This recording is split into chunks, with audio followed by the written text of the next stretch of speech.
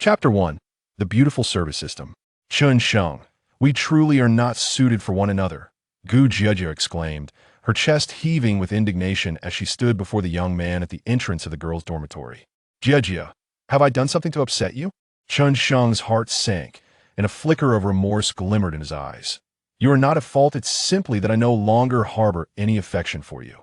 In fact, I never truly liked you, I merely found you somewhat attractive and allowed you to pursue me like a love-stricken fool for 3 years, so I indulged in this fleeting dalliance, she retorted.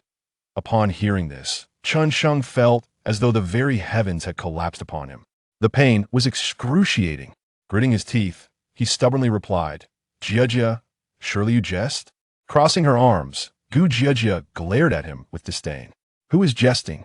Let me be frank, Zhang Wenhao has been courting me recently, and I have consented to be his girlfriend. I could have continued to keep you as a backup, but alas, you lack even the qualifications for that. Do not forget, you are merely a penniless nobody. What can you offer me in terms of happiness? You only spend 2,000 to 3,000 a month on me. What boyfriend doesn't shower his girlfriend with tens of thousands? One of Gu Jiejie's friends stepped forward, a mocking expression adorning her face. Chen Sheng, I might as well reveal this to you now. When Jiejie first met you, she treated you to noodles in the cafeteria, but it was because she found them unpalatable and intended to discard them. We all wagered on whether you would eat them, and to our surprise, you did. Ha ha ha, this foolish dog remains blissfully unaware. Jiejie's gratitude for a meal has truly paid off. Another friend chimed in, laughing uncontrollably.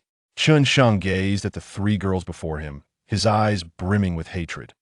Over the years, he had tirelessly assisted Gu Jiejie and her friends fetching meals, collecting parcels, and even washing their intimate garments regardless of inclement weather. Yet in their eyes, he was utterly contemptible. Chen Sheng understood that no amount of pleading would alter the outcome this time.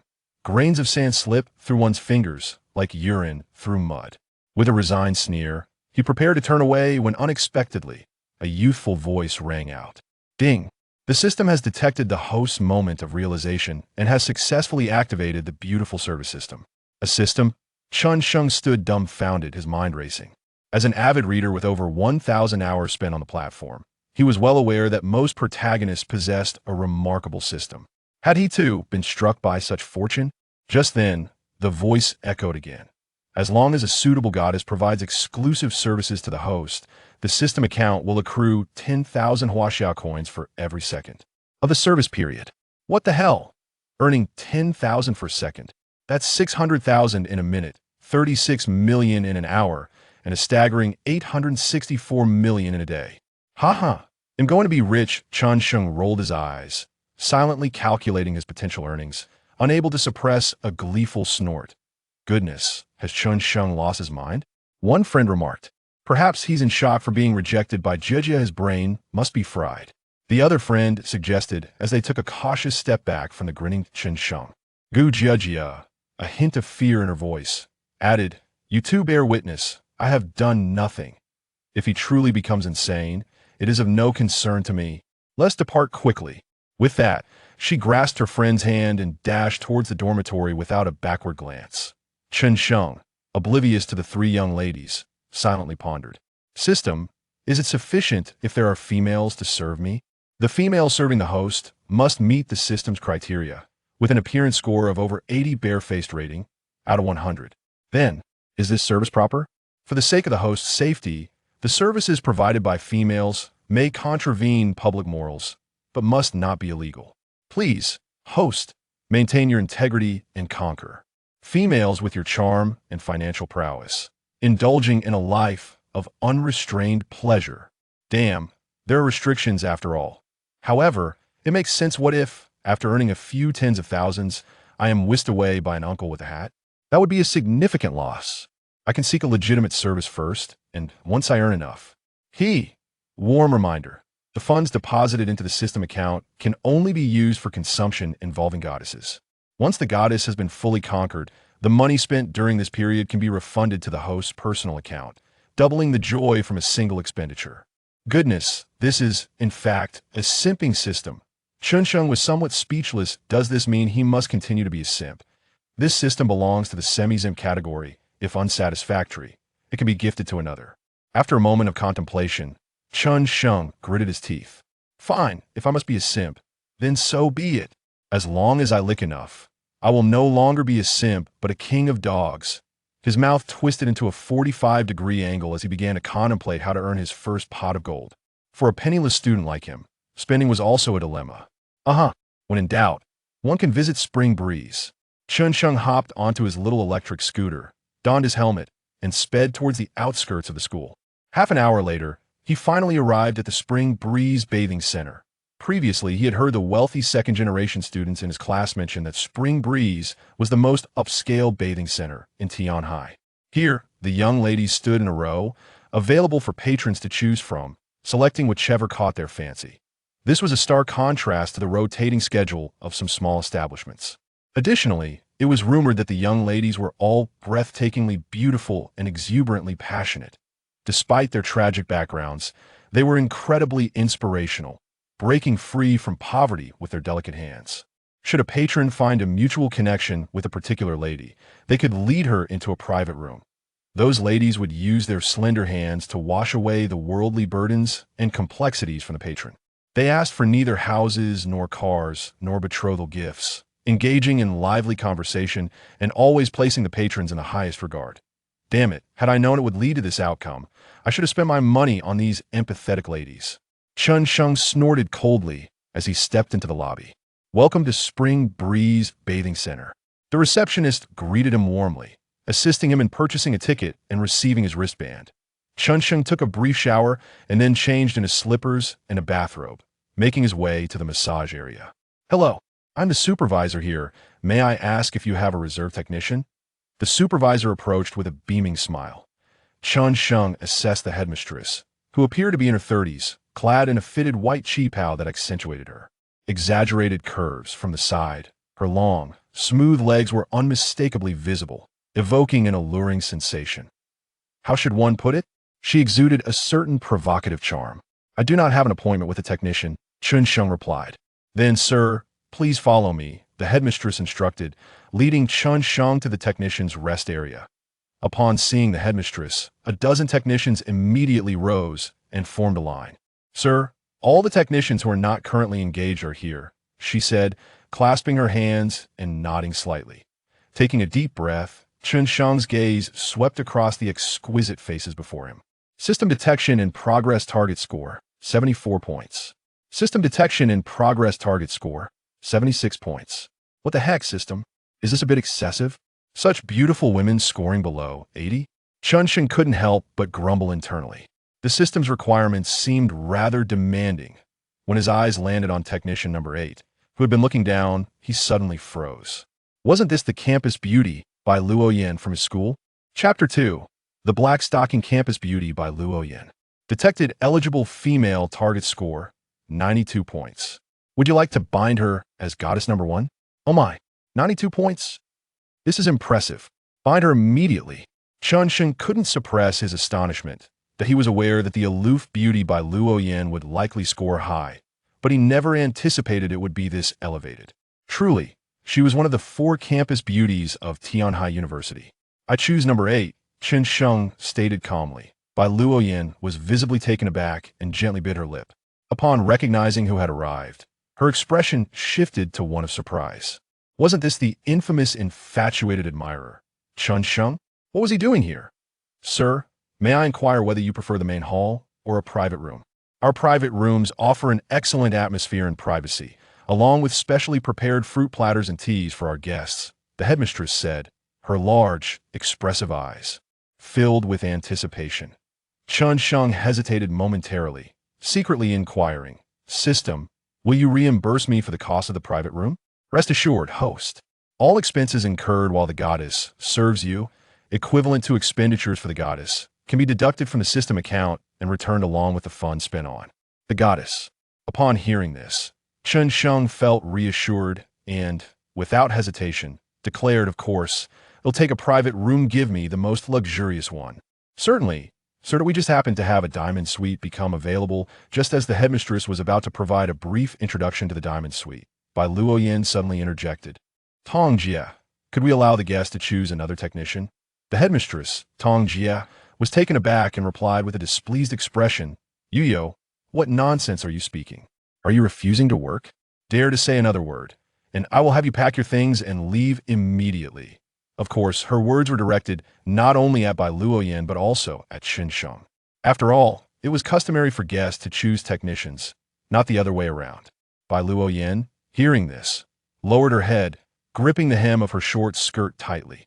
Sister Tong bowed to Chen Sheng, her face adorned with a contrite smile as she said, Sir, I sincerely apologize for the inadequate reception.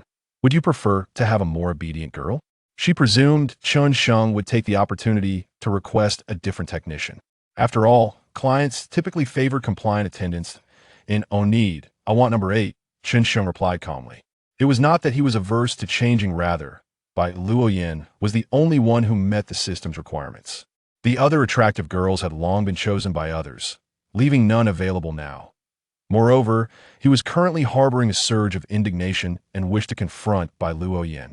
The system had yet to arrive, and if he was disdained now, would he still be looked down upon once it did? If that were the case, what was the purpose of the system? How dare she publicly humiliate him? He was eager to demonstrate his resolve. Seeing that Chen Sheng was adamant about his choice, Sister Tong refrained from further comment. Sir, please follow me, she gestured, leading him slowly upstairs. Bai Luoyan took a deep breath, grabbed her technician's suitcase, and followed suit. After walking a few steps, whispers arose behind them. What is she trying to portray? This pristine and noble demeanor. Does she really think of herself as a lady? I heard she's a university student, even a campus belle. What do you think she's thinking? She's either arguing with clients or outright refusing them. Wouldn't it be easier to go home? Exactly, such double standards. She's truly tarnishing our industry. Bai Luoyan felt a pang of anguish upon hearing the gossip.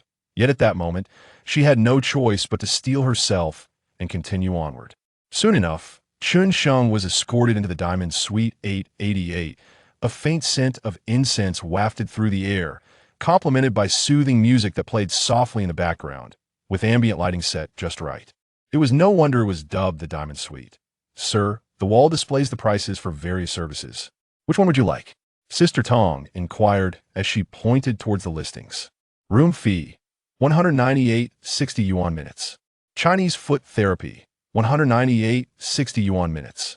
Essential oil back massage, 298.60 yuan minutes. Jiolong kidney treasure, 398.60 yuan minutes. Supreme full service, 999.60 yuan minutes. To be honest, these prices were quite steep. After all, small establishments charged only 99 yuan for foot massages, often offering half-price promotions. Unless one was wealthy, few would frequent such establishments. I'll have the supreme full service, Chen Sheng declared as he sat directly on the massage table. Very well, sir. Please wait a moment, Sister Tong responded, her face lighting up with delight as she exited the room. Why are you still standing outside? Sister Tong chided Bai Luoyan, who lingered at the doorway. The client just requested the supreme full service. Perform well and aim to convince him to obtain a membership card. Sister Tong, I will try my best. Not try your best, but you must succeed. If the client complains again, you're out. Understood, Bai Luoyan replied, steeling herself as she entered the room. Good day, sir. I am the number 8 technician, and it is a pleasure to serve you. Bai Luoyan half squatted on the floor, her tone a blend of aloofness tinged with a hint of shyness and trepidation. Chen Sheng found himself gazing intently at the campus belle before him. Dressed in a white deep V gown on the upper body and a black ultra-short skirt below her long legs. Enveloped in black stockings, were perched atop heels several inches high. As Bai Luoyan adopted a crouching service posture. The black skirt accentuated her enticing curves. The scene was undeniably alluring. Bai Luoyan, your stage name is Yu, isn't it? Chen Sheng inquired with a hint of mischief. You know me. Bai Luoyan's expression shifted to one of anxiety, as if her final veil of modesty had been torn away. The renowned campus belle of Tianhai University, who wouldn't recognize you. Upon realizing that her secret was out, Bai Luoyan lowered her head and pleaded, could you please not tell anyone? I'm doing this because of my family. I see. A gambling father and ailing mother. You're here to earn money for your family. Chen Sheng quickly interjected. Bai Luoyan bit her lip, understanding that Chen Sheng was teasing her, and softly replied, Chen Sheng, we'll take that as your agreement. Surprised that Bai Luoyan had uttered his name, Chen Sheng abruptly stood, astonished. You know me? Goodness, am I that famous? Even the campus belle recognizes me. Who doesn't know you as the foremost licking dog of Tianhai University, the innocent warrior of pure love? Many girls are aware of you, Bai Luoyan replied vaguely. However, in her mind, she thought, given that you linger around our dormitory like a devoted admirer, it would be hard not to know you. Chen Sheng, upon hearing himself dubbed as such a notorious figure, felt a surge of indignation. Who on earth had bestowed upon him the title of the foremost licking dog? This was nothing short of slander. With a hint of frustration, Chen Sheng cast a glance at Bai Luoyan and remarked, "What are you still dawdling for? Do you think I spent so much money just to chat with you?" A minute had already passed, resulting in a loss of 600,000. Upon hearing this, Bai Luoyan hastily set down her toolbox and retrieved a bottle of essential oil, placing on the table. "Chen Sheng, why don't you remove your bathrobe for now?" Yet, Chen Sheng did not comply, instead casting a meaningful glance at Bai Luoyan. "Oh dear, my hands are a bit sore today. I can't move." After a moment of contemplation, Bai Luoyan incredulously asked, "You can't possibly be hinting that you want me to undress you, right?" Chapter 3. If your hands are tired, don't worry. There are feet too. Shall I call your supervisor, Sister Tong? Chen Sheng asked with a serious expression. "Don't. I'll take it off." Bai Luoyan bit her crimson lips and stepped forward to assist Chen Sheng in removing his bathrobe. Sister Tong had long advised that if a guest ordered the supreme package, certain borderline requests should be accommodated. After all, who would spend such a substantial sum otherwise? Ding! Detected that goddess number 1, Bai Luoyan, is serving the host. System account income, 10,000 yuan. Balance, 10,000 yuan. System account income, 10,000 yuan. Balance, 20,000 yuan. Chen Sheng fumbled to silence the system notification and then began to peruse Bai Luoyan's personal information. Name, Bai Luoyan. Attractiveness, 92 points. Age, 22 years. Height, 170 centimeters. Weight, 47 kilograms. Number of romantic experiences, 0. Favorability, -20. System task, increase Bai Luoyan's favorability to above 90. All funds spent by the host will be refunded to the personal account, along with a chance for a lottery. Furthermore, due to the significance of this target being the host's number 1 goddess, additional rewards will be granted upon successful pursuit. Elite combat skills. Chen Sheng's heart raced with excitement upon hearing this. Not only could he earn money by winning over the goddess, but he could also receive rewards. Although he was uncertain about the lottery prize, elite combat skills were undoubtedly essential. However, Bai Luoyan's current favorability was rather low, and a -20 favorability indicated a certain dislike towards him. This posed quite a challenge. Why don't you lie down first? Bai Luoyan suggested softly. Snapping back to reality, Chen Sheng lay on the massage table, feigning nonchalance as he asked, "How long have you been in this line of work?" "I suppose I'm your first client. There was a guest yesterday who requested me, but he immediately inquired about special services, and I scolded him quite harshly." Bai Luoyan replied candidly. Chen Sheng felt a surge of excitement. Who wouldn't want to be the first for a goddess? However, having never visited a bathhouse before, he was unfamiliar with what to expect next and could only follow her lead. Bai Luoyan, clearly inexperienced in massage, muttered to herself, "First, apply the oil. Then gently soothe the back, wrap the waist and the shoulders." Is there a mantra for this? Almost done. Bai Luoyan hurriedly poured essential oil into her palms and spread it between her delicate, fair hands. In that moment, Chen Sheng glanced at his system account and felt a wave of relief. Since Bai Luoyan had helped him with his clothing, the system had begun timing, accruing 10,000 yuan every second. Now, the system account had surpassed 1 million. Now this feels right, Chen Sheng thought, exhilarated. Earning money had never seemed so effortless. After several seconds, Bai Luoyan finally coated her hand with oil. Taking a deep breath, as if steeling herself, she tentatively placed her fingertips on Chen Sheng's back. Chen Sheng suddenly felt a tingling sensation coursing through his back, reminiscent of ants scuttling across his skin. "Are you massaging me or merely scratching an itch?" Bai Luoyan gritted her teeth, but ultimately placed her hands upon Chen Sheng's back. kneading and pressing with gentle persistence. Instantly, Chen Sheng felt invigorated, not merely from the comfort, but from the delightful experience of being attended to by a beautiful woman. It was utterly exhilarating. The gloom and frustration from his breakup were deftly shattered by Bai Luoyan's tender touch. To hell with Gu Jiejie, who hasn't loved a few scoundrels in their youth. From this moment forth, I shall embrace the persona of a heartless rogue. Chen Sheng resolved to cast aside thoughts of that unfortunate woman and fully immerse himself in the moment. After approximately half an hour, Chen Sheng had received a comprehensive massage from head to toe. Bai Luoyan's voice broke the tranquility. Please turn over. Upon hearing this, Chen Sheng flipped onto his back, his gaze falling upon Bai Luoyan, who was softly biting her lip beneath the suggestive glow of the ambient lighting.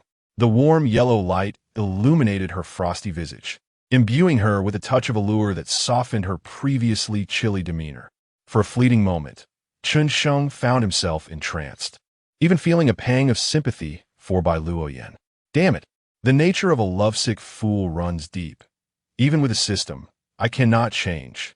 He cursed himself inwardly, wishing he could deliver a couple of self-inflicted blows. What other services are available? He inquired. Next, we have the Nine Dragons' Kidney Treasure, Bai Luoyan replied, wiping the fine sheen of sweat from her forehead, her voice hesitant. What is the Nine Dragons' Kidney Treasure? Chen Sheng pressed, not feigning ignorance, but genuinely perplexed. It involves massaging the area around the lower back. Of course, you can opt out of this service. I can massage your feet again instead. No way. I have kidney deficiency. This is a must, he declared without hesitation. With no choice, Bai Luoyan proceeded. She slipped off her high heels and gracefully placed her foot onto the massage table. Then, sitting before Chen Sheng and taking a deep breath, she began to massage him. Her technique had undoubtedly improved since their last encounter. Chen Sheng unabashedly admired the sight of Bai Luoyan bending over him. How fair she was. This was the first time he had been so close to a woman, able to distinctly perceive the fragrance of her perfume. Or perhaps it was her natural scent. Bai Luoyan remained oblivious to Chen Sheng's gaze, diligently focused on her work. At this moment, any initial awkwardness had vanished, replaced by a demeanor of calm detachment. It seemed she had wholeheartedly immersed herself in her task, disregarding Chen Sheng's fervent stare. After all, merely looking wooden cost her anything. Having chosen this profession, she was well aware of such encounters. If she were to upset Chen Sheng and receive yet another complaint, she might genuinely face termination. Finding another job that paid swiftly would prove challenging. Unbeknownst to them, an hour had flown by. Bai Luoyan was beginning to breathe heavily, her chest rising and falling with each breath. Chen Sheng, the time is up. In a moment. Please do leave a favorable review. As Bai Luoyan spoke, she began to gather her belongings. Yet, within her heart, she harbored a grudge against Chen Sheng, vowing silently that one day she would surely trample him underfoot. Just then, Chen Sheng called out to Bai Luoyan, his expression imbued with a mischievous charm, saying, I feel as though I have yet to have my fill. Let us add another hour. Love arises with the clock, yet when the clock halts, the sentiment remains unfulfilled. She had always believed that fairies resided among mortals, but now she realized that true enchantresses dwelled in private rooms. Bai Luoyan was momentarily taken aback, her gaze quickly shifting to a complex array of emotions. If Chen Sheng were to summon the Supreme Package, she could earn an additional 400 or so. Chen Sheng, my hands are somewhat fatigued, and I lack strength. The quality of my service may decline as a result. Would that be acceptable? Bai Luoyan inquired, a hint of embarrassment coloring her tone. Fatigue in the hands is inconsequential, as long as your feet remain unweary. If your hands lack strength, you still have your feet, do you not? Chen Sheng replied with an innocent demeanor. Chapter 4. Requesting the school bell to be a personal maid with her feet, Bai Luoyan furrowed her brow upon hearing the suggestion. It sounded rather peculiar. Nevertheless, she soon accepted the reality, giving a gentle nod. After all, her training program did include foot massages. Taking a deep breath, she climbed onto the massage table, grasped the handrails above her head, and placed her feet, clad in black stockings, on Chen Sheng's back. She couldn't help but feel a surge of emotion. She had just vowed to place Chen Sheng beneath her and here she was, fulfilling that promise so swiftly.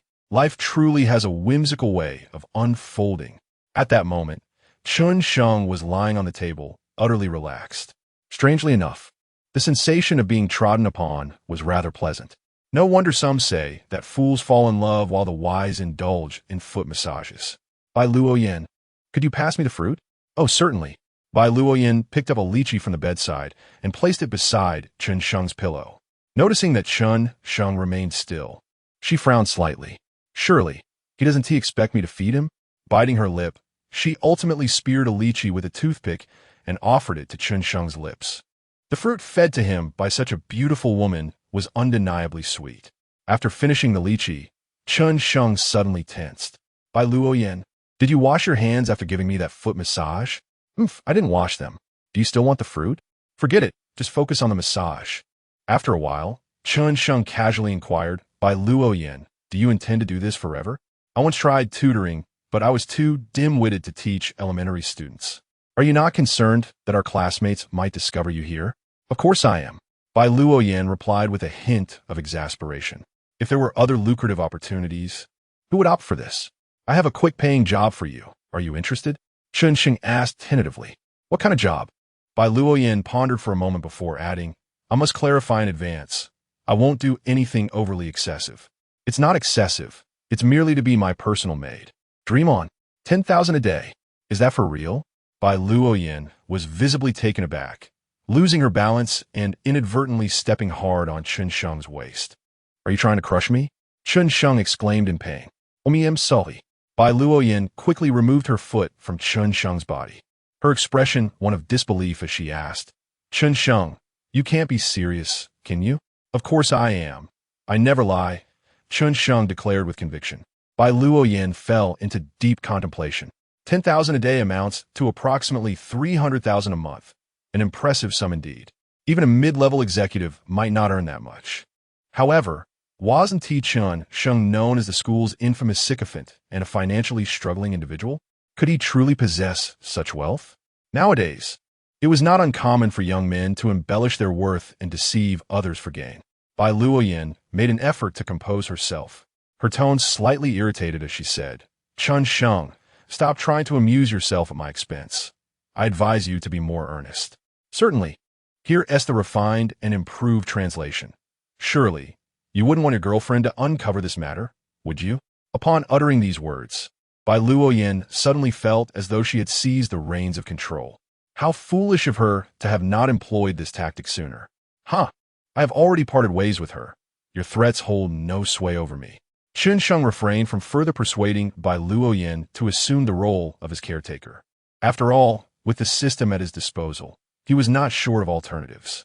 There was no need to persist in a futile endeavor with Bai Luoyan alone. Time, as is often the case with joyous moments, slipped away too swiftly. Before long, the hour had arrived. Chen Sheng cast a glance at his basic profile.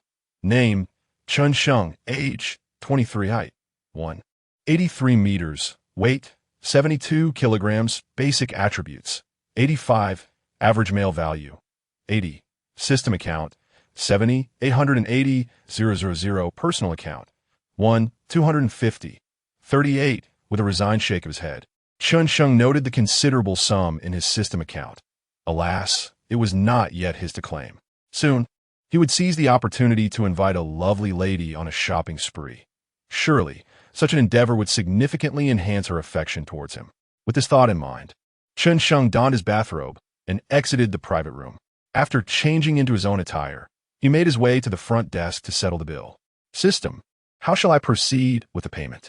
Chen Sheng inquired curiously. The system account has been automatically linked to the host's current fitness card. The host may opt to pay via QR code or card swipe. All methods are unlimited, and there shall be no inquiries into the transactions. All issues will be resolved by the system. That puts my mind at ease, Chen Sheng sighed in relief, knowing that such a sudden influx of funds would surely attract the bank's scrutiny. Should they accuse him of possessing an undisclosed fortune, it would certainly spell trouble.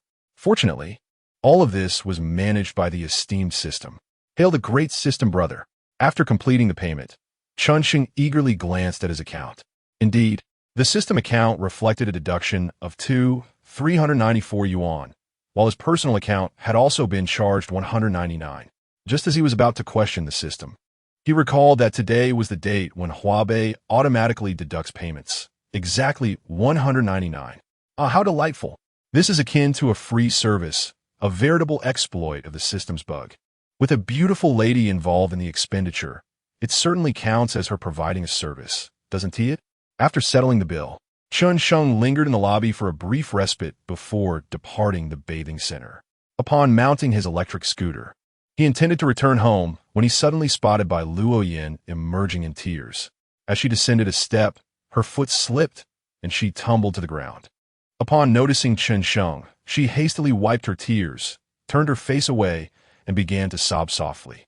Chen Sheng approached on a scooter, lowering himself to her level as he chuckled and asked, "Oh, why is the illustrious Bai crying?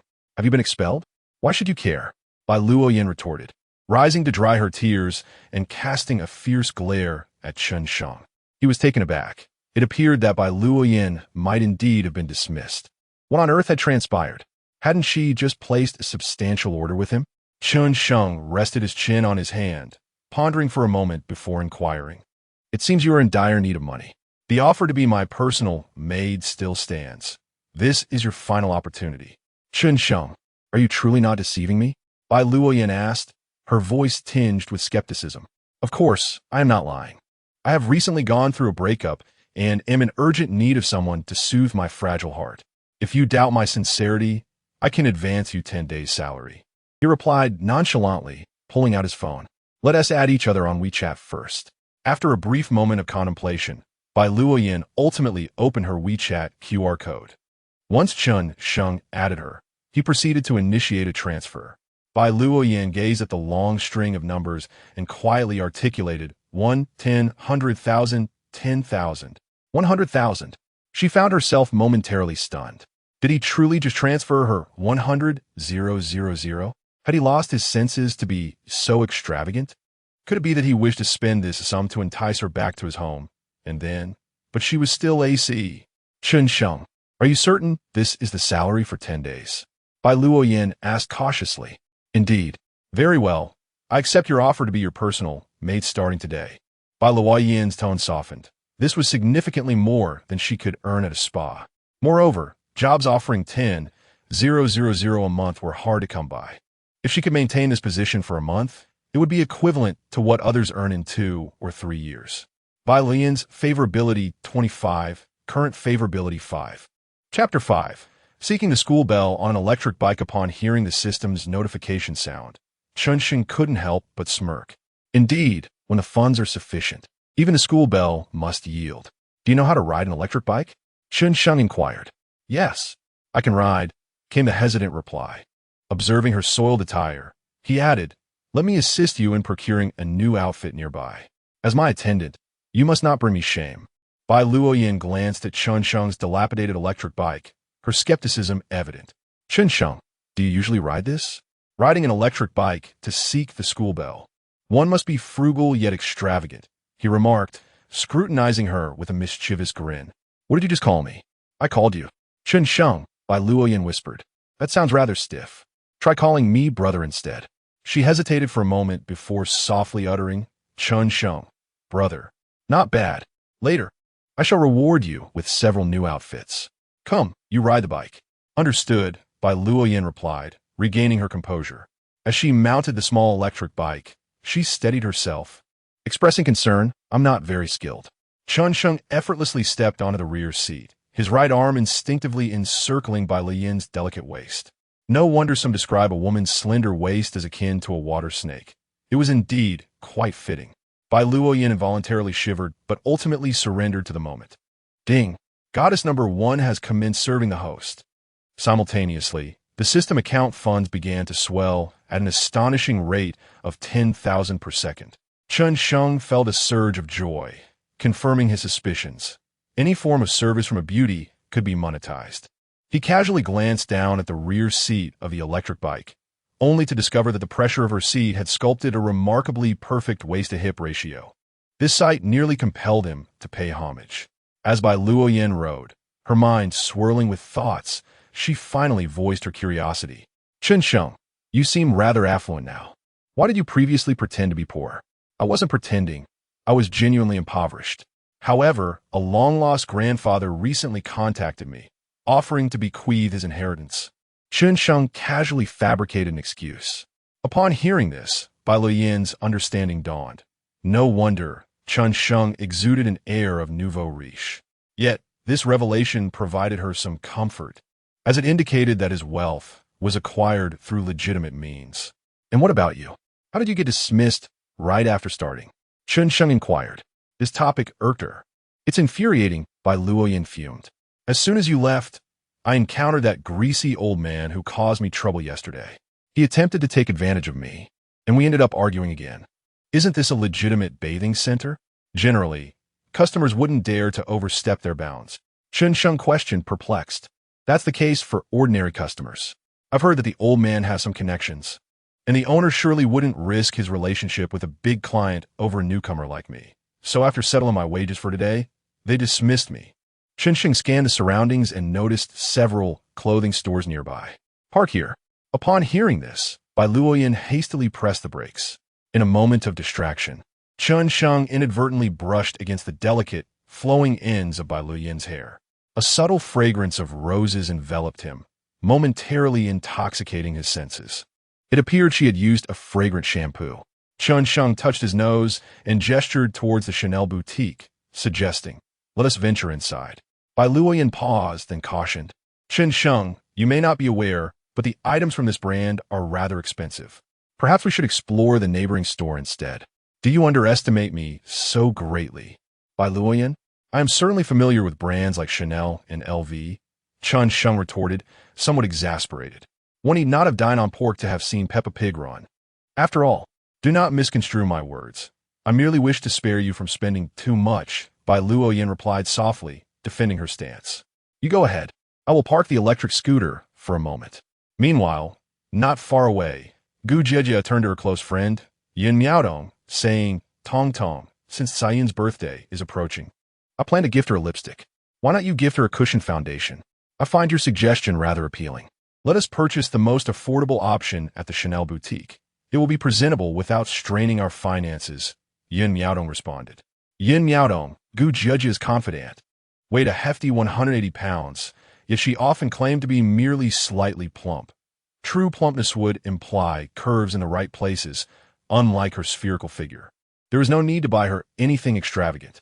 Gu Jiejie grimaced, recalling that she and her boyfriend were dining at the Left Bank Western restaurant that evening, without inviting the two of them. Indeed, how stingy of them. To my mind, Sun Hao Yin is hardly wealthy. They should just part ways, she remarked.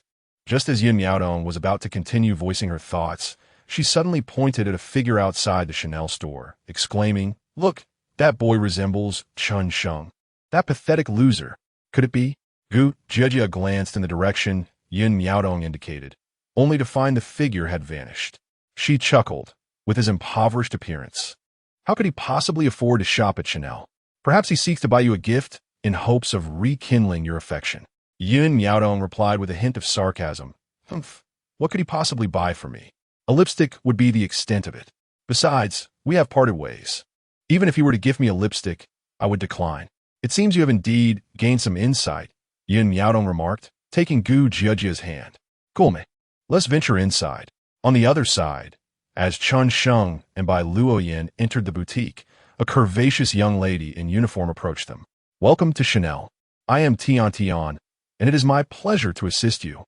Bai Luoyan replied calmly. Hello, I am a gold member here. Could you kindly show me the shoe collection? She had purchased numerous items last year. Although nearly a year had elapsed since her last visit, her points would not expire for another month. Chen Sheng was taken aback to learn that Bai Luoyan held gold membership, indicating she had frequented the store quite often. Madam, please follow me. Tian Tian gestured politely and led Bai Luoyan towards the shoe section. Chen Sheng curiously surveyed the garments within store. Here, one could find an array of clothing, shoes, bags, and silk scarves, all in abundance. However, perhaps it was his discerning eye, but some items appeared to bear little distinction from those available on a certain online marketplace for merely a few dozen yuan. Bai Luoyan glanced at the shoes on the shelf and, pointing to a pair that seemed somewhat inexpensive, requested, "Could you kindly bring me that pair to examine?" "Certainly, madam. The price of this pair is 5,999. Just as Tian was about to retrieve the shoes, Chen Sheng interjected, feeling it was finally his moment to shine. "These shoes are quite unattractive. Do you have any new styles?" Upon hearing this, Tian pointed to several pairs displayed at the top, stating, "Sir, these pairs are all the latest designs. Please bring me the one in the center," Chen Sheng instructed, having noticed that Bai Luoyan had been fixated on that very pair. It seemed she had a particular fondness for it. Tian scrutinized Chen Sheng for a moment and, with a serious expression, inquired, "Sir, are you certain you wish to select this model? It is a limited edition from our store, valued at 60,000. Chapter 6. The White Stocking School Bell versus the Black Stocking School Bell. Chen Sheng spoke with an air of calmness. "This pair is not overly expensive. Let us give it a try." "All right." Sweet hurriedly retrieved the shoes from the shelf and handed them to Bai Luoyan. "Madam, please try this pair on and see how it suits you." Bai Luoyan scrutinized the shoes before her. She had come across this style on Douyin the previous week and had instantly taken a liking to them. However, due to her recent financial constraints, she could only admire them through the screen. Ever since entering her senior year, she had not visited this Chanel store again. "You seem to genuinely like them. I'll take this pair," Chen Sheng said with a smile. Bai Luoyan expressed her disbelief. "Chen Sheng, these shoes cost 60,000 yuan. Are you sure you want to gift them to me?" She was perplexed. They were not particularly close, so why would he spend such a sum on her? Was it merely an act of revenge, spending after being spurned by Gu Jejia? "Do you think I'm jesting?" Chen Sheng replied, slightly exasperated. "That is not what I meant. I just think this pair is excessively pricey," Bai Luoyan said, feeling somewhat flattered yet overwhelmed. "Could you assist my friend with a fitting?" Chen Sheng directed his gaze at Sweet, adopting a domineering demeanor. "Of course, sir." Sweet would not decline such a lucrative opportunity. If she could make the sale, her monthly performance would be up to par. "Madam, please give them a try." Sweet held the shoes, batting her eyelashes at Bai Luoyan. Bai Luoyan felt it would be impolite to refuse. She sat on a nearby stool, removing her high heels to reveal her petite feet encased in black stockings. Chen Sheng was reminded of the time at the spring breeze bathhouse when those delicate feet had helped him with a back massage. It was only fitting to reward them now. After changing into the new shoes, Bai Luoyan stood up, feeling a bit shy as she approached Chen Sheng. "How do they look? Are they nice?" Chen Sheng propped his chin on his hand, assessing her appearance, and slightly furrowed his brow. "They are indeed attractive, but it seems somewhat peculiar to pair black stockings with casual shoes." Although he was a staunch traditionalist, he could discern that the combination appeared slightly off. Upon hearing this, Sweet involuntarily twitched her lips. Was it possible that the proverbial cooked duck would fly away? Did this gentleman not wish to purchase shoes for the lady? Hence his remarks about the odd pairing. To her surprise, after a moment of contemplation, Chen Sheng addressed Sweet. "Since we are here, we might as well purchase some clothing too. Let's see the latest styles." Sweet flashed a professional smile, her eyes sparkling with excitement. "Certainly, please follow me." As she led them to the clothing section, Chen Sheng gazed at the garments, wishing he could boldly declare, "Wrap all of these up for me." Yet, such an act would render him rather unsophisticated. "Madam, why not try on this garment? It perfectly complements your elegance, and it was designed by the esteemed Lagerfeld himself." Sweet took the initiative, pointing to a cream jacket priced at 80,000 yuan. She had already discerned that Bai Luoyan was reluctant to purchase anything excessively extravagant. Chen Sheng resembled a wealthy heir, entirely indifferent to monetary matters.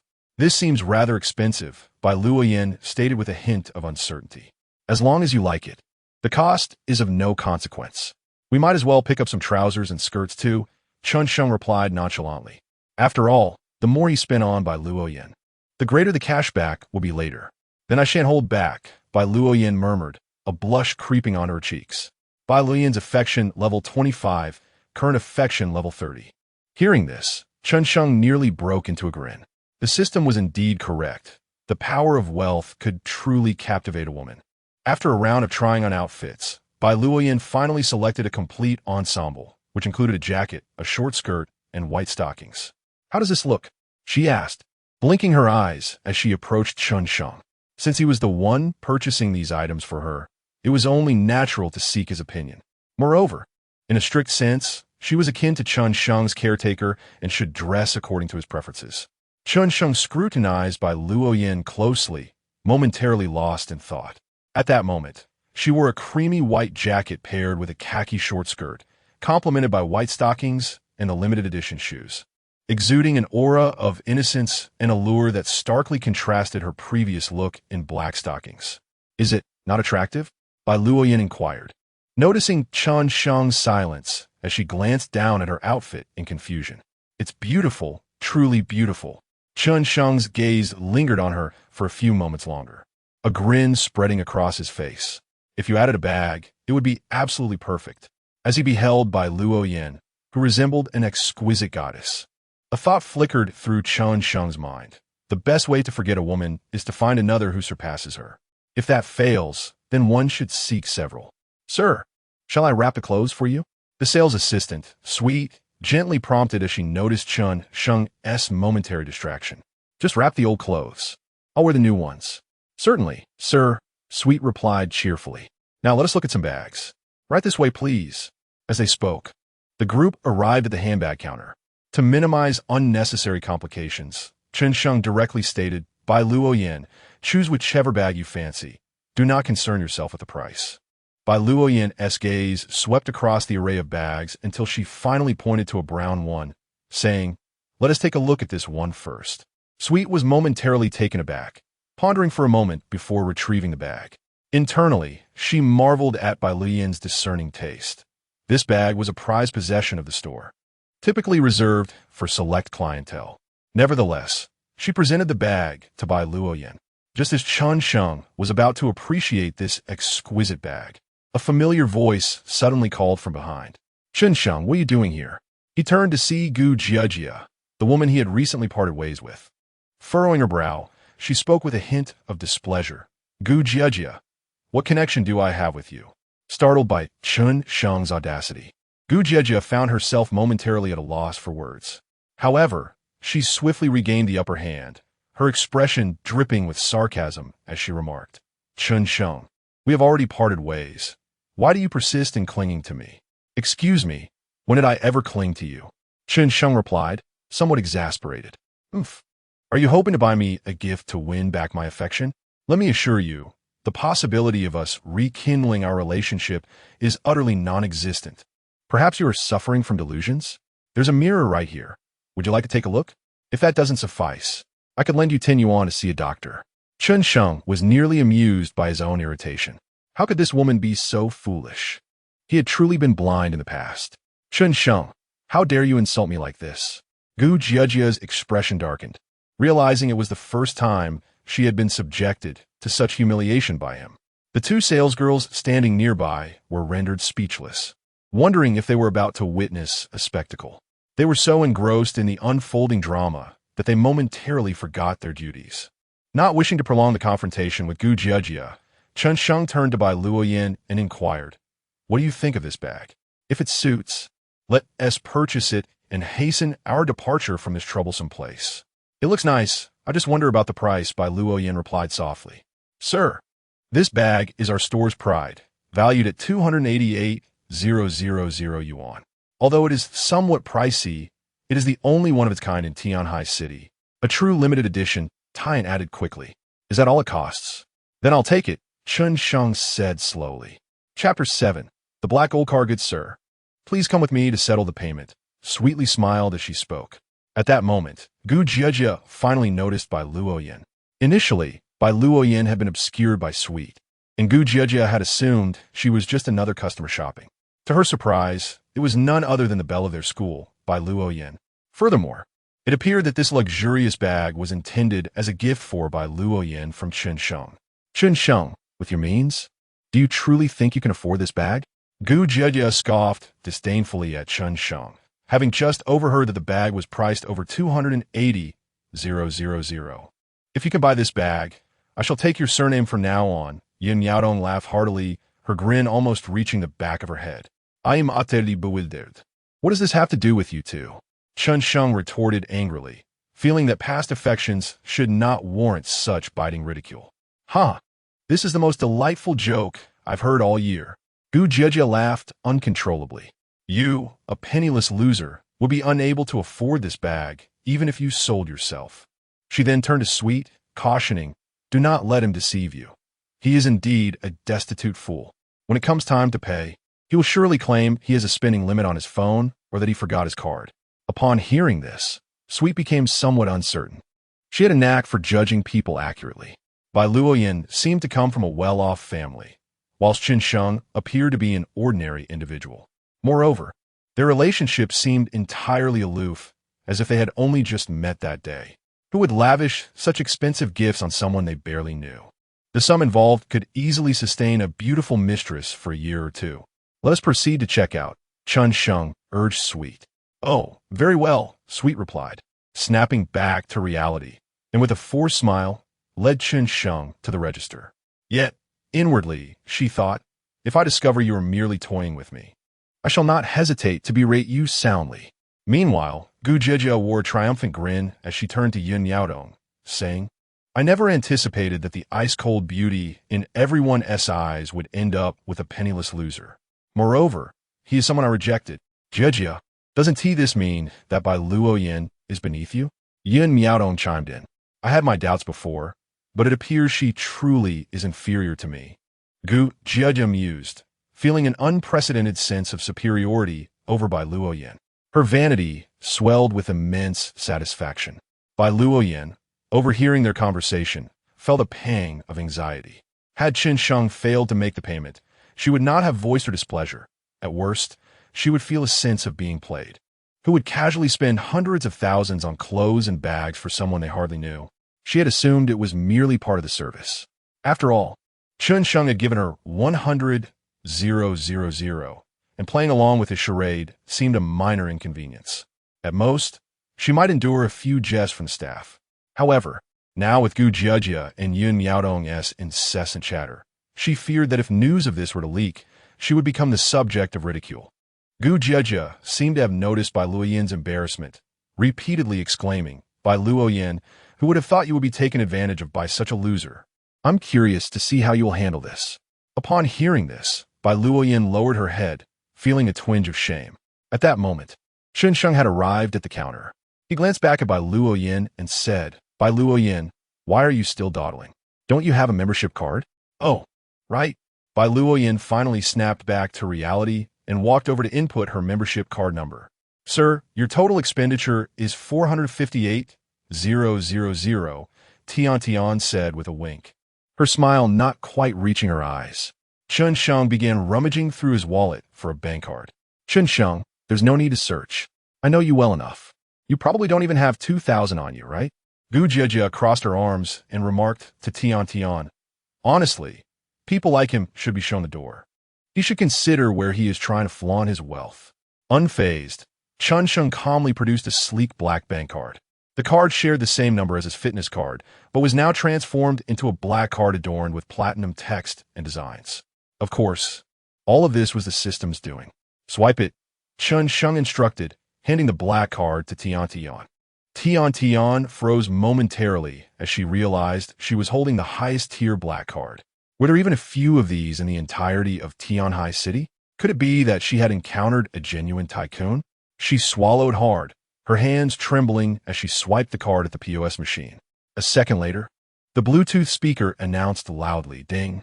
Money Tide has received 458,000. Silence enveloped the room.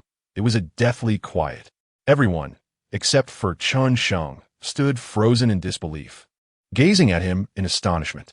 "I can't believe it actually went through," Yun Yaodong exclaimed in awe.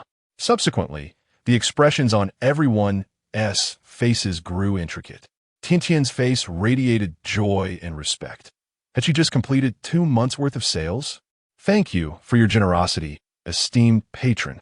Another staff member felt a pang of regret and disappointment. Y&T they rushed over to attend to this wealthy customer. Bai Luoyan gazed at Chen Sheng as if in a dream, seemingly relieved at last. Bai Luoyan's favorability 15, current favorability 45. Undoubtedly, The most captivating expression belonged to Gu Jiejie. She knew Chen Sheng well enough to understand he would never spend such a sum on a handbag. Even if he were to take out a loan, he wouldn't be able to secure that much in such a short time. If he truly possessed such wealth, why would she have left him? Chen Sheng, where did you acquire such a fortune? Gu Jiejie questioned loudly. Where I got this money has nothing to do with you. You should just go on with your business and stop interfering with others. Chen Sheng replied, a smirk tugging at his lips. Are you sure this money is not acquired through deceit or loans? Gu Jiejie pressed on, unwilling to relent. Rest assured, even if this money were loaned, you wouldn't see a single cent of it. Chen Sheng retorted with a slight grin.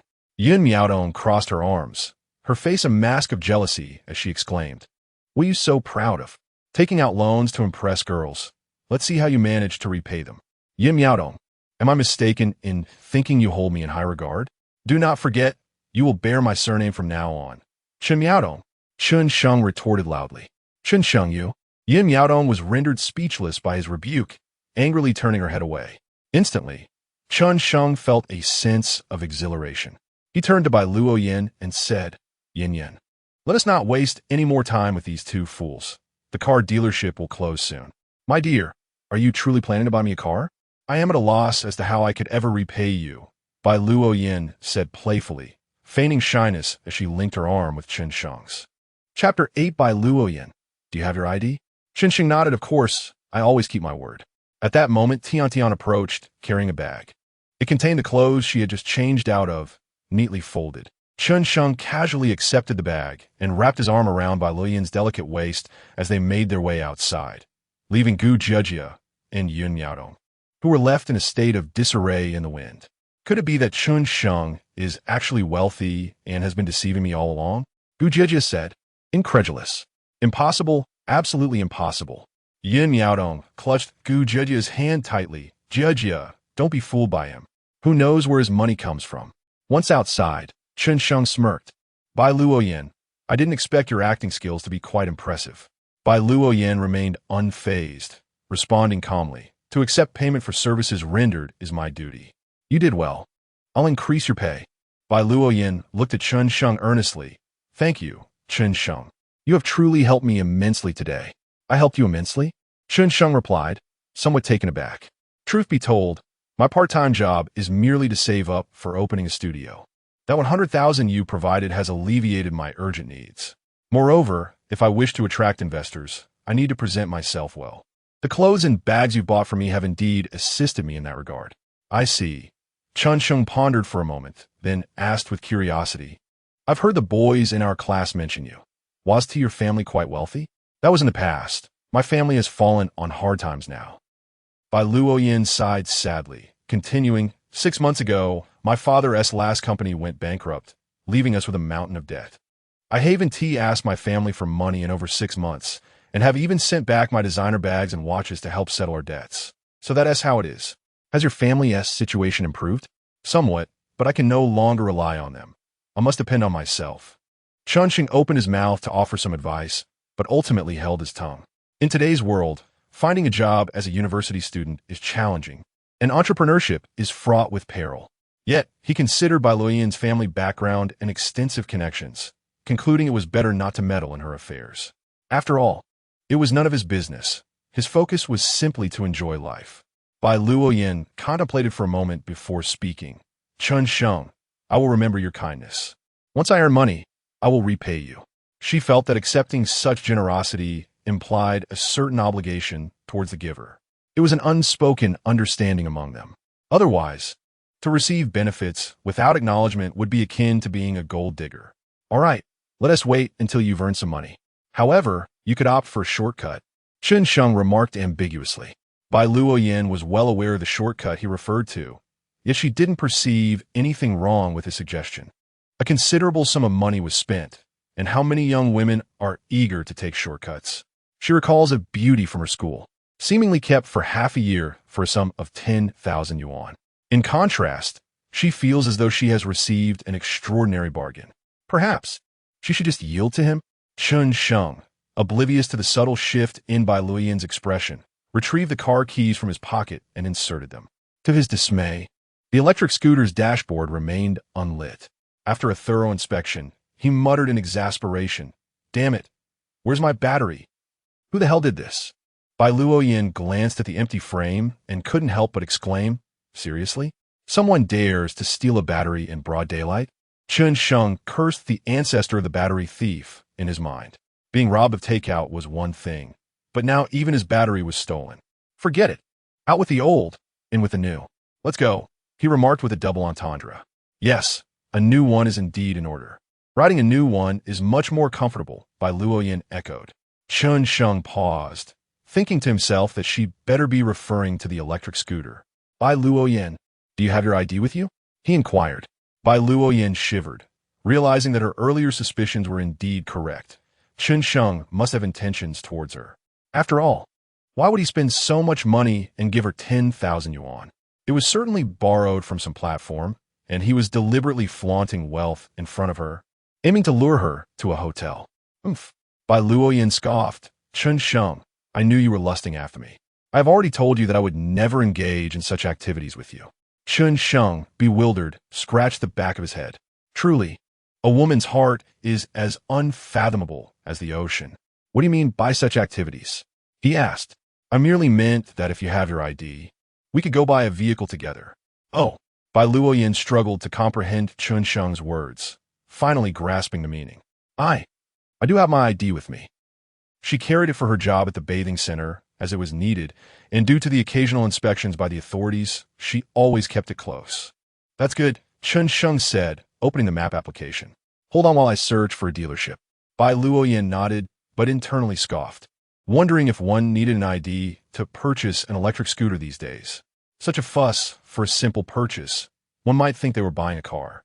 Yet, as she was merely a caregiver now, she felt it prudent to remain silent. Meanwhile, on the other side, Gu Jejia and her friend had lost all interest in buying gifts for their friend, storming out of the Chanel boutique in a huff. Yin Miaodong glanced at Gu Jejia and spoke first. "Jejia, where did that loser Chen Sheng get so much money? Did he sell his house or take out a loan? How infuriating! Why didn't he ever spend this money on me?" Gu Jejia exclaimed in anger. She felt the world was exceedingly unfair. After enduring hardships alongside Chen Sheng for more than half a year, she found herself outdone by a mere stranger he had just met.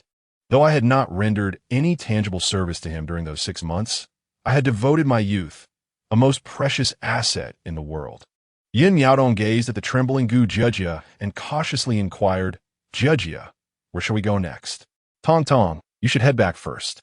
Chen Sheng just mentioned he wants to purchase a car, and I need to see what is truly happening," Gu Jejia replied, somewhat flustered.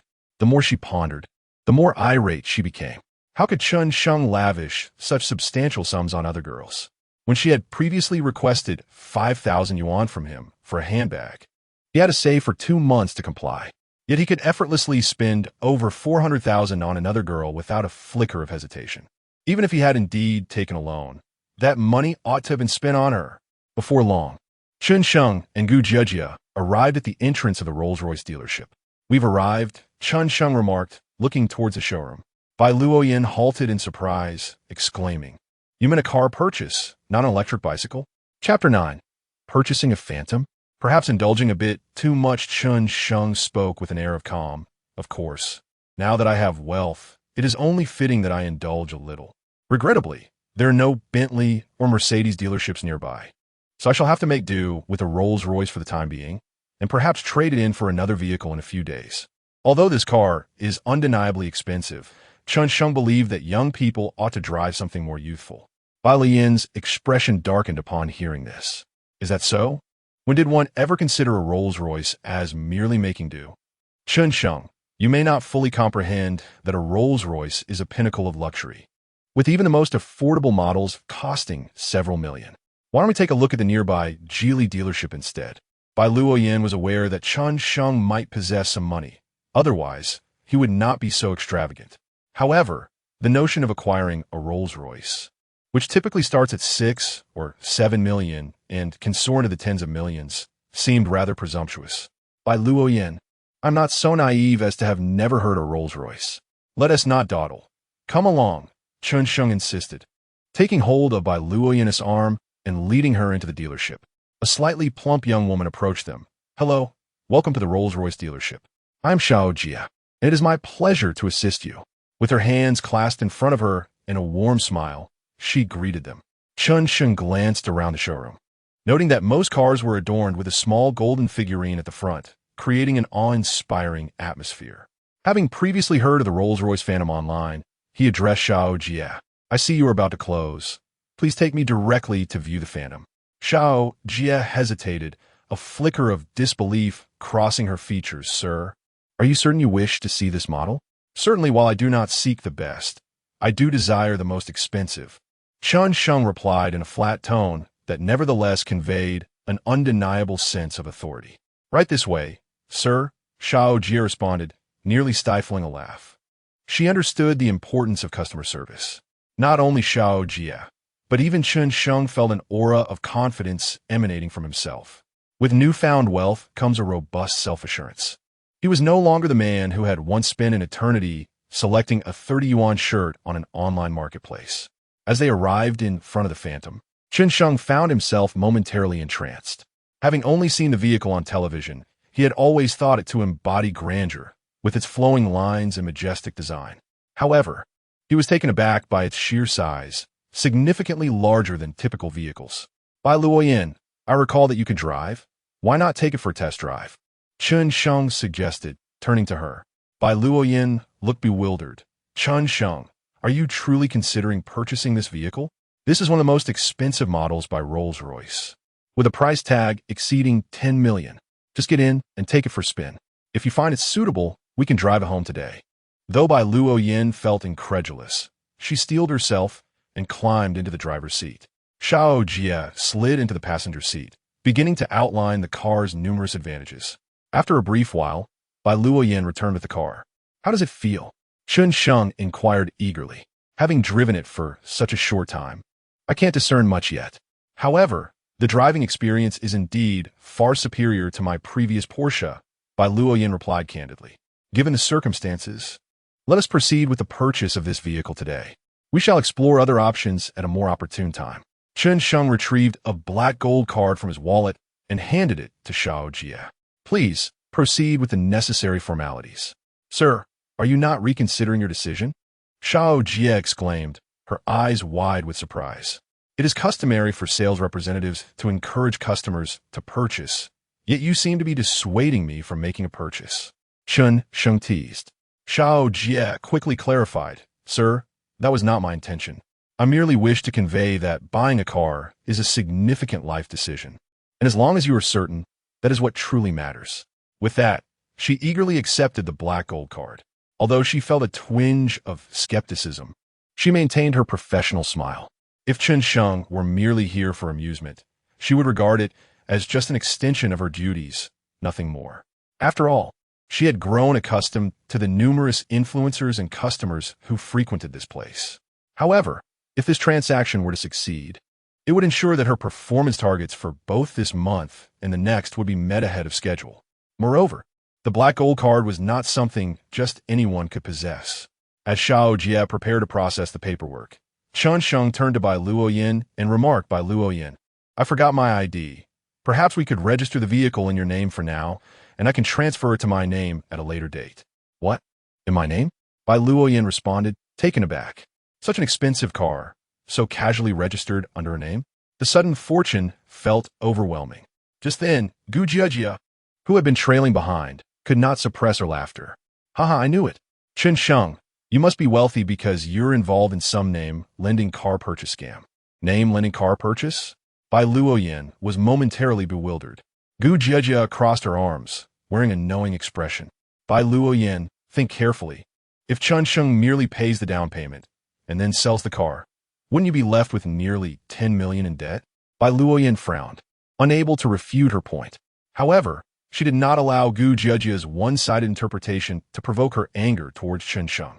After all, the situation might not be as Gu Jiajia had portrayed. "Goodness, Gu Jiajia, are you stirring up trouble?" Chen Sheng silently cursed under his breath. He had just managed to elevate Bai Luoyan's regard for him and intended to maintain that momentum post-purchase. But Gu Jiajia's unexpected interference was exasperating. Taking a deep breath, he replied coolly, What I choose to do is none of your concern. Do you have nothing better to do than to follow me around? Gu Jieji looked at him with disdain, considering that he might have brought Bai Luoyan here to show off. Little did she expect him to be so ostentatious, insisting on viewing a Rolls-Royce Phantom right from the start. Chen Sheng chose to disregard Gu Jieji, directing his attention back to Xiao Jie. Please process the payment. I will pay in full. Paying in full. For Rolls-Royce? Gu Jieji could not help but burst into laughter. To be candid, it is indeed conceivable that you could borrow from every lending platform to purchase a bag for Bai Luoyan. However, should you wish to acquire a Rolls-Royce, I fear that even selling your house would scarcely afford you a single wheel. Chen Sheng, I understand that after our separation, your mind may have experienced some turmoil. But does this truly necessitate a descent into unlawful activities? While I should wish you well in finding a better partner, I genuinely feel pity for you as you resort to deception. At this moment, Gu Jieji was not genuinely concerned for Chen Sheng. Rather, she harbored a twinge of jealousy upon witnessing a once devoted admirer lavish such expenditure on another woman. Chen Sheng cast a sidelong glance at Gu Jieji and, with a slight smirk, remarked, Gu Jieji, if one lacks money, even someone of your caliber cannot be retained. How then could one hope to find someone superior? Thus, I have acquired wealth and have chosen to lay my cards on the table. Chapter 10. A good horse does not turn back. Chen Sheng. Are you truly intending to purchase this vehicle outright? Bai Luoyan inquired, her surprise evident. Indeed, I am, Chen Sheng replied with assurance. This is merely a token of my appreciation for our meeting. He exchanged a glance with Bai Luoyan, signaling her to play along with his ruse. Very well. Let us temporarily register the car in my name, and we can transfer ownership at a later date, Bai Luoyan said, handing her identification to Xiao Jie. After all, the payment was made in full by Chen Sheng, thus relieving her of any financial burden. Furthermore, it appeared that Chen Sheng possessed a black card, a privilege not easily attained by the average person. Yet, her motives were not entirely altruistic. If Chen Sheng indeed acquired this luxury vehicle, even a fleeting opportunity to borrow it might attract some lucrative investments. Perhaps her father's company could be revived in the process. Could you expedite the drafting of the contract, please? Chen Sheng requested, presenting his bank card to Xiao Jie. Xiao Jie accepted the documents, her demeanor turning serious as she reminded him, Sir, just to confirm, you wish to purchase the Rolls-Royce Phantom standard wheelbase version with the total cost, including full insurance and taxes, amounting to 11.7 million, registered in this lady's name? Correct, Chen Sheng replied nonchalantly. Spending over 11 million is merely a matter of minutes. I've already earned enough during my visit to the dealership. Very well, I shall proceed with the paperwork, Xiao Jie said, summoning a colleague to assist in preparing the contract. Meanwhile, she discreetly began processing the payment with the POS machine. Ding! A receipt emerged, confirming the transaction was successful. Goodness, it truly went through. Xiao Jie momentarily lost her composure. This was the first Rolls-Royce she had sold in months, and it was the most expensive Phantom available at their dealership. How is this possible? Chen Sheng, how could you possess such wealth? Gu Jieji, who had been anticipating a spectacle, was taken aback. Why shouldn't I be wealthy?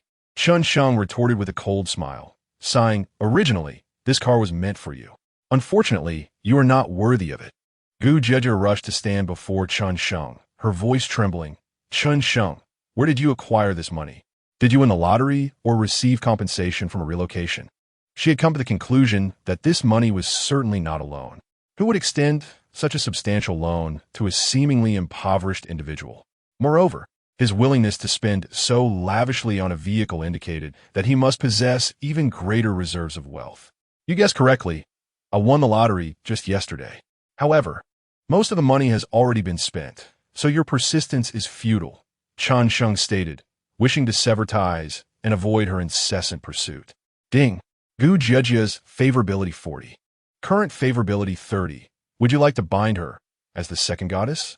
Name, Gu Jieji attractiveness, 80 points, height, 162 centimeters, weight, 51 kilograms, number of romantic encounters, 2 not binding. Chen Sheng promptly rejected the system's notification without a moment's hesitation. Although Gu Jiajia's appearance barely meets a passing score of 80, her actions are utterly distasteful. Even if she were to bind herself to a stranger or even a sow, she would remain unworthy of his connection. Of course, Chen Sheng merely expressed his disdain for Gu Jiajia. He had no intention of binding himself to a sow. Observing Chen Sheng's calm demeanor, Gu Jiajia's voice softened, taking on a pitiful tone as she implored, "Chen Sheng, are you doing this just to provoke me? I know you cannot let me go. You learned I would be at Chanel and waited for me. Then you deliberately mentioned your intention to buy a car to sway my heart back. How annoying. You've achieved your goal now." After speaking, Gu Jiajia feigned a coy expression. "Goodness, it's a shame you're not writing novels," Chen Sheng thought, feeling utterly speechless. He had indeed mentioned his car purchase at the Chanel counter to provoke her, but he had no desire for her to reconsider. His sole intent was to irritate her. "Chen Sheng, I know I haven't been perfect and have acted a bit petulantly, but this is merely my way of showing love. Can we go back to how things were?" Gu Jiajia pleaded in a subdued tone. "We cannot return, for a good horse does not graze on its old pastures, especially those tainted by another." Chen Sheng replied. "How can you say that to me? I am still pure," Gu Jiajia retorted. Hearing such shameless words, Chen Sheng inwardly cursed. What nonsense! He took the documents and contract from Xiao Jia and inquired, "Can I drive this car away now?" "Yes, indeed," Xiao Jia replied, snapping back to reality. She pointed to a nearby vehicle, stating, "That was the test drive car. This one is the brand new Phantom. Additionally, the temporary license plate is ready. I will place it in your car." As she spoke, Xiao Jia approached the Phantom and placed the temporary plate in the driver's seat. Chen Sheng turned to Bai Luoyan and said, "Shall we go?" "Certainly, dear," Bai Luoyan replied, nodding gently and with great compliance, linking her arm with Chen Sheng's as they walked toward the car. Watching Chen Sheng leave without a backward glance, Gu Jiajia rushed forward, blocking his path, and exclaimed desperately, "Chen Sheng, you cannot leave. Have you forgotten all the moments we shared and everything I sacrificed for you?"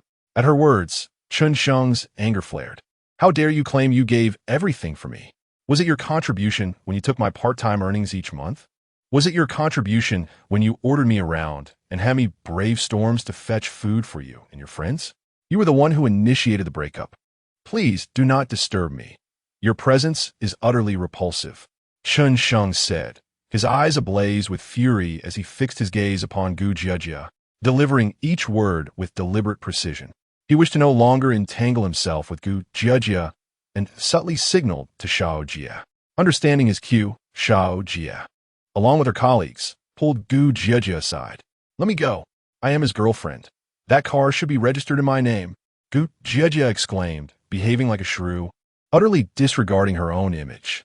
"Miss, please conduct yourself with dignity. If you continue to cause a scene, we shall have to call security." "Causing a scene? Do you even know the nature of my relationship with Chen Sheng? I am the girlfriend he has pursued for 3 years. We are merely having a temporary quarrel. It won't be long before we reconcile. At that time, he will change that wretched woman's name to mine. If you dare obstruct me again, I will certainly file a complaint against you." The latter part of her tirade was lost on Chen Sheng, as the car had already exited the dealership. The atmosphere throughout the drive was somewhat subdued. After a considerable pause, Bai Luoyan finally broke the silence, gently asking, "Chen Sheng, are you all right? What could possibly be wrong with me?" Chen Sheng exhaled deeply, a bitter smile crossing his face. "In the past, I was foolishly naive. Now, I have awakened to reality and feel an unexpected lightness." Bai Luoyan pondered for a moment before hesitantly speaking. "I believe I understand why you wanted me to be your caretaker.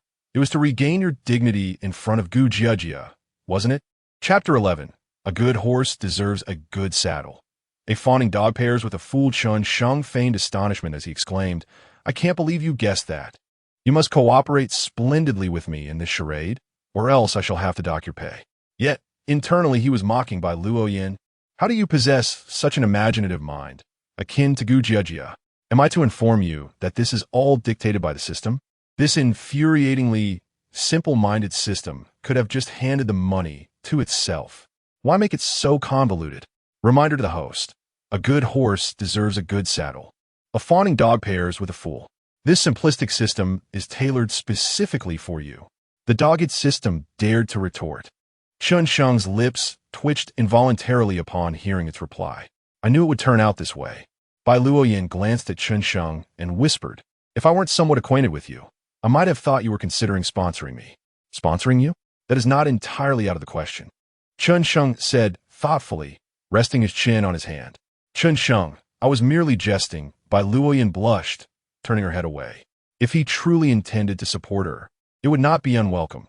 After all, the offerings were exceedingly generous. A handbag worth hundreds of thousands and a luxury car valued in the millions. Such extravagance could easily support several third-tier celebrities. Do you believe I am that sort of person? Chen Sheng replied, somewhat exasperated. The money I spent on you today could suffice to sponsor 100 women. If I truly wished to support someone, would I go to such lengths? In truth, I merely cannot bear to see you taken advantage of by those old men at the bathhouse. Chen Sheng felt a wave of nausea as he uttered these words. Meanwhile, Bai Luoyan's eyes suddenly brimmed with tears upon hearing him. Strangely, she felt a stirring of emotion within her. Previously, she had perceived Chen Sheng as nothing more than a sycophant. However, viewed from another angle, was that not also a sign of deep affection? Moreover, after spending a day in his company, she found him to be unfettered by trivialities, humorous, gracious, and affluent, a truly rare gem of a man. Chen Sheng, regardless of everything, I must express my gratitude to you. Had it not been for you, I would have surely fallen prey to unscrupulous individuals at the bathhouse, gradually losing myself. Thank you for your assistance, Bai Luoyan said earnestly. Don't just thank me. Show some sincerity. Chen Sheng replied with a smirk. How about this? You should refrain from visiting places like Chunfeng in the future. Who in their right mind would go there? I can offer you complimentary massage services, considering you pay more than I earn there anyway. After saying this, Bai Luoyan felt a flush of warmth on her cheeks. She was unsure why such words had escaped her lips. Chen Sheng opened his phone, intended to check the map for navigation. Damn, this wretched phone is lagging again, he muttered. Bai Luoyan glanced at Chen Sheng and tentatively asked, Chen Sheng, with your wealth, why not invest in a new phone? I haven't had the chance to replace it. Chen Sheng responded dismissively. He certainly could not admit that he could not afford a new phone at the moment. With a personal account barely reaching 1,000 yuan, I could only afford the most basic of smartphones, which is hardly better than the one I already possess. How about this? I shall purchase a phone for you. Bai Luoyan said sincerely as she parked the car by the roadside. Chen Sheng was momentarily taken aback, but soon nodded with enthusiasm. Then I shall not be polite. Let's go buy it now. After walking a short distance, Chen Sheng pointed towards a nearby store. There's a Xiaomi flagship store right there. Let's take a look inside. Chen Sheng was not particular about phone brands, and as they passed the Xiaomi store, he was reluctant to waste time searching for other options. Very well, let us see. After they exited the car, they entered the flagship store together. Welcome to the Xiaomi home. A cheerful sales assistant greeted them warmly. Hello, could you please show us the flagship models? Bai Luoyan stated directly. Please follow me, the sales assistant replied, leading them to the display area and enthusiastically introducing the various smartphones. As Chen Sheng surveyed the array of models, he was suddenly captivated by a foldable phone and could not resist picking it up for a closer inspection. Sir, this model is the Xiaomi Mix Fold 4, a foldable smartphone that allows users to operate two apps simultaneously through its split-screen mode. Chen Sheng unfolded the phone, discovering that it instantly transformed into a small tablet. How intriguing! With this device, I could interact with two girls at the same time. My efficiency would double, he thought. Should I go for this model? Bai Luoyan, noticing his fascination, tentatively inquired. Yes, I shall take this one, Chen Sheng replied calmly. Very well. Bai Luoyan said to the sales assistant with an expression of tranquility, please fetch us the high-end version of this model. Chen Sheng glanced at the price of the premium version, 10,999. Goodness, no wonder it surpasses my second-hand Redmi K20 in functionality. Bai Luoyan is indeed generous with her spending. However, considering that he had spent over 10 million on her, this sum seemed trifling in comparison. Chen Sheng swapped his SIM card into his new phone, grinning as he exited the store. Seeing his delight, Bai Luoyan assessed his attire and, after a moment of contemplation, suggested, how about I also buy you some clothes? There happens to be an Armani store next door. Well, that wouldn't be out of the question. Chen Sheng replied, not refusing. At the same time, he felt a rush of excitement. Finally, a girl was willing to spend money on him, unlike Gu Jiejia, who had never even bought him a lollipop. As they left the Xiaomi flagship store, a few boys glanced at Chen Sheng with envy. That girl is truly beautiful, and her figure is exceptional. How did that loser get so lucky? Why could such a lowly guy find a wealthy and attractive girlfriend? Moreover, she seems to follow him around like a maid, even willing to spend money on him. Damn it, what makes him better than me? Are today's girls blind? He is undeniably more handsome than you. This is merely jealousy. After the two entered the Armani clothing store, Bai Luoyan, with her impeccable taste, quickly assisted Chen Sheng in selecting a most suitable casual outfit and a pair of athletic shoes. Chen Sheng, do try this on, Bai Luoyan said as she handed him the clothes, reminiscent of a considerate girlfriend. All right. Chen Sheng swiftly changed and emerged from the fitting room. In that fleeting moment upon seeing him, Bai Luoyan found herself momentarily entranced. Even the two female sales associates couldn't help but praise Chen Sheng's handsomeness. Of course, one cannot dismiss the possibility that they were motivated by sales targets. To her surprise, Chen Sheng looked rather dashing in designer attire. After silently acknowledging this, Bai Luoyan felt a flush of heat rise to her cheeks. What was happening to her? They had only just begun to interact, and yet she found herself developing feelings for him. After all, he had certainly put her through quite a bit at the spa. Chapter 12. The maintenance fee is quite high. Chen Sheng adjusted his attire. How does this outfit look? It's quite nice, Bai Luoyan replied, a hint of blush gracing her cheeks. Affinity with Bai Luoyan 10, current affinity 55. Wow, buying me clothes only earns you a trivial increment in my favor? Have I, perhaps, been conquered by your undeniable charm? Then I shall choose this outfit, he declared. Sir, the total comes to 58,000, the sales attendant informed Chen Sheng. Please scan my payment code, Bai Luoyan offered, pulling out her phone. The attendant glanced at Chen Sheng, puzzled by his lack of protest, and proceeded to lead Bai Luoyan to the counter to settle the payment. Sir, here are the clothes you've changed out of, the attendant said, handing Chen Sheng a shopping bag. He accepted the garment and exited the boutique alongside Bai Luoyan. Who would have thought you'd spend so much? My maintenance fee has dwindled to just 30,000, Chen Sheng jested. I ought to show my gratitude for all the things you've purchased for me, Bai Luoyan replied. After some contemplation, Chen Sheng transferred an additional 200,000 to her. Surprised by the transaction, Bai Luoyan exclaimed, Didn't we agree that those were gifts from me to you? Why are you sending me so much money again? This is not a gift. It is a monthly service fee. A month? You wish for me to accompany you for an entire month? Indeed, if you perform well, there may be an extension. Is that for real? Bai Luoyan blinked, her expression a mix of disbelief and innocence. Absolutely. Bai Luoyan felt a surge of excitement. This money is too easy to earn. If I were to accompany you for a lifetime, wouldn't I earn more than a small company's owner? However, a lingering doubt crept in. Money is not easily acquired. Perhaps he desires something more intimate. Yet, the sum was undeniably substantial. Her roommate had mentioned that many girls at their school were in similar arrangements, earning anywhere from 5,000 to 30,000 a month. In contrast, her mere association with a Rolls-Royce could sustain her for decades. Did she truly deserve such expenditure from him?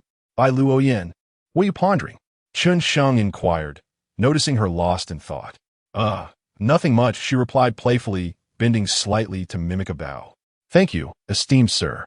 Your personal maid, Yin Yin, is here to escort you home. Yet, after a day of shopping, her stomach rumbled audibly, prompting a sheepish smile from her. This was the first time Chen Sheng had seen a smile graced Bai Luoyan's face. Though somewhat frosty, it was remarkably pure and untainted. Chen Sheng felt a wave of emotions wash over him. As long as he was willing to spend, the aloof campus beauty would reveal her smile. If the campus beauty remained indifferent, it indicated that his expenditures were insufficient. It seemed that it wouldn't be long before he could completely win Bai Luoyan over. Are you hungry? Chen Sheng asked, turning slightly, his tone calm. Yes, I'm a bit hungry, Bai Luoyan replied, nodding in affirmation. Cool me. Let me treat you to a grand feast. A few minutes later, Bai Luoyan parked her car in front of the Left Bank Western restaurant and tentatively inquired, "This restaurant is quite exquisite, albeit a tad pricey." In truth, she had long desired to dine at this establishment, but due to some recent family troubles, she had been living rather frugally for the past 6 months. "Now that we're here, can I really refuse to eat?" Chen Sheng quipped half-jokingly. Bai Luoyan did not indulge in excessive sentimentality. After all, if one had already spent over 10 million, would they truly be concerned about such trifles? However, after several attempts to reverse the car, she discovered that it was simply too large to fit into the space. "You go ahead and order. I'll handle the parking," Chen Sheng offered.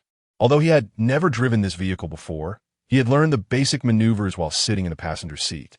"All right," Bai Luoyan nodded gently and alighted from the car, making her way towards the restaurant. Chen Sheng took half a minute to finally squeeze the car into the parking spot. Indeed, the size of the vehicle posed a challenge. Upon exiting, he could not help but admire the small golden ornament adorning the front of the car. "I must say, this piece is quite exquisite. No wonder it comes with such a hefty price tag." Just then, a familiar voice called out from behind, "Oh, isn't that Chen Sheng? What are you up to? Sneaking around?" It was Song Kaiyun. Chen Sheng turned around, and with a hint of annoyance replied, "What I choose to do is none of your concern." "Oof. Do you even realize what kind of car you're looking at? That's a Rolls-Royce. If you damage it, you'd be selling yourself to cover the costs." She retorted, as if selling him would somehow suffice. "As if selling me would actually cover it, you foolish brat." Chen Sheng, uninterested in further banter, proceeded towards the restaurant. "You infuriate me. How dare you insult me?" Song Kaiyun fumed, this being the first time Chen Sheng had ever scolded her. "Kaiyun, why bother with him?" spoke the young man beside her, who was named Sun Haoyan, Song Kaiyun's newly minted boyfriend. He had initially intended to belittle Chen Sheng, but quickly recoiled upon sensing the latter's formidable demeanor. He seems to be heading to the Left Bank Western restaurant as well," Song Kaiyun remarked, somewhat surprised. "He probably snagged a cheap set meal. After all, he just went through a breakup and needs to indulge a little to mend his wounded heart. What a disappointment. Someone like him doesn't deserve to dine in the same restaurant as us." Song Kaiyun's expression soured instantly. She normally wouldn't splurge on meals at such an establishment, but today, Sun Haoyan had specifically invited her to celebrate her birthday, granting her a sense of superiority. "I'll order a few extra dishes to make him regret it," Sun Haoyan suggested as he patted Song Kaiyun's shoulder. Upon hearing this, she felt a twinge of displeasure. What era are we living in, playing the dine and shame game? Why didn't you defend me against Chen Sheng earlier? Yet, she could not conceive of any other means to insult him. Inside the restaurant, upon spotting Chen Sheng, Bai Luoyan stood and waved. "Chen Sheng, I'm over here." Chen Sheng approached and took a seat opposite her. "Chen Sheng, I have just ordered 2 servings of steak along with 2 portions of pasta. What do you think?" Bai Luoyan inquired. "Is this enough for anyone? If the neighbors see this, they might think we cannot afford more," Chen Sheng remarked to the waiter standing nearby. "Excuse me, could you please check the menu?" "Certainly, sir." The waitress promptly placed the menu before Chen Sheng. Caviar, foie gras, Australian lobster, 5 Wagyu beef, and Peking duck, 2 servings of each, please. Chen Sheng handed the menu to Bai Luoyan and asked, "Do you see anything else you might fancy? Isn't this a bit too much?" "This is more than sufficient." Bai Luoyan was momentarily taken aback. These items must cost at least 10,000 yuan. Isn't Chen Sheng being rather extravagant? Moreover, how does he know I enjoy such delicacies? Little did Bai Luoyan realize that Chen Sheng was not paying out of his own pocket. Everything was covered by the system. The more he spent, the greater the cash back he would receive. Thus, he deliberately chose the most expensive options. Just as the waiter departed, Sun Haoyan and Song Kaiyun entered. Upon noticing the girl seated opposite Chen Sheng, they were both momentarily dumbfounded. Isn't that the campus beauty by Luoyan? Chapter 13, reporting someone for drunk driving. Sun Haoyan glared at Chen Sheng, seething with resentment. He had once pursued by Luoyan, only to be met with her merciless rejection. Consequently, he settled for a relationship with Song Kaiyun. To his dismay, Bai Luoyan was now seen in the company of Chen Sheng.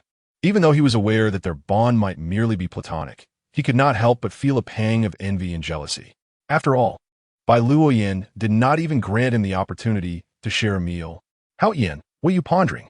Song Kaiyun inquired, noticing the subtle shift in Sun Hao Yin's expression. "Nothing. Let us find a place to sit," he replied. The restaurant was rather crowded, leaving only one vacant seat available. Ironically, it was situated right next to Chen Sheng. With no other option, they reluctantly positioned themselves at the table. Song Kaiyun observed Sun Hao Yin's distracted demeanor since their entrance. Knowing his past infatuation with Bai Luoyan, she felt a surge of indignation and turned to Chen Sheng with a mocking tone. "Chen Sheng, how despicable of you. Barely separated from Jiajia, and you're already with another vixen? How absurd. It's acceptable for Gu Jiajia to seek other men while we were together. Yet I am forbidden from dining with another woman post-breakup? What kind of logic is that? And who do you think you are to dictate my actions?" "You." Song Kaiyun was left speechless by Chen Sheng's retort. Her intention had merely been to deride him while casting Bai Luoyan as the interloper. Yet, Chen Sheng's logical rebuttal left her without a counterargument. "Kaiyun, why stoop to his level? He probably needs to work part-time for a month just to cover this meal," Sun Haoyan remarked, casting a glance at Bai Luoyan. "Sun Haoyan, are you attempting to impress? Dining out hardly showcases your prowess," Bai Luoyan retorted coldly. "If you wish to eat, then eat. If not, kindly leave and refrain from disturbing others." Sun Haoyan felt a wave of discomfort wash over him as Bai Luoyan defended Chen Sheng, a sensation more disheartening than consuming a bitter pill. Yet, noticing the attention of other patrons directed towards him, he chose to remain silent. "Waiter, we're ready to order." Sun Haoyan summoned the server and ordered 2 steak sets along with a bottle of red wine priced over 1,000. Shortly thereafter, the server brought forth an array of dishes to their table. Song Kaiyun inadvertently glanced at Chen Sheng and was taken aback. What was this? The seemingly broke Chen Sheng had ordered so much food? The total must surely exceed 10,000 yuan. In the past, when Gu Jiajia's birthday came around, coaxing him to contribute a mere 1,000 for the celebration had been akin to extracting a tooth. Today, he seemed willing to hemorrhage funds extravagantly. Starved and eager, Chen Sheng devoured the food voraciously, oblivious to the gazes directed at him. Bai Luoyan, observing his unrefined appetite, felt an unexpected fondness swell within her. Particularly, the memory of him rapidly selecting items from the menu evoked a nostalgic image of her father extracting money from his wallet. There was an inexplicable charm to his demeanor. Is this the legendary saying about biting the hand that feeds? Chen Sheng took a generous sip of his beverage and turned to Bai Luoyan, urging, "What are you dawdling for? Eat up." With no reservations, Bai Luoyan began to indulge in the culinary delights before her. The moment the exquisite flavors graced her palate, the lingering shadows that had clouded her heart recently seemed to dissipate entirely. Bai Luoyan's affection level 10, current affection level 65. A mere meal can elevate affection by 10 points? It appears that the dawn of victory is on the horizon. Beside them, Sun Haoyan cast a jealous glance at Chen Sheng, pouring 2 glasses of red wine and declaring, "Kaiyun, happy birthday. Let's toast." "Thank you, Brother Haoyan," Song Kaiyun replied elegantly, taking a delicate sip of wine, her demeanor refined. Before long, Chen Sheng and Bai Luoyan had thoroughly enjoyed their meal, and they beckoned to the waiter. "Sir, your total expenditure is 13,666 yuan. How would you like to pay? Please scan the code." Chen Sheng retrieved his phone, opened WeChat, and swiftly completed the payment. Simultaneously, he glanced at his account balance. Over 100 million now resided in his system account, while his expenditure on Bai Luoyan amounted to merely 10 million. Goodness. At this rate, indulging in 3 fine dining experiences a day, along with 3 premium services, would hardly deplete his funds. Chen Sheng finally grasped the sensation of endless wealth. "Bai Luoyan, are you full now?" Chen Sheng inquired, wiping his mouth. "Yes, I'm full," Bai Luoyan nodded. "Let us be off." "All right." Bai Luoyan followed obediently behind Chen Sheng, shedding her previous aloof demeanor. "Kaiyun, let's leave as well." This is the perfect opportunity to mock Chen Sheng, Sun Haoyan thought, eager to showcase his car in front of Bai Luoyan. After settling the bill promptly, he led Song Kaiyun out of the restaurant. Once outside, Bai Luoyan shyly suggested, "Chen Sheng, Let me drive. I promise I'll practice my parking skills. Sure, Chen Sheng replied, handing her the car keys. Just as they exited the restaurant, Song Kaiyun stood with her arms crossed, exuding an air of arrogance. Chen Sheng, did you arrive by bus or electric bike? Neither. Why are you always lurking around? Can you not follow me like a little dog? Chen Sheng retorted, somewhat exasperated. Who is following you? My car happens to be nearby. As she spoke, Sun Hao-yin produced his car keys from his pocket and ostentatiously pressed the unlock button. Beep beep.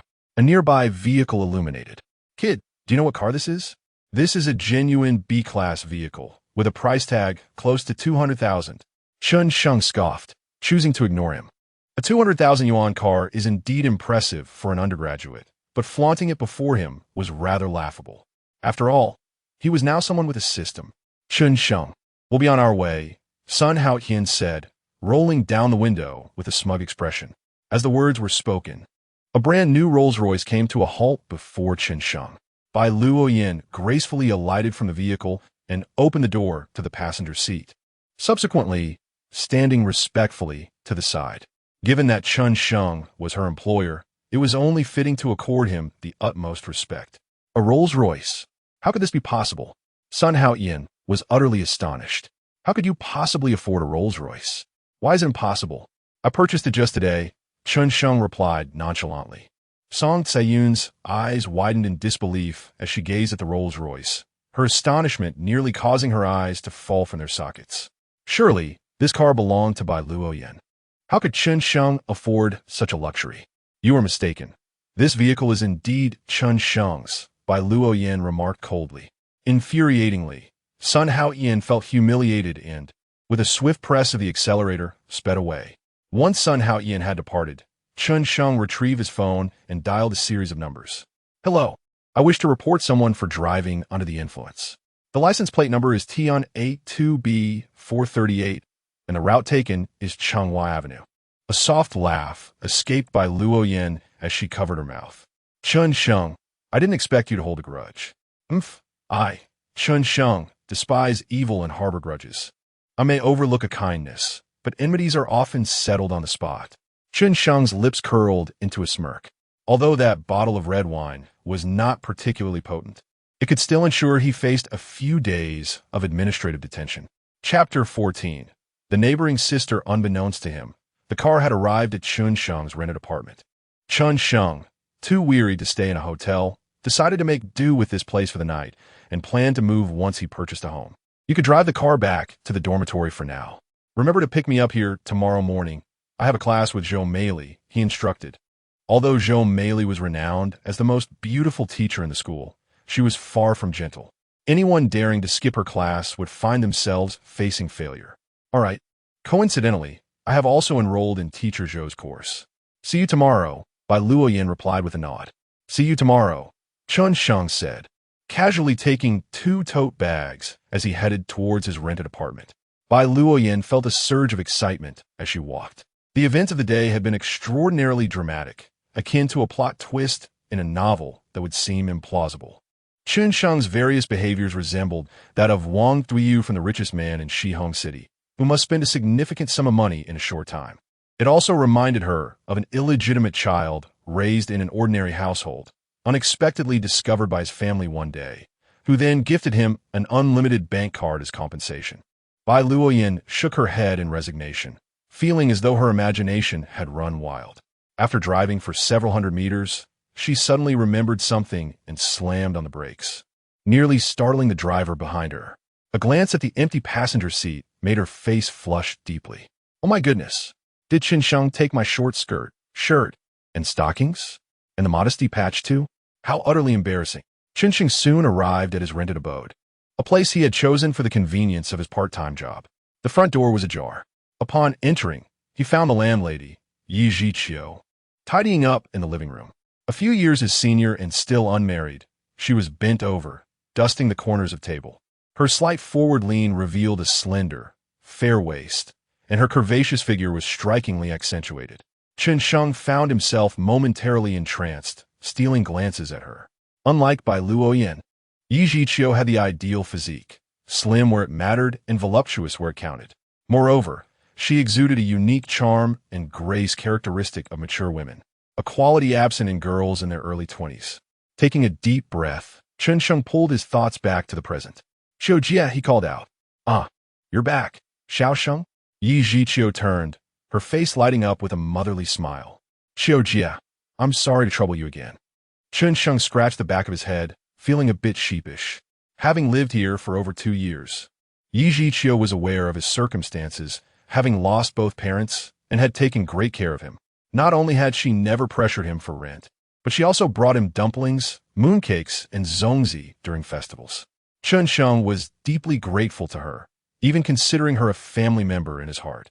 Yi Zhiqiu stood up, smoothing her hair as she said, "It's no trouble at all. I have plenty of time on my hands. You are burdened with both classes and part-time work. Please do not exhaust yourself." Upon hearing this, Chen Sheng felt a twinge of guilt. In truth, he had indulged in a massage today and spent the entire day in the company of the campus belle. After a moment of contemplation, Chen Sheng stepped forward and said, "Sister Qiu, I can manage on my own." "No need, I have already finished," Yi Zhiqiu replied, assessing Chen Sheng with a smile. "That outfit you just bought looks rather sharp." Detected a suitable female candidate. Name, Yi Zhiqiu, attractiveness, 87 points, age, 27 years, height, 165 centimeters, weight, 53 kilograms, number of romantic encounters, 0, favorability, 30. Chen Sheng was momentarily taken aback upon reviewing this information. How curious it was that Sister Qiu had never experienced a romantic relationship. To his surprise, she had never dated at all. The system defined a number of romantic encounters as the count of individuals with whom the girl had interacted. Any form of interaction was valid, and the system could even display how many times he had communicated with each person and the specific nature of those interactions. However, for certain reasons, it only displayed the number of individuals. Other details required manual inspection by Chen Sheng. "Would you like to bind Yi Zhiqiu as goddess number 2? Bind." In the past, Chen Sheng had merely regarded Yi Zhiqiu as a caring older sister from the neighborhood. However, with great power comes great responsibility, and he felt compelled to reciprocate her kindness. Noticing Chen Sheng's unwavering gaze, Yi Zhiqiu inquired with curiosity, "Xiao Sheng, what are you looking at? Is there something on my clothes?" "And no, it's just that I find you so wonderful, Sister Qiu.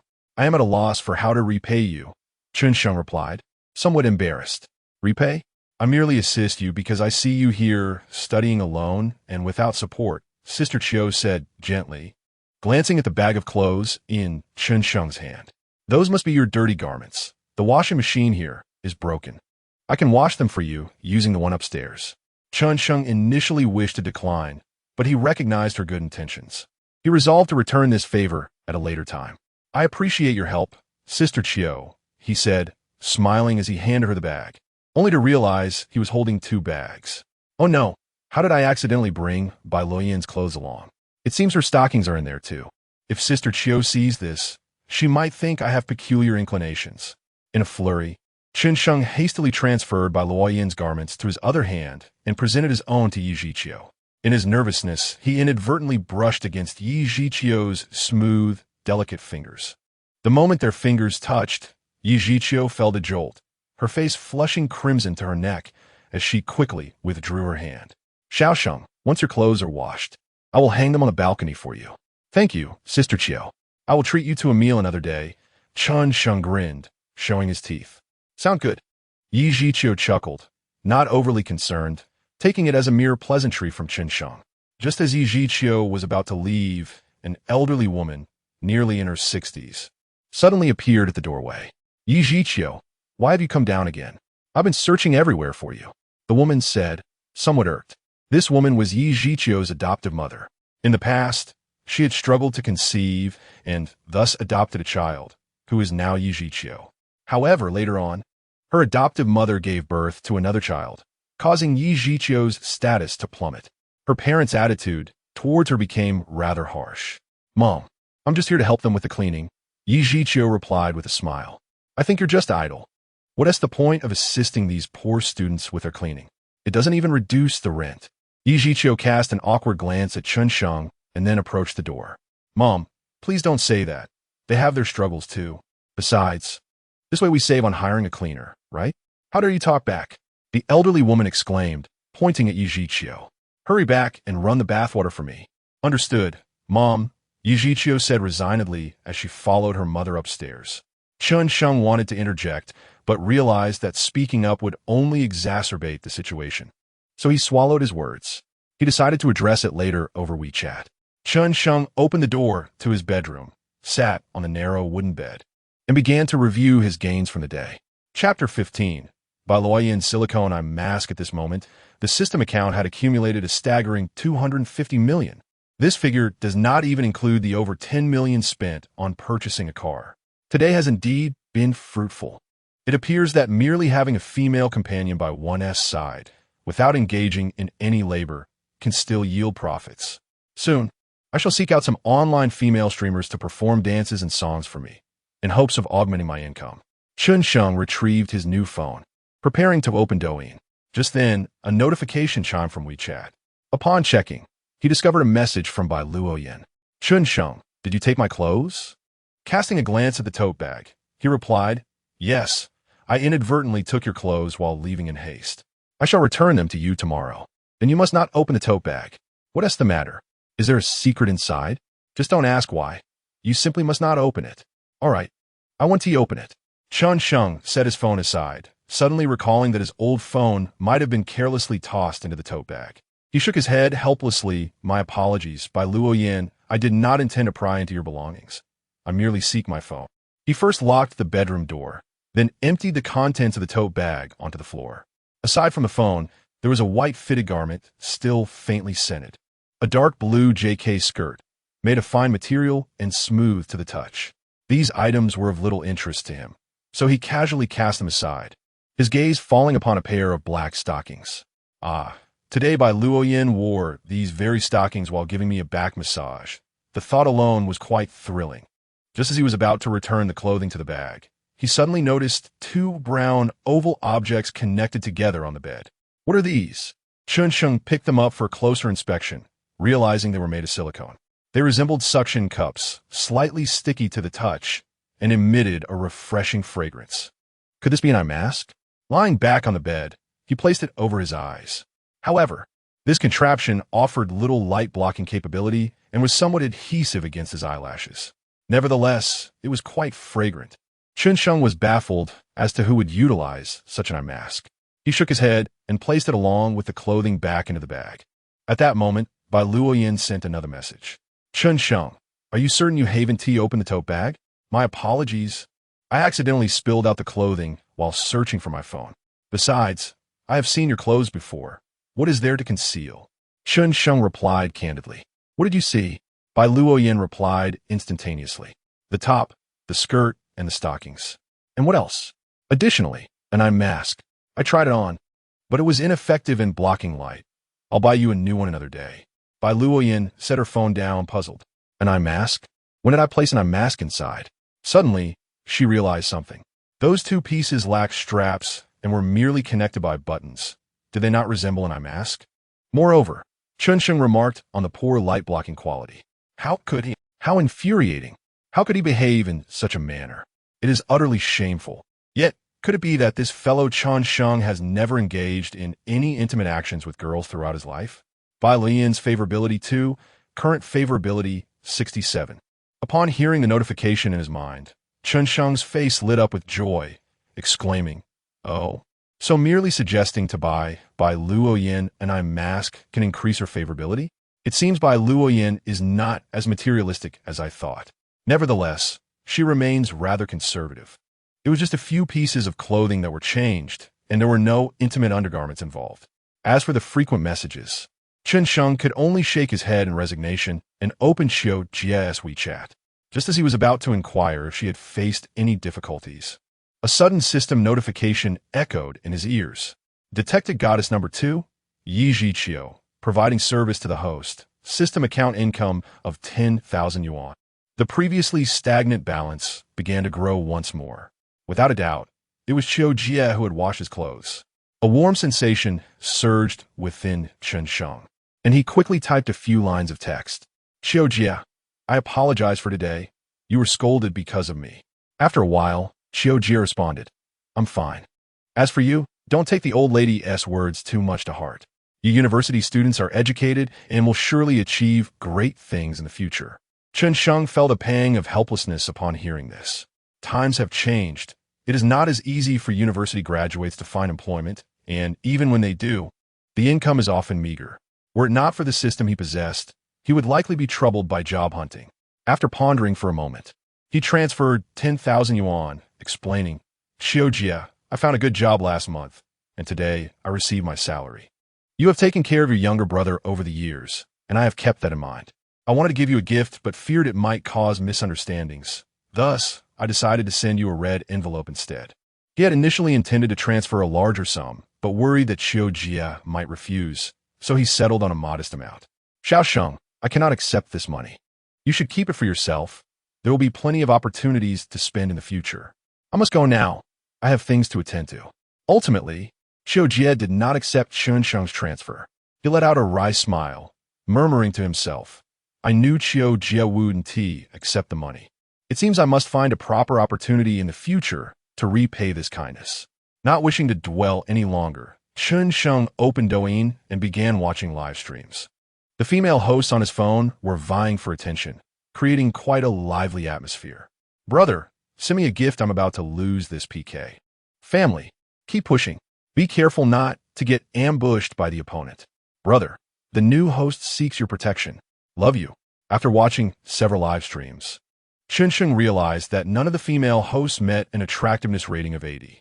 One particular young host named I Don't Eat Cilantro was over 40 years old.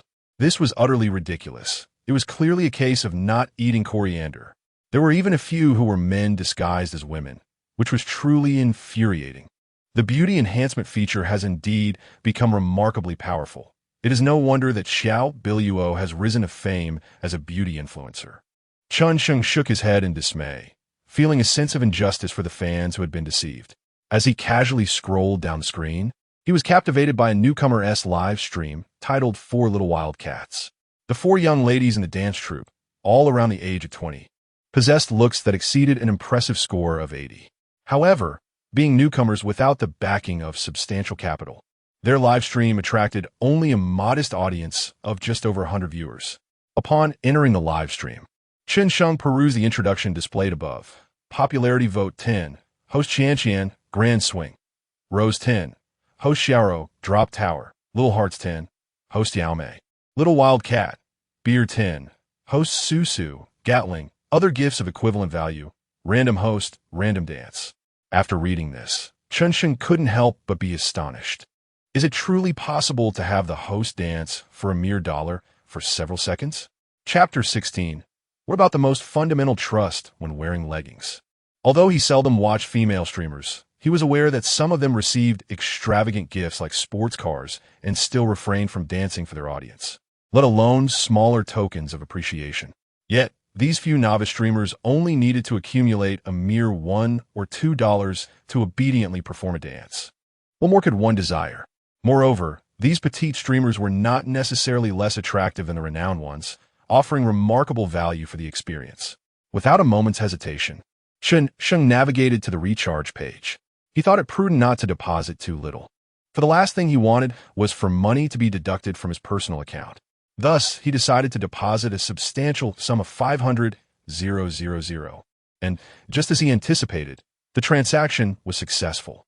After modifying his Douyin nickname and age, Chen Sheng generously sent 10 heart emojis with a flourish. Upon seeing the hearts, the streamer, Yao Mei, leaped from her seat and danced like a playful kitten before the camera. Her alluring waist, exposed, twisted like a water snake.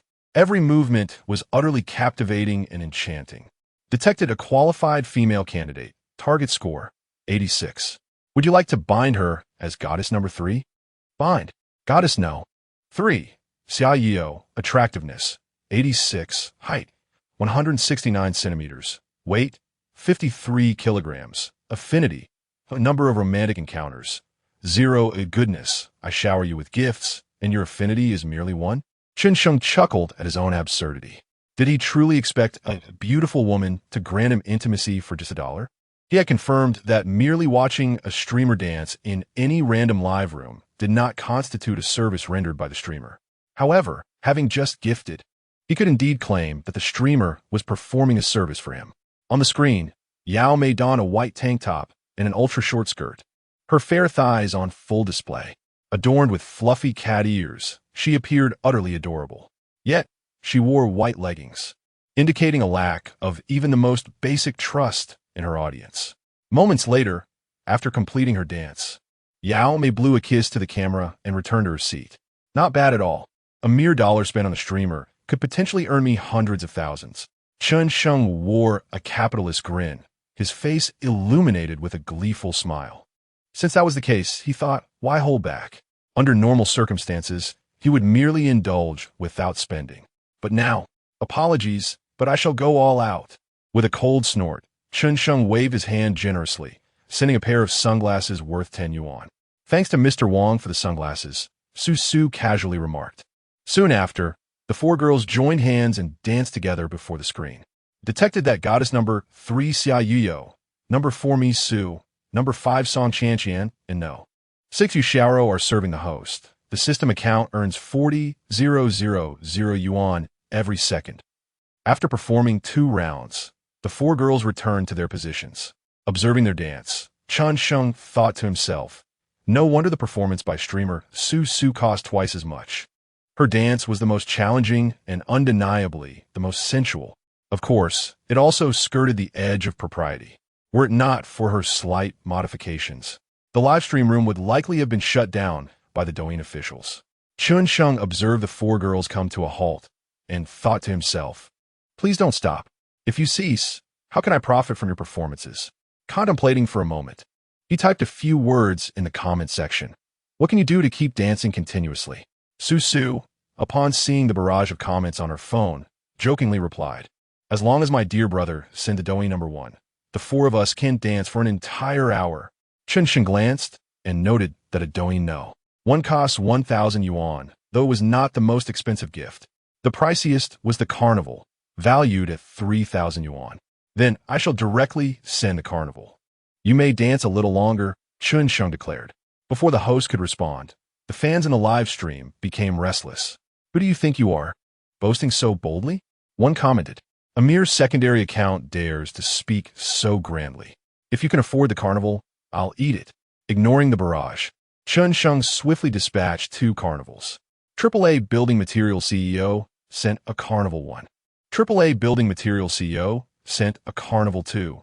Oh my, it is indeed a carnival. Su Su exclaimed, covering her mouth in excitement, nearly speechless. The other 3 girls expressed their gratitude fervently. The quartet deeply bowed toward the camera before energetically resuming their dance. Their live stream had consistently attracted a modest audience, often requiring several fans to collectively contribute 10 small hearts just to perform a single dance. After more than a month of broadcasting, they had scarcely received anything beyond a single sports car, let alone a carnival. Yet, these 2 carnivals surpassed their total earnings for the month. Following the appearance of the carnival, the barrage of comments on Chen Sheng's phone multiplied significantly. Wow, the CEO is a tycoon. The CEO has become the top donor. Absolutely impressive. The 4 girls are bound to be overwhelmed. Finally, we can enjoy Su Su dancing a bit longer. Su Su is truly exceptional. To the one who just boasted about eating, I apologize. I meant eating a meal. At the outset, the girls danced with remarkable vigor. However, after 20 minutes, fatigue began to set in. Wiping her brow, Su Su pleaded, CEO, we are exhausted from dancing continuously. Could we take a brief respite? No. Chen Sheng replied, curtly in the comments. If you pause for a second, I stand to lose 40,000. The 4 girls, upon hearing this, displayed evident disappointment. Yet, they had no choice. After all, he had sent gifts, and according to the rules, they had to continue dancing. Naturally, the girls gradually slowed their movements, striving to conserve their energy. Observing their performance, Chen Sheng realized that dancing for hours on end was rather unrealistic, so he inquired on-screen, do you possess any other talents? Su Su, as if seizing a lifeline, eagerly responded, we can also sing, play instruments, and meditate. Chen Sheng could not help but inwardly scoff, questioning what merit there was in meditation as a talent. Nevertheless, he thought, regardless of the nature of the talent, it sufficed to be showcased continuously. Wow, Mr. Wang is truly considerate. Let us four perform a chorus of G. The M. That's the only one for him. Su ceased her dancing, grasped the microphone, and leaned in with her three companions to sing the only one. Each girl possessed a distinctive voice, yet all were remarkably clear and pure. The barrage of comments erupted upon hearing the girls sing. It was unexpected that these four young ladies had such melodious voices. I'm not listening for nothing. I shall give you a thumbs up. Ideally, they would sing while dancing. Damn it, the folks upstairs are demanding quite a lot without spending a dime. As Chen Sheng listened to the girls sing, he felt a tinge of surprise. Initially, he had assumed they would merely sing casually since the system placed no stringent requirements on service quality. However, to his astonishment, these young women excelled not only in dancing but also in singing. Yet, in this era where capital reigns supreme, such talented streamers may not necessarily be visible to the public eye. After all, beneath the filters and sound cards, everyone is rendered equal. Regardless of the disparities, technical means can bridge the gaps. On a whim, Chen Sheng decided to lavishly shower the screen with carnival gifts. Chapter 17. Brother eats first. As the screen dazzled with an array of carnival effects, the girls momentarily forgot their singing, overwhelmed with excitement. Gratitude poured forth from Mr. Wang, who had generously gifted yet another carnival. Astonishingly, Mr. Wang had gifted a total of 12 carnivals. Mr. Wang, we adore you, Su exclaimed, leaping with delight, her exuberant form quivering with each movement. She formed a heart shape with her hands, while Yao Mei squatted down, mimicking the gesture. Mr. Wang, Qian loves you. Qian blew a kiss towards the screen. Thank you, Mr. Wang. Even the usually reserved Xiao shyly bowed in appreciation. The audience was instantly ignited, showering praises upon Chen Sheng for his commanding presence. Upon witnessing the flood of compliments, Chen Sheng could only chuckle wryly and shake his head. It was no wonder that some prominent figures became easily enthralled in the live-streaming arena, spending lavishly without a second thought. Who wouldn't desire the adoration of others? After Chen Sheng sent out 12 carnivals, the viewer count, which had been a mere 100, surged to over 700 in an instant, and it continued to rise. Concerned that he might be drowned out by the growing crowd, Chen Sheng typed a message on the screen. I will send more gifts, and you shall continue your performance until the broadcast ends. Feel free to choose your own program. At that moment, Chen Sheng's level had risen to 36, allowing the host to easily notice his words. Rest assured, Mr. Wang, the four of us will not slack off. Please keep us in check. Su replied playfully. Chen Sheng shook his head in resignation, realizing that his concerns were unfounded. They certainly would not overlook his comments. Indeed, wealth conferred privileges wherever one went. After a moment's contemplation, Su turned to the screen and calmly announced, Dear family in the live stream, I shall change my outfit, so please bear with me for a moment. With that, she stepped out of view. Shortly after, Chen Sheng received a private message from the live stream. Thank you so much, Mr. Wang. May I add you as a friend? My account is Yuthijo. A smile crept across Chen Sheng's face as he read Su's message. He had long noted that among the four girls, she was the most vivacious and experienced in live streaming. The other three seemed to be following her lead. Additionally, she was undoubtedly the most audacious. Chen Sheng activated the split-screen mode, watching the live stream while adding the girl named Su, quickly approving her request. Hello, brother. I am Su. Thank you for taking care of the sisters, she wrote. Although Su suspected that Chen Sheng was likely a middle-aged man in his 40s or 50s, she still addressed him as brother, adding a touch of intimacy. It's nothing, just a small gesture, Chen Sheng replied nonchalantly. To him, the expenditure felt trivial. Su, upon reading his response, was taken aback. Was it possible that a dozen carnivals were merely a trifle? Did I truly encounter a wealthy individual this time? However, upon visiting the other party's profile, I found no videos whatsoever, leaving me uncertain about their pursuits. After a moment of contemplation, Su swiftly sent a message. You are indeed generous. I just visited your profile and discovered that we are from the same city. Oh, you are also in Tianhai City? Indeed, we are students at Tianhai Academy of Arts. Tianhai Academy of Arts? Isn't that merely a few kilometers away? Chen Sheng mused before responding. What a delightful coincidence. We're not far apart. Perhaps I could treat you to a meal another day. Oh, how could I let you bear the expenses? Allow me to treat you instead. Of course, Susu was merely being polite. As the saying goes, I invite, you pay. Simultaneously, she was certain that Chen Sheng had long been aware of her being from Tianhai City, with the intention of arranging a future offline meeting. Brother, I will chat with you properly after the live stream. I must return to the broadcast now. Although she longed to reel in Chen Sheng, she understood that maintaining a level of intrigue would yield greater rewards. Moreover, there were already thousands of viewers in the live stream, and she needed to regain control to retain more of her male audience. Chen Sheng put down his phone, pondering what was so captivating about merely watching her dance. If he could meet these 4 girls offline, engage in merriment, and perhaps later share a hotel room, indulging in a round of King-esque glory. Wouldn't that be exhilarating? Just as Chen Sheng was lost in such fantasies, another message pinged on WeChat. Looking down, he was surprised to find a selfie from Susu. Enlarging the image, he began to appreciate it thoroughly. From her body language and expression, it was evident she was not one to be trifled with. She understood how to entice. This photograph seemed to be a glimpse into her life. She wore a shoulder-bearing fitted top paired with a plaid JK miniskirt and white thigh-high socks. At that moment, she knelt sideways before a full-length mirror. Her long, fair leg appeared quite charming, while her top was deliberately pulled low, exuding a sense of allure. As Chen Sheng became engrossed in admiration, an information panel regarding Susu appeared before him. Name, Misu, attractiveness, 85 points, age, 21, height, 165 centimeters, weight, 47 kilograms, number of relationships, 0, affection level, 20. My goodness, this girl named Misu has had 0 relationships. Is this a mistake? She appears far more open than the girl named Yao Mei. Who would have thought she is even more innocent than Yao Mei? Truly, one must not judge a book by its cover. Chen Sheng wiped the sweat from his brow and designated her as his 4th goddess. Let me treat you first. Misu playfully sent another message. Haha, regardless. Once you enter the live room, I will still be able to see you. Chen Sheng, regaining his composure, replied. That is different. This is a special benefit for you. Dear brother, after I finish streaming, there will be even more perks. Before long, Misu reappeared in the live stream. This Susu certainly knows how to captivate. As the young lady had taken such an initiative, it was only fitting for him to reciprocate.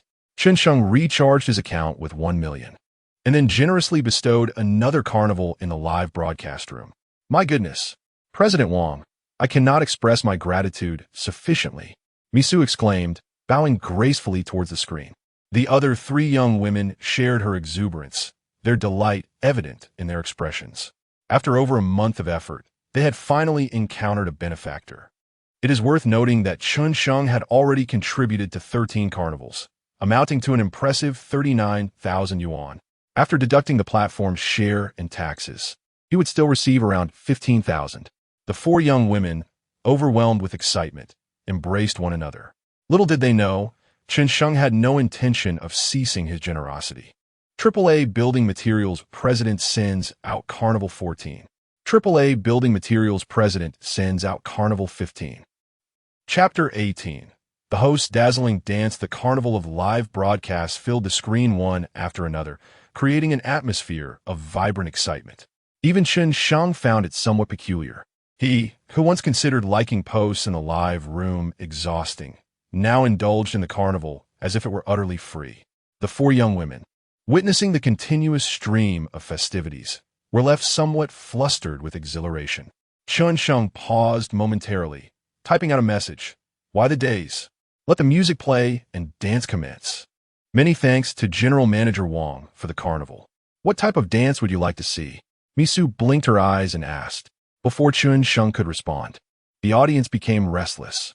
Pole dance, absolutely a pole dance. The squat dance is more visually appealing. Let us also experience a moment as General Manager Su. General Manager Wang, could you possibly select jazz dance? Pretty please. Quit the ruckus upstairs. You're all freeloading, yet still making demands. By the way, I think the war horse dance is rather splendid. Chen Sheng pondered various dance styles, suddenly recalling a K-pop star named Park Eun-soo. Her moves were utterly captivating. How about trying a K-pop girl group dance? He casually inquired. We have rehearsed it, but we might not be very proficient, Mi-soo replied honestly. Very well. Just give it a go. Okay, General Manager Wang, please hold on a moment. Mi-soo selected a background track, and the four sisters began to dance. Observing their obedient performance, Chen Sheng resumed his fervent participation in the carnival. After sending over 60 more carnival gifts, the number of viewers in the live room astonishingly surged to 20,000. The barrage of comments flooded the screen. Wow, which big shot is this? The carnival gifts are flowing as if they cost nothing. General Manager Wang is truly generous. I wouldn't dare to send hearts so freely. Oh, these newcomers are stunning. And their dancing is delightful. I'm following them. Indeed, they far surpass those hosts who can only engage in awkward chatter for money. It seems the atmosphere on Douyin is improving. Could these be seasoned artists from some other platform? Let us educate the Douyin hosts. Chen Sheng remained silent, solely focused on sending more carnival gifts. Minutes later, he had sent over 100. A glance at the screen revealed that the favorability ratings of the four young women had surpassed 30, with Mi-soo achieving an impressive 35. It appeared that this host named Su was the easiest to win over. Chen Sheng mused inwardly. In front of the camera, Mi-soo gazed at the carnival gifts swirling across the screen, her thoughts racing. At first, she was unsure of Chen Sheng's true wealth, as his profile lacked any videos. However, witnessing him send over 100 gifts without so much as a blink, she reconsidered. What else could he be if not a true affluent individual? In that moment, she resolved that regardless of the conditions set forth by the man known as General Manager Wang, she would endeavor to meet them. Determined to secure her position beside this undeniably significant figure, the carnival showed no signs of cessation, and Mi-soo discreetly invested in enhancing her live stream. The popularity of the live broadcast room quickly soared, reaching over 100,000 viewers. Chen Sheng only paused after gifting 200 items during the carnival. After such a lengthy duration, he had only managed to send 200. His hands were beginning to feel sore. Chen Sheng watched the dance for a while longer, contemplated briefly, and then typed a message on the public screen. You four continue dancing. I will step away for a moment. At this point, Chen Sheng had attained level 52, making it easy for the host to see his message. Mi-soo ceased her dancing and leaned closer to the camera, saying, Thank you for your support, Mr. Wang. Remember to come home often. The four of us sisters will always be waiting for you. The other three cast lingering glances towards the camera, seemingly apprehensive that Chen Sheng might not return. Although the viewer count had indeed surpassed 100,000, most of the audience had arrived through Douyin's streaming promotion. Some may have stayed out of mere curiosity. Once the excitement of the live session dissipated, the viewers would inevitably disperse. Clinging to Chen Sheng's substantial influence was the true path to success. Upon exiting the live broadcast room, Chen Sheng began searching for his next target. After his breakup with Gu Jiejia, he suddenly gained profound insights into life. If he were to shower gifts on other female hosts, Mi-soo and the others would undoubtedly feel a sense of crisis and might even attempt to curry favor with him. Such is the nature of women. If one were to proclaim her as the most beautiful girl in school, she might remain indifferent, perhaps even deeming the approach too simplistic. However, if she were called the second most beautiful, she would likely show interest in inquiring about who held the first position. This innate competitive spirit is characteristic of women. Chen Sheng traversed through dozens of live rooms before encountering a host that met the system's criteria. The host, named Sasha, boasted a following of 600,000. Detected a qualifying female. Target score, 85. Would you like to bind her as goddess number 7? Bind. There were no limitations on binding. It was best to secure the connection first. He subsequently entered Sasha's live room. Thank you, Mr. Wang, for entering the room, Sasha exclaimed with a hint of delight. At this moment, Chen Sheng's account had gained special effects, and Sasha noticed him as soon as he entered. He refrained from interacting with the host directly, opting instead to click on her profile.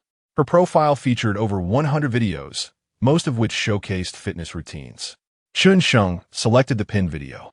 In it, Sasha donned a light purple yoga outfit that accentuated her curvaceous figure perfectly, elongating her already striking legs. Chen Sheng glanced through the other videos briefly. Each displayed advanced moves such as splits, vertical splits, and backbends. For her, these maneuvers seemed as effortless as drinking water.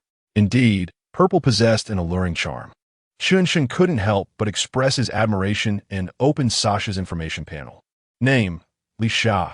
Appearance, 85 points. Age, 24 years. Height, 167 centimeters. Weight, 52 kilograms. Number of relationships, 0. Favorability, 0. Chen Sheng expressed his surprise aloud, discovering that her number of relationships was, indeed, 0. Typically, a streamer of her caliber would have garnered the attention of several admirers. To maintain these connections, it is common for her to dine with them during late-night outings. However, Chen Sheng soon realized why the prominent supporters in Sha's live stream were not particularly generous. If one only seeks benefits without offering any return, how could one expect their admirers to indulge them? Did she truly believe these supporters were mere fools? At that moment, the host, Sha, was engaged in a live competition with another female streamer. The audience was informed that only 2 minutes remained, and the opportunity to cast hearts and support votes was fleeting. She implored her esteemed supporters on the leaderboard to rally behind her. Otherwise, she would face dire consequences if she were to lose. Please, dear brothers. Sha swayed her body, adopting a pitiful demeanor. As a streamer with a certain fan base, her primary source of income relied on the generosity of the few prominent supporters on the leaderboard. As for the ordinary viewers, she merely sought symbolic gestures of support, such as hearts and votes, without placing much expectation on them. However, the leading supporters seemed unresponsive, with only one, ranked third, gifting her a sports car. The rest had seemingly been lured away to the live stream of another host, Su. Chen Sheng casually clicked to open Su's live stream. Chapter 19, Sasha vs. Big White Rabbit. The individual known as Big White Rabbit boasted a staggering fan base of 1 million and effortlessly outscored Sasha in their competition. Observing her imminent defeat, Sasha adopted a pitiful demeanor and in a high-pitched voice pleaded, "Dear friends, please come to Sasha's aid. If I win this time, I shall dance on a bed of nails for you all." Upon hearing her words, the opposing streamer, Big White Rabbit, scoffed dismissively. "Sasha, I advise you to cease your futile struggle and surrender promptly. You and your fans are as powerless as the plains, devoid of any stones." Big White Rabbit's remarks incited an uproar among Sasha's supporters. "Who do you think you are to speak so contemptuously of our Sasha?" They retorted. "Sasha's army. Charge and overwhelm them. This Big White Rabbit is far too arrogant." Yet, it must be said his physique was indeed impressive, which piqued some interest. It seems we've inadvertently welcomed a counterfeit fan into our live stream. As Sasha's scores surged rapidly, Big White Rabbit grew increasingly anxious. "Friends, let us maintain our defense. Though our opponent lacks strength, we must remain vigilant against any attempts to undermine our position." After a series of clumsy performances from both parties, their fans became particularly earnest in their competition. The scores, which had previously been steadily increasing, suddenly spiked significantly within a short span of time. Chen Sheng was momentarily taken aback. Wow, is it possible to play it this way? Though he wasn't an avid viewer of live streams, he recognized this was clearly a performance orchestrated by both streamers. Were they truly treating their fans as mere fools? However, upon reflection, this behavior was somewhat understandable. Some individuals possessed so much disposable income that gifting to streamers was merely a source of entertainment, while others were driven by a passionate desire to support their favorites. Not to mention, even Bai Luoyan, witnessing a young girl on the verge of losing her PK, couldn't help but donate 3 tokens, justifying it with the phrase, "No child should suffer." Having come to this realization, Chen Sheng decided to send a carnival to Sasha. Once he did, her scores surged dramatically, even surpassing those of Big White Rabbit. Upon seeing this, Sasha leapt up in excitement. "Thank you to Mr. Wong from AAA Building Materials for the carnival. What a generous boss." As she spoke, Sasha stood and clasped her chest, bowing deeply towards the screen. Although she was a streamer with 600,000 fans, the industry had become exceedingly competitive and earnings were not as lucrative as many presumed. Without merchandise sales, earning even 1,000 yuan in a night solely from gifts was considered fortunate. Of course, some did earn substantial sums, but they were the minority.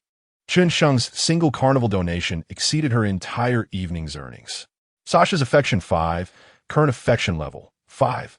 Just as Sasha was about to sit down, another carnival floated across the screen. Seeing 2 carnivals in quick succession, Sasha couldn't contain her excitement and jumped up a few times. Thank you, Mr. Wang, for supporting Sasha. I love you. Not only was Sasha thrilled, but the entire live stream audience erupted in enthusiasm. Mr. Wang is amazing, tossing in 2 tokens. Ha ha. Now it's our turn to claim that the other side lacks power. Oh my, Mr. Wang has instantly claimed the top spot. Was anyone recording when Sasha jumped up? It seemed a bit over the top. Something feels off upstairs. But speaking of which, please send me a copy of the recording. However, what transpired next seemed even more exhilarating. The screen displayed a series of carnivals, showing no signs of cessation. Sasha's favorability 10, current favorability 15. At this moment, Sasha was beyond mere excitement. She was utterly bewildered. Who was this affluent benefactor, effortlessly showering carnivals as if they were mere trifles? No, even those who send hearts wouldn't be so lavish, would they? After a prolonged moment of astonishment, Sasha finally regained her composure, expressing her utter surprise. Thank you, Mr. Wang, for the carnivals. You have truly given Sasha a tremendous surprise. What talents do you possess? Chen Sheng inquired directly. Mr. Wang, I can sing, dance, and do rap. Very well. I shall send you a few more carnivals, and you shall perform until the broadcast ends. Absolutely, Mr. Wang. I could perform all night if necessary. Upon hearing this, Chen Sheng charged an additional 2 million into his account and continued to shower carnivals. Mr. Wang indeed kept his word, as he once more began sending out lavish gifts. Hey, isn't it the same Mr. Wang who just flooded the 4 Little Wildcats live stream with gifts? Yes, I just came from that stream. Mr. Wang sent over 200 lavish gifts. It was quite a spectacle. Goodness, is Mr. Wang planning to send 200 lavish gifts here as well? Sasha's live stream instantly buzzed with activity. Numerous onlookers flocked to her broadcast. Even those from the Big White Rabbit stream began to stir with curiosity. What's happening over there? Why has a Big Shot suddenly appeared? It seems that Big Shot has sent quite a few lavish gifts. Rabbit's sister, I'll go investigate. Big White Rabbit was utterly perplexed. What was going on? She had private connections with Sasha, but had never heard of such a wealthy benefactor on her end. Moreover, judging by the way this top-tier benefactor was sending out gifts, he appeared entirely unconcerned about the expenditure. A twinge of jealousy stirred within her. Why had she not encountered such a benefactor herself? Meanwhile, Sasha, suppressing her inner joy, began to dance energetically. Given her snug white outfit, which was slightly low-cut, each movement elicited gasps of astonishment from her audience. Some viewers even resorted to typing with both hands in an attempt to clear their names amidst the spectacle. Amidst the chorus of Mr. Wang, Chen Sheng nearly lost himself, only pausing after sending over 200 carnivals. Phew, that was exhausting. For the first time, Chen Sheng realized that spending money wasn't quite as effortless as it seemed. Nevertheless, it was undeniably exhilarating. Noticing Chen Sheng had paused, Sasha turned to the camera and said, Mr. Wang, I've followed you. If it's not too much trouble, please give Sasha a follow back. She had just checked, and it appeared Chen Sheng had not followed any other broadcasters. This suggests that he might merely be wandering around. If he could capture this big fish, wouldn't he reap a substantial reward? Upon hearing this, Chen Sheng decisively followed Sasha. After all, having already invested money, he would eventually need to invite this streamer, Sasha, out to enhance their rapport. However, for now, the priority was to utilize her as a means to generate income. Thus, Chen Sheng proclaimed in the public chat, Sasha, don't stop. Continue to play and dance. Sasha, upon seeing this, nodded repeatedly and replied, Of course, Mr. Wang. Whatever Mr. Wang wishes to see, Sasha will perform. She continued, I can dance freely. If I tire, I'll sing, and if I grow weary of that, I'll rap. In any case, I'll strive to remain active. For a moment, Sasha found herself puzzled. This individual, Mr. Wang, had spent over 200 Hua coins, and she had anticipated that he would request a more exhilarating performance. She was taken aback by how simple his demands were. Could it be that he wished to meet her offline? Sha shook her head, dismissing further thoughts, and resumed her lively dance. Li Sha's affinity 20, current affinity 35. Meanwhile, Chen Sheng opened his system account to review his earnings. At this moment, his account had already amassed 400 million in revenue, with an increasing rate of 50,000 per second. Something seemed amiss. It should be 60,000 per second. Shouldn't it? Could it be that Sister Chio had finished her laundry? Chen Sheng mused to himself. Chapter 20. Meeting the female streamer offline, Chen Sheng meticulously examined his system account and discovered that Xiao Jie and the four sisters, Mi Su, were all earning money for him, while Sha had garnered not a single cent. Could it be a bug in the system? At that moment, the system's notification sound chimed once more. The host's maximum income is currently 50,000 yuan per second. Please complete the system task promptly to enhance your income per second. So that was the issue. Although 50,000 per second was not an exorbitant amount, it was somewhat acceptable. Chen Sheng abandoned the idea of continuing to bestow gifts on other streamers and resolved to freshen up in the public restroom. Just then, he was startled by some rather inappropriate sounds emanating from next door. Goodness, it's only 9 p.m., and they are at it again. Honestly, one would think they could be a tad more discreet while chatting. The neighbors were a couple who had moved in a year ago. Initially, they had shown considerable restraint, but 6 months ago, they had completely let loose, disregarding the comfort of those around them. Fortunately, they tended to engage in their activities before most people had retired for the night, so their antics went largely unnoticed. Toothbrush in mouth and toiletries in hand, Chen Sheng made his way to the public restroom. After finishing his shower, he emerged, towel drying his hair, and encountered the couple from next door. Bro, all done? The male, with bleached hair, asked without a hint of embarrassment, as if nothing had occurred. However, the girl behind him was blushing, her gaze lowered as she fussed with her hair. I'm done. There is still plenty of hot water. Chen Sheng replied with a nod. That is all that matters. The blonde led his girlfriend into the restroom. Returning to his bedroom, Chen Sheng sat on the edge of his bed, contemplating the necessity of purchasing a new apartment soon. Otherwise, it would be quite inconvenient for various activities. Just then, his phone buzzed with a new message. Upon checking, he saw it was from Mi Su. Brother, are you asleep? Not yet. Just finished washing up. Chen Sheng responded irritably. Why did you all finish your stream so early? They had cut off a second too soon, costing him 40,000 yuan. Although he despised the capitalist tendency to pressure employees into overtime, he had just gifted them 200 carnivals. Surely, that amount would suffice for several years of their income. I'm so sorry, brother. The wiring in our place is outdated and we lost power. We had to end the stream until the electricity returns, Mi Su explained. Chen Sheng, upon hearing this, believed she was being truthful. They were still university students, unlikely to afford a villa. They probably rented a modest apartment for streaming. Brother, would it be convenient for you to turn on a video? The four sisters would like to chat with you privately. Mi Su continued, noticing Chen Sheng's silence. After Chen Sheng's departure, their viewership had plummeted from over 100,000 to merely a few thousand. It was only later that they learned he had rushed to another female streamer's channel to gift over 200 carnivals, which ignited a sense of urgency within them to capture Chen Sheng's attention. I've already settled in for the night. Let us discuss this tomorrow, he replied.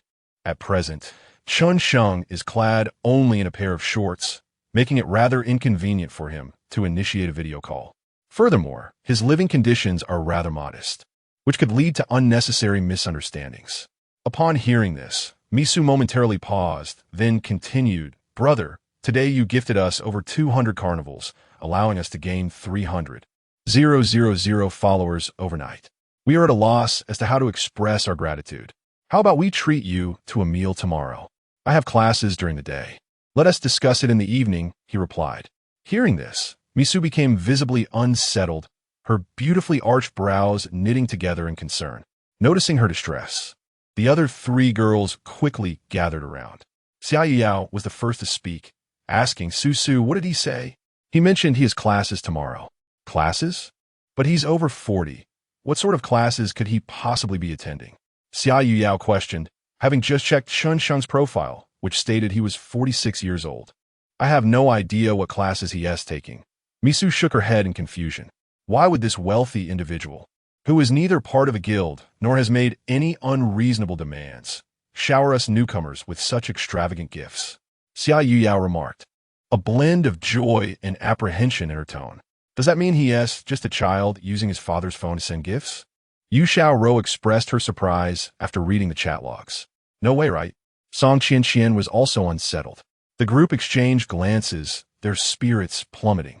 If it truly were a child using their parents' phone, their efforts would be in vain. Considering Chen Sheng's various behaviors, it indeed seemed plausible he could be an underage student. After all, what adult would willingly spend over 400 carnivals across 2 live streams? Furthermore, it appeared that he had merely gifted casually without any excessive demands. This defies logic. We must arrange to meet him soon. This way, we can alleviate our doubts and secure this lucrative opportunity, Xia Yuyao stated earnestly. Misu nodded, typing out several more lines of text. When will you be free, brother? If I don't treat you to a meal, I would feel unworthy of your generosity.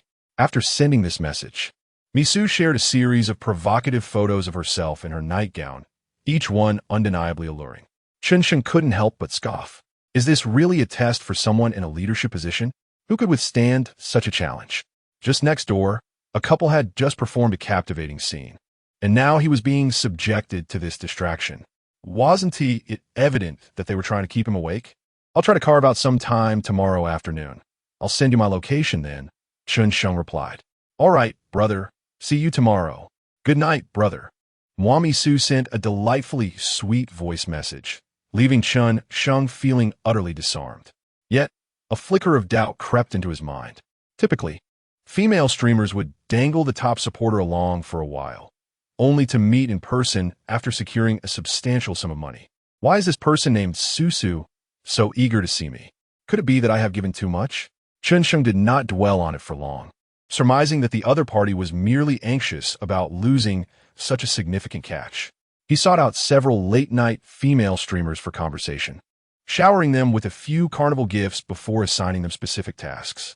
Gradually, fatigue overtook him, and he soon succumbed to slumber. Suddenly, the sharp trill of his WeChat notification jolted him awake. Groggy, he picked up his phone and answered, greeted by the commanding voice of Bai Luoyan. Chen Sheng, are you awake? EM downstairs. Just woke up. I'll be down shortly. Take your time getting ready. I'll go buy breakfast. Oh, and don't forget to bring my clothes down. Understood. After ending the call, Chen Sheng began dressing and proceeded to the bathroom to freshen up. Meanwhile, he checked his system account, astonished to find it had soared to 3 billion. No wonder the factory favored the 3-shift system. The efficiency was remarkable. A few minutes later, Chen Sheng arrived downstairs.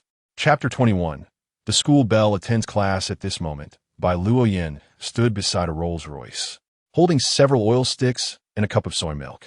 Bai Luoyan, I never imagined you would rise so early, Chen Sheng inquired, his disbelief evident. I am not one to indulge in slothful mornings. Besides, as your personal caretaker, it would be inappropriate to sleep in, she replied with poise. How considerate, Chen Sheng remarked as he accepted the soy milk and oil sticks. Just as he was about to slip into the passenger's seat, a familiar voice echoed from behind. No way, Chen Sheng? Turning around, he saw Huang Mao and his girlfriend, who lived next door. Good morning, Chen Sheng greeted with a smile. Wow, this car can't possibly belong to you, right? Huang Mao asked, astonished. How could I possibly afford such an extravagant vehicle? Chen Sheng shrugged. Huang Mao glanced at the Rolls-Royce Phantom, then at Bai Luoyan, his astonishment growing. You truly are fortunate, my friend, to have such an elegant girlfriend, and a rich one at that. Chen Sheng merely chuckled, disinclined to delve into explanations, aware that the more he explained, the more convoluted things would become. After a moment's contemplation, Huang Mao approached with a sycophantic demeanor. Brother, could you possibly ask your girlfriend if I could hop in for a photo, op to show off? Chen Sheng pondered for a moment before responding with a smile. Of course, step in and experience it. Huang Mao's face lit up with joy, and upon glancing at Bai Luoyan and noticing her unchanged expression, He eagerly opened the driver's door and climbed inside. Wow, this luxury car is truly something else, Huang Mao exclaimed as he and his girlfriend took selfies, striking an array of comical poses. Moments later, Huang Mao emerged from the vehicle, his expression one of sheer contentment. Brother, being able to sit in this car during my lifetime feels like a dream fulfilled. Well then, we're off. With that, Huang Mao hopped onto his motorcycle, playfully chatting with his girlfriend as they rode away. Watching their retreating figures, Chen Sheng felt a wave of nostalgia wash over him. This couple occasionally took on part-time jobs, but mostly spent their time reveling with friends. Yet, their joy seemed no less than anyone else's. Reflecting on his own situation, he considered the cold one. 3 billion in his system, alongside luxurious cars and beautiful women, yet he had never even held a girl's hand. Noticing Chen Sheng lost in thought, Bai Luoyan took the tote bag from him and said, "Chen Sheng, let us head to school." "All right," he replied, settling into the passenger seat and beginning to enjoy his breakfast. As the car entered the campus, it immediately attracted the attention of the crowd. "Look, isn't that a Rolls-Royce Phantom? Wow, this car is stunning. I wonder whose rich second-generation vehicle it is. I envy the wealthy. When will my boyfriend buy me a car like this? Dream on. This car is unattainable for mere mortals." Amidst the exclamations of awe, Bai Luoyan parked the car in a spot near the academic building. The moment she stepped out, the crowd erupted once more. "Wow, it's actually Bai Luoyan's car. Could it be? There's a boy in the passenger seat.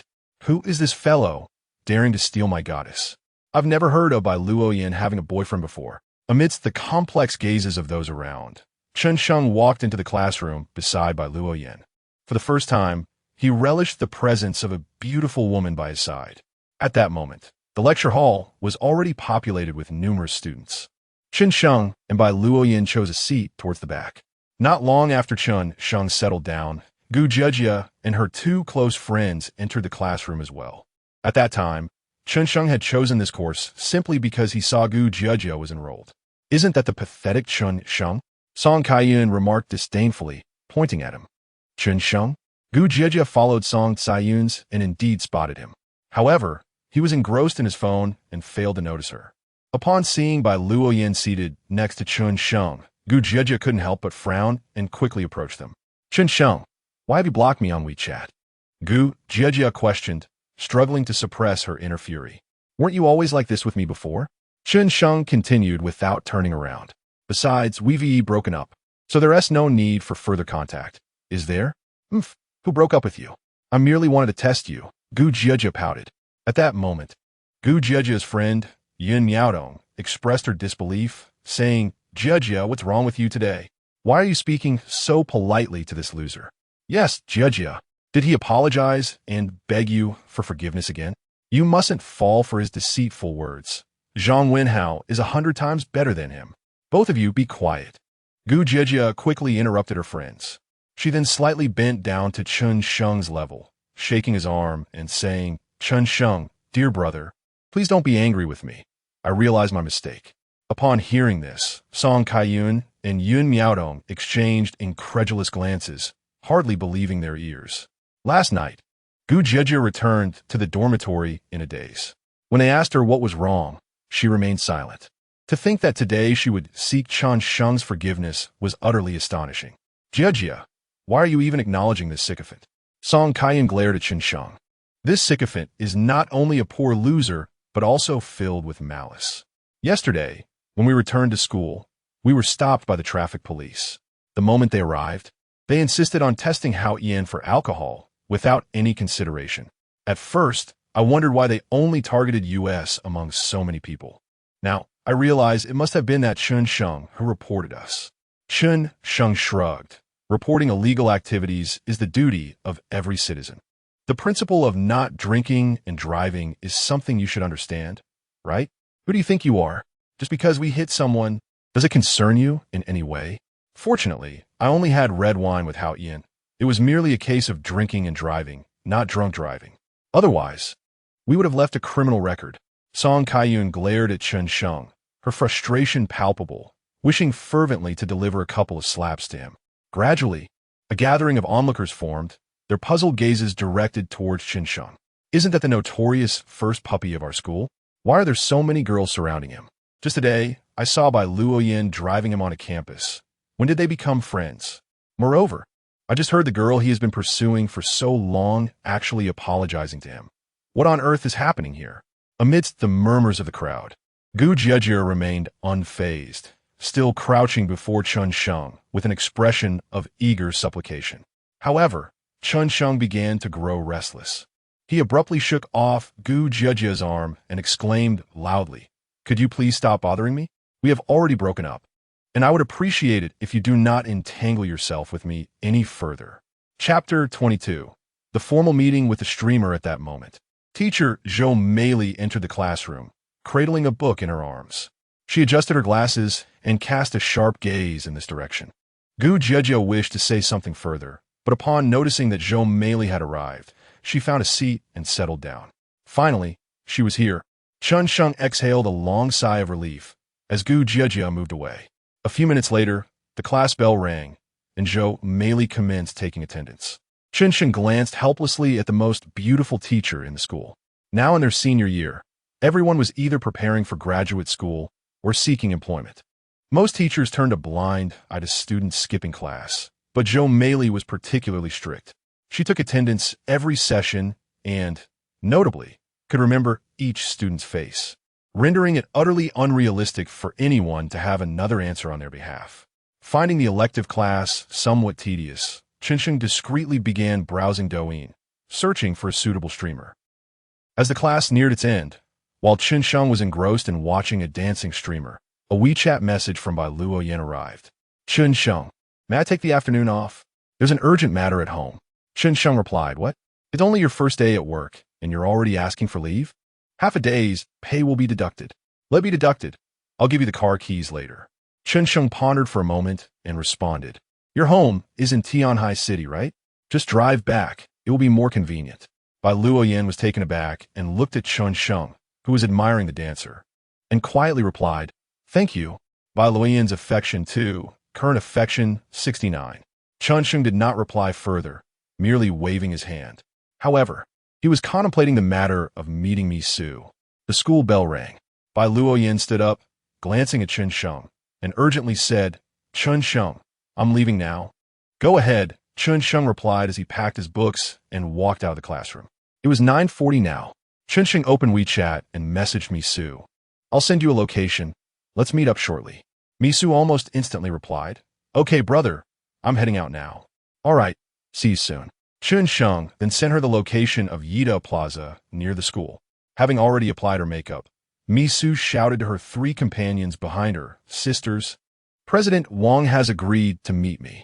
"That's fantastic," Xia Yao exclaimed excitedly, stepping forward, and upon seeing Chen Sheng's message, finally breathed a sigh of relief.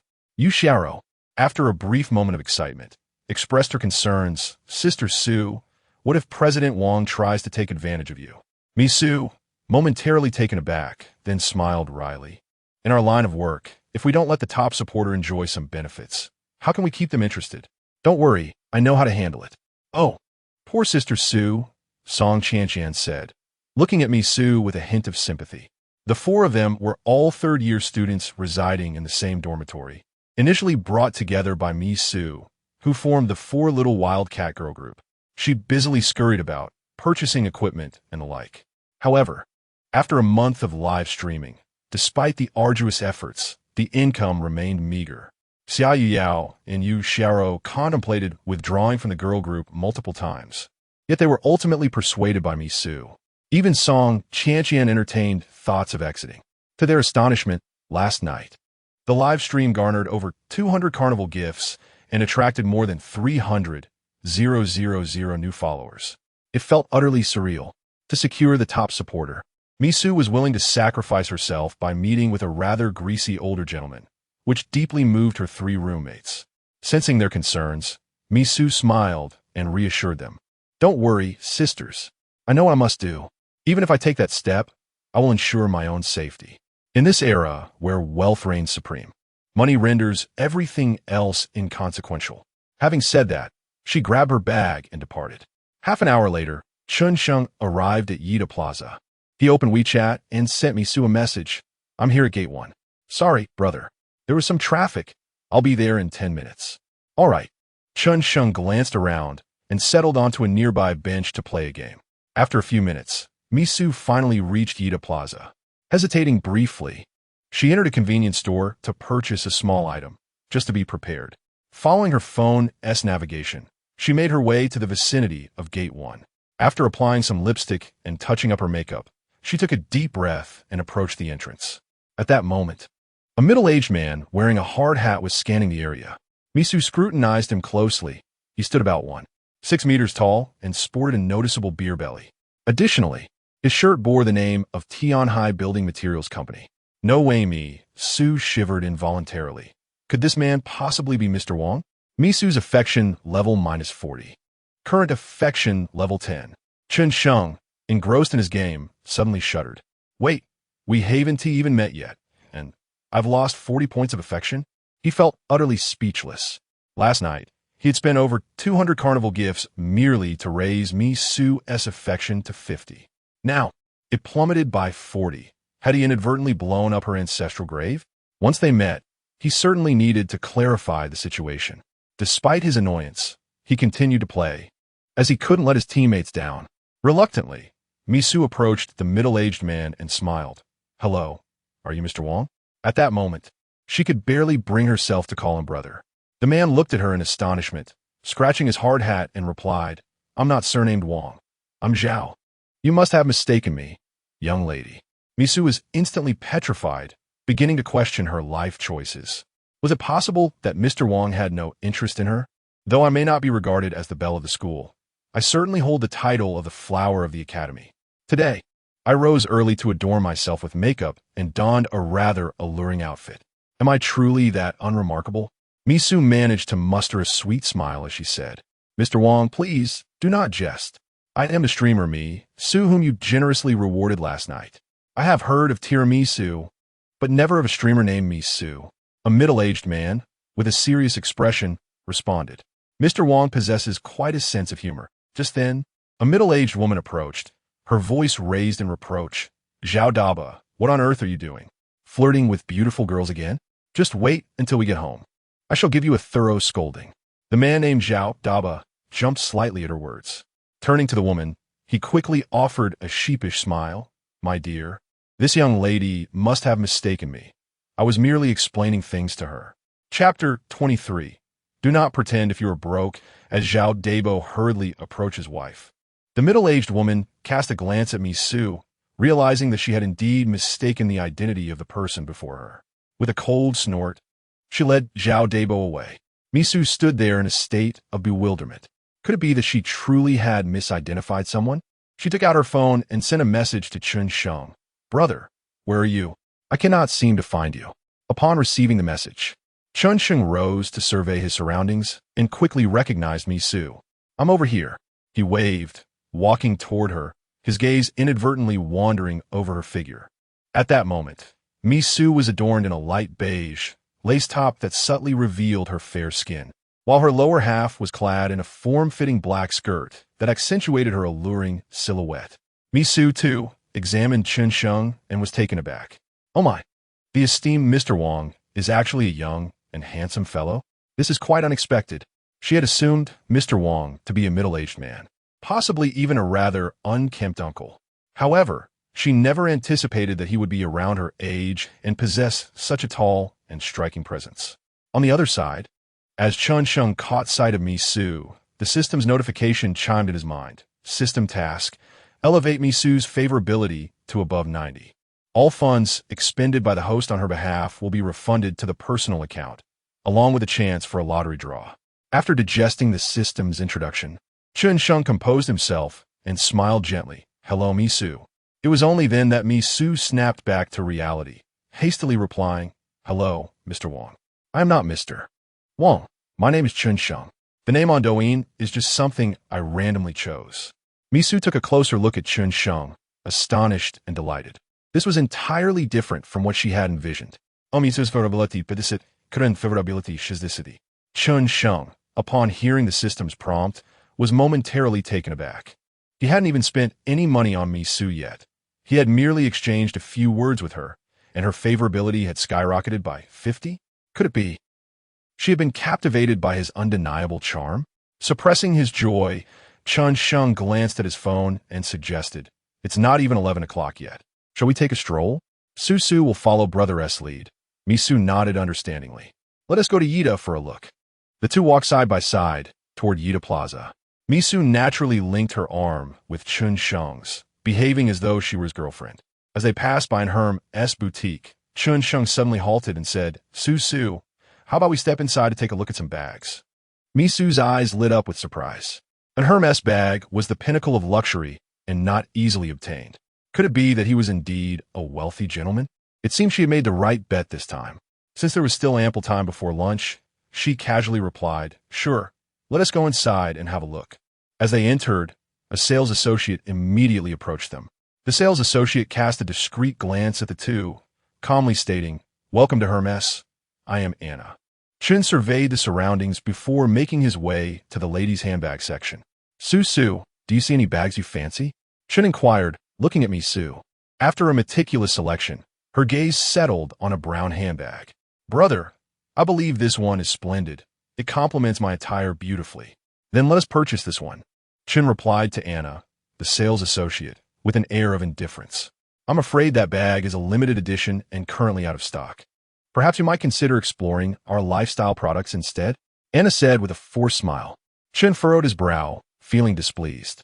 "I came here to buy a bag. Why would I be interested in lifestyle products?" Noticing his frustration, Misu quickly pointed to several bags nearby, saying, "Brother, why not take a look at these? I quite like them as well." "I'm sorry, but those are also out of stock," Anna replied dismissively without even glancing at the bags. Faced with Anna's haughty demeanor, Chen could no longer contain his irritation. "What kind of store are you running if you have nothing available?" Misu, sensing the tension, pulled Chen aside and asked, "Brother, have you never been to a Hermes boutique before?" "No, why?" Chen replied, puzzled. "No wonder. Brother, please don't be upset. There's an unwritten rule here. You must first purchase some miscellaneous items to qualify for the bag you desire." "What does qualifying mean?" Misu glanced at Anna and whispered, "Qualifying means you have to buy some random items, like trash bins or slippers, to accumulate points before you can purchase the bag you want." "What sort of absurd regulation is this?" Chen exclaimed, momentarily at a loss for words. Hermes indeed does not cater to the financially challenged. However, he realized that this was a mutual agreement. It was not his place to complain further. "Shall we explore other places instead? To me, all brands are quite similar," Misu suggested, reading the room and providing Chen with an escape. Chen nodded. "I noticed there seems to be a Prada boutique next door. Rest assured, as long as you like the bag, I will buy it for you." He was not short of funds, but believed that having money and being exploited were two different matters. Moreover, given the associate's obstinate attitude, there was no need for him to impulsively purchase excessive items. In the end, it would only benefit her. "Really, brother? Thank you so much," Misu exclaimed joyfully. Just as Chan was about to lead Misu away, Anna crossed her arms and muttered, "If you don't have money, don't pretend to be affluent. You're wasting my time. Claiming you can buy any bag you like. It's simply a fade. Two impoverished fools." Chen halted, visibly displeased. "Excuse me. How do you speak? It's not that I cannot afford it. It's you who just said there's no stock." Do you truly wish for me to articulate my thoughts so explicitly? If you genuinely comprehend the essence of Hermes, you would not so brazenly proclaim your intent to purchase a bag upon arrival. It is quite humorous indeed." At that moment, another sales associate cast a somewhat gleeful glance towards Misu, shaking her head repeatedly and remarking, "Carrying a blatantly counterfeit LV bag, and yet daring to masquerade as a wealthy patron? It appears you are merely here to put on a show. I suspect that wretched bag was procured from a bargain site, perhaps even for a mere 9 yuan with free shipping." Upon hearing this, Misu's face flushed crimson, wishing fervently to disappear into the ground. The bag she carried was indeed not an authentic LV, but rather a replica purchased for just over 300 yuan. Who could have imagined it would be so easily recognized? Meanwhile, a considerable crowd had gathered at the entrance of Hermes, all eyes drawn to the counter, engaging in animated discussions. Are the sales associates at Hermes truly that formidable? One cannot entirely blame them, as those two, lacking funds, sought to peruse the bags, becoming a source of amusement for the staff. However, did I not just overhear that they expressed a desire to purchase a bag, only to find it unavailable? Of course, if you insist on buying outright, they would naturally decline. Otherwise, to whom would they sell their jewelry, silk scarves, or undergarments? I had long suspected such an attitude from them, which is why I have never invested in their products. Just as the crowd continued their chatter, a tall woman approached, surrounded by a throng of admirers. Chapter 24. The 68000 trash can, upon closer inspection, the woman possessed an undeniable elegance. Unmistakably a high-ranking executive or a privileged heiress from a prominent corporation. Candy, I didn't expect your store to be so bustling. The line stretches all the way outside, she remarked with a smile. Perhaps it's due to the introduction of several new products, replied the store manager, named Candy, though she felt a twinge of confusion. There were no special events organized today. How could there be so many people? Could it be that some internet celebrities were visiting for photos? A few sales associates, upon noticing the manager and the woman behind her, were momentarily taken aback before approaching with exaggerated flattery. Good day, manager. Candy nodded slightly and gestured towards the woman, saying, This is Emily, the daughter of our group's president and also the vice president. Please welcome her. The crowd gasped in surprise. How could the president's daughter visit such a small establishment? Was it an unannounced inspection? However, they had no time to ponder further and began to applaud enthusiastically. Emily waved her hand, smiling as she said, No need for any fuss. I am here simply to observe the genuine conditions of our various branches. Please, continue your work as usual. Hearing this, the employees relaxed slightly. Emily surveyed the shop, noting only 2 customers, Chun and Miss Su, while glancing at the crowd outside. It seemed evident that those onlookers were not there to shop, but rather to witness the spectacle. She pondered for a moment before addressing a few sales associates. With so many customers outside, why haven't you attended to them? Just as Anna began to explain, Chen interjected, They are not here to make purchases. They are here for entertainment. Entertainment? What sort of entertainment? Emily inquired, curiosity piqued. Certainly, they are here to witness how we, 2 impoverished souls, are belittled by your staff for being unable to afford a bag, Chen replied. Sir, I believe there has been a misunderstanding. Our store's associates are well-trained. Perhaps there is some confusion, Emily said, forcing a smile. Chen scoffed. Just moments ago, my friend expressed interest in several bags, yet your staff refused to sell to us, suggesting we first purchase a trash can. Emily's expression soured slightly as she realized that the onlookers outside had begun recording the incident. If mismanaged, this could very well trend on social media. She approached Chen slowly, her tone friendly as she explained, Sir, I think you have misunderstood. As you may know, our store's inventory is limited, and thus some new items may have already been pre-ordered by members. What our employees intended to convey was that higher-tier members have purchasing priority. Admittedly, our approach may have been somewhat inappropriate, and I will address this matter with them sternly. Chen thought to himself that if her employees spoke with such politeness, he might have been more willing to spend. While it was understandable to reserve bags for members, it was utterly unacceptable for the staff to insult them as impoverished individuals or to imply they were trying to show off. Is it true that such behavior occurred? Chen demanded loudly. Emily was certainly aware that purchasing items now required a coordinated effort, as it was tacitly approved by the organization. However, openly insulting a customer, especially in front of so many witnesses, could severely tarnish her brand's reputation if sensationalized by a dubious media outlet. With a fierce glare directed at several sales associates, she demanded, Who was it that just insulted the customer? Step forward. Anna and another sales associate hesitantly approached her. I apologize. I was too impulsive. We truly realize our mistake. Upon hearing the 2 sales associates apologize, Miss Su's expression softened somewhat. She gently shook Chen Sheng's arm and whispered, Since they have already apologized, let's depart. If apologies were effective, then anyone could recklessly make mistakes. Chen Sheng replied with a smile, reassuring Miss Su, Do not worry. I will ensure they repay for what was lost here tenfold. Miss Su felt a warmth in her heart at his words. From this young man, she sensed an overwhelming sense of security. Chen Sheng slowly approached Emily, letting out a cold chuckle as he said, "Aren't you only here to serve the wealthy? Then allow me to demonstrate whether I possess wealth. However, my money is not easily earned." Chen Sheng did not relish the role of the victim, which was precisely why he had initially considered purchasing a bag next door. Yet, the arrival of the vice president of Hermes prompted a sudden change of heart. He recalled a car enthusiast influencer who, after being mocked by a store employee while attempting to buy a laptop, had opted not to purchase another brand's product, but instead bought the most expensive one from that store and subsequently destroyed it in front of them.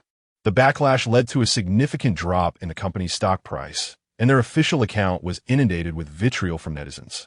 Eventually, the company's CEO personally apologized, which somewhat ameliorated the situation. Chen Sheng found himself contemplating a similar course of action. "I can allow you to profit from my money, but in the future, you shall repay it 100-fold. I shall utilize the power of public opinion to teach you a lesson." After a moment of contemplation, Emily beckoned her assistant. The assistant quickly retrieved paper and a pen from her bag, prepared to document Chen Sheng's desired items. To her surprise, Emily snatched the paper and pen from her assistant. Smiling as she said, "Sir, allow me to personally assist you this time as a gesture of our apology." Chen Sheng chose not to elaborate further and walked over to a shelf, inquiring about the price of a trash bin. "Sir, this is a genuine leather trash bin designed by the renowned designer Chris, valued at 68,000. I will take this trash bin. Please record it," Chen Sheng stated calmly. Emily, momentarily taken aback, complied and noted it down.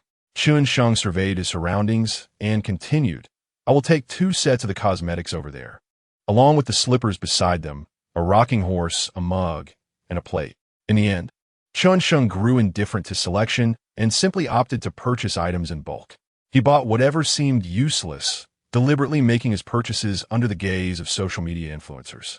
Emily looked on in bewilderment. She had indeed witnessed individuals spending hundreds of thousands, even millions, to acquire a handbag. Yet those individuals at least took the time to select their choices. Unlike Chen Sheng, who exhibited a remarkable disinterest in selecting at all, the onlookers gathered outside regarded him with bemusement, as if he were a fool. Could it be that he had lost his mind?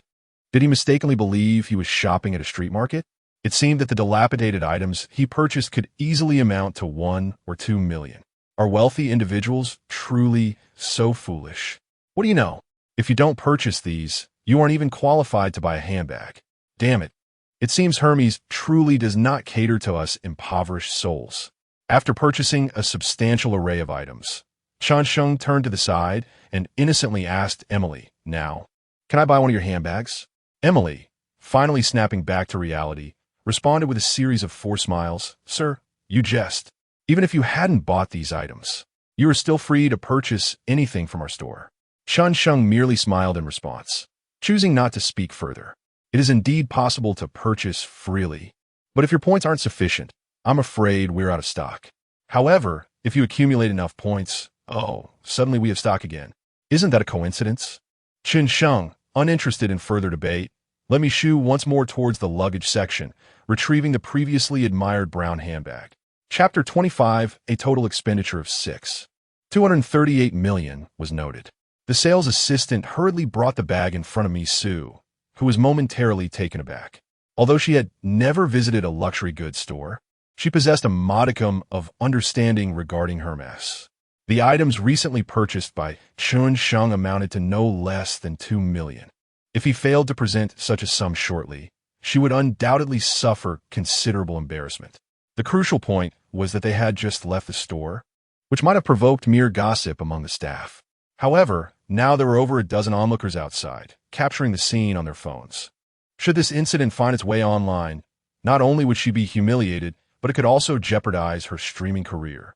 Noticing Miss Su lost in thought, Chen Sheng gently nudged her. Su, what do you think of this bag?" "Huh?" Miss Su suddenly regained her focus, distractedly responding, "It looks nice, but nice is sufficient. Let's go with this one for now. We can always exchange it later if it doesn't suit you." Chen Sheng then turned to Anna, the sales assistant, and said, "Please wrap this bag for me." Anna momentarily paused, a flicker of disdain crossing her eyes. "Wrap it? Haven't you already done that?" After nearly 5 or 6 years in this job, no one had ever dared to refer to her as a mere sales assistant. Even affluent customers had to consider her expression before making a purchase. Yet, this individual, seemingly of lesser means, had the audacity to belittle her with such terminology. It was utterly intolerable. However, with Emily present, she refrained from expressing her frustration and forced a smile as she proceeded to wrap the bag. "Sir, may I assist you with the payment over here?" Anna said, her smile concealing her inner resentment. "Weren't you just putting on airs? I am eager to see if you can indeed afford these items. I refuse to believe someone who carries a counterfeit LV can purchase items worth millions." Chen Sheng, however, showed no inclination to finalize the transaction. He turned to Emily, saying, "Did you not mention that all the bags here are available for purchase? May I select a few more?" "Certainly, sir. Feel free to try any bag that catches your eye," Emily replied, her patience wearing thin. She had discerned that Chen Sheng was not genuinely interested in making a purchase. Instead, he appeared to be toying with her, using this as a means to vent his frustrations. Had it not been for the throng of onlookers capturing the moment, she would have lost her temper long ago. Nevertheless, this situation could work in her favor. If he ultimately proved unable to pay, observers would assume he was merely causing a scene, absolving her of any criticism regarding her demeanor. Unaware of Emily's thoughts, Chen Sheng pointed at the bags displayed on the counter and said to Misu, "Why not choose a few more?" Deep down, Misu indeed wished to acquire additional bags, for individuals like Chen Sheng, who exhibited such wealth, were rare finds. However, observing Chen Sheng's youth, she mused that he might merely be another affluent heir wielding family money. Spending over $1 million to tip a female streamer might pose no challenge for him, yet shelling out several million for bags could prove to be a substantial hurdle. Misu pondered for a moment, then shook her head and said, "Darling, I only need this one bag. How can I just buy one? Some people might think we can't afford more. Let's get another." "No, each of you 4 sisters should have one." Faced with Chen Sheng's unyielding demeanor, Misu reluctantly chose 3 more bags. "Waiter, please bring the bill." Chen Sheng was well aware that the other party disliked this form of address. Yet he insisted on using it to convey a message. Just because one works in a luxury goods store does not elevate one above others. Anna observed Chen Sheng's somewhat arrogant demeanor and felt as though 1,000 wild horses were galloping through her mind. "You 2 pathetic losers, just wait. If you can't produce the money shortly, I will certainly expose you 2 pretentious fools. At that moment, I will ensure the entire city knows you are nothing but frauds." Taking a deep breath, Anna slightly bowed and gestured invitingly. "Sir, please follow me to the checkout." Meanwhile, the crowd outside grew increasingly agitated. Some even entered the counter, aiming their cameras at Chen Sheng. "Look, the show is about to begin. I wonder if this wealthy man will embarrass the sales associate or if the faux rich will stumble. Personally, I believe this young man is merely toying with them. Who would truly spend such exorbitant sums on such trivial items? After all, a pair of slippers costing 30,000 yuan. Does wearing them prevent athlete's foot? The outcome is inconsequential. What matters is that someone is finally confronting these arrogant sales associates. Enough chatter. Let us just enjoy the spectacle." Anna suppressed her simmering fury and presented the POS machine to Chen Sheng, stating, "Sir, your total comes to 6,238,000. The room fell into an immediate hush. 6,238,000. That amount could purchase 2 apartments in the city center, right? No one believed that Chen Sheng genuinely intended to buy these items. It seemed more likely he was seizing an opportunity to put the sales associate in her place. Under the gaze of the onlookers, Chen Sheng retrieved a bank card from his person and handed it to Anna. The moment Anna laid eyes on the card, she involuntarily shivered, for it was an exceedingly rare black gold card. "Look, that young man possesses a black gold card. So what if he has a black gold card? Is it really that impressive?" Indeed, it is impressive. It is said that only those with deposits exceeding 1 billion are eligible for such a card. The wealthy heir, Principal Wang, possesses one as well. Oh my, does that mean he has the financial capacity to purchase these items? Trembling, Anna accepted the black gold card and swiped it on the POS machine. Beep. Transaction successful. As she gazed at the receipt, which measured nearly 2 meters in length, Her expression mirrored one of utter dismay, as if she had ingested something repugnant. Goodness, did I just offend a genuine tycoon? Chen Sheng snatched the black gold card from Anna's stun grasp.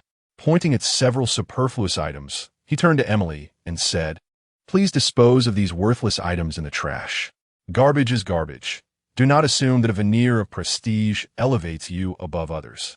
Emily was well aware that Chen Sheng was subtly mocking the two sales associates. She furrowed her brows and directed an angry reprimand at the store manager beside her. "Candy, how do you train your staff? I will deduct your salary for this month and your performance bonus for the past 6 months. Furthermore, dismiss this insubordinate employee at once." "Apologies, Ms. Emily," Candy exclaimed, turning to Anna and her companion with a furious expression. "Anna, Jenny, you two are to leave this instant. Moreover, I will inform the managers of other luxury stores about your misconduct, ensuring that you will never work in luxury retail again." Upon hearing this, Anna and Jenny felt as though the sky had fallen upon them. They immediately knelt before Emily, clutching each other's legs, weeping profusely as they pleaded for mercy. "Ms. Emily, please do not fire me. I truly understand my mistake. Ms. Emily, Candy, I will never dare to do this again. I was merely momentarily confused." Emily felt overwhelmed. At this point, she was uncertain whom to turn to for assistance. It seemed that even divine intervention could not save them. Chapter 26. Would you like to exchange for a different villa? Now you realize your mistake? It's too late. Emily let out a cold snort, asserting, "I have consistently emphasized that our corporation's principle is to treat customers as deities. Yet, you wield trivial matters as if they were commands, severely tarnishing our brand's reputation." "President Emily, I promise I won't do it again." Anna continued to plead for mercy. "Get out," Emily shouted furiously, casting a glance at the bodyguard behind her. The bodyguard understood her intent and promptly escorted Anna and Jenny out the door. Once the two employees were removed, Emily immediately shifted her demeanor, addressing Mr. Chen with a softened tone. "Sir, I sincerely apologize. As a gesture of our regret, you may select any handbag from our store as compensation. If that would be acceptable to you, do I really need a handbag from you? I can afford as many as I desire." Mr. Chen chuckled lightly, then turned to the store manager, Candy, saying, "Please pack these items for me. I will return shortly to collect them. Remember to discard the worthless items." "Rest assured, sir, we will have everything organized for you," Emily replied respectfully, though her expression betrayed her dissatisfaction. She understood that the corporation's reputation would suffer significantly. As Mr. Chen led me, Sue, out of the boutique, the surrounding women gazed at me, Sue, with envy and jealousy. "Oh my, that girl is incredibly fortunate. Her boyfriend actually purchased over 6 million worth of luxury goods for her. I see it now. That guy initially had no intention of buying so much, but he spent lavishly to teach the other party a lesson. Truly domineering. Isn't that just enriching the store manager?" "Enriching? You are mistaken. Did you not notice how many people were taking pictures? Once this incident trends online, the impact on the brand will be far beyond mere millions." Indeed, that young man just referred to the merchandise as trash, claiming it should be tossed in the garbage. If that sentiment spreads, those who aren't financially constrained might reconsider their willingness to be taken advantage of in the future. How charming. I wish my boyfriend had such audacity. Absolutely. Even if he just bought me a single handbag, I would gladly bear him children. After walking several meters, Misu finally regained her composure, as if everything that had just transpired was a dream. Yet, the handbag in her hand proved it was not a dream, but a reality that had undeniably occurred. "Brother, I truly apologize for making you spend so much on things that are of no use," Misu said, a hint of sorrow in her voice. Chen shrugged nonchalantly, responding, "To be honest, I am not at all troubled by the expenditure. I simply cannot tolerate their attitude. In truth, most luxury store attendants exhibit commendable service. Yet there are always a few exceptions." Upon hearing this, Misu's eyes instantly glistened with moisture, a flicker of emotion and admiration stirring within her. Misu's affection level 10, current affection level 70. Upon receiving the system notification, Chen's smile broadened to an almost comical extent. "It seems there is hope to conquer Misu in a short time. One merely needs to spend more money on purchases." After a moment of contemplation, Chen Sheng casually inquired. By the way, Su, where do you stream? Su, inadvertently wiping away a tear from the corner of her eye, responded with a hint of resignation. We rent a place in an old neighborhood outside the school. You wouldn't believe it. But there's an elderly lady living downstairs who goes to bed by 9 every night, making it impossible for us to stream late. I see. Would you like to move to a quieter place? Chen Sheng asked. Of course, but we've only just started, and we really don't have that much money. Su wasn't really lamenting her financial situation. Although Chen Sheng had gifted her 60,000, after deducting the platform's commission and taxes, only a little over 20,000 remained.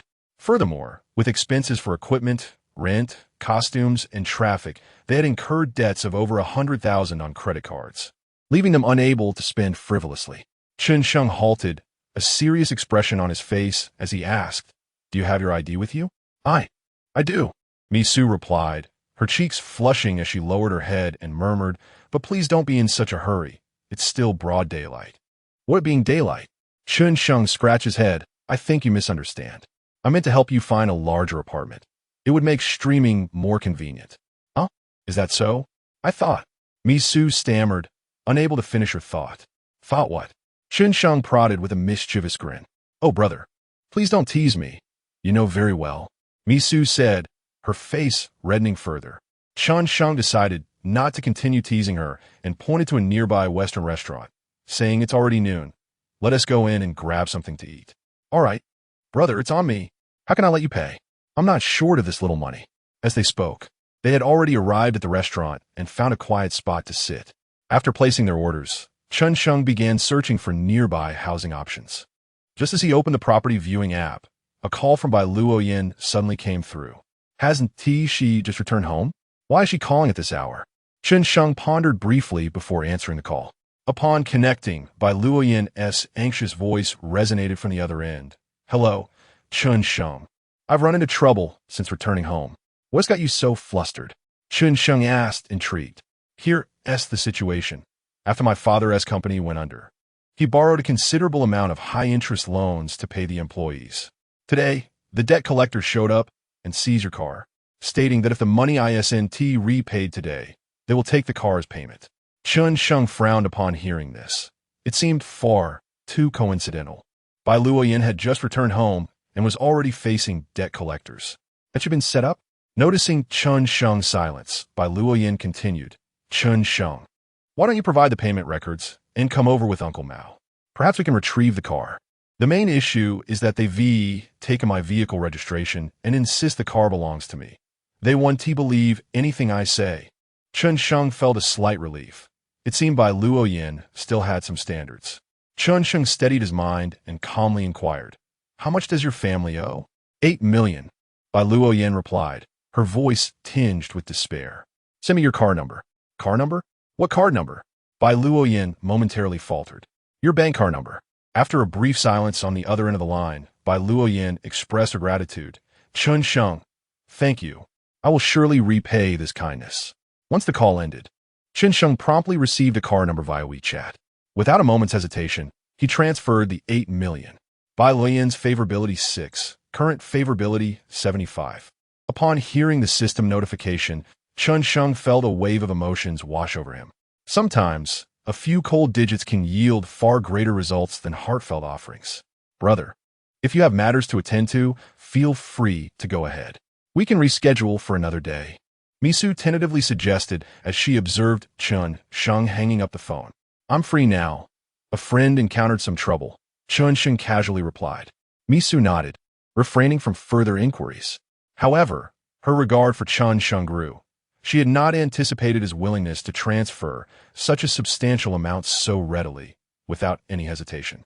This indicated that his available funds were likely in the hundreds of millions. After browsing through various listings, Chen Sheng finally zeroed in on a villa. Su, what do you think of this property? Chapter 27. The villa at Tangong Mountain. Su, with a hint of astonishment, remarked after a mere glance, Brother, this villa is situated in the city center. The rent must be quite exorbitant, right? Forget about the price for a moment. Do you like it? Su gazed at the 4-story villa with a garden before her and nodded. Of course I like it. It's just that I wouldn't want you to spend so much. Chen Sheng, momentarily at a loss for words, thought to himself, "Your eyes are practically glued to the screen, yet you still pretend to be reserved? Today, I shall shatter your modesty with my financial prowess. Since you like it, let us secure this one for now. I initially intended to purchase something even more extravagant, but alas, this is already the most luxurious villa near your school." With that, Chen Sheng dialed the real estate agent's number. "Hello, sir. Which property have you taken a liking to?" "The villa at Tiangong Mountain." There was a brief pause on the line, followed by a cheerful response. "Where are you currently located? I can come pick you up. I'm at Tianhai University, but I want to be available until after 1 o'clock. "All right, sir. Your mobile number is also your WeChat ID, correct?" "Indeed. I'll add you on WeChat shortly. Please send me your location." "Sure." After hanging up, Chen Sheng noticed that the agent's friend request had already come through. "Hello, I'm the real estate agent, Xiao Zhou." Upon approving the request, Chen Sheng shared his location and scheduled the meeting for 1 o'clock in the afternoon. "All set. The agent will pick us up around 1. Chen Sheng announced, putting his phone down. "Thank you so much, brother," Misu replied, not bothering to feign modesty. For someone like him, spending over 6 million on luxury was hardly a concern, and besides, his assistance in renting a villa surely had ulterior motives, such as facilitating romantic rendezvous. After more than half an hour, once Misu had finished her meal, Chen Sheng sent Xiao Zhou a message. "We are almost done here. Should you come over now?" The response came almost instantly. "Brother, I'm waiting right at the restaurant entrance." "Okay, I'll be there shortly." Chen Sheng was somewhat surprised by the agent's early arrival. After settling the bill, he led Misu outside. As they stepped out, a young man in a suit and tie hurried over, having set aside his food. "Brother, I am the agent, Xiao Zhou." He offered a slight bow and greeted them with a smile. Chen Sheng, puzzled, asked, "How did you know it was me?" "To be honest, I was idly browsing through your social media and recognized you from the photos with your friends." Xiao Zhou had merely sought to gauge Chen Sheng's financial standing through his online presence, but, after some scrutiny, concluded that he didn't appear to be wealthy, rather resembling a struggling student. However, the young woman accompanying him was undeniably attractive. "Let us go, brother. It's time to view the villa," Chen Sheng said. "Absolutely. Please, both of you, ride in my car." Throughout the journey, Xiao Zhou enthusiastically extolled the villa's virtues, detailing the exquisite decor as if he were recounting a cherished tale, leaving Misu in a state of awe. "Isn't this the house of one's dreams?" As they neared their destination, Xiao Zhou calmly shifted the conversation, saying, "Brother, I must inform you in advance that the owner requires full payment due to financial constraints." Misu was taken aback, exclaiming, "What? Full payment? Isn't it customary to pay a deposit and the rest later?" Xiao Zhou momentarily faltered, stammering, "I should have clarified this with you earlier. It's the owner's insistence on a full sale. Shall we first take a look at the property?" "It's fine. Let us go have a look," Chen Sheng replied, his demeanor unperturbed. Misu glanced at Chen Sheng, noticing that his expression remained unchanged. What is going on? Is he considering purchasing a house? And with full payment? Her heart raced at the thought. This was not an impossible scenario. The ability to casually spend over 7 million on luxury items and tip streamers indicated considerable wealth, at the very least, a net worth exceeding 100 million. Before long, the car arrived at the entrance of Tiangong Villa. Misu rolled down the window and was instantly speechless, overwhelmed by the sight before her. Rows of villas nestled at the foot and halfway up the mountain, each more opulent than the last. Exotic flowers and trees adorned the spaces between the villas, creating an ethereal ambience. Xiao Zhou exited the vehicle to register and made a call to the owner before the security guard opened the gate. "Ladies and gentlemen, these are the villas in Phase 1 of Tiangong, each priced above 40 million. Many affluent families from Tianhai City reside here," Xiao Zhou explained while gesturing towards the villas. "It looks acceptable." Chen Sheng feigned calmness, though in reality, his eyes nearly bulged with astonishment. This was indeed a realm of the wealthy, where luxury permeated the very air. Xiao Zhou parked the car in front of one villa. "Brother, sister-in-law, this is the one." Misu blushed at being referred to as sister-in-law, yet refrained from elaborating. After all, she couldn't just declare that Chen Sheng was her primary supporter. Stepping out of the car, Misu surveyed her surroundings. The first thing that caught her eye was an expansive courtyard, adorned with exquisite flora. However, It appeared somewhat neglected, with leaves strewn across the ground. Following a winding path, a magnificent four-story villa loomed ahead. Wow, it's so large. This villa, Misu couldn't help but exclaim. Indeed, this villa is one of the largest in Tangong, with 4 floors above ground and 1 below, encompassing over 700 square meters. Additionally, it features a courtyard of over 230 square meters, Xiao Zhou elaborated, pointing towards the villa. However, the weeds in the courtyard are quite abundant, Misu remarked, feigning dissatisfaction to facilitate future negotiations. The owner hasn't lived here for some time, hence the lack of maintenance. But sister-in-law, don't worry.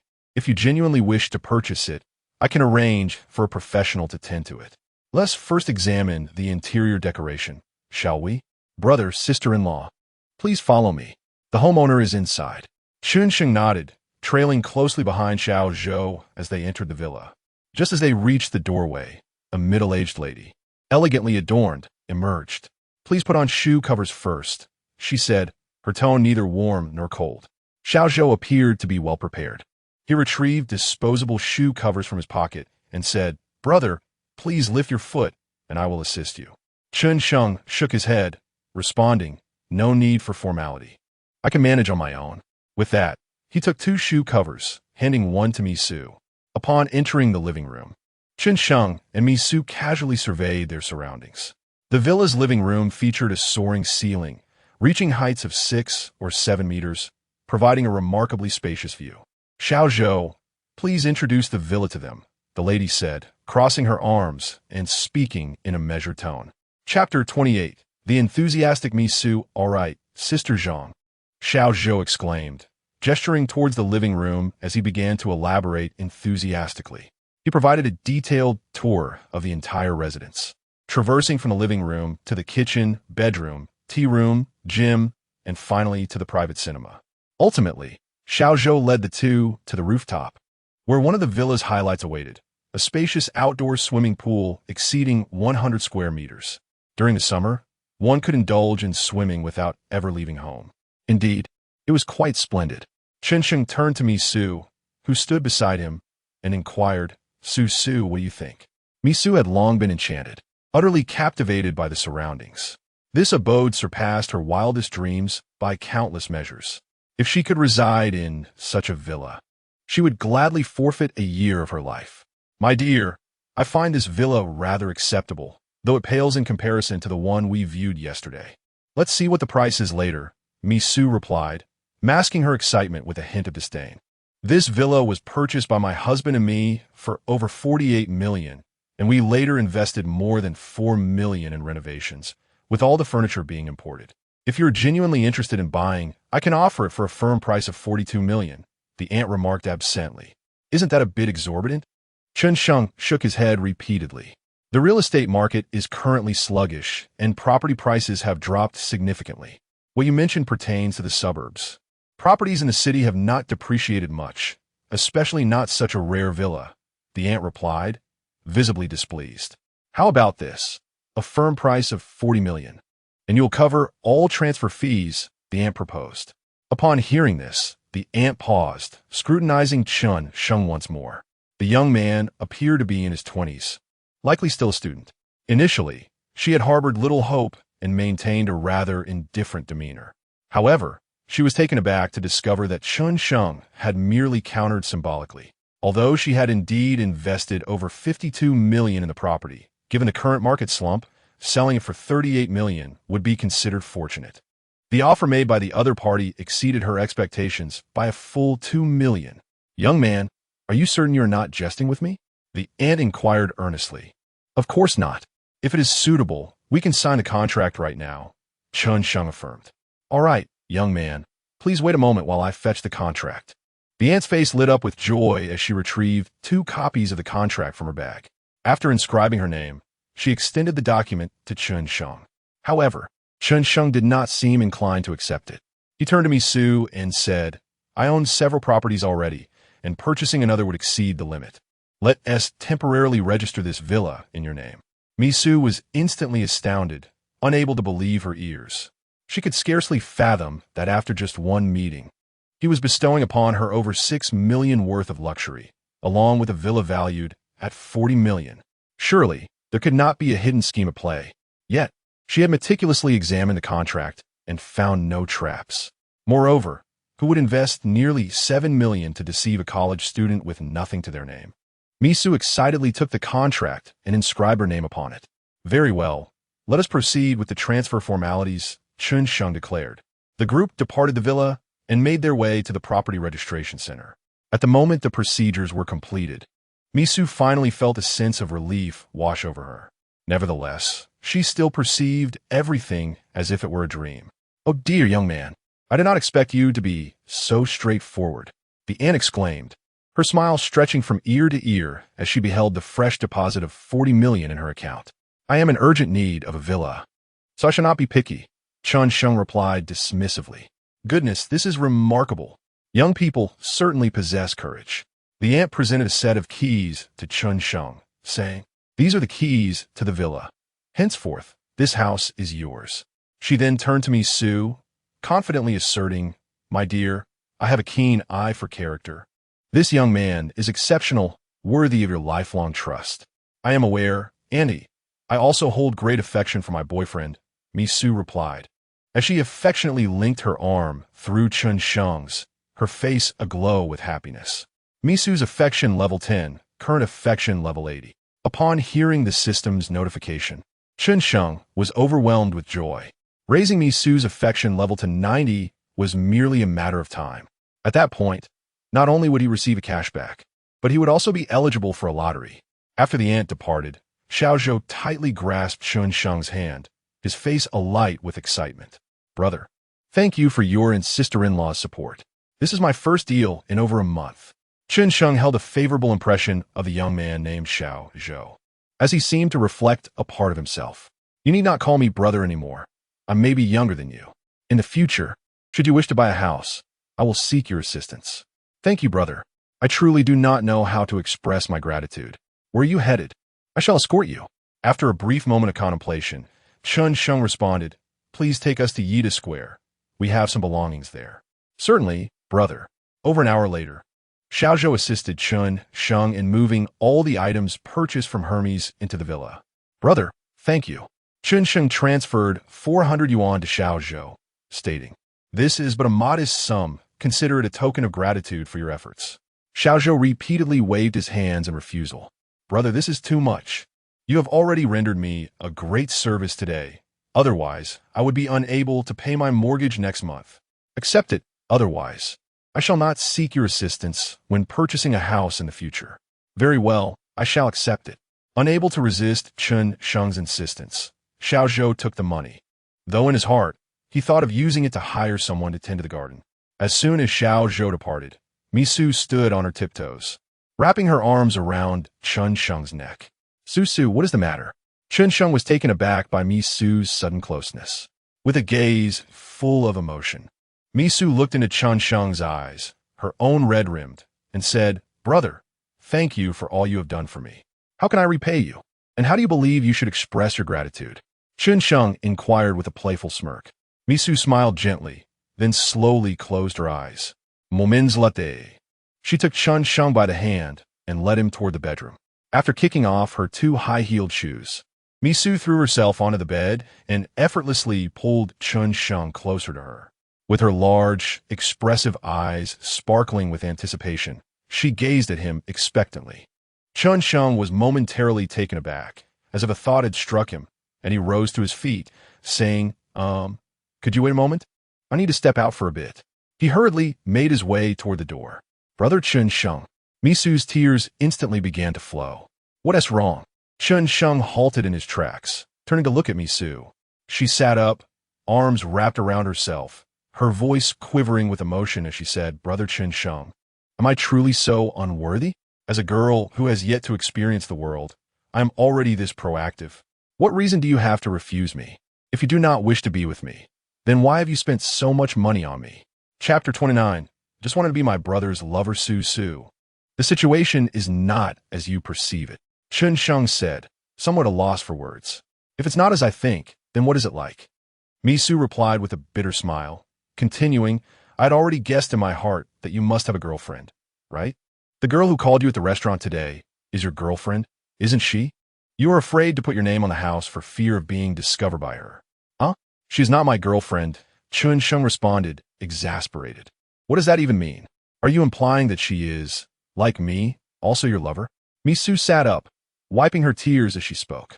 Honestly, I know that wealthy individuals like you need to form alliances with other affluent families, and you would never casually marry someone from a different social standing, so I never dare to hope for much. I had just convinced myself that even if I were merely your lover, I would be content. After all, you are superior to most. But are you denying me even this opportunity? Chen Sheng sighed softly, approaching Misu and revealing his true feelings. Actually, I was thinking of buying something like a do outside. After all, I am still in school and not yet prepared. Misu felt nearly scratching her way out of her own thoughts. Wait, dude, are you saying you're going out to buy that? I'm utterly bewildered. At the same time, Misu felt a wave of apprehension. She had just confided such things to Chen Sheng. What if he became angry? Brother, you are truly wicked. I never imagined you were this kind of person. Misu feigned anger. You didn't give me a chance to explain either. Chen Sheng shrugged. Sing, just wait here for a moment while I go buy some necessities. Wait, Misu exclaimed, retrieving her LV bag, unzipping the inner compartment, and after rummaging through it, bit her lip and said, Brother, actually I've already bought the necessities. With that, Misu lifted the items in her hand. Her face flushed as she turned her head aside, unable to meet Chen Sheng's gaze. Upon seeing what Misu held, Chen Sheng's eyes widened in disbelief. No way a girl, carry this with you? To be honest, had he not known Misu's romantic history was non-existent, he would never have believed she would produce such an item from her bag. This necessity was bought from the supermarket before meeting you, Misu explained awkwardly, biting her lip. I had no idea what kind of person you were and what you might do to me. What if you took me to a secluded place? And then, I would be utterly unprepared. A girl must learn to protect herself. Chen Sheng was momentarily stunned. So, it turns out I am the prey? He slowly approached Misu, a subtle smile forming at the corners of his mouth, carrying a meaning that lingered in the air. Misu noticed the fervor in Chen Sheng's gaze, causing her to swallow nervously. Brother, I can manage on my own, she declared, tossing her fitted t-shirt aside. Chen Sheng stood frozen, captivated by the sight before him. The attire Misu wore bore an uncanny resemblance to Bai Luoyan's mask. Suddenly, a realization dawned upon him. What he had seen that day was not Bai Luoyan's mask at all, but, oh my goodness! No wonder Bai Luoyan had reacted so intensely. She must have felt exposed in her intimate apparel. Seeing Chen Sheng's exaggerated expression, Misu smirked playfully. Brother, you look like you've never encountered such things before.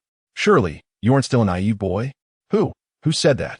Chen Sheng retorted, momentarily feeling belittled. With a huff, he added, You shall pay for those words. Misu shivered slightly, then closed her eyes. An hour later, Misu nestled against Chen Sheng, shyly inquiring, Brother, did you enjoy the heartfelt words I just shared? To be honest, I absolutely did, he replied. It was evident that you spoke from the heart. I never anticipated you would open up to me so much. Chen Sheng gently stroked Misu's silky hair. Misu's affection level 5, current affection level 85. Upon hearing that Misu's affection had significantly increased, Chen Sheng felt a surge of happiness. However, he believed he had not spent enough on her and resolved to invest more. This thought made him inwardly shake his head. In the past, when he was financially constrained, he wished for girls to refrain from spending excessively. Now that he had money, he found himself anxious about them spending too little. The unpredictability of human nature is indeed uncontrollable. Turning to Misu, he casually asked, Su, want to be inconvenient for you to come here for live streaming in the future? Misu nodded. It is somewhat inconvenient. If I take a taxi, it takes over 10 minutes, not including the wait time. Have you considered purchasing a car? He inquired. By car? The platform's funds can only be withdrawn next month. We have no money for a car, Misu responded, pausing briefly before her face lit up with surprise. Brother, you aren't actually thinking of buying me a car, are you? Of course, buying a car isn't that expensive, Chen Sheng replied earnestly. By the way, do you have a preferred model? I don't know much about cars, but I like those with attractive designs, Misu answered truthfully. Chen Sheng found himself at a loss. He wasn't well versed in luxury vehicles either. He had heard that acquiring a Bugatti Veyron or a Lamborghini Veneno could be quite troublesome, requiring prior appointments and even ownership of another vehicle from the same brand. Moreover, supercars typically seat only two. While he could drive a girl around, it would be impractical for me, Sue, and her companions. How about I get you a Maybach? He suggested. A Maybach? Misu exclaimed excitedly. Brother, are you really going to give me a Maybach? However, upon uttering those words, Misu felt an urge to slap herself. After all, the generous gift of a 40 million villa and the casual purchase of luxury items worth over 600,000 were nothing to scoff at. Would one truly concern oneself with a mere Maybach? Not only will I present you with a Maybach, but I also intend to commission a bespoke supercar for our future escapades, Chen Sheng stated with an air of calm confidence. Brother, you are simply too kind to me, Misu exclaimed, embracing Chen Sheng's face and planting a kiss upon it. She continued to express her heartfelt gratitude. After over half an hour of thankfulness towards Chen Sheng, Misu transformed back into a docile little kitten. Misu's affection level 2, current affection level 87. Seizing the moment, Chen Sheng remarked, the dealership has yet to close. Let us hasten our visit. All right, brother. But I must make a quick trip to the restroom first, Misu replied with a bashful demeanor. Very well, I shall accompany you. Chen Sheng donned his Hermes slippers worth over 30,000 and, supporting himself against the wall, made his way toward the restroom. Chapter 30. Misu's jealousy. Half an hour later, the two arrived at the Maybach dealership. A female sales representative, noticing their presence, approached them with enthusiasm. Chen Sheng glanced at the saleswoman and felt a slight sense of relief. Fortunately, her beauty was just enough to score an 80, and he could still profit from this encounter. Welcome to our store. I am saleswoman Xiao Meng, and I am delighted to assist you, she said, slightly bowing. Could you please show us the cars first? Chen Sheng requested. Upon entering, he took a quick look around and found the S680 to be the most expensive. It was merely over 4 million. He shook his head in resignation, thinking that he should have opted for the Rolls-Royce dealership instead. Although there was a chance of being recognized, he believed they would remain discreet. After all, their focus was solely on sales. It mattered little who accompanied him to purchase a vehicle. If one had the means, bringing a different lady to buy a car each day would only please them further. Seeing Chen Sheng's expression, Xiao Meng assumed he found the prices too steep and quickly interjected, Sir, we can offer financing for up to 5 years for the S480. The down payment is only 400,000. Despite her words, she secretly looked down on him. You can't possibly be so broke that you come here pretending to be someone important, can you? Who doesn't do their research online before visiting a dealership? Who wanders aimlessly like a headless chicken? Today's young women truly have poor judgment. How could someone so beautiful be with a pretentious loser? Unaware of Xiao Meng's inner thoughts, Chen Sheng turned to Misu beside him and asked, These cars are all too inexpensive. Shall we go check out the Rolls-Royce instead? All right. As long as Su follows brother's lead, Misu replied with a sweet smile, displaying her understanding. Upon hearing this, Xiao Meng nearly choked on her indignation. You're really getting carried away, aren't you? You can't afford a Maybach, and yet you aspire for a Rolls-Royce? Why not say you want a Lamborghini Veneno while you're at it? Enough is enough. I can't hold back any longer. Suppressing her fury, Xiao Meng approached Chen Sheng and said, Sir, wait a moment. It just so happens that we have a Maybach S680 customized edition, with only 150 units globally. This vehicle was not supposed to be at our dealership, but it was brought here after our exhibition yesterday. Are you implying that the high-end Maybach is available at your dealership? Chen Sheng inquired. It is indeed the customized edition. If you do not purchase it today, the headquarters will reclaim it tomorrow, Xiao Meng replied, her eyes sparkling with concealed malice. Then let's take a look. Chen Sheng, recognizing the skepticism in Xiao Meng's gaze, adopted a more serious tone. Very well, sir. Please follow me. Under Xiao Meng's guidance, Chen Sheng and Misu made their way to a corner of the showroom. There, they encountered a separate glass display, cordoned off with a warning line.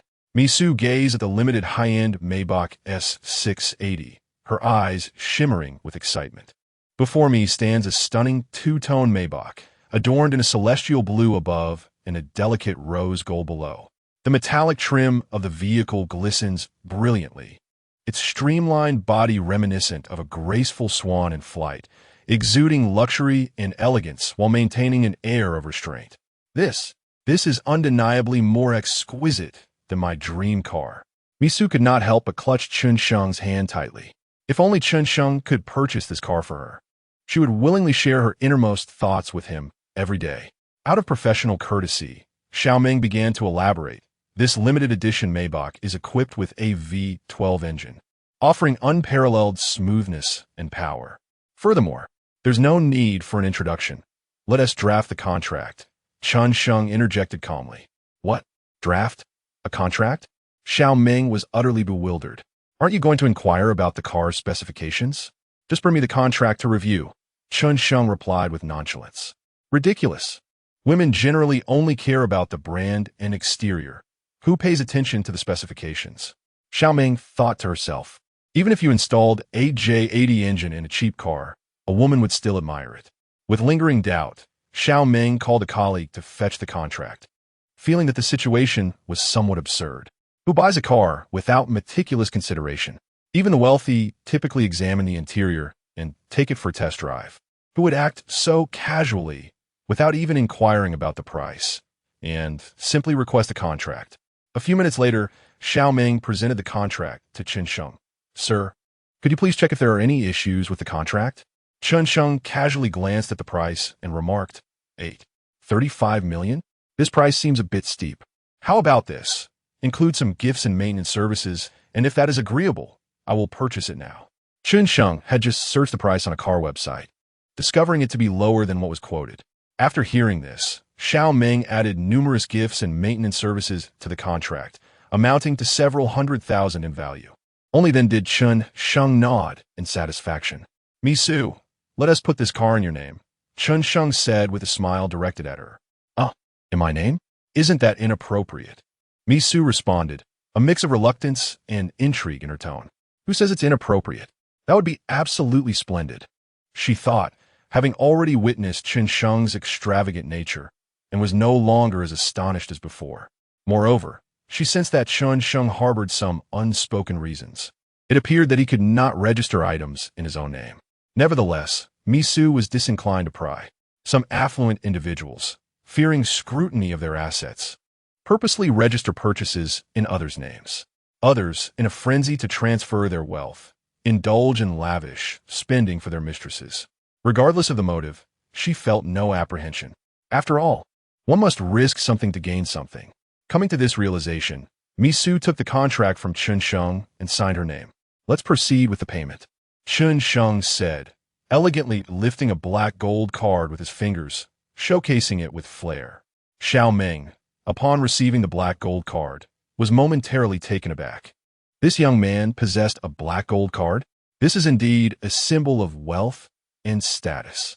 He truly possesses the ability to purchase this car. Today, I am destined to make a sale. After swallowing hard, Xiaoming's hands trembled as she swiped the POS machine. Beep, as the sound of a successful transaction echoed. Xiaoming was instantly rendered speechless. Can it be? Did the transaction truly succeed? Just as she finished speaking, she realized her reaction was somewhat unrestrained and hastily covered her mouth. After a moment, she turned to her colleague with a look of disbelief and said, You must pinch me quickly. I cannot be dreaming, can I? Of course, it is not a dream. Her colleague, feeling a pang of jealousy, pinched Xiaoming firmly. Ouch! Xiaoming exclaimed, rubbing her arm in pain. This is no dream. It is real. How wonderful. I have finally made a sale. Overwhelmed with joy, she tightly grasped Chen Sheng's hand and said, Sir, I cannot thank you enough. If I had not made this sale, I would have been dismissed by my boss. Misu, feeling a twinge of jealousy upon seeing someone else holding Chen Sheng's hand, approached him and casually wrapped her arm around his. Brother, I'm rather hungry. Shall we drive somewhere to eat? Chapter 31. A glimpse of the legs, Chen Sheng glanced at Misu, who wore a face of jealousy, and smiled, saying, All right. I happen to be a bit hungry myself. How about we indulge in some seafood? Sounds good, Misu replied, nodding enthusiastically. I'll make a reservation online shortly. Brother, allow me to treat you this time. You've been so kind to Su. I must express my gratitude, she insisted. Chen Sheng nodded in agreement, not wishing to decline. After all, It was a heartfelt gesture, and he believed it essential to provide her with an opportunity to express her appreciation, thereby enhancing their bond. Misu pressed a button on her car key, and the headlights of the magnificent Maybach S680 flashed momentarily, exuding an aura of grandeur. Observing this, Xiaoming hurriedly dismantled the caution tape and respectfully opened the car door. "Please step inside," he invited.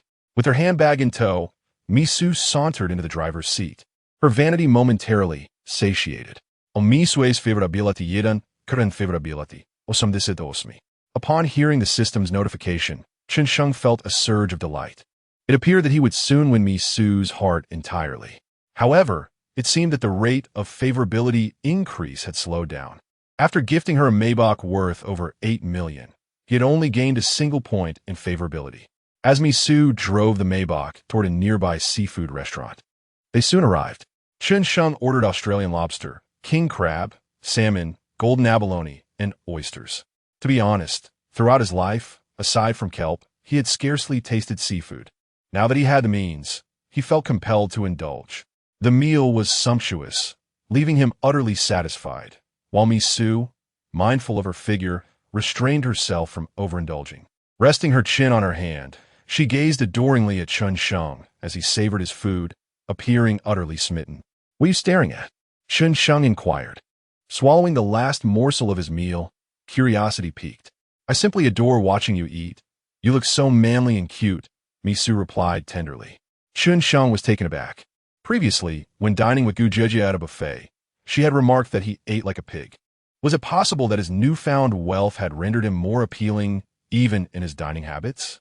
Who could one discuss this with? Once Chen Sheng had finished his meal, Misu took the initiative to settle the bill. Although the meal had cost over 8,000, she felt no remorse, especially since Chen Sheng had spent half of a small fortune on her.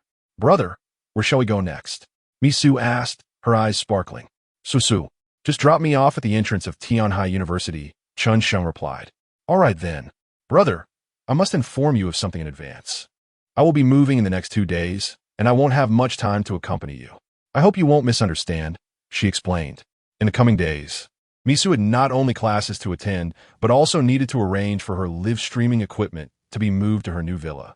Additionally, she would have to redecorate her room. "Not a problem. Just let me know when you plan to stream, and I shall shower you with gifts," Chen Sheng assured her.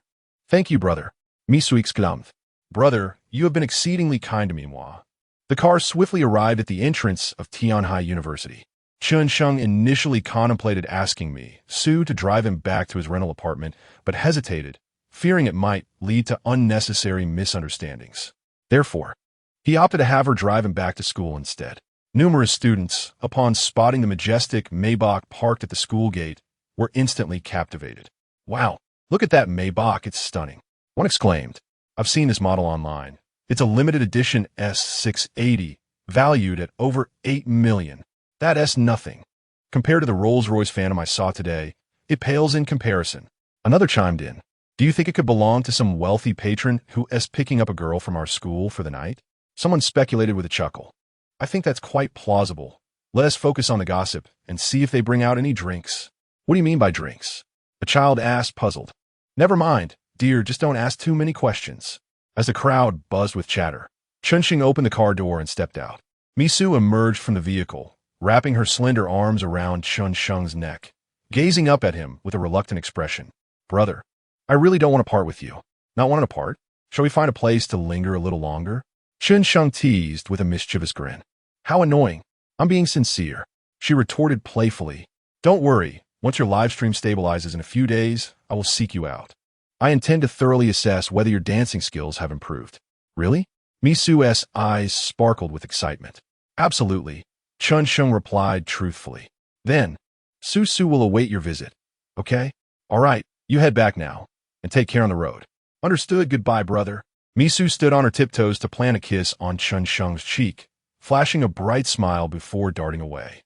Witnessing the affectionate display at the entrance, the onlookers were instantly ignited with curiosity. "Wait, this script doesn't add up. That Maybach belongs to that beauty? Damn, that girl is breathtakingly beautiful and wealthy. What does this guy have to deserve her?" "Exactly. He is not even that much better looking than me."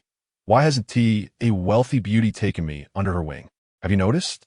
This guy bears a striking resemblance to the boy sitting in Bai Luoyan's car. Wow, he really does. Could he be juggling 2 luxury yachts at once? Chen Sheng, overhearing the surrounding chatter, felt an inexplicable sense of helplessness. He anticipated that people would think he was being supported by a beauty. Yet, why did that sensation feel somewhat gratifying? He glanced toward the nearby supermarket, intending to purchase a bottle of water. After taking just a couple of steps outside, his phone rang. Pulling it out, he discovered a message from Bai Luoyan. I just returned to school. You're a rather incompetent caretaker, skipping work on your first day. Chen Sheng mused, then added, have you resolved matters at home? It's all sorted now. I owe you so much. Without your help, my family would never have weathered this crisis. I truly don't know how to express my gratitude. Chen Sheng tugged at the corner of his mouth and typed a few lines on the screen. Show me your legs and consider it a token of gratitude. Boring. Bai Luoyan appeared somewhat irritated, as several minutes passed without a response. Chen Sheng shrugged in resignation. This fellow was rather unyielding. If he had asked Misu to show her legs, she would undoubtedly have inquired whether he preferred black or white stockings. Such was the disparity. It seemed he had been too lenient with Bai Luoyan, leading her to blur the lines between playful banter and seriousness. Just then, Bai Luoyan unexpectedly sent an image. Chen Sheng opened the picture, only to find a selfie of Bai Luoyan seated in the driver's seat. Moreover, the photo was of a rather risque nature. Goodness, Bai Luoyan, are you serious? Chapter 32. Sister Susu endures too much alone in the photograph. Bai Luoyan had removed her shoes, resting her legs upon the steering wheel. Her long legs, enveloped in black stockings, nearly filled the entire screen. Upon closer inspection, one could discern her 10 toes tightly curled, seemingly exuding a hint of shyness and unease. Before Chen Sheng could magnify the image for a detailed view, another message popped up. Is this acceptable? If you dislike it, I can remove the stockings. It was the stockings that he desired. After you view it, may I request you to delete it? A mischievous smirk graced Chen Sheng's face. He had not anticipated that the usually aloof Bai Luoyan would actually send him such an intimate photograph. Moreover, her fondness for him had not waned, indicating her willingness to take the picture. However, the notion of deleting it was utterly out of the question. There was no need to delete it. My phone wouldn't be sent for repairs. Bai Luoyan did not respond immediately. After a considerable pause, she sent another message. Chen Sheng, may I discuss something with you? What is it?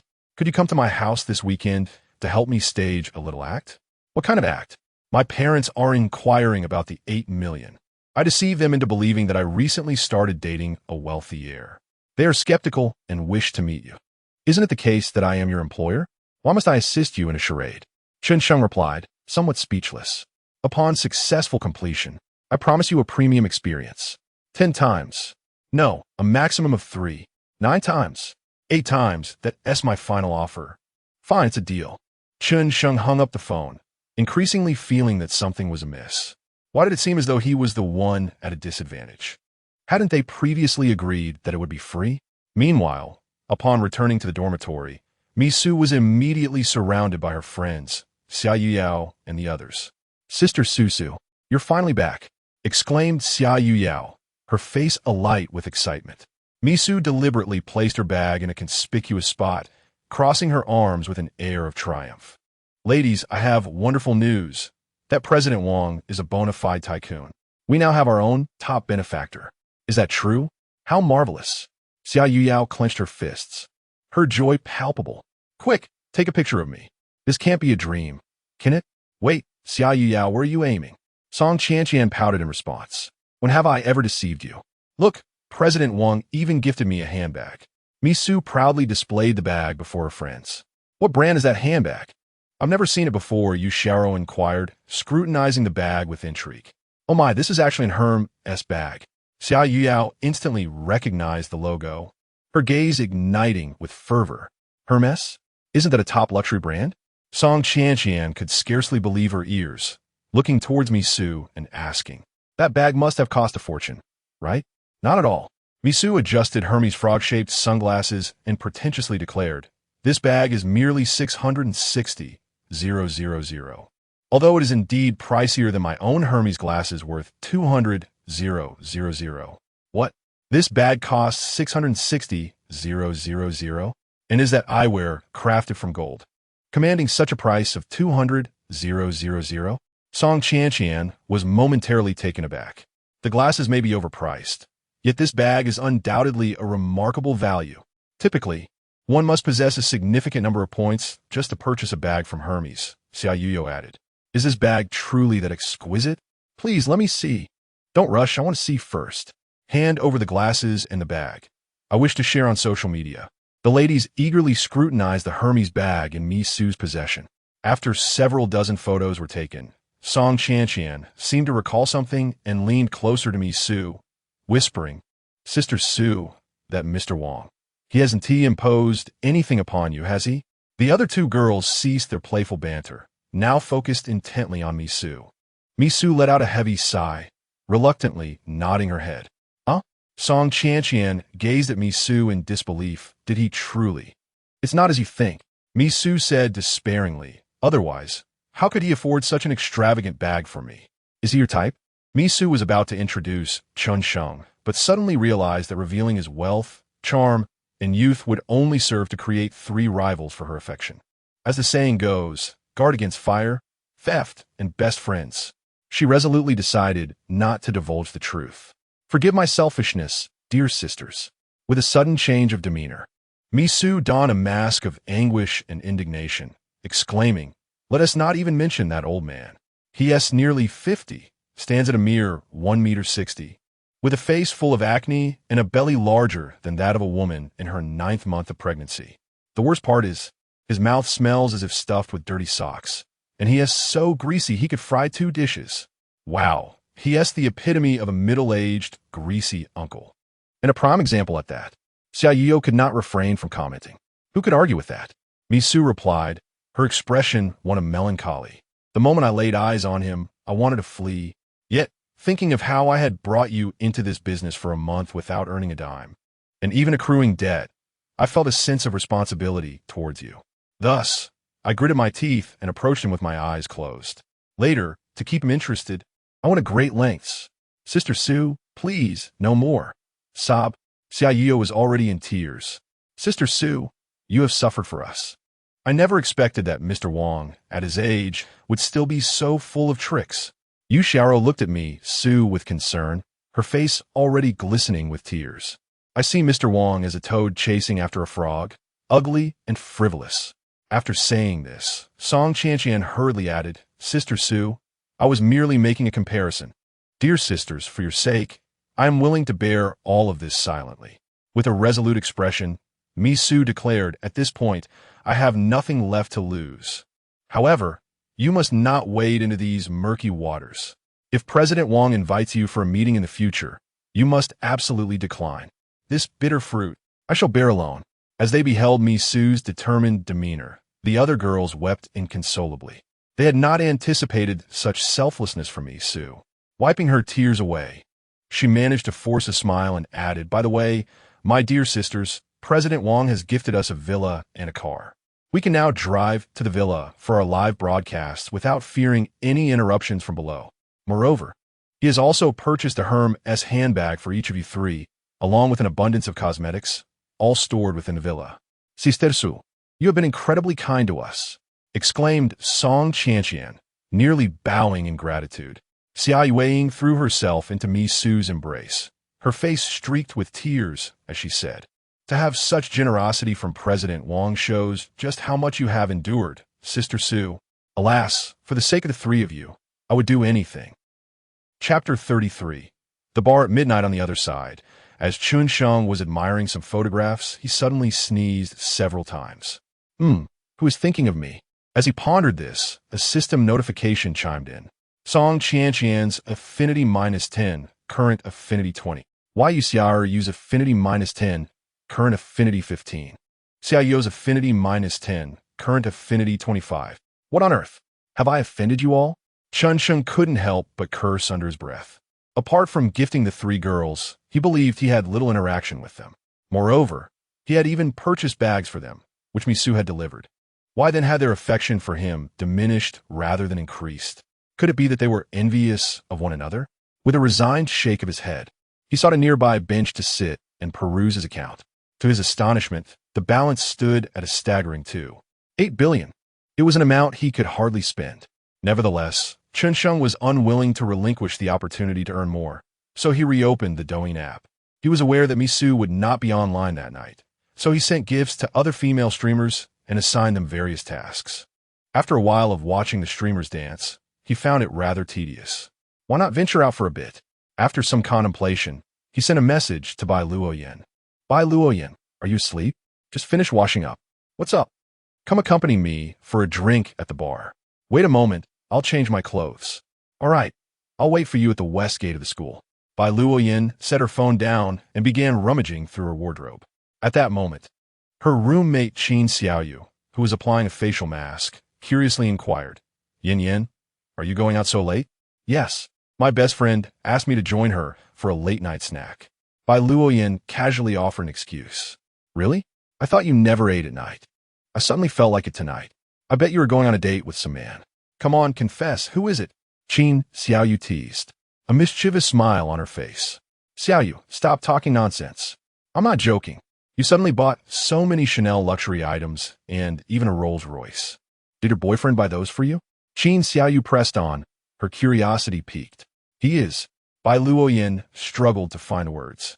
If he is just a friend, I'd like to have a word with this wealthy gentleman. I don't need a Rolls Royce, just a BMW would suffice. And I promise to be obedient and do whatever he asks. Can't you introduce him to me? Chen Xiaoyu said with a grin. No way. Bai Luoyan blurted out. Haha, just teasing you. Hurry up, don't keep him waiting, and remember to take care of yourself. Bai Luoyan shot Chen Xiaoyu an exasperated glare before changing her clothes and leaving the dormitory. A few minutes later, Bai Luoyan appeared before Chen Sheng. Chen Sheng. She softly called out. Chen Sheng looked up at the person before him and found himself momentarily speechless. Bai Luoyan donned a cream-colored, form-fitting jumpsuit that accentuated her exaggerated curves to perfection. Adorning her feet were high heels that elevated her stature by a striking 8 centimeters, further elongating her already tall frame. The most captivating aspect was undoubtedly the black stockings, which added a touch of allure against the backdrop of the night. Bai Luoyan, why are you dressed so provocatively today? Chen Sheng exclaimed, his jaw nearly dropping to the floor. Accompanying you for a drink. Naturally, I should look a bit more appealing, Bai Luoyan replied in a calm tone. However, in this outfit, you resemble a lady of the night, Chen Sheng teased. I am, in fact, a lady of the night, she retorted, feeling somewhat at a loss for words. Chen Sheng, I chose this outfit because you like black stockings, Bai Luoyan admitted, her cheeks flushed. I didn't anticipate your thoughtfulness, Chen Sheng remarked with approval as he regarded her, then paused to inquire, by the way, do you have any bar recommendations? Honestly, I haven't frequented bars much. However, last year, for a roommate's birthday, her boyfriend took us to the night unending bar near the school, and the ambience was rather pleasant. Then let us visit that establishment, Chen Sheng decided, rising to hail a taxi. 20 minutes later, they arrived at their destination. Upon disembarking, a lavishly decorated bar came into view. A massive sign illuminated by neon lights proclaimed the name night unending. Let us step inside, Chen Sheng suggested, adjusting his attire as he strode toward the bar. Bai Luoyan quickly followed, seamlessly linking her arm with his. Chen Sheng, if anyone inquires, just say I'm your girlfriend. I dislike being approached by strangers, she whispered. Bai Luoyan, you seem quite confident in yourself, he observed. I can't help it. I've been approached by admirers since childhood, and I've grown accustomed to it, she replied. Chen Sheng found himself momentarily speechless. Bai Luoyan was indeed stunning, with an exceptional aura, which granted her the confidence to speak thus. Even within their class, numerous boys harbored affections for her. As they reached the entrance of the bar, a marketing representative in a white shirt approached them. Hello, handsome and beautiful. I'm marketing Xiao Mei. Do you have a reservation?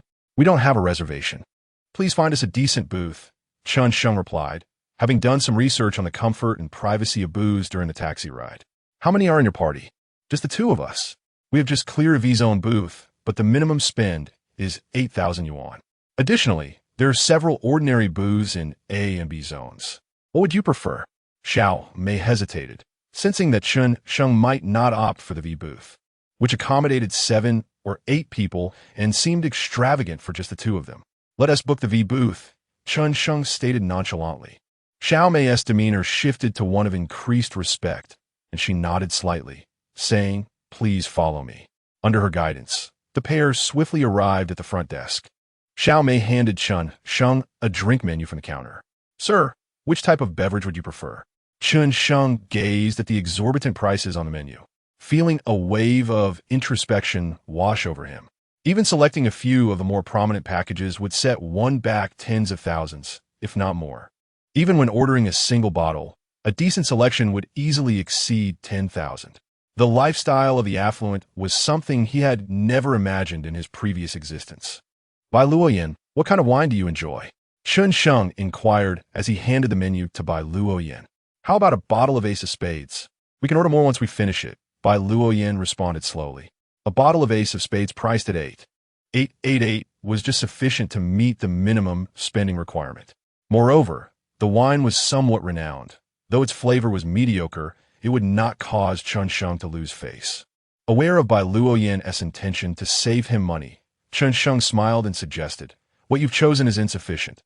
Let us go for a package instead." In truth, Chen Sheng was not well versed in the offerings of the bar. He had only heard of XO and Remy Martin on television.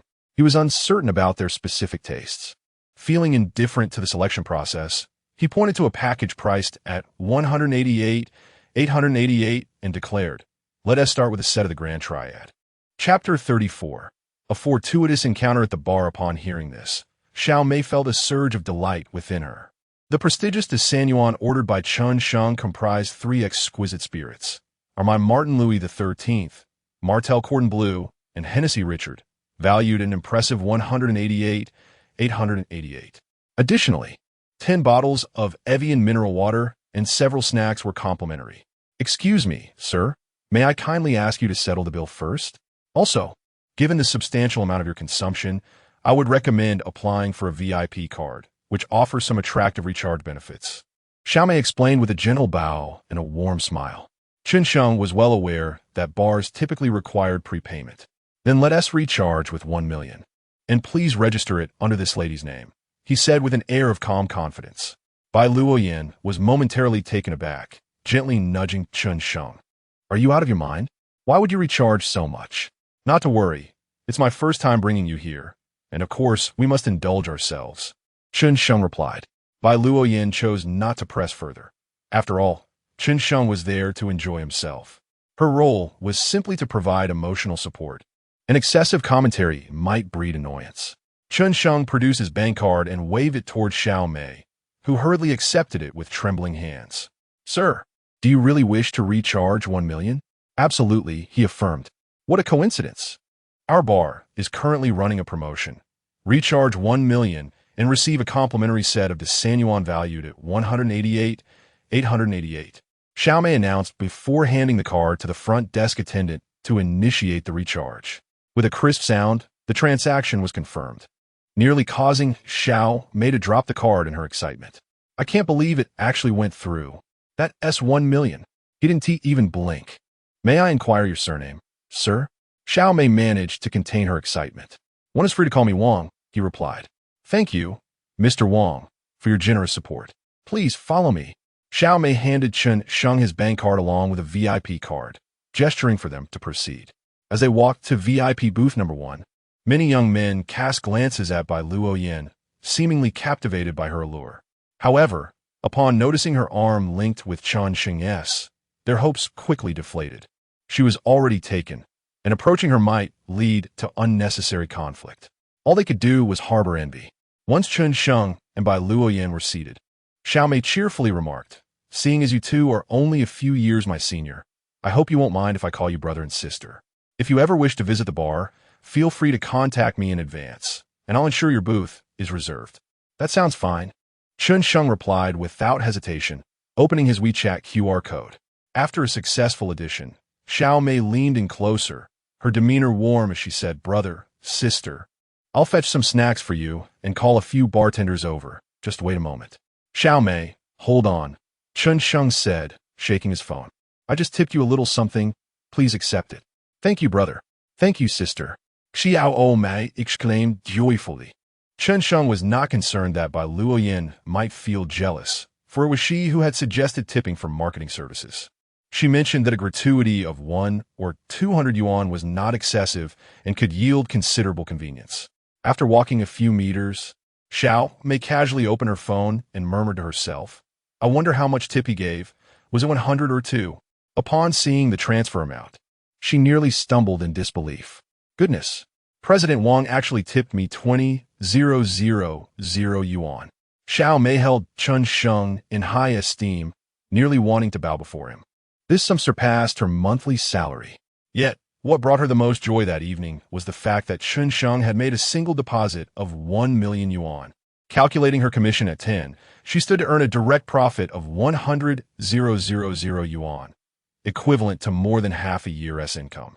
Unbeknownst to her, her attractiveness rating had already surpassed 80 points. Otherwise, Chen Sheng would have tipped her no more than 200 yuan. Not long after Xiao Mei departed, a group of men and women approached Chen Sheng.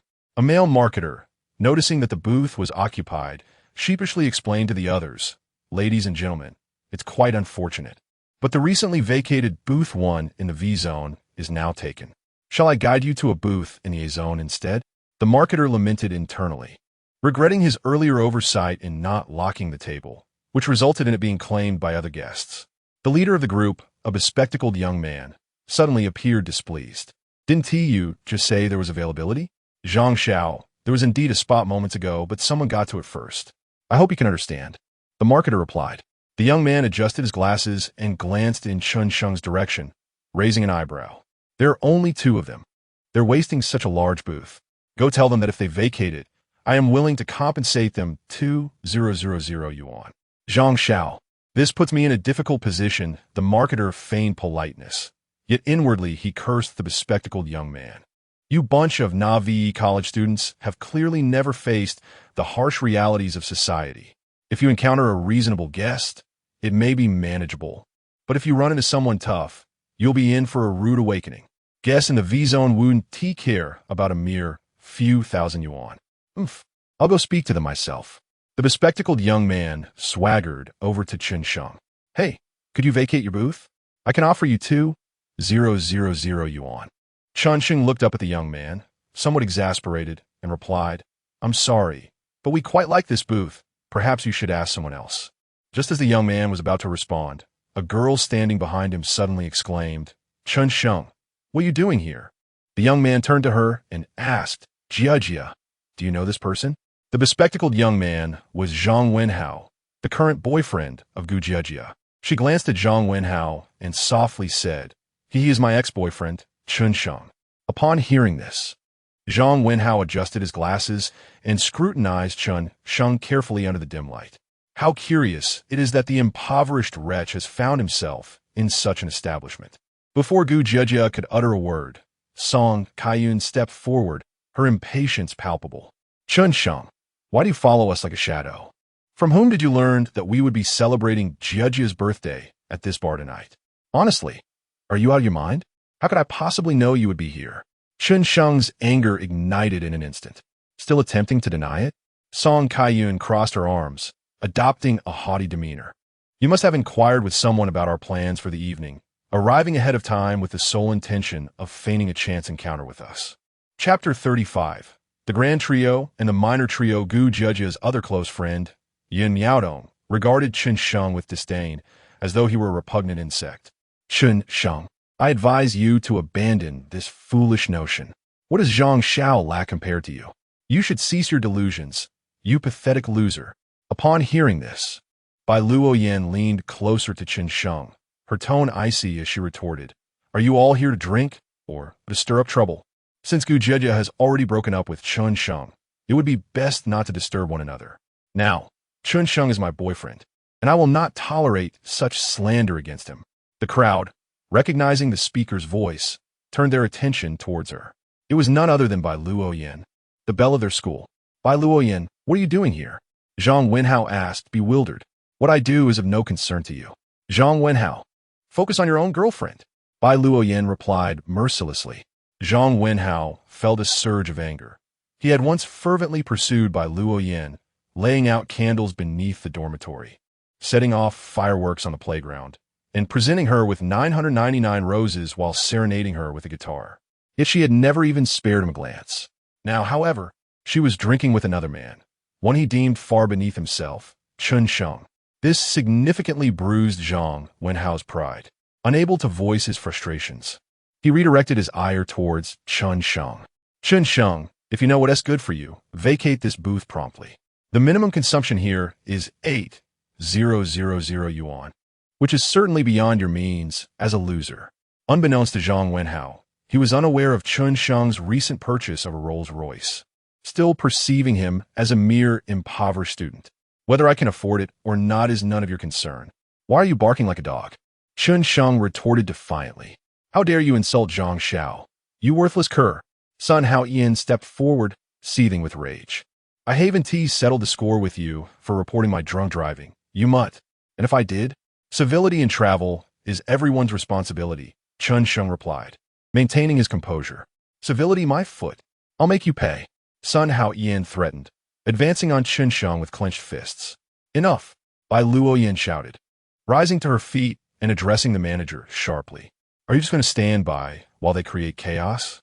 The manager, taken aback by Luoyan's reprimand, felt a bit flustered, though he recognized that Zhang Wenhao and his friends were in the wrong. They were, after all, his long-standing clients, having spent nearly 100,000 yuan. He could hardly afford to offend his patrons. From their exchange, the manager deduced that Chen Sheng was merely a poor student, likely visiting a bar for the first time and accidentally wandering into the VIP area. Excuse me, miss, but our VIP booths have a minimum consumption of 8,000 yuan. If you cannot meet that requirement, I kindly ask you to move along, the manager said with a forced smile. Ho ho, Xiao Gong. Spare the pleasantries with them and simply instruct the bartender to escort them out. I have just ordered a set of small 3 treasures valued at 28,999. That loser Chen Sheng probably has less than 1,000 yuan in his WeChat balance. How could he afford any fine wine?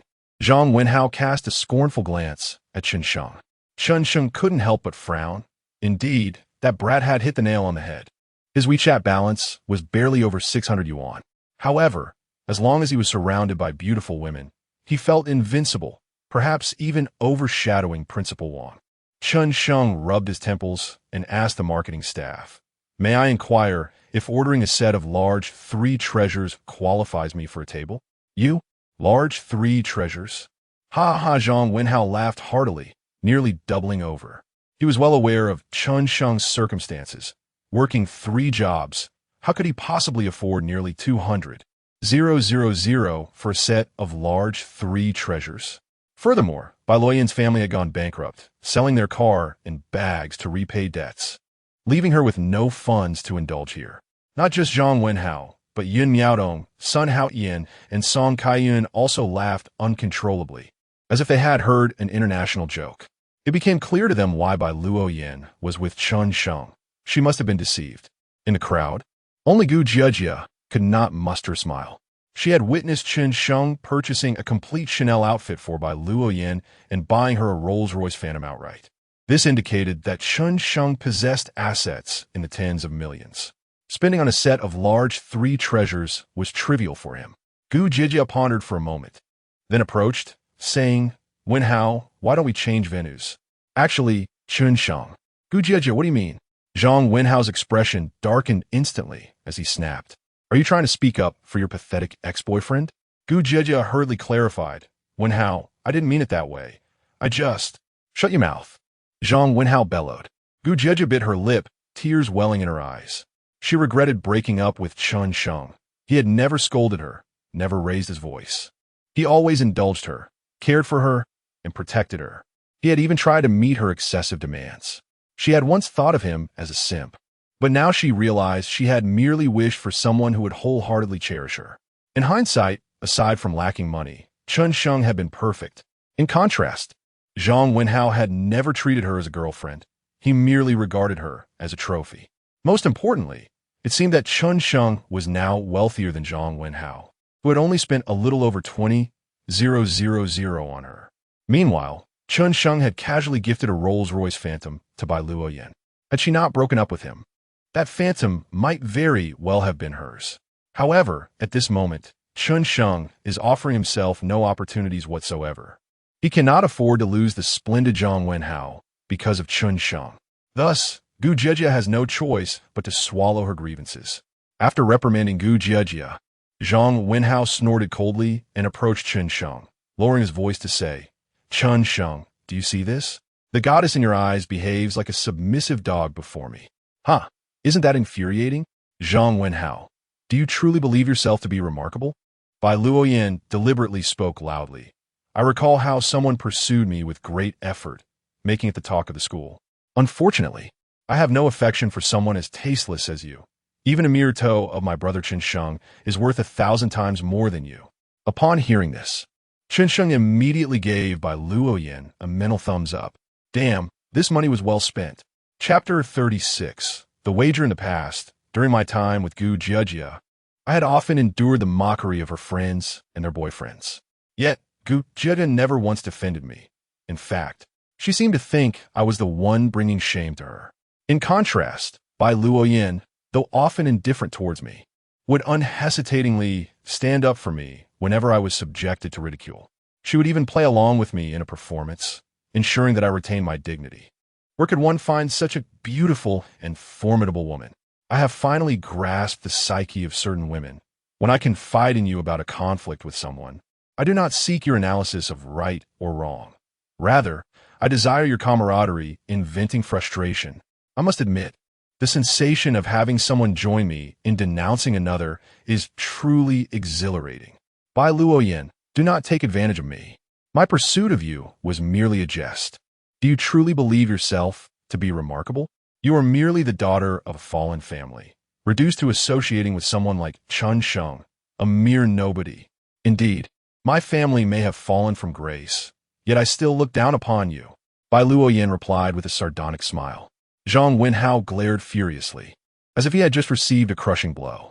Meanwhile, Sun Haoyan, observing Zhang Wenhao's discomfort, was about to interject on his behalf when explosive music suddenly erupted. Everyone turned towards the source of the sound, and they beheld a group of flamboyantly dressed beauties striding confidently from a distance. The leading quartet donned shimmering, provocative crop tops and ultra-short skirts, carrying a glass cabinet containing 3 bottles of liquor. The cabinet was enveloped in mist, illuminated by a series of glowing light strips that cast an ethereal ambience. Trailing behind the 4 beauties were a dozen more alluring women, clad in seductive attire, their heads adorned with luminous bunny ears, brandishing sparkling light signs, and cheerfully greeting the patrons of the bar. At that moment, Chen Sheng received a WeChat message from Xiao Mei. "Brother, the big 3 yuan has arrived." Leaning towards Bai Luoyan, he whispered, "Surely, it cannot be that extravagant just for a big 3 yuan? Last year, my aunt's wedding was not this lively. Who told you to order such expensive drinks?" Bai Luoyan replied, covering her mouth with a smile, then quietly added, "But with Zhang Wenhao and his entourage causing trouble, it seems your money was well spent." "Indeed, it does seem that way." Zhang Wenhao, noticing the approaching entourage, smugly remarked to Chen Sheng, "Chen Sheng, the small 3 yuan I ordered is on its way. I wonder if you will still have the audacity to linger here. Humph, soon you will witness what true prowess looks like." Song Kaiyan sneered, feeling that she had finally gained a point against Bai Luoyan. Zhang Xiao is formidable, effortlessly spending nearly 30,000. Unlike certain individuals who likely cannot even afford a bottle of Ace of Spades, last time pretending to be affluent by renting a Rolls-Royce, Sun Haoyan chimed in, grinning as he fawned over Zhang Wenhao. After receiving the adoration of the crowd, Zhang Wenhao repeatedly waved his hands, modestly insisting that it was nothing noteworthy. "Next time there's an opportunity, I shall treat everyone to a grand feast." "A grand feast?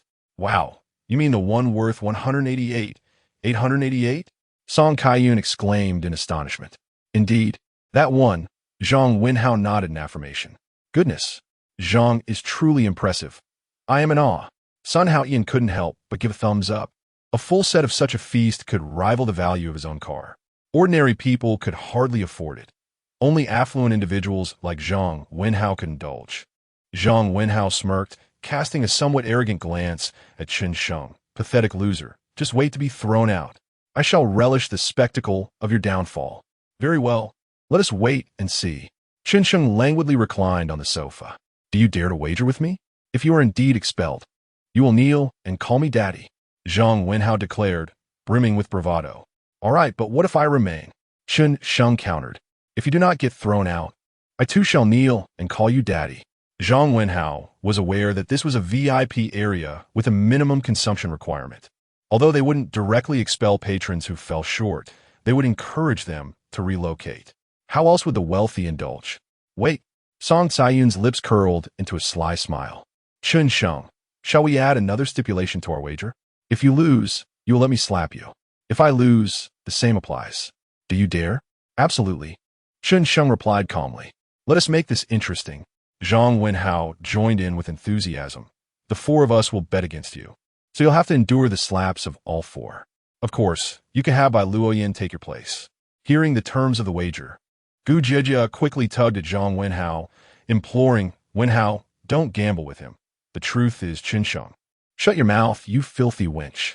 Zhang Wenhao retaliated with a sharp slap to Gu Jijia's face.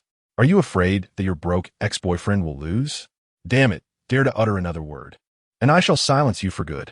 With her face flushed and stinging, Gu Jijia dared not speak further. Zhang Wenhao glared at Chen Sheng. You're finished this time. Nearby, Xiao Gang observed the commotion and felt perplexed. He had just coordinated a booth, and the front desk had yet to respond. How had they suddenly arranged a VIP booth for his clients? Moreover, this gathering seemed more akin to a grand feast rather than a mere modest one. Could it be that the young man truly ordered a full set of the extravagant feast? At this thought, Xiao Gang felt a shiver run down his spine. Moments later, a group of beautiful women finally approached Chen Sheng with the drinks. A stunning young lady, around 25 or 26, stood before them and inquired, I am Manager Zhou of the bar. May I ask who is Mr. Wang? Chen Sheng raised his gaze toward Manager Zhou, unable to resist stealing another glance. She wore a crisp white blouse, the top two buttons unable to fasten, revealing her alluring figure to all present. Below, she donned a form-fitting black pencil skirt that showcased her impeccable waist-to-hip ratio. I am General Manager Wang. Please place these drinks on the table. Chen Sheng replied in a calm tone. Certainly, Manager Wang. Are these individuals your friends? Manager Zhou inquired, casting a glance at Zhang Wenhao and the others. They are not with me. Chen Sheng responded, a hint of displeasure evident in his voice. Manager Zhou, I believe it is time for you to maintain some order in the bar. These individuals appeared from nowhere and insist on seizing my VIP booth. Upon hearing this, Manager Zhou's expression darkened. She had just learned that Chen Sheng had deposited 1 million, prompting her to come personally to ensure the esteemed guest was not neglected. Yet, who would have thought that others would dare to encroach upon his space? Xiao Gang, enlighten us about this situation, the manager said, her gaze sternly fixed upon Xiao Gang. Chapter 37. A bet is a bet. Call me Daddy Manager Zhou. I had thought I had just secured a VIP booth, so I brought these guests over. Manager Zhou glanced at Zhang Wenhao and the others, saying with a smile, I apologize, gentlemen, but this area has already been reserved. This is our oversight. Hence, I shall offer you a 20% discount on tonight's expenses. Kindly find another seating arrangement. Then, Manager Zhou turned to Xiao Jiang and reprimanded. How do you manage things? Can't you get this simple matter right? I'm sorry, Manager. I will take them away immediately. Xiao Jiang cast a discreet glance at Zhang Wenhao, lowering his voice to say, Young Master Zhang, I sincerely apologize. Let me show you to another booth. Zhang Wenhao, feeling embarrassed, furrowed his brow and replied, Isn't that the Zaisenyuan I ordered in the cabinet? Furthermore, that fellow is called Chen Sheng, not the Wang Zone you mentioned. Just then, Xiao Mei, who had just arrived, hurried over to explain, seeing her guests were disturbed. Sir, please take a closer look.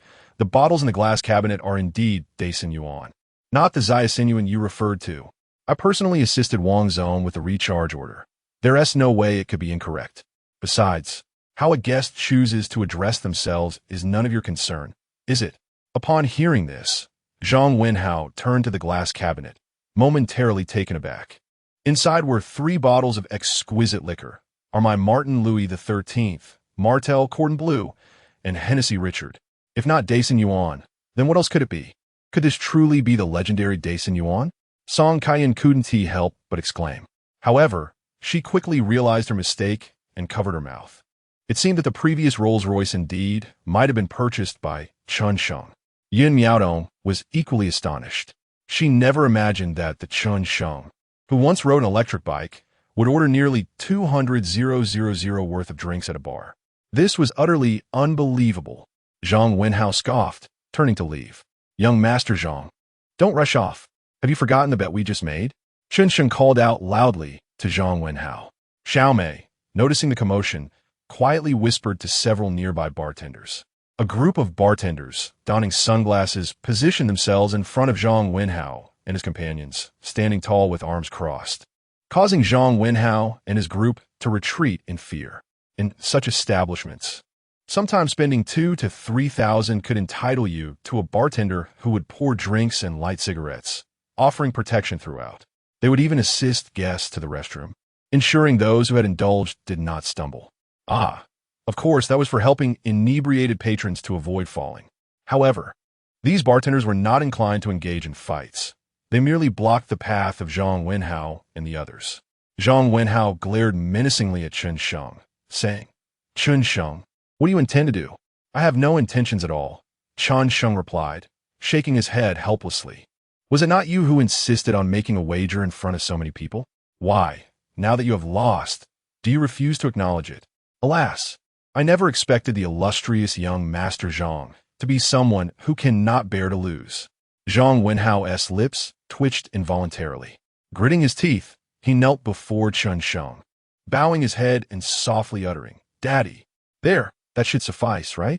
Unexpectedly, Chen Sheng leapt across the table with the swiftness of lightning, delivering a resounding slap to Zhang Wenhao's face. Zhang, spinning like a top in disbelief, exclaimed, You dare strike me. Wasn't it your own request? Chen Sheng retorted. You truly had the audacity to hit young Master Zhang? Song Kaiyan was utterly astonished by her defeat and by Chen Sheng's boldness. You're not exempt either. As he spoke, Chen Sheng unleashed a flurry of slaps, each landing on Song Kaiyan, Sun Haoyan, and Gu Jiajie in turn. Their cheeks instantly swelled with redness. The commotion attracted the attention of many onlookers, who turned to witness the unfolding drama. Zhang Wenhao, clutching his face and with eyes ablaze, commanded his companions, Let us go. Without a backward glance, he stormed off, prompting the others to hastily follow. However, as Zhang Wenhao ruminated over the incident, his anger intensified. When had he ever been so humiliated, especially in front of so many? This grievance would surely be avenged. Young Master Zhang, should we reserve a VIP booth in Area A? It's about the same. Sun Haoyan attempted to alleviate the tension. What is the point of drinking now? Are we not humiliated enough? Save the drinks, we're heading back to school. Understood, young Master Zhang. Sun Haoyan nodded submissively. After Zhang Wenhao and his entourage departed, Manager Zhou turned to Xiao Gang from the marketing department, his voice sharp. You are fired effective immediately. You are henceforth prohibited from entering the Night Never Ends bar. Xiao Gang trembled at the words, pleading, Manager Zhou, I truly understand my mistake. I beg you to spare me this once. You have offended Mr. Wang and still expect mercy from me. With that, Manager Zhou signaled to the bartenders behind him. The 2 bartenders approached, one on each side, escorting Xiao Gang out. Taking a deep breath, Manager Zhou approached Chen Sheng and his companion, bowing deeply. Mr. Wang, I sincerely apologize. We have failed to uphold our responsibilities. That is quite all right. You cannot bear the blame entirely, Chen Sheng replied, feeling quite pleased and not inclined to press his advantage. Please enjoy your time. I shall not intrude further.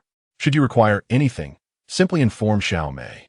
Manager Zhou then addressed Xiao Mei, instructing her, Tonight, you will provide exclusive service for Mr. Wang.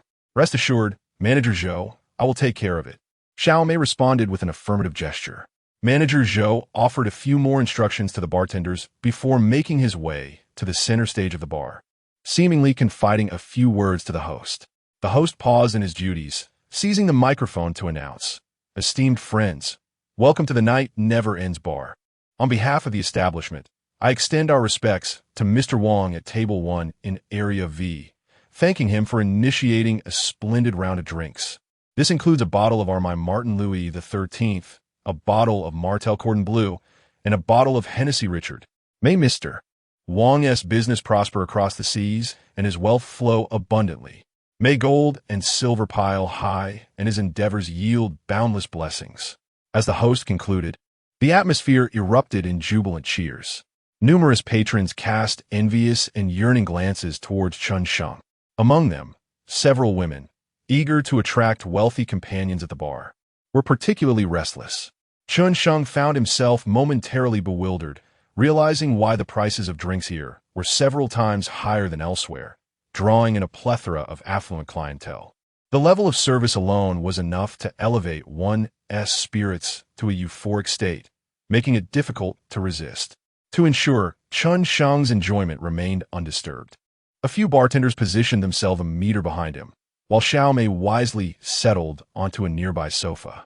Given that President Wong had accompanied a female companion, she felt it inappropriate to engage in serving drinks. Bai Luoyan, however, exhibited no signs of discomfort. She uncorked a bottle of Louis XIII from the table and poured a glass for both herself and Chen Sheng. "Chen Sheng, I raise a toast to you, expressing my gratitude for your assistance over the past few days. Bai Luoyan's affinity level 1, current affinity level 76. With that, she lifted her glass and consumed its contents in one go. A soft cough escaped her lips as she covered her mouth, seemingly having choked slightly. "Surely, Bai Luoyan, you needn't exert yourself so," Chen Sheng remarked, glancing at his own glass before following suit and drinking heartily. Yet, as he reached the final sip, an unpleasant sensation arose in his throat. Nevertheless, he grimaced and drained the glass completely. After all, he felt it would be unseemly to leave his drink unfinished, especially given the exorbitant cost, each sip worth thousands, making it too precious to discard. Chapter 38, Bai Luoyan's first kiss. "This wine is rather unworthy," Chen Sheng unexpectedly remarked. Yet, upon uttering this phrase, he felt a sudden wave of melancholy. He never anticipated that despite his newfound wealth, he would still hesitate to spend. This is a flaw that often lingers in children born into impoverished families. Feelings of inferiority, sensitivity, and internal conflict. Even when capable of purchasing more expensive items, they are inclined to convince themselves to seek out cheaper alternatives, deeming the pricier choices impractical and unnecessary. Even when they finally acquire something they truly desire, if it carries a hefty price tag, guilt ensues, accompanied by a sense of obligation towards their families. "Chen Sheng, what's wrong?" Bai Luoyan inquired, noticing his troubled expression with curiosity. "I'm fine, just feeling a bit tipsy from drinking too quickly," Chen Sheng replied, rubbing his temples. "You're such a fool. You can't even handle your drink," Bai Luoyan teased. "Who says I can't drink? I just can't get accustomed to foreign liquor. If we had some snow beer, I could easily handle it." Feeling slightly unsettled by a girl's mockery, Chen Sheng's composure faltered. All right, you're the best, okay?"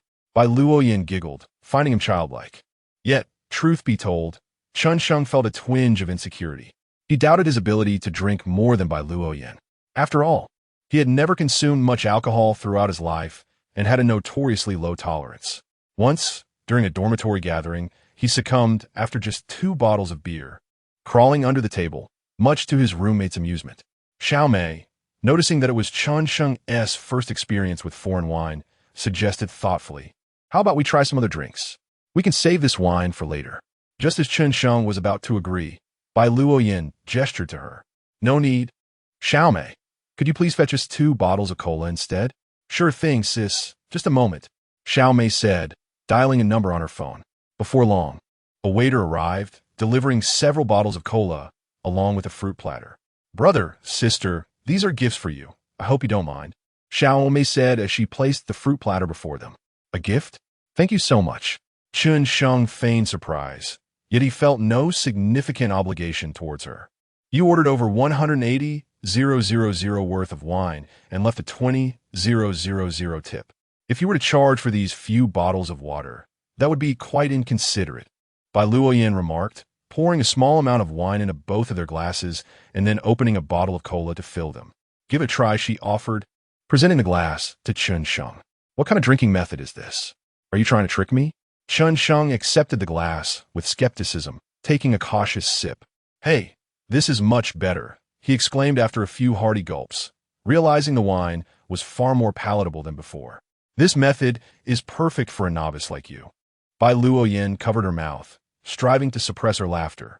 In the dim, somewhat suggestive lighting, the unadorned Bai Luoyan appeared like a fresh and ethereal angel.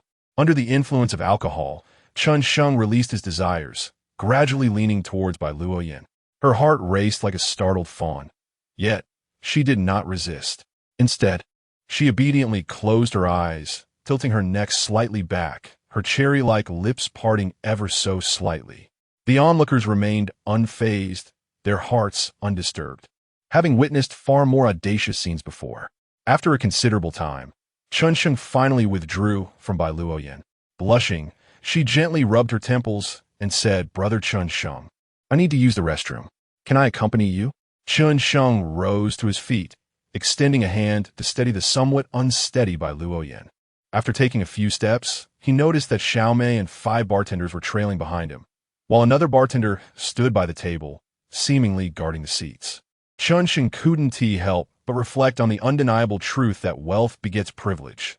Even in a bar, one could relish the treatment akin to that of a king. Upon exiting the restroom, just as Chen Sheng finished washing his hands, 2 alluring women approached him. One, with flowing locks, softly inquired, "Handsome, did you come alone? May we buy you a drink?"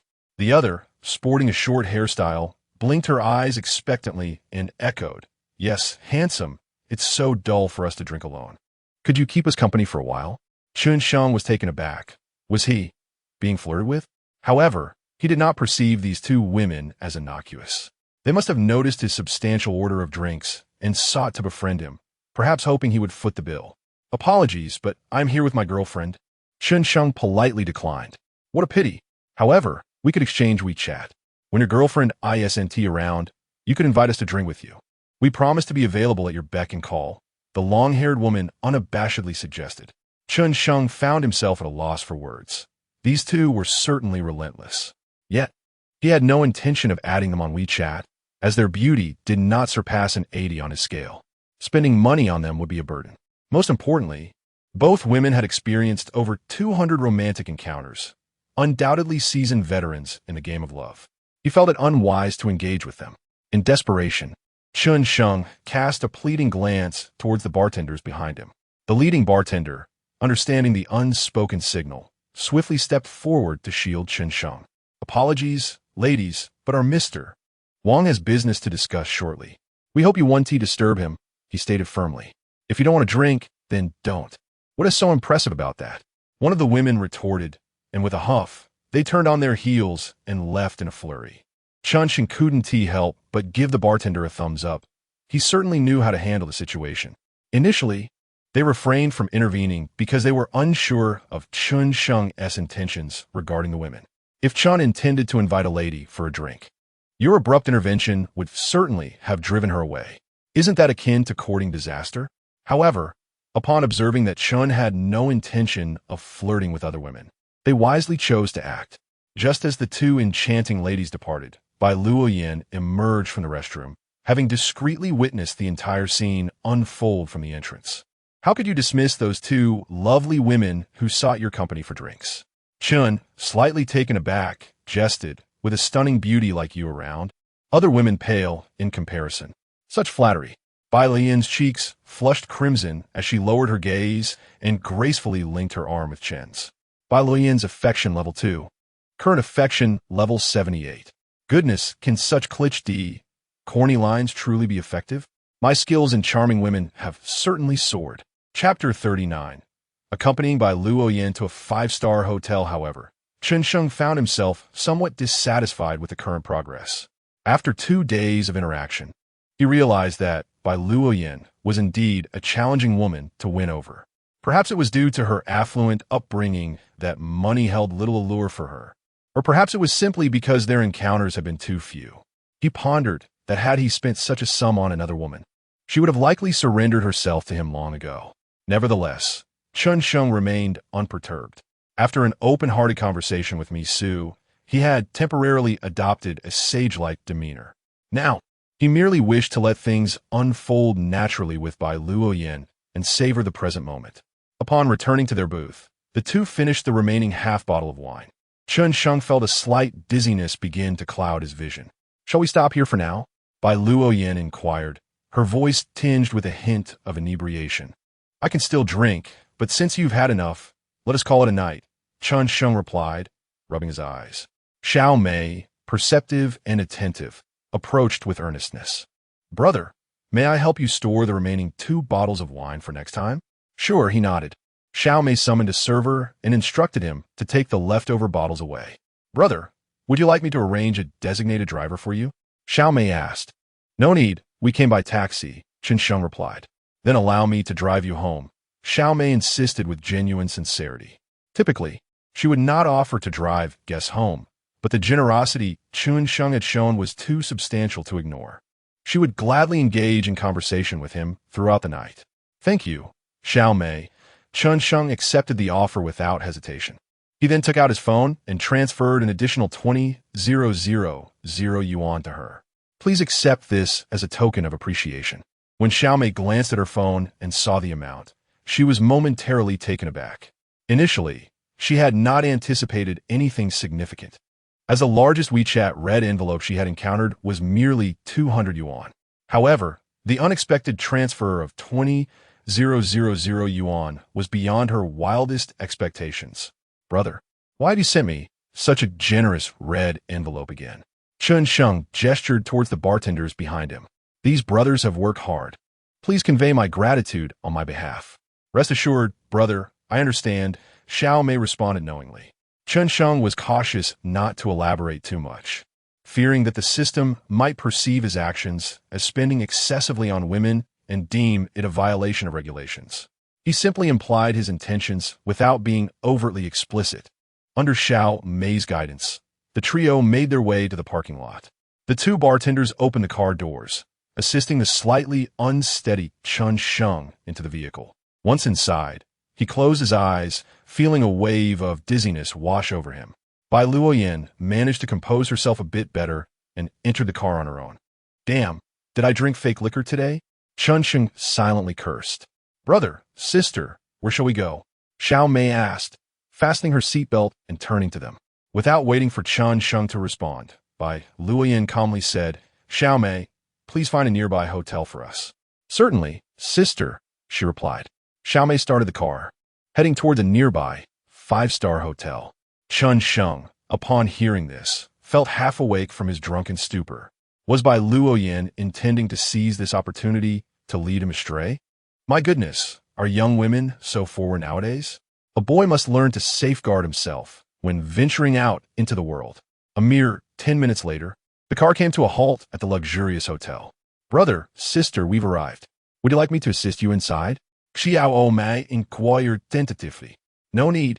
I can manage on my own," Chen Sheng replied, opening the car door and stepping out. He had regained some clarity and was capable of walking unaided. "Then I shall take my leave. Remember to contact me in advance if you visit the bar again. Goodbye." Xiao Mei waved cheerfully before driving off into the distance. "Shall we go inside?" Bai Luoyan lowered her head, a faint blush coloring her cheeks. Just moments ago in the car, she had seemed perfectly composed, but now she appeared quite flustered, as if confronting an immense challenge. "What are you afraid of?" "I won't bite," Chen Sheng smiled gently, taking Bai Luoyan's hand and leading her towards the hotel entrance. "Welcome to the Marriott Hotel. How may I assist you today?" The receptionist greeted them with a sweet voice. "We'd like a presidential suite," Chen Sheng stated, his gaze fixed on the price list displayed on the wall. A night in such a suite cost a staggering 888 yuan, but Chen Sheng was inclined to indulge himself this time. After registering their identities, Chen Sheng and Bai Luoyan were escorted to their room by a dedicated staff member. Upon entering, they were greeted by an expansive living area. The opulent decor was breathtaking, with a grand crystal chandelier that resembled a work of art enhancing the room's overall luxurious ambience.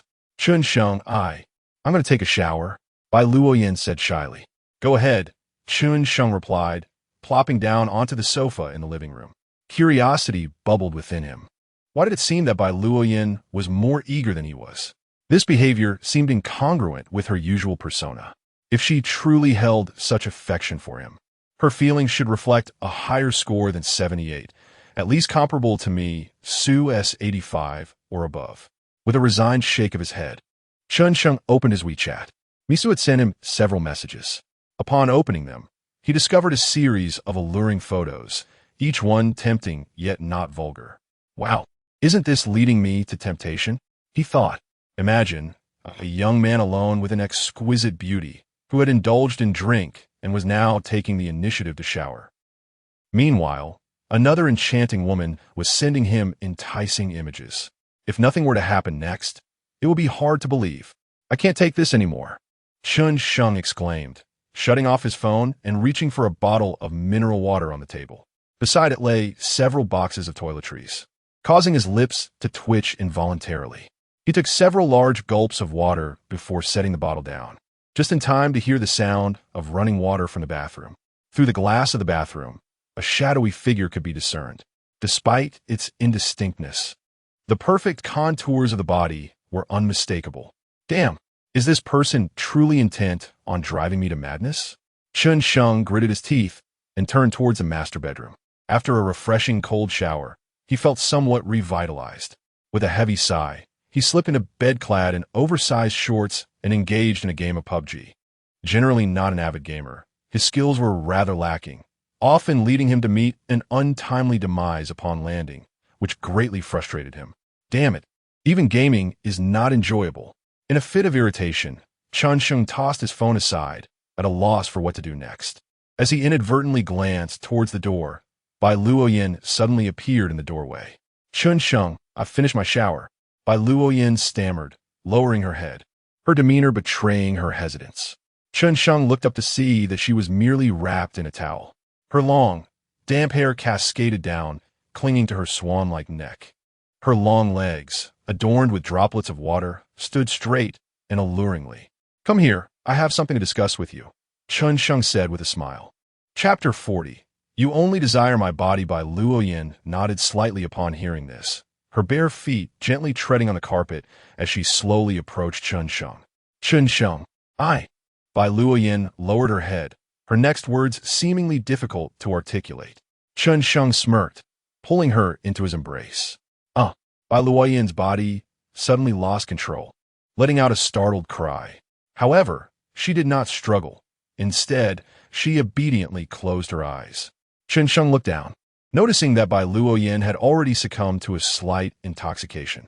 Her cheeks were flushed, the delicate wings of her nose quivering with each hurried breath, and her long eyelashes fluttering like the wings of a butterfly.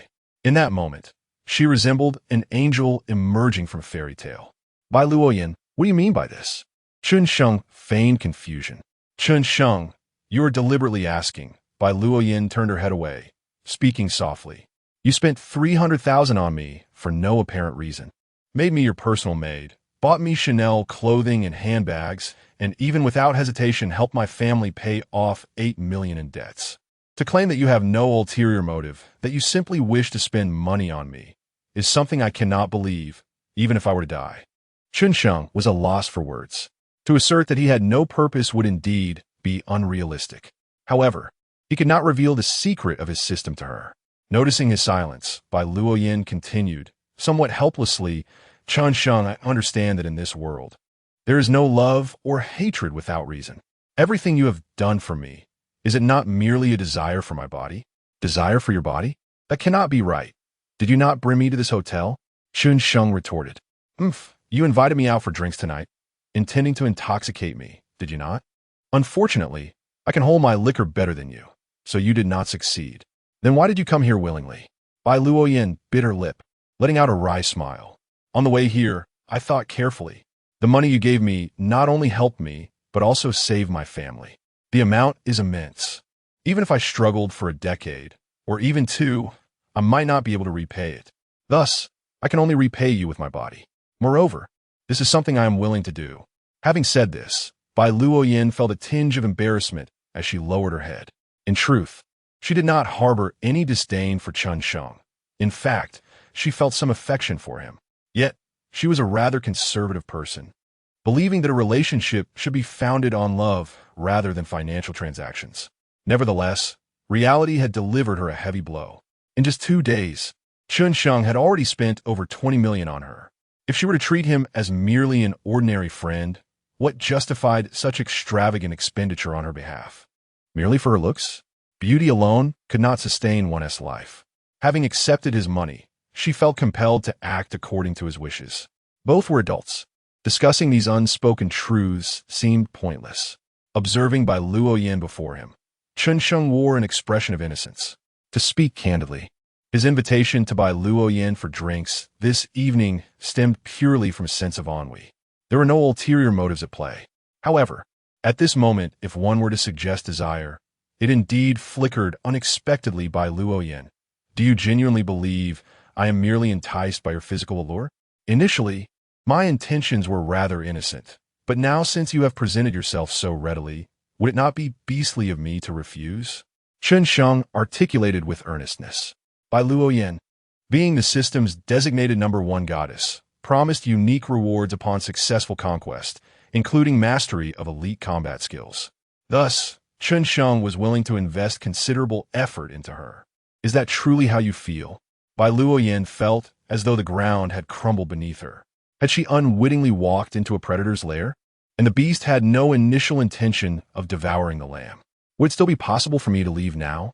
What do you think?" Chen Sheng, with an alluring smirk, drew Bai Luoyan closer. Bai Luoyan's affection 5, current affection 83. Upon receiving the system's notification, Chen Sheng's heart soared with elation. He was one step closer to success. Bai Luoyan gazed up at him, her eyes blinking cautiously, and inquired, "Chen Sheng, do you appreciate my method of revenge against you?"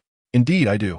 In that case, I shall continue to tease you, and we shall see what other forms of retaliation you devise." "You scoundrel, I shall ignore you." Bai Luoyan pouted, her back turned in feigned annoyance. Chen Sheng pondered deeply. It would become increasingly challenging to enhance affection through monetary means as they progressed, and the rate of increase would only diminish. What other options could there be? After much contemplation, an idea struck him like a bolt of lightning. What if this weekend, when accompanying Bai Luoyan to her home, he also endeavored to win over her mother? Might that not provide an opportunity to elevate Bai Luoyan's affection beyond 90? It seemed imperative to select some thoughtful gifts for her mother. "Chen Sheng, why are you slapping your thigh?" Bai Luoyan turned, a hint of confusion in her voice. "Bai Luoyan, did you not mention taking me to meet your parents this weekend? Should we not procure some gifts?" "As for the gifts, I shall manage that myself. You are already doing me a favor. I cannot burden you with expenses." Bai Luoyan responded, a touch of embarrassment in her tone. Indeed, it had once been a favor, but now it felt almost like a matter of course. "You're speaking nonsense." Bai Luoyan became flustered, hastily covering Chen Sheng's mouth, only to be met with a swift kiss that left her blushing fiercely. "Bai Luoyan, when meeting your mother for the first time, it is essential to leave a favorable impression." "How infuriating. Who is your mother-in-law?" Bai Luoyan feigned anger. "If you wish for me to portray your boyfriend, is she not indeed my mother-in-law? Or should I confess outright, stating that we are in a mutually beneficial arrangement? Or perhaps mention that we have already?" "Chen Sheng, cease your reckless talk. If I must not speak of it, then call me brother just once." "Chen Sheng brother." Bai Luoyan covered her face, her ears flushed a deep crimson. Throughout her life, she had never referred to any boy as brother. In that moment, an inexplicable sense of shame washed over her. "Ha ha, I won't tease you any longer. When the time comes, let's together purchase some gifts for our parents." Bai Luoyan pondered for a moment, feeling somewhat embarrassed, and said, "Brother Chen Sheng, there is actually something else I would like to discuss with you." "What is it?" "I wish to begin preparations to establish a studio starting tomorrow." "So, that means you will have less time to accompany me, correct?" "Indeed, that is why I wanted to talk to you." Bai Luoyan nodded, feeling a bit shy. Logically speaking, she ought not to make such an unreasonable request. After all, someone pays you 10,000 yuan a day to keep them company. Yet here she was, not only taking a day off on the very first day, but also wanting to pursue her own career afterward. Wasn't this treating the other person as a fool? Sensing Chen Sheng's silence, Bai Luoyan hurriedly clarified, I understand that my request may seem excessive, but please don't be upset just yet. Allow me to finish speaking. Just as Bai Luoyan was about to continue her explanation, she suddenly realized something and, with a tone of surprise, asked, What did you just say? Chapter 41. Eyes wide open, not quite sleeping, Chen Sheng spoke with an air of calm, declaring, I say, it is permitted. Why did you agree so readily? Do you not wish to inquire about the reason? Bai Luoyan asked, a hint of confusion in her voice. Is it not obvious? Do you not desire to carve out a path for yourself? In that moment, Bai Luoyan felt as though Chen Sheng was a kindred spirit, attuned to the innermost desires of her heart. Simultaneously, he resembled a benevolent father, steadfastly supporting his child in the face of any extravagant request. Tears welled in Bai Luoyan's eyes once more. Brother Chen Sheng, you are truly kind to me. I am at a loss as to how to express my gratitude. Have you not already expressed thanks? He replied, Not sufficiently. In comparison to the assistance you have rendered, my gratitude pales in significance. I never mentioned that. Had I not been driving home that day, my parents would have been driven to madness by those debt collectors. Even I. As she spoke, Bai Luoyan's voice broke, overwhelmed with emotion. Her eyes reflected nothing but gratitude. Let's not dwell on the past. From tomorrow onward, focus on your studio work. Should you encounter any difficulties, do not hesitate to call me. Chen Sheng said, his tone tranquil. After all, it was now exceedingly difficult to win over Bai Luoyan with monetary gestures. It was better to allow her to navigate her own challenges. Regardless of the outcome, it would ultimately benefit him. Should she succeed, he would share in the credit. Should she fail, he would be there to support her, as if providing warmth in the midst of a snowstorm. At that point, he could easily take the reins. Brother Chen Sheng, thank you for considering my dignity. After speaking, Bai Luoyan suddenly lowered her head and placed a quick kiss on his forehead. Ah, you little yin-yin, how dare you ambush me? I must retaliate. Chen Sheng feigned anger as he pulled Bai Luoyan into his embrace. With a playful pout, she obediently parted her lips, allowing Chen Sheng's face to draw near. At that moment, Bai Luoyan had shed her previous aloof demeanor, transforming into a gentle maiden. A few minutes later, feeling a bit bashful, Bai Luoyan remarked, My mother says that girls should not sleep with boys before marriage. This is something that must remain a secret. What would happen if your mother found out? Chen Sheng asked with a mischievous grin. Nothing would happen, Bai Luoyan answered playfully, adding, besides, I was keeping my eyes open so it doesn't count as sleeping. Really? Is that how it works? That hardly seems different from actually sleeping together, he replied. Good night, brother Chen Sheng, I'm off to take a bath. Bai Luoyan pecked him on the cheek once more before dashing away. Affection for Bai Luoyan too. Current affection level, 85. As Chen Sheng gazed at Bai Luoyan's fair, smooth back and her long legs, he couldn't help but take a deep breath. Who could withstand such allure? He quickly withdrew his phone, scrolling through Douyin to divert his attention. Just then, a private message caught his eye. Opening the message, he discovered it was from Li Sha. Brother, why didn't you come to my live stream today? Sasha has been feeling a bit nostalgic about you. Today has been somewhat hectic. Sasha is about to commence her live stream. Could you lend her your support? Chen Sheng pondered for a moment and then sent a few words. All right, I will drop by your live stream shortly and send some gifts. Thank you, brother. Honestly, as long as you come on my live stream, I will be utterly content. Sasha replied. This statement was not entirely a fabrication. Chen Sheng had already achieved a commendable level. Even if he merely entered the live stream without uttering a word, it would still create a notable stir. Before long, Chen Sheng received a notification that Sasha was online, and he casually clicked on the prompt. Welcome, dear family, to Sasha's live stream. I apologize for starting a bit late today. Chen Sheng entered the live stream and promptly sent a carnival gift. Upon noticing Chen Sheng, Sasha exclaimed with excitement, Welcome, Mr. Wang, to the live stream.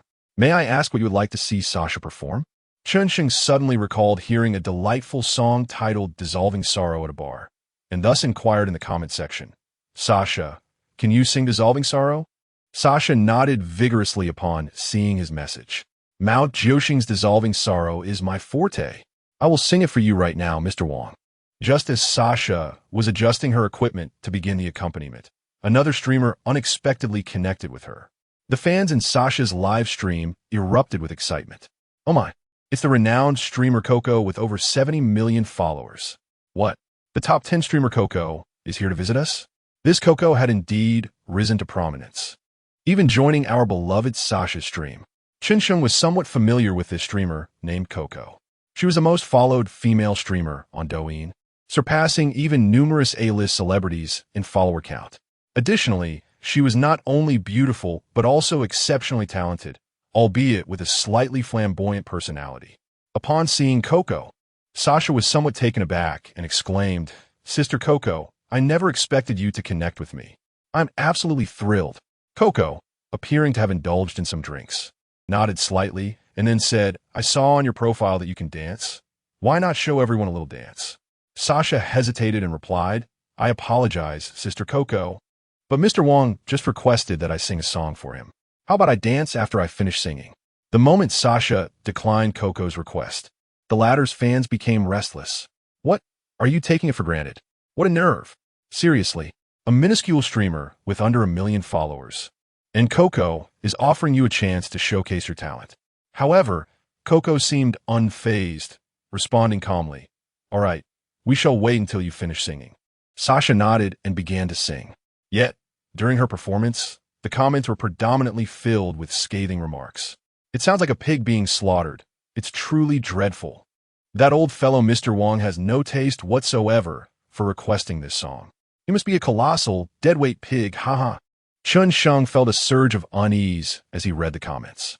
"Why do you scold me when I have done nothing to provoke you?" After a song concluded, Kiki, with a smile concealing a hidden blade, remarked, "Sasha, that was quite a commendable performance. Our fans have suggested a duel between us. What do you think?" "Kiki, isn't that inappropriate? You are the queen of Douyin. I could never compete with you," Sasha replied, a hint of trepidation in her voice. "Fear not. I assure you I won't bully you. How about we only compete for the top spot? What do you say?" Just as Sasha wrestled with her decision, Chen Sheng, who was in dire need of a way to spend his money, sent her a private message. "Do not be afraid. I will assist you. Just remember to set the time for a longer duration." Upon reading Chen Sheng's message, Sasha felt an inexplicable sense of reassurance wash over her. "Kiki, I agree to the duel," Sasha replied with a calm demeanor. Chapter 42. The boss's confused Coco was taken aback when she heard that Sasha had genuinely accepted her invitation. It had merely been a spontaneous remark, and she never anticipated that the other party would actually agree. Not only Coco, but even the fans from both sides felt that Sasha must have lost her mind. After all, she was a streamer with over 70 million followers, and her live streams never attracted fewer than 100,000 viewers. Any prominent figure from the rankings was known for their lavish spending. In contrast, Sasha had only around 900,000 followers. Just a day prior, she had merely 60,000 fans. Many of Coco's followers flooded into Sasha's livestream, incredulous that a small streamer could possibly compete with someone as esteemed as Coco. Some of these smaller streamers, when they have a top-tier supporter, seem to forget their own names, one fan remarked.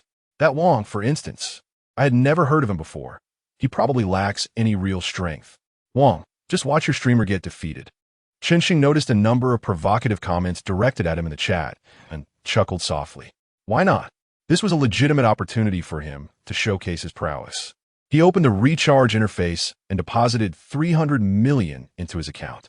Coco noticed that the comments were urging both participants to begin the competition, and she felt an overwhelming sense of pressure. While she often engaged in friendly matches with other streamers, it was usually with those boasting millions of followers. Never someone as small as Sasha. However, with the metaphorical arrow on the string, she had no choice but to proceed. If the other side lost, she could merely compensate them for a bit of medical expenses, and the matter would be settled. With a smile, Coco remarked, Sasha, I heard from the fans that your top supporter gifted you over 200 carnival gifts last night. He seems quite formidable, since he is present in your live stream. Let us compete for the top spot. I assure you, it won't be unfair. Thank you, Sister Coco, for your understanding, Sasha replied respectfully. Shall we compete for 2 minutes or 5? Coco inquired. Coco believed that if the duration were too long, The other side might not even notice a drop in health points, which would be quite embarrassing. How about 10 minutes? Shasha suggested, recalling Wang's earlier words and opting for a longer duration. Coco paused momentarily, thinking that since she had offered an opportunity for Shasha to back down, she shouldn't be surprised by what followed. All right, 10 minutes it is. However, the loser must accept the punishment. Having had a bit too much to drink earlier, Coco added, I saw some fans suggesting that the punishment for the loser should be determined by the winner's top supporter. What do you think? That sounds perfectly fine. As long as it aligns with the platform's rules, Shasha readily agreed. Although she was unsure of Chen Sheng's true capabilities, she sensed this was a promising opportunity. Even if she lost, she figured Wang would likely shower her with gifts, and it could attract a considerable number of fans. On the other side, Chen Sheng, watching the live stream, did not assume that just because Shasha was a lesser-known streamer, she would inevitably lose. If the competition is based on total score, then I'm likely to lose. After all, a single fist cannot contend against four hands. A valiant hero cannot withstand the multitude. Even if I continuously send gifts during the carnival, should the formidable figures on the opposing leaderboard, along with the guild behind her streamer, all rally together, victory would not be guaranteed. However, if we are only measuring the strength of the top contender, then I must apologize. For anyone who steps up will have to take a back seat. My current gift-sending speed has markedly improved since the past. Kiki gazed into the camera, her tone calm as she addressed her fans. I hope we can ease up a bit. Let's not make it too difficult for the other side. With that, she initiated the PK. The moment Kiki clicked to start the PK, her live broadcast was inundated with gifts. Various gifts, each worth dozens of yuan, flooded the screen, obscuring everything else. Sports cars, Doughy #1, and carnival gifts were constantly pouring in. Consequently, Keek's score surged ahead of Shasha's by a significant margin, and the gap between them only widened. Although they were competing for the top position, the total score often reflects the true strength of the streamer. Many of Keek's fans were fervently sending gifts to bolster their beloved streamer. Upon witnessing the PK commence, Chen Sheng did not hesitate to contribute, sending carnival gifts without reservation. AAA Building Materials CEO sent a carnival gift 1. AAA Building Materials CEO sent a carnival gift 2. Li Sha, online name Shasha, affection 25, current affection 60. Shasha, noticing the consecutive carnival gifts from Chen Sheng, exclaimed with excitement, Thank you, CEO Wang, for the carnival gifts. CEO Wang, let me dance for you. With that, she left her seat and began her performance. Seeing Chen Sheng send several carnival gifts, Shasha's fans finally felt emboldened to speak. Wonderful. It's CEO Wang. We're saved. CEO Wang is amazing. Let us defeat them and show them who's boss. I just can't stand that streamer named Kiki, flaunting her prowess while boasting 70 million followers. CEO Wang, please don't let our Shasha lose. I implore you. However, the most frequent comment in Shasha's livestream was, the boss is confused. Observing the continuous stream of carnival gifts in Shasha's live broadcast, Keek's newly arrived fans were utterly bewildered. Most of them were unaware that Chen Sheng had sent over 200 carnival gifts to Shasha the previous night. What on earth is happening on the other side? No wonder they dared to challenge Kiki. It seems the top contender possesses some real strength.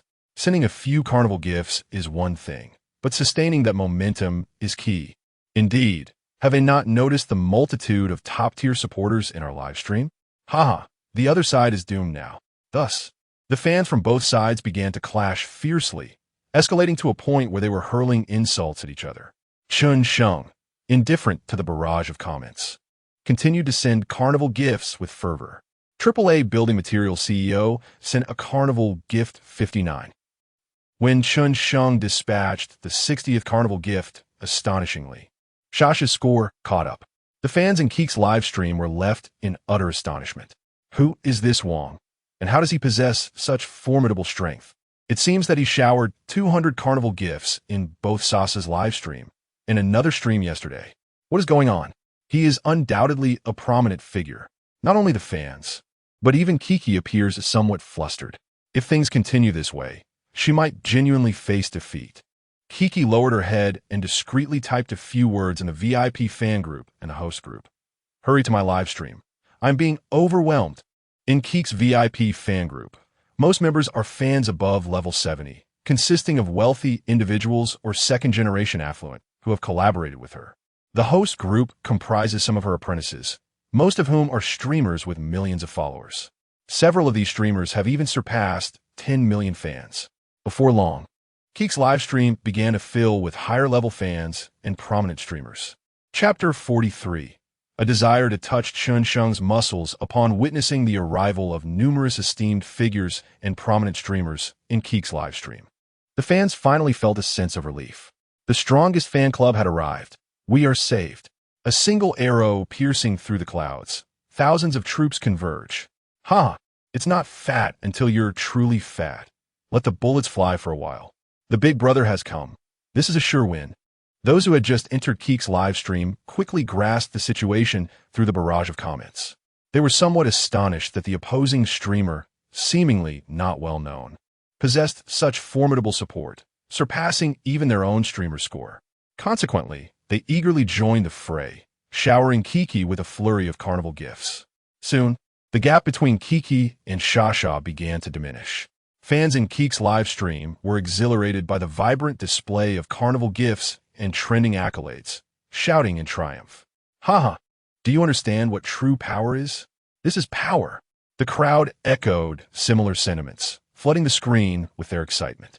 Someone remarked, "Isn't it about the number 1 ranking? What does the overall score matter?" This statement jolted many into clarity. Newcomers to the live stream realized that the competition was indeed about the strength of securing the top spot. As spectators gazed at the carnival in Shasha's live stream, they noticed it was predominantly attributed to a single individual, causing a palpable sense of urgency. Oh no, the opposing streamer hasn't paused. Are we destined to lose?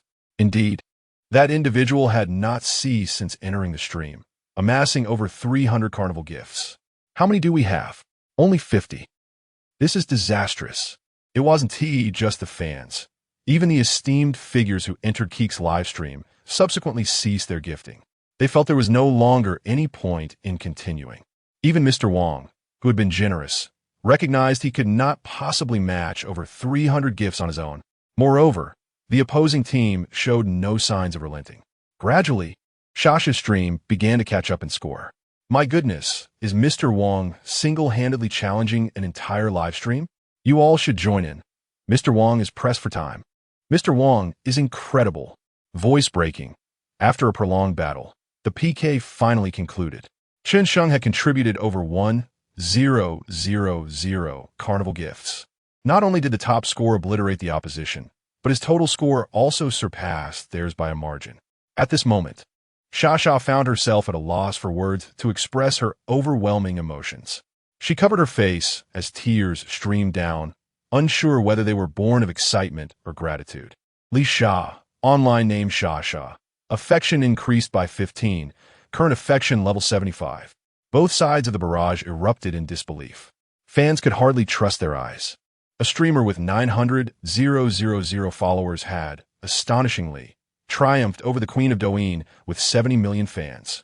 What was most astounding was that this feat was nearly accomplished single-handedly by Chen Sheng. He had, on his own, faced off against the entirety of the opposing live stream. Speak by Z, Mr. Wong. I am honored to exalt you as the strongest on this earth. What significance lies in surpassing 100,000? It is merely a matter of being subdued by Mr. Wong. One must accept the consequences of their wagers. Let us embrace the punishment, shall we?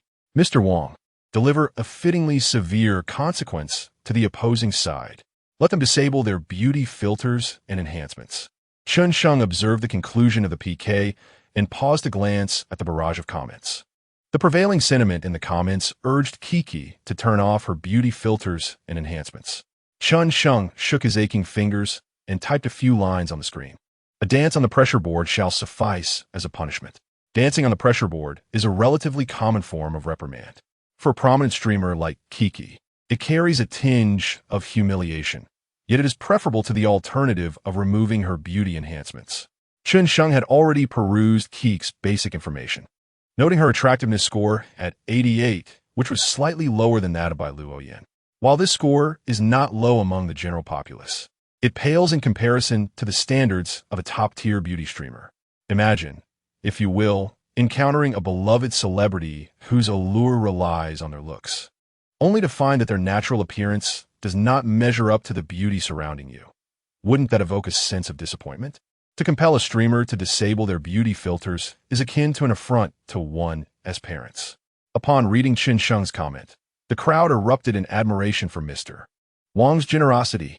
Upon seeing this punishment, Kiki breathed a sigh of relief. Had they truly demanded she turn off her beauty enhancements, she would have felt quite apprehensive. Refusing would imply an inability to play, inviting backlash from detractors. Agreeing would certainly result in a loss of some fans. Fortunately, her opponents were not relentless in their demands. Thus, Kiki willingly accepted the wager and prepared to dance for Mr. Wang. After a brief pause, Kiki retrieved a long-forgotten pressure board from her storage room. This very board had been used during her early days in the industry. She had once unexpectedly triumphed over a major streamer in a PK, an event that had even trended on social media. From that moment, she began to capture the public's attention, eventually rising to become the queen of Douyin with 70 million followers. Since then, she had not touched that pressure board again. Who would have thought that today she would be defeated by a streamer with a mere 900,000 followers? Alas, the world is but a grand stage of folly. Kiki shook her head in resignation.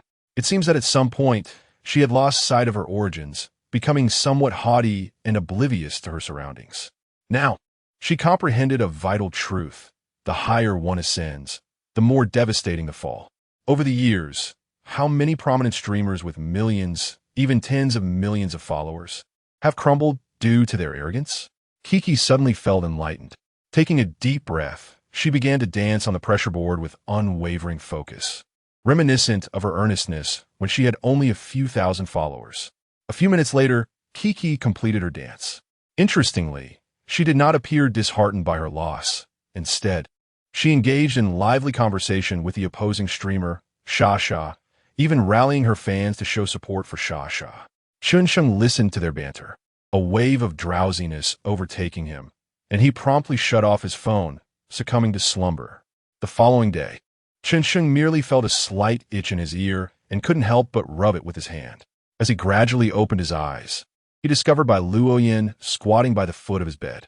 One hand rested under her chin, while the other delicately grasped a small strand of hair.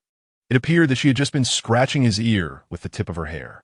"Bai Luoyan, you're up quite early," Chen Sheng remarked as he sat up from his cocoon of blankets, rubbing his eyes. Upon seeing Chen Sheng's impressive 8-pack abs and perfectly sculpted V-line, Bai Luoyan's cheeks flushed, and she lowered her gaze. "Chen Sheng, I just had breakfast delivered to the guest room. Would you like to join me?" "Sure, I'm feeling a bit hungry," he replied. "You should wash up first. I'll go fetch you some clothes." As she spoke, Bai Luoyan made her way to the wardrobe, her mind secretly marveling at Chen Sheng's physique. How could someone possess such an admirable figure? Why had she felt an urge to touch him just now? Could it be that she was genuinely developing feelings for this guy? After they had breakfast, the two of them shared a ride back to school. While Chen Sheng pondered their upcoming plans in the car, he suddenly noticed a private message from Sha on Douyin. "Mr. Wang, do you have some time in the next few days?" Chapter 44. The alluring streamer. Nationwide reach. Chen Sheng pondered for a moment. Since Mi Su and Bai Luoyan were preoccupied with their own affairs these days, he found himself rather bored. Why not cultivate a connection with the streamer named Li Sha? Presently, Li Sha's favorability rating had risen to a commendable 75, which was quite impressive. It was not an overly busy period for him. Was there anything on her mind? Almost instantaneously, he received a reply from her. "Mr. Wang, your support for Sha over the past few days has left her utterly astonished. Today, as I have a day off, I would like to invite you to dinner, if that is convenient for you." "Dinner? I noticed from your profile that your IP address seems to be from a different city than mine." "No worries, Mr. Wang. I can come to you. Are you currently in Tianhai City?" "Indeed. That is not too far. I'm in Modu, and it would only take a little over an hour by plane." Upon hearing that Li Sha intended to fly over, Chen Sheng was suddenly reminded of a phrase: the alluring streamer, capable of reaching anywhere in the nation. It seemed that as long as one offered sufficient incentives, even a prominent streamer would show deference. He recalled a few years back when the Douyu platform was thriving. Wu Qilong from Aludio had convened a roundtable meeting with several other magnates. During this gathering, they exchanged learning materials, predominantly showcasing the talents of well-known female streamers, an event that was nothing short of explosive. Mr. Wang, could we exchange WeChat IDs? Li Sha sent another message. Of course. After adding Li Sha on WeChat, he promptly shared his address. Soon, she messaged him again. Mr. Wang, due to my PK with Sister Kuko last night, I've already made it to the trending searches. Oh, is that so? Congratulations. It's all thanks to your support, Mr. Wang. In truth, I came to see you because I wish to take a 2-day break from streaming. I fear that this surge in traffic might backfire. Upon hearing this, Chen Sheng couldn't help but regard the streamer Li Sha with newfound respect. Typically, when individuals experience sudden fame, they're eager to capitalize on the momentum, striving to amass followers and wealth while the opportunity lasts. Yet Li Sha demonstrated remarkable restraint, opting to retreat from the limelight, which was indeed commendable. However, this choice was not entirely puzzling. With fame comes scrutiny. When a streamer suddenly rises to prominence, not only do many eyes turn towards them, but there are also those who seek to unearth their past indiscretions. Even the slightest misstep could be magnified with incidents from childhood, such as peeking at neighbors during their baths, potentially resurfacing. Yet, one aspect Chen Sheng found perplexing was that if Li Sha truly intended to temper her newfound popularity, she ought to remain discreetly at home. Meeting with her top supporter seemed a precarious move that could easily lead to misfortune. The car came to a steady halt at the school gates. After stepping out, Bai Luoyan turned to Chen Sheng and said, Chen Sheng, I'll head back to the dorm now. I will expedite the establishment of the studio. Very well. I look forward to your good news. Chen Sheng replied with a slight smile. All right, I'm off then. Thank you for your support. Do take care and hurry along. No need for prolonged farewells. Bai Luoyan waved and turned to leave. Chen Sheng glanced at the time. It was only just past 9 in the morning. Should he perhaps seek out a place to indulge himself? Although most entertainment venues typically operate in the evening, he found himself rather bored at this hour. Just as he contemplated searching for nearby establishments on his phone, he received a sudden message from Yi Zhiqiu. Chen Sheng, could you return to the rental apartment for a moment? Chen Sheng felt puzzled. Yi Zhiqiu rarely contacted him. What could be the matter today? He swiftly replied, all right. Qiujie, I'll be there shortly. Subsequently, Chen Sheng hastened towards the rental apartment. A few minutes later, he arrived at the entrance, only to find a number of people inside. Upon seeing Chen Sheng, Yi Zhiqiu approached him with an expression of exasperation and said, Chen Sheng, I truly apologize, but you will need to find another place to live. Another place? Why? Chen Sheng inquired, bewildered. At that moment, the landlady, an elderly woman, stormed over and exclaimed, Move out when I say so. There's no need for further discussion. Well, you see, my brother and sister-in-law have renovated their new home, and they're moving in here. Since their family is large and they can't fit upstairs, they must occupy this unit, Yi Zhiqiu patiently explained. I understand now. Chen Sheng nodded. Though he felt somewhat displeased with the landlady's abruptness, he did not wish to put Yi Zhiqiu in a difficult position. After all, he had already intended to relocate, and he could manage for a few days at Miss Su's place. At that moment, a young man leaning against the door turned to the landlady and asked, What about our rent? How much do you plan to refund? The landlady scoffed, her tone curt. The month is nearly over. What is there to refund?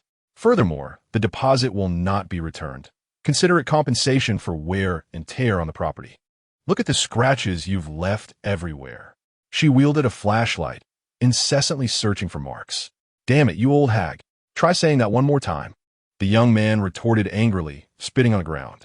If you don't return my deposit, I swear I'll set this place ablaze. The elderly woman took a few steps back, visibly shaken, and defiantly responded, You little thug, how dare you speak to me like that? If you dare to burn my house, I will. I will call the police. You think I'm afraid of you? I have nothing to lose. The barefoot fear no shoes, the young man declared, exuding a bravado that suggested he was undeterred by the threat of law enforcement. Seeing his demeanor, the landlady felt a twinge of fear. Gritting her teeth, she responded, Fine, I will return your deposit, but you must move out today. Not just the deposit, but also the rent for this entire month. You were the one who breached the agreement first, and I'm not leaving until I find another place," the young man retorted coldly. The landlady had not anticipated such stubbornness from him. However, she reasoned that there was no immediate rush. Although she was reluctant to refund a month's rent, the fear of the young man refusing to leave compelled her to concede. "All right, I will return your money, but you must vacate as soon as possible. In consideration of Sister Chiu, I shall refrain from holding it against you." The young man with golden hair let out a cold snort and turned to retreat into the house with his girlfriend. The elderly lady, brimming with indignation, directed her gaze at Yi Zhiqiu and shouted, "What are you standing there for? Hurry back upstairs. With you as a harbinger of misfortune in our Yi family. We have truly suffered generations of ill fate." Yi Zhiqiu let out a resigned sigh and followed the elderly lady up the stairs. Chen Sheng had intended to say, "Sister Chiu, I will support you," but he felt the moment was not yet ripe. If Sister Chiu was reluctant to leave, would uttering such words not invite her further scorn? She had subtly hinted that while her family was unkind to her, they had at least provided her with sustenance. Once he had repaid his debt of gratitude, he would naturally depart. Chen Sheng understood the complexities of human nature. Each individual possesses their own standards of conduct, and thus he refrained from offering further counsel. Chapter 45. That night, Mr. Wang entered my room. Chen Sheng reclined on the bed of his rented apartment. Opening the Douyin app, the pinned messages were predominantly related to last night's PK event. Salt. Internet sensation Shasha's live stream features a mogul extravagantly gifting over 1,000 carnival tokens. The reason behind this is 70 million followers. Douyin's sister Kiki astonishingly loses to a micro-influencer with merely 1 million fans. In just one night, she gains 1 million followers, heralding the rise of another star streamer. The enigmatic AAA building materials, Mr. Wang. What is the secret behind this extravagant spending? That night, the affluent Mr. Wang entered my room. Chen Sheng, upon seeing the last message, casually clicked it open, only to discover that room referred to the live stream. Damn, the current headlines are utterly ridiculous. They only churn out eye-catching news. Chen Sheng shook his head in resignation. He sent a message to me, Sue and Li Sha, requesting them to refrain from disclosing their identities for the time being. He then checked his account. Total earnings had reached an astonishing 7.2 billion. What the heck? This pace of earning is simply astonishing. In just over 2 days, he had accumulated more than 7 billion. And this was without reaching peak efficiency. If fully operational, with 5 beauties tirelessly catering to him day and night, he could potentially earn 4.32 billion. However, if it were truly like that, Chen Sheng would find it rather tedious. Would he not become a mere money-making machine? Just as Chen Sheng was preparing to close the live stream and indulge in a game, Li Sha suddenly messaged him. "Mr. Wang, I will land in half an hour. You can send messages while on the plane?" Chen Sheng, who had never flown before, was somewhat astonished. "I'm using in-flight Wi-Fi, so I can access the internet. By the way, I noticed you sent gifts to several female streamers. Hee. I merely observed their lackluster popularity and wanted to offer them some encouragement." "Ha, Mr. Wang, you are indeed quite benevolent. By the way, could you come pick me up? I fear that taking a taxi might expose me after these few days of being in the public eye." Upon hearing this, Chen Sheng was at a loss for words. His personal account held only a few hundred yuan. How could he afford a car? In the past, he had an electric scooter, but had been stolen by a thief. Yet, he hesitated to voice this directly. Surely, couldn't he admit to not even owning a vehicle? After much contemplation, Chen Sheng replied, "My car is in for maintenance. Let us just buy one nearby when you arrive at the airport." "Mr. Wang, that seems rather inconvenient, doesn't it? Wouldn't that mean additional expenses for you?" Li Sha replied, slightly embarrassed. "Not at all. It's just a small expense. I actually wanted to purchase another vehicle anyway." "All right then. See you shortly, Mr. Wang." "See you soon." Chen Sheng ordered a ride and headed downstairs. Half an hour later, Chen Sheng arrived at the airport in Tianhai City. "I'm under an advertisement at the T3 exit." Chen Sheng snapped a photo of the nearby billboard and sent it to Li Sha. "Good. Mr. Wang, I will arrive shortly." Moments later, a woman donned in a mask, sunglasses, and a baseball cap emerged from the T3 exit. She was glancing at photos on her phone while scanning her surroundings, seemingly searching for something. Upon spotting the billboard in the picture and the silhouette of a nearby figure, she let out a long sigh of relief. Finally, she had found it. Subsequently, Li Sha hurried towards the billboard. As she approached, she found herself momentarily taken aback. What was going on? Why was there a young man beneath the billboard? Could it be that there were other identical billboards nearby? Li Sha glanced around uncertainly and noticed that there were no similar billboards in sight. My goodness! Could Mr. Wang actually be a young man? The thought quickened her heartbeat. In her imagination, Mr. Wang was supposed to be a portly and unkempt middle-aged man. To her surprise, not only was he young, but he was also remarkably handsome. Why did it feel as though the hunter had appeared before his prey? Taking a deep breath, Li Sha approached Chen Sheng briskly. Hello, are you Mr. Wang? Chen Sheng looked up at the fully disguised woman. Though her features were obscured, he could discern her beauty from her facial contours and aura. You are Sha Sha. Yes, I'm a host Sha Sha, here to meet you. I never expected Mr. Wang to be so young. Mr. Wang is merely a casual pseudonym I adopted, Chen Sheng remarked as he assessed Li Sha with a smile. It seems you have been quite adept at maintaining your secrecy. There's no choice. We internet celebrities fear being photographed, Li Sha replied, only to realize her words might have been misinterpreted. She hastily clarified, Mr. Wang, I didn't mean it that way. I just worry that someone might exploit my meeting with you for their own gain, which could reflect poorly on you. Quite the articulate tongue you have. Chen Sheng responded without offense. Mr. Wang, shall we take a taxi and find a restaurant to chat? Li Sha observed that Chen Sheng did not seem to have driven there, leading her to think that his suggestion of taking a car was merely casual. I just discovered a nearby Ferrari dealership on my phone. Let us visit that first. Ferrari? Li Sha exclaimed in astonishment. Those were high-end models, often priced in the millions. Upon further reflection, she realized that for Mr. Wang, such an expense was likely trivial. Enthusiastic netizens had estimated that Mr. Wang had spent over 6 million in gifts during his recent live streams on Douyin, and he seemed to do so with effortless ease. After gifting a female host, he would assign certain tasks and then swiftly depart, hardly lingering in the live stream. Who could rival such extravagance? The two hailed a cab and soon arrived at the Ferrari dealership. A salesperson noticed them and, somewhat surprised, cast a glance at Li Sha before smiling and saying, Welcome. What model are you two interested in? Let's take a look around first, Chen Sheng replied. He had only casually browsed a few models online and was not particularly knowledgeable about them. The salesman enthusiastically introduced several popular models of Ferrari to the two individuals. However, Mr. Chen found himself less than impressed. It was not that he deemed them unattractive. Rather, they struck him as too affordable. After all, only by spending lavishly could one expect a more substantial return later on. Growing weary of the conversation, Mr. Chen candidly remarked to the salesman, Enough of this. Please take me directly to your most expensive vehicle. Chapter 46. Miss Zhang and the Suppression of Bloodlines. Upon hearing the sales representative, Mr. Chen felt a twinge of disappointment. However, he was aware that certain exclusive models required special orders, which typical dealerships did not offer. At that moment, Li Sha, standing nearby, gently suggested, Mr. Wang, I believe the Ferrari SF90 is an excellent choice. A close friend of mine owns one. Not only is its exterior stunning, but the driving experience is also exceptional.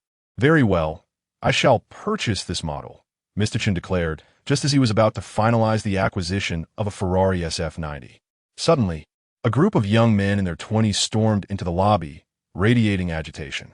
Good sirs, how may we assist you? A sales representative quickly approached to inquire. Get lost. Bring your boss here, yelled a young man with dyed red hair and piercings. The sales representative recognized him as Zhang Chuqiao, the second son of the Zhang group. Swallowing hard, he nervously replied, Young Master Zhang, our boss is currently in a meeting in the office. Please hold on for a moment. Damn it. I want him out here within a minute, or I'll smash your store. Do you believe me? Zhang Chuqiao threatened menacingly. Meanwhile, the other spirited young men stepped forward, brandishing various clubs, seemingly ready to resort to violence at any moment. The sales staff felt utterly bewildered. One of them pondered for a moment before pulling out his phone to make a call. Before long, a middle-aged man approached with a genial smile. Young Master Zhang, didn't we clarify everything over the phone? I apologize for the inconvenience of your personal visit, he said amiably. Clarify? What nonsense? Zhang Chuqiao stepped closer, pointing an accusatory finger at the middle-aged man. Qian Jinlai, stop pretending with me and return my money. Oh dear, young Master Zhang, I truly cannot refund it. Qian Jinlai spread his hands, looking troubled. As you know, the Ferrari F80 is a limited edition. There are only 3 units available domestically, all of which are in Hong Kong and Taiwan. I went through considerable effort to acquire this one. If I refund you, who will I sell it to? I don't care. I haven't even touched that car. Young Master Zhang, you must be reasonable. I leveraged numerous connections to procure this vehicle for you. If you do not proceed with the purchase, it might take a long time to sell. What do you propose we do then? Zhang Chuqiao's tone weakened noticeably. Qian Jinlai contemplated for a moment before a smile returned to his face. How about this? The F80 cost a total of 48 million. After deducting a 10 million loss fee, I will transfer the remaining 38 million to you in a couple of days. How does that sound? Are you kidding me? I haven't even laid a finger on that car, and you're saying there's a loss of 10 million? You know very well that the additional costs and taxes alone amount to nearly 20 million. Generally, one would have to pay an extra 25 million just to acquire it. Zhang Chuqiao found it impossible to accept such a valuation. He shot a look at the spirited young men behind him. They understood the signal and began to advance slowly, wielding their clubs. At that moment, 5 security guards and 7 or 8 burly men in suits suddenly emerged from an unknown location. Everyone stood at the ready, equipped with riot shields and batons, as if they had been anticipating this confrontation for some time. Zhang Chuqiao, do not push me. It will only lead to an embarrassing situation later. Qian Jinlai's demeanor shifted dramatically, his face contorted with rage. Damn it. It seems you old dog were prepared all along.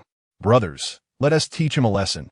Zhang Chuqiao retrieved a collapsible baton from his pocket, snapping it open with a determined click as he charged towards Qian Jinlai. Stop! A woman's commanding voice rang out from the entrance. Following the sound, they beheld a tall woman clad in a black trench coat, striding swiftly towards them in her high heels. Upon hearing her voice, Zhang Chuqiao involuntarily shivered, instantly losing his bravado. He lowered his baton and turned around, astonished. Sister, what are you doing here? The tall woman remained silent, approaching him before delivering a sharp slap across his face. The sound echoed through the quiet hall, strikingly crisp. Why did you hit me, sister? Zhang Chuqiao asked, covering his face, a hint of grievance in his tone. Yet, it was evident that he harbored an innate fear of the woman. What do you think? Is the chaos at home not enough for you? Sister, I was just silence. At her command, Zhang Chuqiao promptly closed his mouth, too intimidated to utter another word. The tall woman then cast a disdainful glance at the young men nearby. Instantly, they lowered their weapons and bowed their heads in submission. Only then did she turn her attention to Qian Jinlai, offering a hint of apology. Uncle Qian, I sincerely apologize. We will take responsibility for any damages to the store. Miss Zhang, you are too kind, Qian Jinlai chuckled, quickly reverting to his earlier demeanor. Young Master Zhang was merely acting impulsively and has not caused any loss to our establishment, so compensation is unnecessary. That's a relief. After a moment's contemplation, the tall woman asked solemnly, regarding that car, is it possible to refund the payment? Well, about that Qian Jinlai rubbed his bald head, appearing troubled. Considering Miss Zhang's position, I can only refund 40 million for the car. This is already my maximum concession. The tall woman furrowed her brows, but ultimately nodded. All right, but the payment must be made today. I apologize, Miss Zhang, but I cannot procure such a large sum of cash on short notice. How about this? Bring the car purchase contract in 2 days, and I will transfer the funds to you. Qian Jinlai, are you toying with me? You must know my family is in urgent need of funds and cannot wait for 2 days. Zhang Chuqiao erupted in fury. Alas, there is nothing I can do. Even withdrawing such a large amount from the bank requires an appointment. Qian Jinlai replied, his expression one of genuine difficulty. It was clear he was not making excuses, but truly needed time. The atmosphere in the room grew tense, resembling a negotiation that had reached an impasse. At that moment, Chen Sheng, who had been standing quietly to the side, suddenly interjected, How about selling that car to me? I happen to be in the market for a supercar. Everyone in the hall turned their gaze towards Chen Sheng, their expressions a mixture of confusion. Qian Jinlai, stroking his bald head, asked the salesperson with a hint of surprise. "Who is this gentleman?" The salesperson, regaining his composure, replied, "Oh, this is Mr. Wang, a customer here to purchase a vehicle." Qian Jinlai chuckled and said, "Ha, Mr. Wang may not be aware of the full context. The car that young Master Zhang intends to buy is a Ferrari F80, valued at 48 million. Are you sure you wish to proceed?" Zhang Chuqiao, feeling somewhat impatient, remarked, "Kid, could you refrain from causing a disturbance? I'm rather preoccupied at the moment." He recognized all the wealthy heirs in Tianhai City and had never encountered someone like Chen Sheng. If it weren't for his sister being present, he would have likely unleashed a tirade by now. "I assure you, I am quite serious. If you doubt my intentions, I can make the payment right now," Chen Sheng stated calmly. Chapter 47. The young lady of the Zhang family. In an instant, all present in the hall were rendered speechless. Where did this audacious young man come from, boldly proclaiming a payment of 48 million on the spot? Even Li Sha looked at Chen Sheng with disbelief. "Mr. Wang, you must think this through. Transferring funds is not akin to gifting, as it comes with numerous restrictions. Rest assured, I am well aware of the implications," Chen Sheng replied. Though Li Sha remained somewhat apprehensive. Indeed, Chen Sheng possessed wealth, but to dispense such a significant sum in one go was no trivial matter. The owner of the 4S dealership and the individual named Zhang Xiao did not appear to be innocuous. If he were unable to produce the funds shortly, it could spell trouble. Nearby, the seasoned veteran Qian Jin stroked his bald head, a wry smile on his lips as he remarked, "Hee, since Mr. Wang is genuinely interested in purchasing, why not transfer the funds directly to Zhang Xiao? It would save us all a great deal of hassle." He pondered that Zhang Chuqiao would be using the Zhang Group's corporate account, which could be deemed clean money. In contrast, Chen Sheng was a complete unknown to him. Setting aside whether he possessed the funds, the source of his money remained a concern. Chen Sheng turned to Zhang Chuqiao, casually stating, "Shall I just transfer the funds directly to you?" This statement left Zhang Chuqiao momentarily bewildered. Normally, he would assume someone was toying with him and would be inclined to retaliate.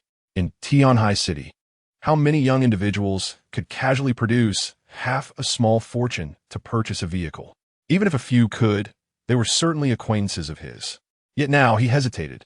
The Zhang family was in dire need of funds, and he was reluctant to miss even the slightest opportunity. Among the crowd, a tall woman stepped forward. "Mr. Wang, did you truly say you wish to purchase that 48 million Ferrari F80? She emphasized the figure, ensuring its significance was clear. "Indeed, I did. What I just in front of so many?" Chen Sheng replied, casting a glance at Zhang Chuqiao and the owner. The tall woman contemplated for a moment, sensing that Chen Sheng did not seem to be jesting. Given the already tense atmosphere, who would dare to make light of such a serious situation? That would be akin to lighting a lantern in a cesspit, inviting disaster. Her expression softened, and she introduced herself. "Mr. Wang, allow me to introduce myself. I am Zhang Lingji, Vice President of the Zhang Group in Tianhai City. I beg your pardon for my impertinence, but may I inquire about your identity? If you can indeed procure that vehicle, I would ensure that my father pays you a personal visit." Chen Sheng did not respond directly but smiled, saying, "You are too kind. I was merely in need of a sports car. It hardly constitutes a significant favor." Instantly, Zhang Lingji felt a sense of goodwill towards him, understanding his reluctance to disclose his true identity. "Very well. When would it be convenient for you? I can drive you to handle the remittance procedures." "No need for such trouble. Simply provide me with your bank account details, and I shall transfer the amount directly to you." With this declaration, the entire assembly was left in astonished silence. After a brief moment of silence, Zhang Chuqiao could no longer contain his disbelief. "Are you serious, my friend? Do you truly believe we are such fools to be deceived? You think that amount is just a mere hundreds of thousands, easily transferred on the spot? Why not claim you have billions in cash, unlimited in capacity?" Meanwhile, Qian Jinlai, observing the situation, could not suppress a cold snort, realizing his suspicions were indeed correct. How could this individual possibly afford a Ferrari F80 so casually? This was nothing more than an extravagant display intended to impress his girlfriend. Qian Jinlai exchanged a knowing glance with the security team behind him, who discreetly positioned themselves at the exit. Let us see how you intend to escape this predicament. Zhang Lingji, stifling her dissatisfaction, pressed on with her inquiries. Mr. Wang, you cannot be joking. Such a substantial sum cannot simply be transferred at will. If you trust me, provide me with your account details. If not, I have no desire to waste my time here. Chen Sheng's tone hinted at irritation. As he discerned that the more cordial he was, the less the other party seemed to trust him. Mr. Wang, that is not my intention, Zhang Lingji replied thoughtfully, retrieving a bank card from her bag and handing it to Chen Sheng. This is the account of our subsidiary, which I have managed. Chen Sheng accepted the card and promptly began the transfer on his phone. Done, he remarked, returning the card to Zhang Lingji. The atmosphere in the hall seemed to freeze once more, as everyone turned their gazes toward Zhang Lingji, eager to observe her reaction. Zhang Lingji pulled out her phone, feigning calmness as she checked for notifications. However, the bank alert had yet to arrive. 1 second, 2 seconds, 2.5 seconds. After what felt like an eternity, "Sister, has the money arrived?" Zhang Chuqiao leaned in, his tone laced with urgency. Not yet. Zhang Lingji shook her head, realizing she had perhaps overestimated the situation. How could such a large sum be transferred so swiftly? Are they playing with us? Zhang Chuqiao pondered, clenching his fists anxiously. Suddenly, a notification pinged on Zhang Lingji's phone, and she gasped, reading aloud the content of the message. Your account ending in 8888 has received funds 10, 100, 1,000 million, 10 million, 50 million. Incredible. We actually received 50 million. At that moment, Zhang Chuqiao's excitement was beyond description.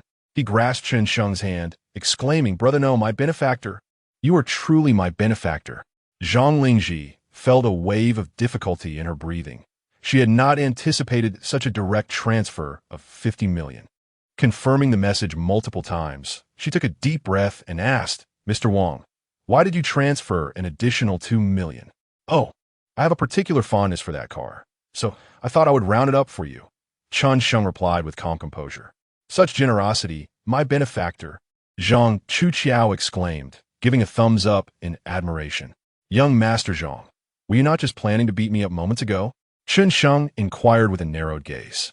"Mr. Wang, I believe you must have misheard," Zhang Chuqiao exclaimed, her face flushed with anger as she glared at her subordinate. "Who had the audacity to suggest we confront Mr. Wang? Step forward if you dare." She paused, then added, "Forget it. I shall overlook this incident for now."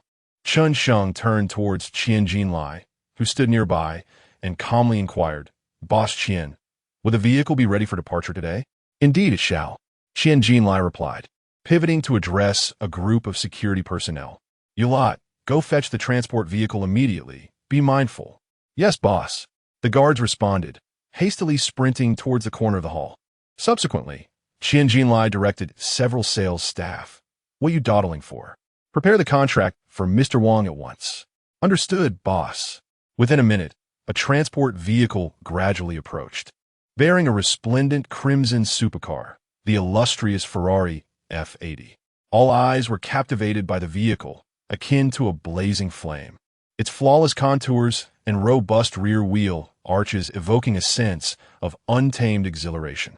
The security personnel expertly unloaded the Ferrari F80, standing upright beside it. "Mr. Wang, here is the contract. A mere signature from you, and this magnificent vehicle shall be yours to drive away," Qian Jinlai remarked, slightly bowing, a sycophantic smile gracing his face. Chen Sheng accepted the contract but refrained from signing it. Instead, he handed it to Li Sha, who stood by, too apprehensive to breathe. "Sha, let us temporarily register this car under your name." Chapter 48. Stand up and pedal. Upon hearing the words, Li Sha couldn't help but tremble, scarcely believing her ears. "Mr. Wang, are you truly planning to register this Ferrari worth 50 million under my name?" Her emotions were a mix of excitement and unease. Who would gift a Ferrari upon their first meeting? And not just any Ferrari, but the illustrious F80. "Indeed, I have already settled the payment. What is there to fear?" Chen Sheng whispered into Li Sha's ear, his tone enigmatic. "My identity is rather unique, hence this vehicle will temporarily be registered in your name." At the mention of a unique identity, Li Sha shivered involuntarily. Could it be that he was not merely a wealthy heir, but rather a scion of the political elite? If that were the case, would she not have a formidable ally? It was no wonder he possessed such extensive authority, capable of transferring 50 million in one go. No wonder he spent money so freely, and why he kept his background so well concealed. It turned out he was a person of significant influence. After a moment of contemplation, Li Sha took a deep breath and nodded gently. Very well. This car shall be temporarily registered in my name. Whenever it is convenient for you, Brother Chen, we can proceed with the transfer. With that, she inscribed her name on the contract. Li Sha's affection level 10, current affection level 85. At that moment, Chen Sheng approached with a business card in hand. Mr. Wang, here's my card. Should you ever need to purchase a vehicle, feel free to reach out. I not only have Ferraris, but also Lamborghinis, Koenigsegg's, and other supercars. Chen Sheng accepted the card, nodding appreciatively. Thank you, Boss Chen. I shall rely on your expertise for future purchases. Not at all, Mr. Wang. It is I who should express gratitude for your patronage. Here are the car keys. The temporary license plate is already placed inside the vehicle, Chen Sheng said courteously. Chen Sheng took the keys and turned to Li Sha, saying, You drive. Although he knew how to drive, he had never piloted a supercar. He feared that he might fumble with the accelerator, which would be quite embarrassing. All right, though, I may need a moment to acclimate. Li Sha replied as she accepted the keys. She had experience with various models of Ferraris, so she was relatively familiar with them. As she spoke, Li Sha opened the scissor doors of the car. Mr. Wang, please get in, she said softly. Chen Sheng bent down and slid into the passenger seat. Mr. Wang, please wait a moment. Zhang Lingji hurried to Chen Sheng's side, bending slightly in a respectful manner. Would you be so kind as to share your contact information? Sure. Just scan my WeChat, Chen Sheng replied as he opened the application. Thank you for your understanding, Mr. Wang. Zhang Lingji sighed with relief as she initiated the scan. Ding. Zhang Lingji's affection level 25, current affection level 35. Would you like to bind her as the 8th goddess? Name, Zhang Lingji. Appearance, 91 points. Age, 23 years. Height, 167 centimeters. Weight, 51 kilograms. Number of relationships, 0. Affection level, 35. Bind. Chen Sheng silently thought. Mr. Wang, may I add you on WeChat? Given our similar ages, we might have the opportunity to collaborate in the future.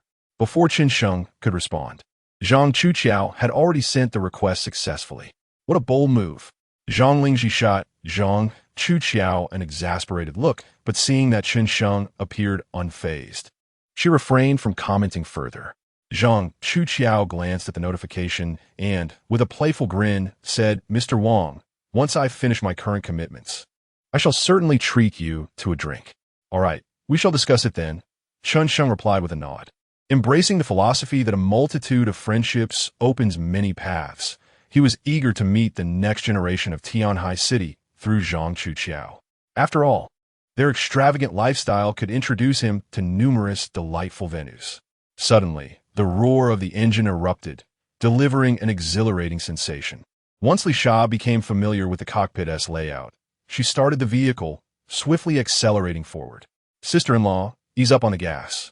Zhang Chuqiao, with eyes brimming with emotion, gazed at the Ferrari F80 as though it were his beloved being whisked away. The critical point remained that it was done through a legitimate means, leaving him helplessly stranded. After departing from the dealership, Li Sha glanced at Chen Sheng and remarked with a smile, I never imagined Mr. Wang would possess such prowess. It seems my gamble paid off. What do you mean by that? Chen Sheng inquired curiously. To be honest, I came here to discuss a potential collaboration with Mr. Wang. What kind of collaboration? After the explosive success of the previous night, numerous media companies had called me early in the morning, eager to sign contracts. However, I turned them all down because I aspire to establish my own media company, thereby taking control of my own destiny. Moreover, I can attract more streamers with my media company, which would greatly benefit my streaming career, Li Sha explained patiently. Are you here seeking investment from me? Chen Sheng remarked, a knowing smile gracing his face. Indeed, I wish for Mr. Wang to invest a sum in me. Investment is a straightforward matter for me. However, why do you believe I would assist you? A significant smile crossed Chen Sheng's lips. Because Mr. Wang generously gifted me over 300 carnival tokens. Li Sha looked at Chen Sheng, her smile radiant. There are no unprovoked affections in this world. Mr. Wang showered me with such gifts, which surely indicates some interest. Doesn't he it? Chen Sheng was taken aback, but soon chuckled. Did you really deduce that? Naturally, I'm quite confident in my figure and appearance. This was not mere self-promotion. Her beauty truly stood out among the streamers, rivaling that of some celebrities. As for her physique, her dedication to fitness and yoga had sculpted an impressive form, to the extent that it nearly obscured half the steering wheel. After a brief silence, Li Sha spoke earnestly. Mr. Wang, I seek your investment of 5 million. I will manage the media company entirely, requiring no effort from you. Regarding the shares, you hold 90. What are your thoughts on that? I find it rather unsatisfactory, Chen Sheng replied, shaking his head. So, does Mr. Wang believe that the investment is excessive, or that the shareholding is insufficient? Li Sha inquired, somewhat puzzled. Initially, she intended to persuade Chen Sheng to invest 3 million, but upon witnessing his extravagant approach, she spontaneously increased the amount by 2 million. I am not well versed in the media industry, yet I will invest 20 million. However, you must ensure to perform admirably going forward. Li Sha abruptly slammed on the brakes, nearly collapsing. Mr. Wang, is your request truly that simple? Indeed, it is that simple. At that moment, Li Sha felt her eyes moisten. Throughout her life, no man had ever treated her with such kindness. Wiping away her tears, she gently bit her lip and, with a bashful expression, said, Mr. Wang, your generosity towards me is overwhelming. I am at a loss for how to repay you. Perhaps we could find a place to discuss this further? Certainly. Let us delve into the matters of collaboration. If you excel, I may consider additional investment. Rest assured, Mr. Wang. Li Sha smiled sweetly and continued to drive forward. Chapter 49. The Zhang family is doomed in the conference room of the Zhang Group in Tianhai City. A middle-aged man nearing 50 sat at the helm, abruptly slamming a document onto the table. You useless lot. Our group is facing such dire straits, and yet none of you have any solutions? The speaker, Chen Sheng, was the chairman of the Zhang Group. The others shuddered, their expressions a mix of trepidation and hesitance. Finally, a bald man turned to Chen Sheng, exhaling deeply. Brother, you know as well as I do that we have offended the Zhao family, a prominent clan in Tianhai City. Other companies are too fearful to extend us any assistance. With the bald man's lead, others chimed in. Indeed, Chairman Zhang, even the banks have called back their loans, leaving us devoid of liquid assets. Furthermore, every company that once collaborated with us has severed ties, leaving us entirely unsupported. As for our outstanding payments, they refuse to release them, even daring us to take legal action. Outrageous. Chen Sheng slammed his fist on the table, struggling to contain his fury as he turned to a bespectacled young man. Zhang Chubai, what news from your end? The bespectacled man, Zhang Chubai, was the eldest son of the Zhang family and the future heir of the Zhang Group. With a heavy sigh, he shook his head. Father, my efforts have been equally fruitless. The Zhao family refuses to meet with me. The Zhao family is truly overstepping their bounds. Chen Sheng struck the table again, speechless with anger. The conference room fell into a profound silence once more. Let us adjourn, he finally declared, slumping into his chair, appearing several years older in an instant. The others exchanged glances before departing, leaving only Zhang Chubai and the bald man behind. Chen Sheng rubbed his temples, resembling a deflated balloon, murmuring to himself, is it truly the end for the Zhang family? After a moment of contemplation, Zhang Chubai spoke. Father, perhaps we still have one last resort. What is it? Chen Sheng straightened his posture, intrigued. We could have Chu Qiao publicly apologize to the Zhao family and arrange for Ling Zhu to agree to the marriage proposal with them. You are correct, the bald man added, following Zhang Chubai's line of thought. Brother, I believe an apology from Chu Qiao is justifiable, especially given that she struck the Zhao family's third son in front of so many witnesses. Moreover, aligning with the Zhao family could present an opportunity for the Zhang Group. Damn it, why would I want my daughter Ling Zhu to marry into the Zhao family? Chen Sheng retorted, displeased. I would like that too, but they do not find our daughter appealing, The bald man shrugged in resignation. His daughter, Zhang Lingzhu, weighed over 200 pounds and frequently frequented nightclubs, having dalliances with numerous male models, at least 7 or 8 who had been led astray. To a family like the Zhaos, she was simply not desirable. Zhang Shengchong fell silent for a moment, releasing a heavy sigh. It seems that we have no choice but to proceed in this manner. Just then, a sudden knock echoed at the door. Guoming, Zhang Lingji, and Zhang Chuqiao entered the conference room one after the other. So, have you managed to retrieve the funds? Zhang Shengchong inquired anxiously as he rose to his feet. Yes, Zhang Lingji nodded. I just tried to reach you and Uncle Air on the phone, but couldn't get through, so I came directly here. Oh, I had everyone silence their phones, Zhang Shengchong responded. How much did we manage to bring back this time? Was it 40 million? Actually, 50 million, Zhang Lingji replied softly. What? The muscles on Zhang Shengchong's face twitched in disbelief. How could that old fellow, Jin Lai, be so generous? Not only did he refund the entire amount, but he also added an extra 2 million. When I called him personally, he stated that the maximum he could return was 40 million. The car wasn't returned as it was purchased by someone named Mr. Wang. He transferred the money to me on the spot.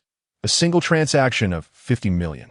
Which Wang family in Tianhai City has such deep pockets? Baldy interjected, unable to contain his curiosity. I have already dispatched someone to investigate. The source of the funds is clean, but we cannot trace the specific account. Is that so? Zhang Shengchong pondered, resting his chin on his hand, and then shook his head. Never mind. Let us set this matter aside for now. After some time has passed, I will personally thank that Mr. Wang. Dad, how much more do we need to cover the company's financial gap? Zhang Lingji asked, her face filled with concern. Sigh. We just discussed this in the meeting. We are still short by 100 million. 100 million? Does that mean no companies or banks are willing to assist us? Indeed, the Zhao family has made it clear that anyone who dares to assist us will be opposing them, and they will sever all business ties with the party involved. Baldy explained with a dejected expression. Zhang Lingji, upon hearing this, collapsed into a chair, her face ashen. She had believed that with the 50 million, coupled with a bank loan or borrowing from other prominent families, they would be nearly sufficient. However, the company had now reached a critical juncture of survival. After a moment of contemplation, Zhang Chuqiao, who had remained silent, timidly approached. Dad, what if we mortgage our villa and the company? Chuqiao, you have offended the Zhao family. Who would be willing to lend us money now? Zhang Chubai replied coldly. Zhang Shengchong's anger flared once more as he hurled a document at Zhang Chuqiao, shouting, You worthless thing! How dare you secretly use the company's funds to buy a Ferrari behind my back? Over the years, all you've done is squander money. How do you compare to your elder brother? Dad, do not call me Dad. Address me by my title during meetings. Zhang Chuqiao bit her lip and quietly defended herself. Zhang Zong, I purchased the car to establish connections for the family. The young master of the Li family from Modu has been eager to buy a Ferrari F80. I thought to acquire that car for 48 million and sell it to him for 50 million. It would not only yield some profit, but also foster goodwill. Who would have thought that as soon as the car arrived, that wretched creature would declare he no longer wanted it? Zhang Shengchong scoffed, continuing, If it were not for your brazen act of striking the third young master of the Zhao family in front of the esteemed families of Tianhai City during the banquet, would our Zhang family find itself ensnared in this predicament? That loathsome glutton dared to publicly harass my sister, even proposing marriage to her. Should I refrain from striking him? Am I still a man of the Zhang family? Zhang Chuqiao, with a countenance full of grievance, replied. How dare you retort? Zhang Shengchong slapped Zhang Chuqiao, furiously rebuking. A good-for-nothing who accomplishes nothing but brings misfortune. Get out. Zhang Chuqiao was about to utter a response, but upon seeing Zhang Lingji shake her head in disapproval, she ultimately swallowed her words and turned to exit. At that moment, a magnificently adorned middle-aged woman entered from outside. Chapter 50. The Zhang family revived the newcomer with Zhou Giju, the wife of Zhang Shengchong. She cast a disdainful glance at Zhang Chuqiao and entered the conference room with a swish of her hips. Is there any progress today? Zhang Chu shook his head helplessly. Mother, with the recent deposit of 50 million, we have only managed to gather 100 million. We are still short by another 100 million. What? Another 100 million? Does this mean the Zhang family is doomed? Cursed Zhou Giju furiously. Damn it, it's all that little brat, Zhang Chuqiao's fault. Hearing her mother's scolding, Zhang Lingji frowned and said with displeasure, Mother, Chuqiao acted out to defend my honor. You ungrateful girl, why are you siding with him? Zhou Giju snapped. How is this siding with him? Chuqiao is also father's son. Zhang Lingji retorted. I refuse to acknowledge that little bastard as part of our family. Zhou Giju exclaimed, arms crossed in indignation. Enough. Zhang Shichong slammed his hand on the table, his voice stern. This is not the time for such discussions. We need to focus on how to navigate through this crisis. What other options do we have? Zhou Giju turned to Zhang Lingji, her voice rising. Is it so difficult to marry you off to the third son of the Zhao family? Our family marrying into the Zhao family is already a stretch. I will not marry him. You can marry him if you wish. Zhang Lingji shot back defiantly. You insolent girl. How can you speak to your mother like that? Zhou Giju was on the verge of exploding. At that moment, Zhang Chuqiao, who had been standing outside, stepped into the room and slowly spoke. I know someone who might be able to assist our family. Who? The others asked in unison. It's the CEO Wang we met today. Zhou Giju crossed her arms and scoffed. Zhang Chuqiao, are you trying to create more chaos in our family? That CEO Wang doesn't even know us. How could he possibly help? How can we know unless we try? Zhang Chuqiao said, a hint of uncertainty in his voice. Deep down, he too doubted that Chen Sheng would be of any assistance to the Zhang family, as there were no business ties between their families. Yet now, they could only hope for a miracle. Taking a deep breath, Zhang Chuqiao opened his WeChat app. Meanwhile, on the road, Li Sha hesitated for a moment before finally speaking. CEO Wang, I have an unusual request, and I'm not sure how to express it. Go ahead, Chen Sheng replied, putting down his phone. Well, I just made headlines, and if I'm spotted, it could lead to significant trouble for me. I was wondering, could you take me to your house? After saying this, Li Sha felt a bit abrupt. How could she plan to visit someone's home without knowing where they lived or who they resided with? What if he had a legitimate girlfriend? Chen Sheng was also in a predicament. Aside from his dormitory, he only had a rental apartment. Not to mention the potential presence of his elderly neighbors. He pondered how Li Sha would perceive him if he took her there. The affluent CEO, Wang, living in a cramped space of less than 10 square meters? Surely, that seemed implausible. My home is not located in Tianhai City. Otherwise, would you like me to purchase a property for you here? A property? Yes, this way I will also have a place to reside in the future, avoiding the constant stay in hotels. Li Sha was taken aback. Who exactly was this influential person? Purchasing cars and houses seemed as effortless as drinking water. Her ambition suddenly waned. Following her elder brother daily, indulging in luxuries, why would she need to live stream? However, these were merely fleeting thoughts. Since Mr. Wang expressed an interest in buying, I would naturally be more than willing, Li Sha smiled, biting her lip. Very well, let me inquire. Chen Sheng took out his phone and called Xiao Zhou, the real estate agent from their last encounter. Shortly, the call connected. Brother, what can I do for you? Do you have any villas available for sale? Preferably one that is move-in ready.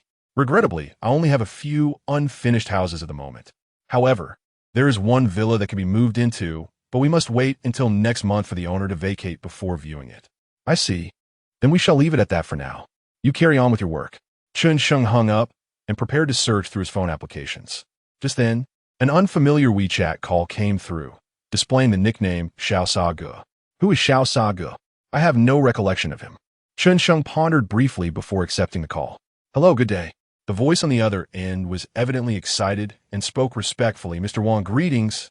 I am Zhang Chuqiao, the one who crossed paths with you today at the Ferrari dealership. Oh, it's you. What brings you to call? Well, I noticed that Mr. Wang is a straightforward person and would like to explore the possibility of becoming business partners. Would you be interested? Business? I'm not interested. Chen Sheng decisively declined. With only a few hundred yuan in his pocket, he had no means to engage in business ventures. Upon hearing Mr. Wang's rejection, Zhou Giju could not help but scoff. I have long maintained that you are more of a hindrance than a help. After just one meeting, you wish to collaborate with someone, thinking they're a gullible fool? Yet, Zhang Chuqiao remained undeterred, speaking with a pleading tone. Mr. Wang, To be frank, my family is facing difficulties. I wish to seek your support in the form of financial assistance, and we can offer our company and villa as collateral. Once my family overcomes this crisis, I assure you, we will not let your efforts go unrewarded. At this, Chen Sheng's interest was slightly piqued. I am indeed intrigued by the villa you mentioned. Where is it located? Zhang Chuqiao was momentarily taken aback, then joyfully replied, "We have 2 Riverview villas located in the Bai Luoyan community." Chen Sheng checked on his phone and found that the villas by Bai Luoyan were indeed quite suitable for him. They were not far from his school, and there were ample entertainment options nearby. Very well, send me the location. I will go and take a look shortly. Ah, thank you, Mr. Wang. After hanging up, Zhang Chuqiao turned to the others with excitement, exclaiming, "It worked." Mr. Wang said he would go to see the villa. Such promptness was truly astonishing. Zhang Shengchong could hardly believe his ears. After pondering for a moment, he finally turned to Zhang Lingji and said, "Lingji, I shall refrain from making an appearance. I will accompany your second uncle to the magical city. We must prepare for all eventualities. You and Chu Qiao should attend to General Wang." Nearby, Zhou Giju hastily exchanged glances with Zhang Chubai, who understood the unspoken cue. Stepping forward, he proposed, "Father, I should accompany them as well. If they fail to host General Wang adequately, it could not only jeopardize the sale of the villa, but also potentially require us to refund the money for the car.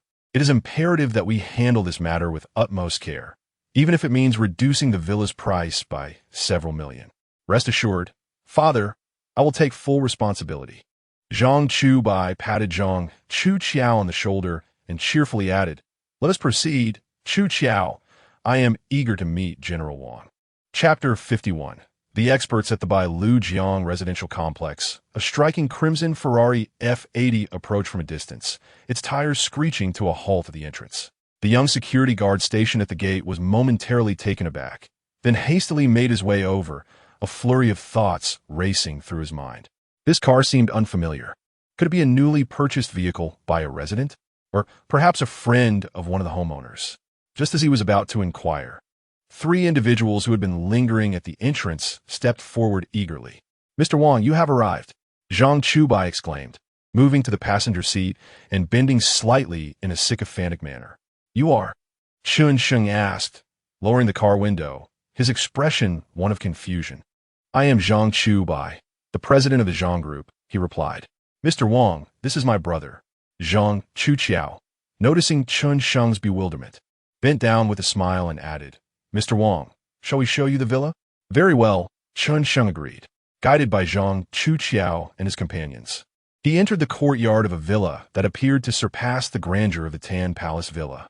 The spacious yard was meticulously maintained, exuding an air of elegance. "This yard looks splendid," Chen Sheng remarked with a smile. "Indeed, although the villa is currently unoccupied, we frequently send staff to keep it clean. Please, let's take a look inside," Zhang Chuqiao invited, gesturing graciously. However, as he turned back, he caught a glimpse of Li Sha and felt a twinge of curiosity. This girl had yet to show her face. Could she be Mr. Wang's assistant? Or perhaps a romantic interest? Yet, he dared not probe further. Upon entering the villa, an immediate sense of opulence enveloped them. The luxurious furnishings and gleaming marble floors spoke volumes of wealth. Chen Sheng nodded in satisfaction, declaring, "This villa pleases me. I shall take it."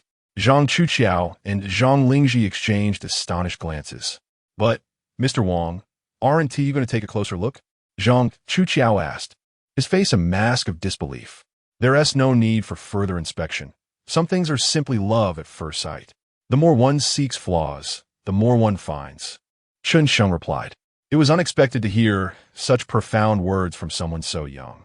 Zhang Chuqiao felt a sense of enlightenment wash over him, even if he did not fully grasp the meaning. "Impressive, truly impressive," he exclaimed, giving a thumbs up. Chen Sheng waved his hand dismissively, signaling Zhang Chuqiao to cease his flattery. Despite the young man's somewhat slick demeanor, there was something about him that felt far more agreeable than the more refined Zhang Chubai. "What is the price of this villa?" Chen Sheng inquired. The 3 individuals opposite him were momentarily stunned. His approach was entirely unconventional. Typically, one would first inquire about the price, then negotiate for a discount. Was purchasing a villa akin to buying cabbage? Zhang Lingji stepped forward, saying, Mr. Wang, we acquired this villa for over 70 million and spent an additional 8 million on renovations. Although the housing prices have recently declined, this is a villa with a picturesque river view, boasting an impressive floor area of over 800 square meters, complemented by a 280 square meter garden, providing exceptional vistas and ample natural light. Just tell me the price. Zhang Lingji paused for a moment before quietly responding, 70 million. If you find the price unsatisfactory, we can negotiate further. Deal. The three individuals across from them were once again rendered speechless. Is it really settled just like that?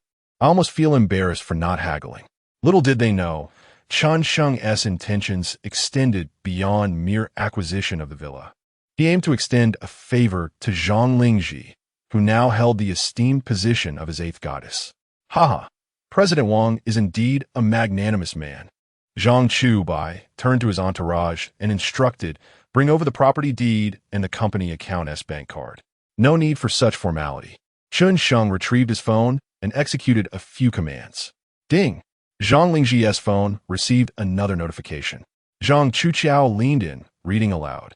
Your account ending in 8888 has received a deposit of 70 million. Goodness, it's instant.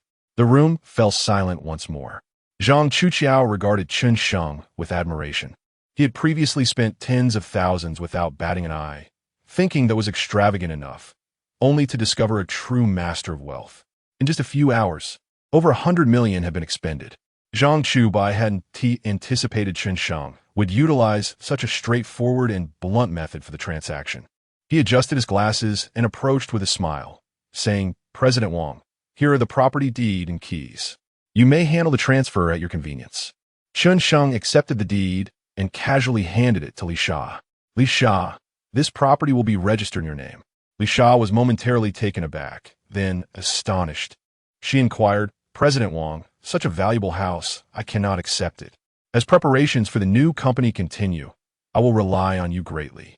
Consider this a reward from the company. Li Sha nodded earnestly. Thank you, President Wang. I assure you, I will not let you down. After placing the deed into her bag, Li Sha felt an overwhelming excitement.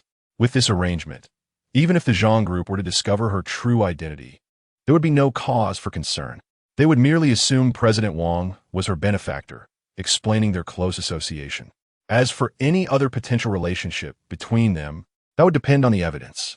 In the entertainment and influencer circles, how many connections are ambiguous? As long as there is no incriminating evidence or video proof of wrongdoing, they remain innocent. If there is nothing else, let's proceed this way, Chen Sheng suggested, feeling somewhat uneasy with so many people present. Zhang Lingji pondered for a moment, her expression revealing her inner conflict, and said, President Wang, I actually have one more humble request. What request? As I mentioned in our earlier call, our Zhang family is facing a crisis. Otherwise, we wouldn't be in such haste to sell the house. If it's not too much trouble, could we borrow several million more? We can offer you double the bank interest. Chen Sheng observed Zhang Lingji's humble demeanor before him, realizing that she was indeed in genuine distress. While traveling, he searched online and discovered that the Zhang Group has a market value of 1 billion. They possess 2 villas along the Bai Luoyan River. It is surprising that such a colossal corporation is in a hurry to sell cars and houses, evidently indicating that they are in dire straits. Well, considering our shared fate, I shall assist you in this matter. However, what do you intend to use as collateral? It seems rather inappropriate to give money away to other companies without something in return. Zhang Lingji fell silent for a moment, then turned to Zhang Chubai and asked, Brother, did you bring the company's equity pledge contract? Zhang Chubai nodded and replied, I did. Mr. Wang, this represents 20 of our company's shares, valued at 100 million. With that, he presented a contract before Chen Sheng. Previously, he had carried this document to various banks and prominent families in Tianhai City. Yet not a single person was willing to sign it. Chapter 52. The first conquest of the goddess Chen Sheng took the contract, glancing at it briefly, and noticed that the signatures and official seal of the Zhang Group were already in place. It seemed that all that was required was his signature for the contract to take effect. However, he chose not to sign immediately and calmly stated, How about this? I will transfer the funds to you first. I will take this contract home, and if there are no issues, I shall sign it later. At this moment, he certainly could not inscribe his name. He needed to find an opportunity to transfer the shares to a certain young lady. The three of them, Zhang Chu, Bai, and the others, exchanged bewildered glances. Is it possible to play it this way? Ding! Zhang Lingji received another text message on her phone, notifying her of the arrival of small goal. The immense weight that had hung over the three of them suddenly lifted. The crisis facing the Zhang family had been thoroughly resolved. Not only that, but they also gained an additional 70 million in liquid assets. Most importantly, they had inexplicably encountered a significant figure. One must ponder how many individuals could effortlessly transfer over 200 million in a single day using their personal accounts. It was likely that even the Zhao family could not accomplish such a feat. Zhang Chu Bai steadied himself and approached respectfully, saying, Mr. Wang, you have saved our Zhang family from peril. Should you require our assistance in the future, please do not hesitate to ask. Indeed, Mr. Wang, we are immensely grateful to you, Zhang Lingji added, her previously furrowed brows relaxing into a profoundly appreciative smile. Zhang Lingji's favorability 25, current favorability 60. Brother, it seems to be mealtime now. Shall we treat the two of you to a meal? Zhang Chuqiao earnestly proposed. Chen Sheng glanced at Li Sha and shook his head, saying, let's pass on that. We have matters to attend to today. Perhaps we can arrange something another time. He was aware that Li Sha was apprehensive about being in the spotlight. If they were to dine together, it would inevitably draw the attention of outsiders. Surely, one could not wear a mask while eating, could they? Very well, we shall not impose upon you further. If there is anything you require in the villa, please inform me via WeChat, and I will ensure it is delivered promptly, Zhang Chuqiao assured them earnestly. The group bid farewell to Chen Sheng, yet they remained unable to fully relax. With newfound wealth, it was essential to swiftly address the company's crisis. Phew, they have finally left. Chen Sheng sank onto the sofa, exhaling heavily. Li Sha removed her mask and hat, hesitating for a moment before inquiring, Mr. Wang, may I be so bold as to ask, who exactly are you? Although she had remained silent throughout, she had observed everything keenly. Initially, she had assumed Chen Sheng was merely a young heir spending his family's money frivolously. However, the prowess he had demonstrated was far beyond that of an ordinary second-generation scion. It could only be described as extraordinary. My identity, for now, must remain a secret. However, I can assure you that the sources of my funds are legitimate. Upon hearing this, Li Sha finally felt at ease. She had experienced enough of the world to recognize that an ordinary person's account would have been frozen long ago after transferring such a substantial sum in a single day. In this case, the investment required to establish a media company poses no pressure whatsoever to Mr. Wang. Reflecting on this, Li Sha slowly approached Chen Sheng from behind, placing her delicate hands upon his back. Mr. Wang, you seem a bit fatigued. Allow me to massage your shoulders, she offered. Chen Sheng, with a hint of resignation, shook his head. I'm not tired. It's merely the motion of the car that is discomforting. Earlier, he had felt quite constrained in the passenger seat as the vehicle jolted along the road.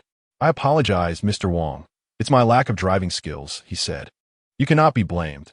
After all, it's your first time operating this vehicle, she replied. Suddenly, Li Sha's hands slipped down, and she rested her head on Chen Sheng's shoulder. A warmth enveloped him, accompanied by a sweet fragrance in the air. Mr. Wang, while my driving may be lacking, my dancing skills are quite exceptional, she asserted. Dancing? Haven't you performed numerous dances in the live stream? He inquired. That's different. This time, it's a performance solely for you. Besides, there are many restrictions during a live stream. Nothing compares to a live performance, she teased, her tone laced with playful provocation, igniting the imagination. Then I shall thoroughly appreciate it, Chen Sheng replied, seated upright on the sofa with an eager expression.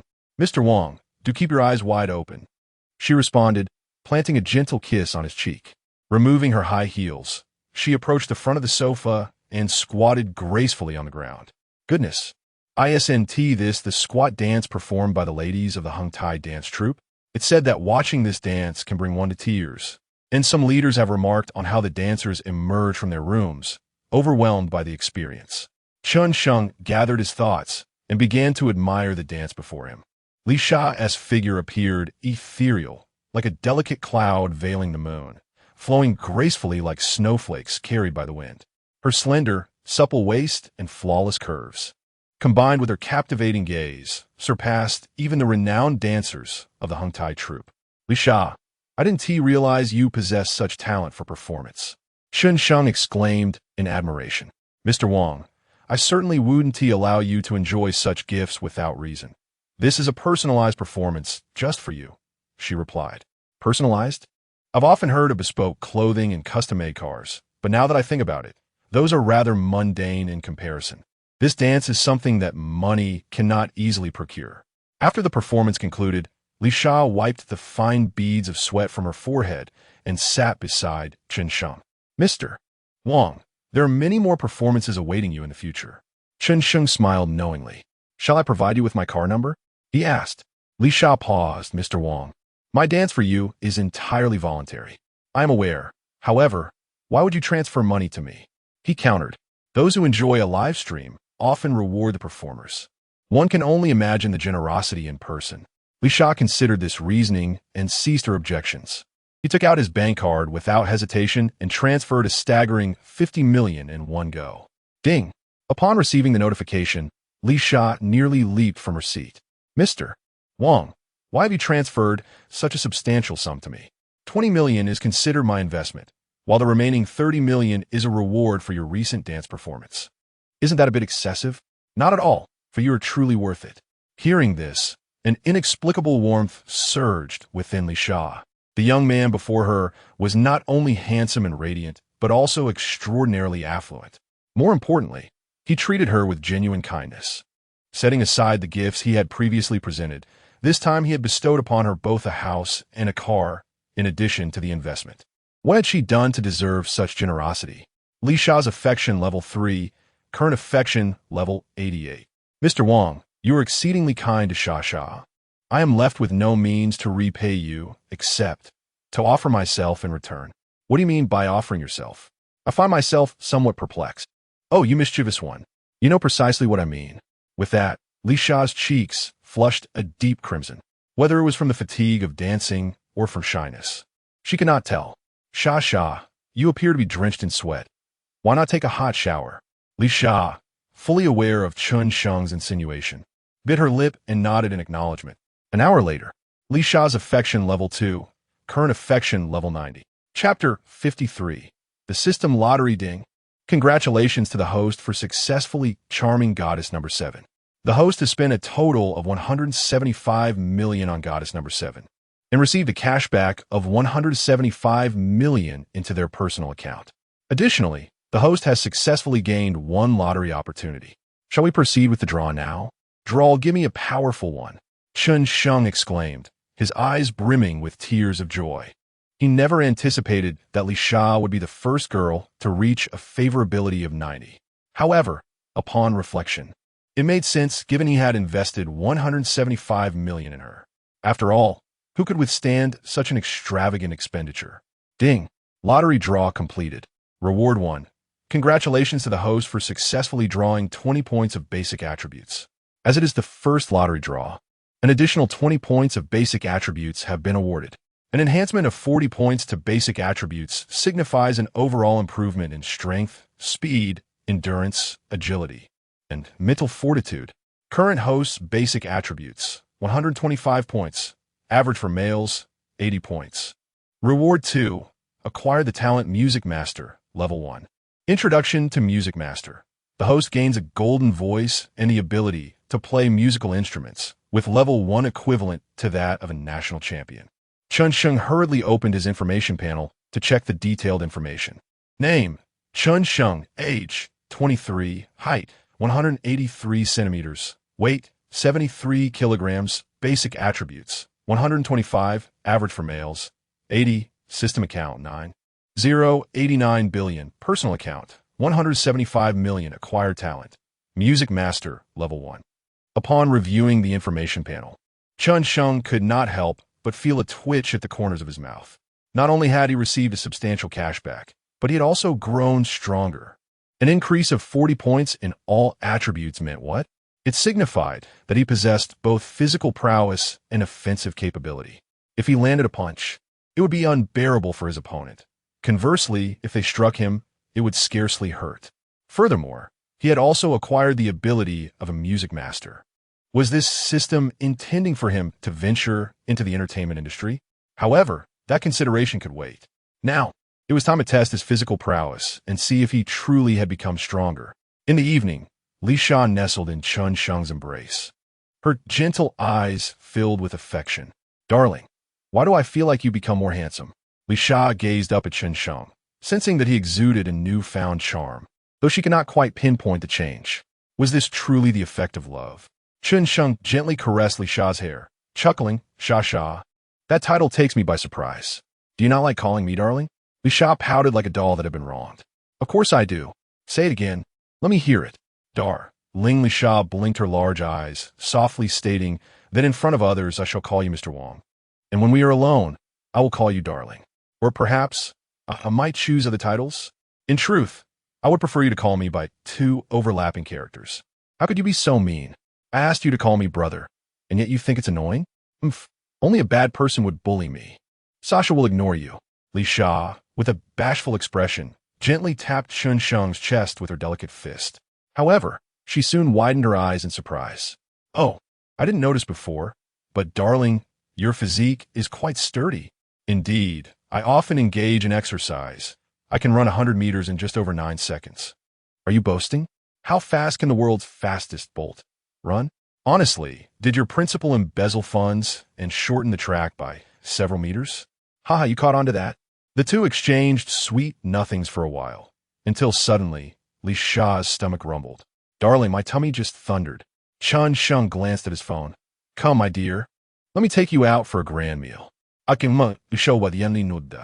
that moment, she seemed far removed from her usual vivacious self, resembling more a shy neighbor's wife.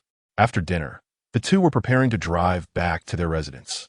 Li Sha pondered for a moment before finally speaking. "Darling, I must hurry back to the Magic City. In such a rush? Well, although I wish I could spend a few more days with you. I have too many commitments ahead. I need to live stream and establish a media company. Moreover, I have a media interview scheduled for tomorrow." "That's fine. Whenever you find a moment to spare, come visit me in Tianhai City. Rest assured, I will work diligently to get the company up and running. Let us head to the airport." However, Li Sha did not make a move.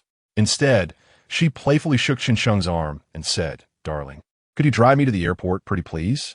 You want me to take you?" All right." Seeing the longing in Li Sha's eyes, Chen Sheng reluctantly climbed into the driver's seat. After a while, Chen Sheng glanced around awkwardly and asked, "How do you shift gears in this thing?" He had previously driven a delivery van, but he had never operated a Ferrari. "What a silly boy. Let me teach you." Li Sha gently took Chen Sheng's hand and placed it on the paddles beside the steering wheel. A Ferrari is different from other cars. It uses paddles to shift gears. So that's how it works. I thought this was the windshield wiper. Under Li Sha's careful guidance, Chen Sheng finally grasped how to drive the Ferrari. Though he was not yet proficient, as long as he drove slowly, he managed well enough. At the airport, beside a red Ferrari, Li Sha, with slightly reddened eyes, wrapped her arms around Chen Sheng's neck and cautiously asked, "Darling, we will meet again, won't we?" Chen Sheng was taken aback, but soon smiled and replied, "Sasha, why do you say that all of a sudden? Because I fear that one day you might suddenly decide you no longer want me. I have come to realize, without even noticing, that I have grown fond of you. Perhaps this is what they call love at first sight." Chen Sheng could not help but feel a surge of emotions within his heart. Love at first sight undoubtedly exists, yet it is often contingent upon certain conditions. The object of one's affection must possess beauty, wealth, or some other captivating quality. In this world, no one is enamored by a person's lack of hygiene. Rather, they're drawn to their social standing. The majority of what people refer to as love at first sight is, more accurately, a mere attraction to physical appearance. However, Chen Sheng does not believe that Li Sha is being dishonest. The gestures he has made for her are feats that most will never achieve in their lifetime. Moreover, genuine affection cannot be feigned. "Fool, how could I ever want to lose you? I may not be the ideal man, but I am unequivocally a responsible one," Chen Sheng declared with a serious tone. With your words, Sha feels reassured, she replied. Li Sha's affection level 1. Current affection level 91. Host's base attributes 5. Current base attributes 130. Once the target's affection level reaches 90 points, for each additional point gained, the host will receive 5 base attribute points. When the target's affection level reaches 95 points, the host will be granted an opportunity to enhance their talent level. Upon hearing this, Chen Sheng was instantly filled with excitement. If this continues, would he not be sprinting down the path to greatness? Chapter 54. The social gathering with the Art Institute. After bidding farewell to Lisa, Chen Sheng felt an immediate sense of emptiness within him. The life of the affluent, at times, can be strikingly mundane and tiresome. As he sat in the driver's seat pondering where to indulge in some leisure, a call came in from the dormitory leader. Jiang Tao. Why would this guy be calling me at such a late hour? With a hint of curiosity, Chen Sheng answered the phone. Brother Sheng, where are you? Jiang Tao's rugged voice resonated through the line. Old Jiang, I'm cruising in my Ferrari, Chen Sheng replied nonchalantly. Driving a Ferrari? More like you were just pretending. Jiang Tao retorted. Believe it or not, Chen Sheng said. What is the matter with you calling me? Jiang Tao paused for a moment before speaking in a serious tone. I just saw the notice in the group chat. Did you sign up for the singing program at the social gathering? No offense, but with your lack of musical talent, you're bound to embarrass yourself. What social gathering? What singing program? Chen Sheng asked, utterly bewildered. Still pretending? Come on, man. I genuinely don't understand. Jiang Tao's voice rose slightly. You really don't know? This weekend, our school is hosting a social gathering with the Tianhai Art Institute, organized by the Student Council. I heard there will be quite a few single students and teachers attending, essentially a matchmaking event. I can't possibly attend. I have to visit my mother-in-law this weekend. There's no time for a performance. Can you speak with some sense? I'm being serious here. Chen Sheng sighed. So am I. Could it be a case of mistaken identity? I thought most performers were freshmen or sophomores. How could your name be on the list? Jiang Tao hesitated for a moment before adding, you might want to check with the class monitor. Let us leave it at that for now. Just as the call ended, Bai Luoyan's phone rang. Hello, Brother Chen Sheng. Something unexpected happened with my parents, and they want to be able to host you this weekend. Chen Sheng was momentarily taken aback, then replied, that is perfectly fine. There will be plenty of opportunities in the future. Thank you for understanding, Brother Chen Sheng. Do your parents need any assistance? It's just a property dispute issue. It's no trouble for you.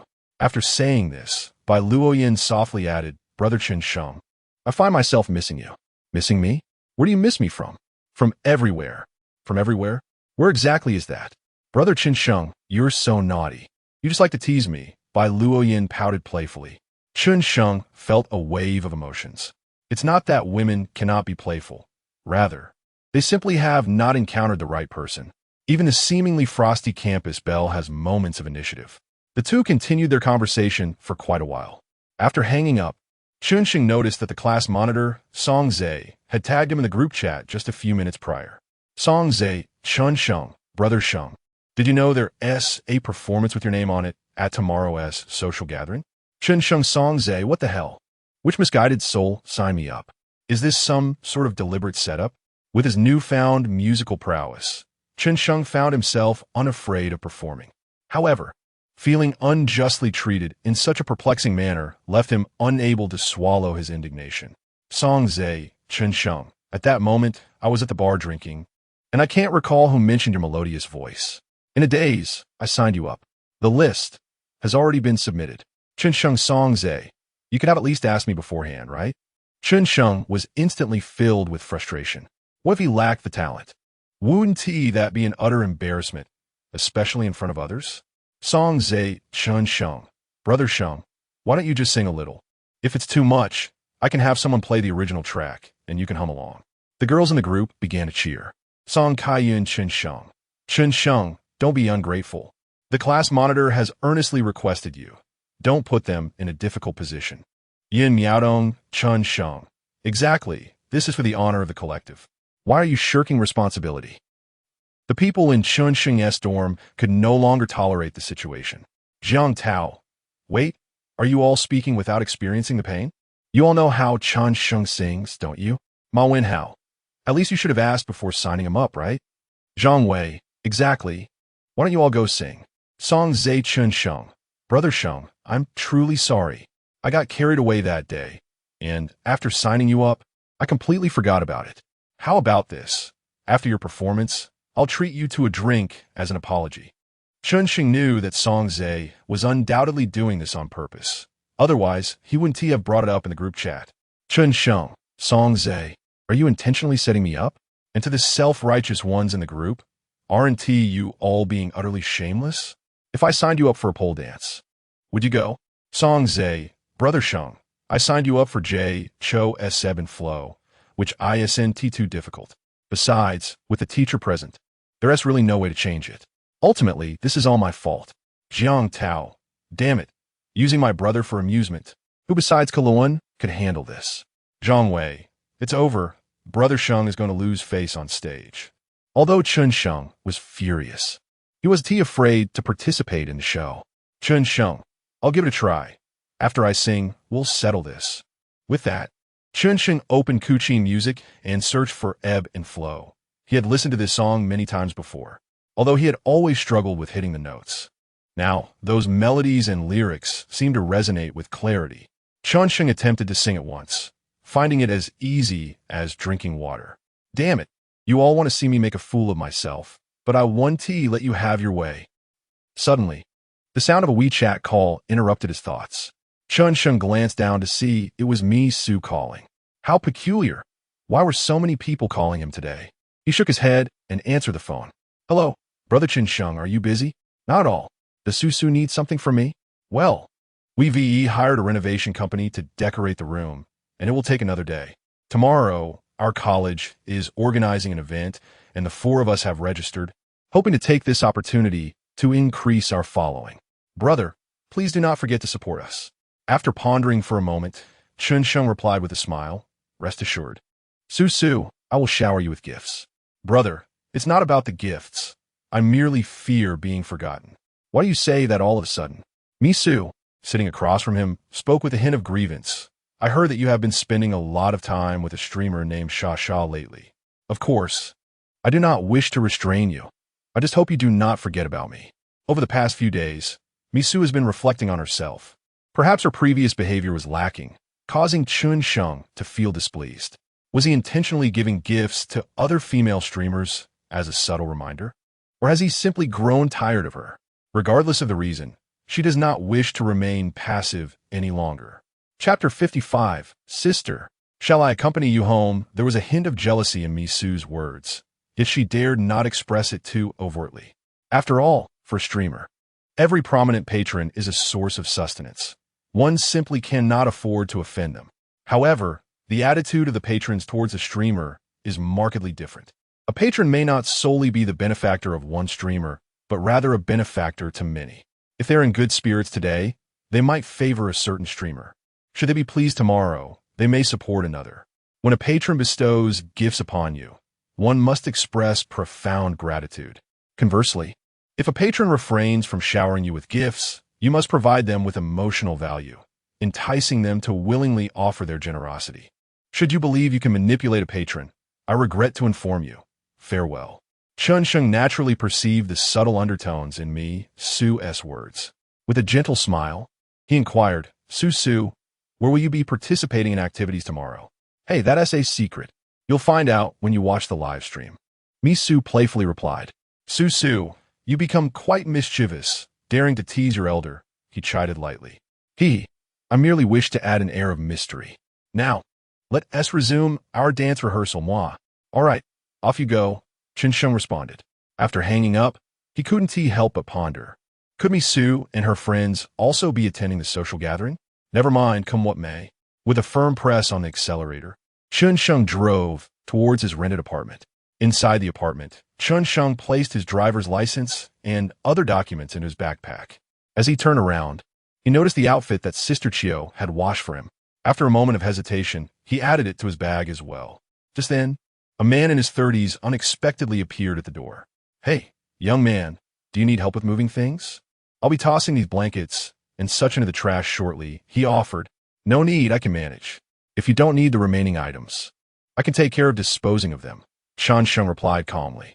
The man paused, then nodded. That would be a great help. Don't mention it. Chen Sheng said politely. No sooner had he left the apartment than the man locked the door behind him. Chen Sheng felt a twinge of unease. He had never seen this man before.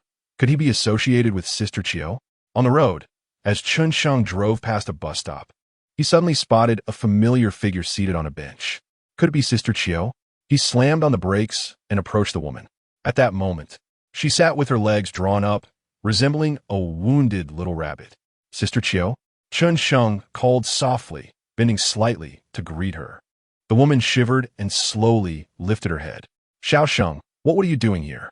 I was on my way home when I saw someone who looked like you.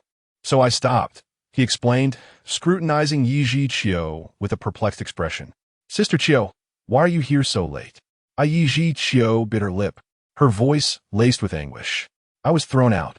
Oh, why? Yizhi Qiu felt as though she might bite her lips raw, and in a tone tinged with despair. She lamented, my brother claims that I am a harbinger of misfortune, having brought ruin upon our parents and him. He even insists that his recent business failures are somehow my fault. Consequently, they have cast me out. It is utterly preposterous. Chen Sheng let out a cold hum, exasperated by their unreasonable behavior. You may not have achieved great deeds over the years, but surely you have endured your share of hardships? Truth be told, she had long wished to extricate herself from their lives. She had intended to repay her debts of gratitude for one more year before departing, yet she never anticipated being expelled instead.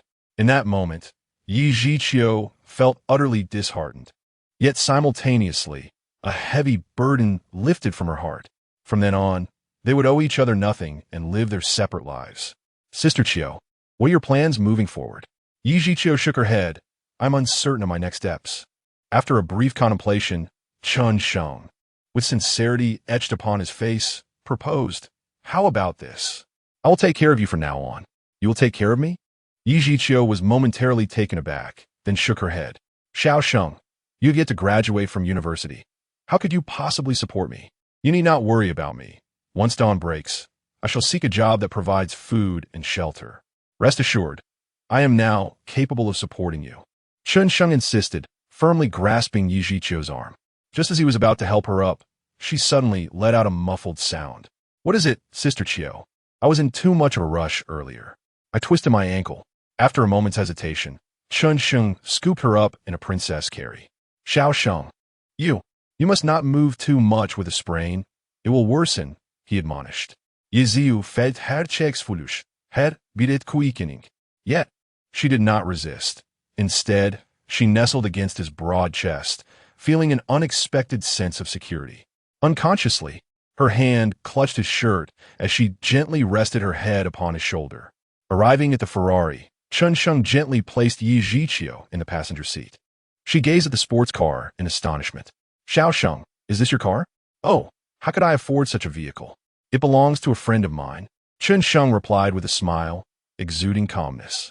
A close friend of mine has gone abroad and entrusted me with his car and villa, along with a salary for my assistance. Ah, how fortunate! Indeed, Chen Sheng remarked, the corners of his mouth lifting as he gently said, Sister Qiu, fasten your seatbelt. I shall take you home. At the mention of home, something stirred within Yizhi Qiu. Home? In this cold city, could there truly be a place she could call her own? Turning to meet Chen Sheng's clear gaze, her eyes transformed into crescent moons. All right, sister will go home with you. With a roar, the engine shattered the dark night, yet it was not a cacophony. The headlights illuminated the wide road ahead as if it were daylight, causing the night to retreat into the shadows. In the blink of an eye, the car arrived at the entrance of the Egrets River community. During the day, the security guard had seen this car and promptly raised the barrier, offering a courteous salute. Sister Qiu, we have arrived. Yizhi Qiu gazed out the window at the surrounding villas, her expression filled with trepidation. Wow, your friend resides in such an upscale villa? What if he is reluctant to allow you to bring strangers here? Rest assured, I have saved his life. Even if I were to set this villa ablaze, he would still inquire whether I have the funds to purchase gasoline. A soft laugh escaped Yizhi Qiu, her beautiful brows curving into a crescent moon. Chen Sheng steered the car towards the villa, only to discover that the entrance was crowded with people. He couldn't help but furrow his brow, checking to ensure the windows were securely locked, ready to press the accelerator at a moment's notice.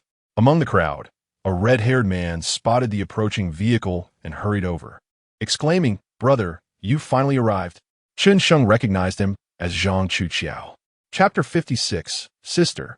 "Let me help you with the ice pack." Chen Sheng let out a sigh of relief, his brow furrowed in confusion. "Zhang Chuqiao, what brings you here?" "Brother, this villa has been vacant since its renovation, lacking food and daily necessities. I was concerned about your comfort, so I took the liberty of bringing supplies." Zhang Chuqiao replied with a beaming, affable demeanor. "Why didn't you give me a call beforehand? You nearly gave me a heart attack," Chen Sheng exclaimed. "My apologies, brother. I fear that a call might disturb you," Zhang Chuqiao said, offering a series of contrite smiles. "Thank you, Zhang Xiao. No, I ought to be the one expressing gratitude." Zhang Chuqiao bent slightly, adopting a demeanor of mock humility. "Brother, perhaps you should call me Chuqiao, or even Xiao Qiao would suffice. We're not that far apart in age, after all. I shall address you as Chuqiao henceforth." Chen Sheng rummaged through his pockets and pressed the remote for the gate. With a creak, the large entrance swung open. Zhang Chuqiao snapped his fingers, and a group of elegantly dressed men in suits and women in maid outfits lined the entrance, bowing as though welcoming a deity from the heavens. "Welcome home, General Wang." Zhang Chuqiao grinned widely, a hint of pride evident in his voice. "Brother, isn't this impressive?" Chen Sheng couldn't help but twitch his lips in exasperation. "Zhang Chuqiao, can you not be so frivolous?" "Hee, I had planned to invite my buddies as well, but I feared it might frighten you all." With a resigned sigh, Chen Sheng drove the car into the courtyard and carefully lifted Yi Zhiqiu from inside. Only then did Zhang Chuqiao notice Yi Zhiqiu's appearance, his eyes widening in surprise. He had always thought that changing girlfriends monthly was quite industrious. But here was someone who managed to switch partners twice in a single day, and each one possessed such an exquisite figure. Truly, there are always higher peaks in the heavens and superior beings among men. Upon opening the front door, Zhang Chuqiao called out to the people behind him, "Everyone, put on shoe covers. I will not tolerate anyone dirtying this villa." "Yes, Zhang Xiao," they responded promptly, hurriedly donning the shoe covers as they entered the villa. The men busied themselves with carrying supplies, while the women attended to making the beds and cleaning. Nestled in Chen Sheng's embrace, Yi Zhiqiu timidly inquired, "Xiao Sheng, who are these people?" Chen Sheng, slightly exasperated, explained, "The young man with the red hair is Zhang Chuqiao, a friend of mine. He often enjoys making a spectacle." "And why do they call you General Wang?" "Ah, that's merely a moniker I use online. Just a playful title," he replied. Though Yi Zhiqiu remained somewhat skeptical, she refrained from pressing further. After a brief interval, the villa was finally in order. Zhang Chuqiao wiped the sweat from his brow and scampered over to offer his assistance. "Brother, do let me know if there's anything else you require." "Not at the moment, but I appreciate your efforts." It was no trouble at all. Zhang Chuqiao glanced at the quietly observant Yi Zhiqiu and joked, "I shall not intrude upon you and your sister. I mean your elder sister. Brother, the master bedroom on the first floor is the most comfortable." With that, he exchanged glances with Chen Sheng and led his entourage out of the villa. "Xiao Sheng, your friends are rather pleasant," Yi Zhiqiu remarked with a smile. "They truly are quite commendable," he replied. Chen Sheng gazed at Yi Zhiqiu, his tone earnest as he proposed. "Sister Qiu, why not let you take care of this villa from now on? My friend pays me 10,000 a day. I can give that money to you, allowing me to free up time for other work." 10,000 a day? Yi Zhiqiu could hardly believe her ears. What kind of miraculous job was this? Driving luxury cars and living in opulence while earning such a salary daily. Did such friends truly exist? Noticing Yi Zhiqiu's silence, Chen Sheng earnestly urged, "Sister Qiu, please don't decline. You have taken good care of me in the past. This would be my way of repaying you."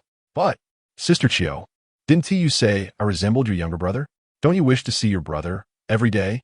Chen Sheng spoke from the heart, perhaps feeling a kinship with her, compounded by her previous kindness towards him. He harbored an inexplicable affection for her. Yi Zhiqiu's eyes glistened with unshed tears. For the first time in years, she felt what it was like to be cherished.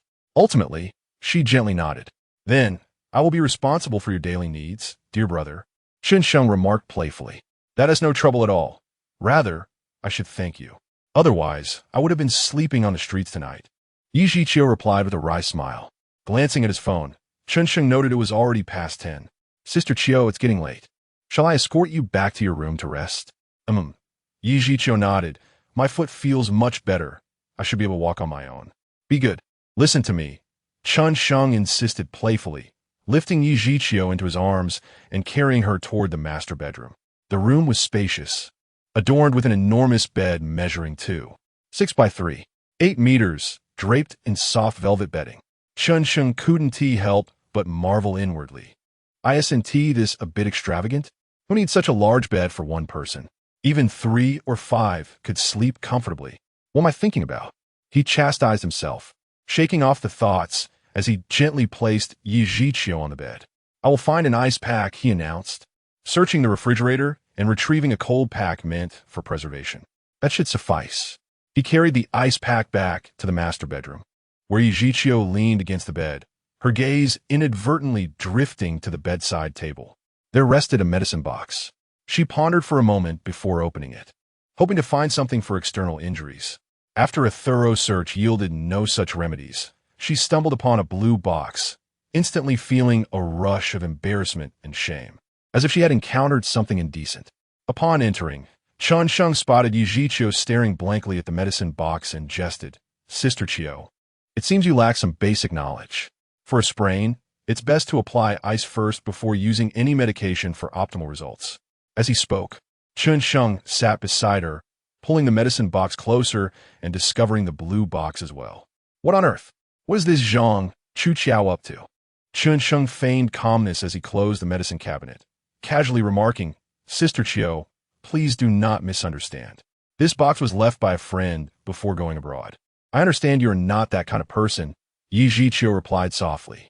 Allow me to tend your foot first. As she spoke, Chen Sheng gently grasped Yi Zhiqiu's right foot and placed it upon his lap. Wait, she interjected. Rest assured, I have previously sprained my ankle and know how to apply an ice pack, he assured her, carefully removing her shoes and socks. What emerged was a delicate and smooth foot akin to fine jade. Wow, it has healed so quickly? Xiao Sheng, you fool. I injured my left foot, Yi Zhiqiu said with a hint of exasperation. Huh? My apologies, Sister Qiu, Chen Sheng exclaimed, hastily retrieving her other foot and placing it before him. Once the shoes and socks were removed, a slightly swollen foot was revealed. Chapter 57, Dance of the Marionette, Additional Content. Chen Sheng gently placed an ice pack against Yi Zhiqiu's ankle. A soft gasp escaped her lips as she instinctively attempted to retract her foot. However, after a brief internal struggle, she ultimately acquiesced with grace, allowing Chen Sheng to apply the cold compress.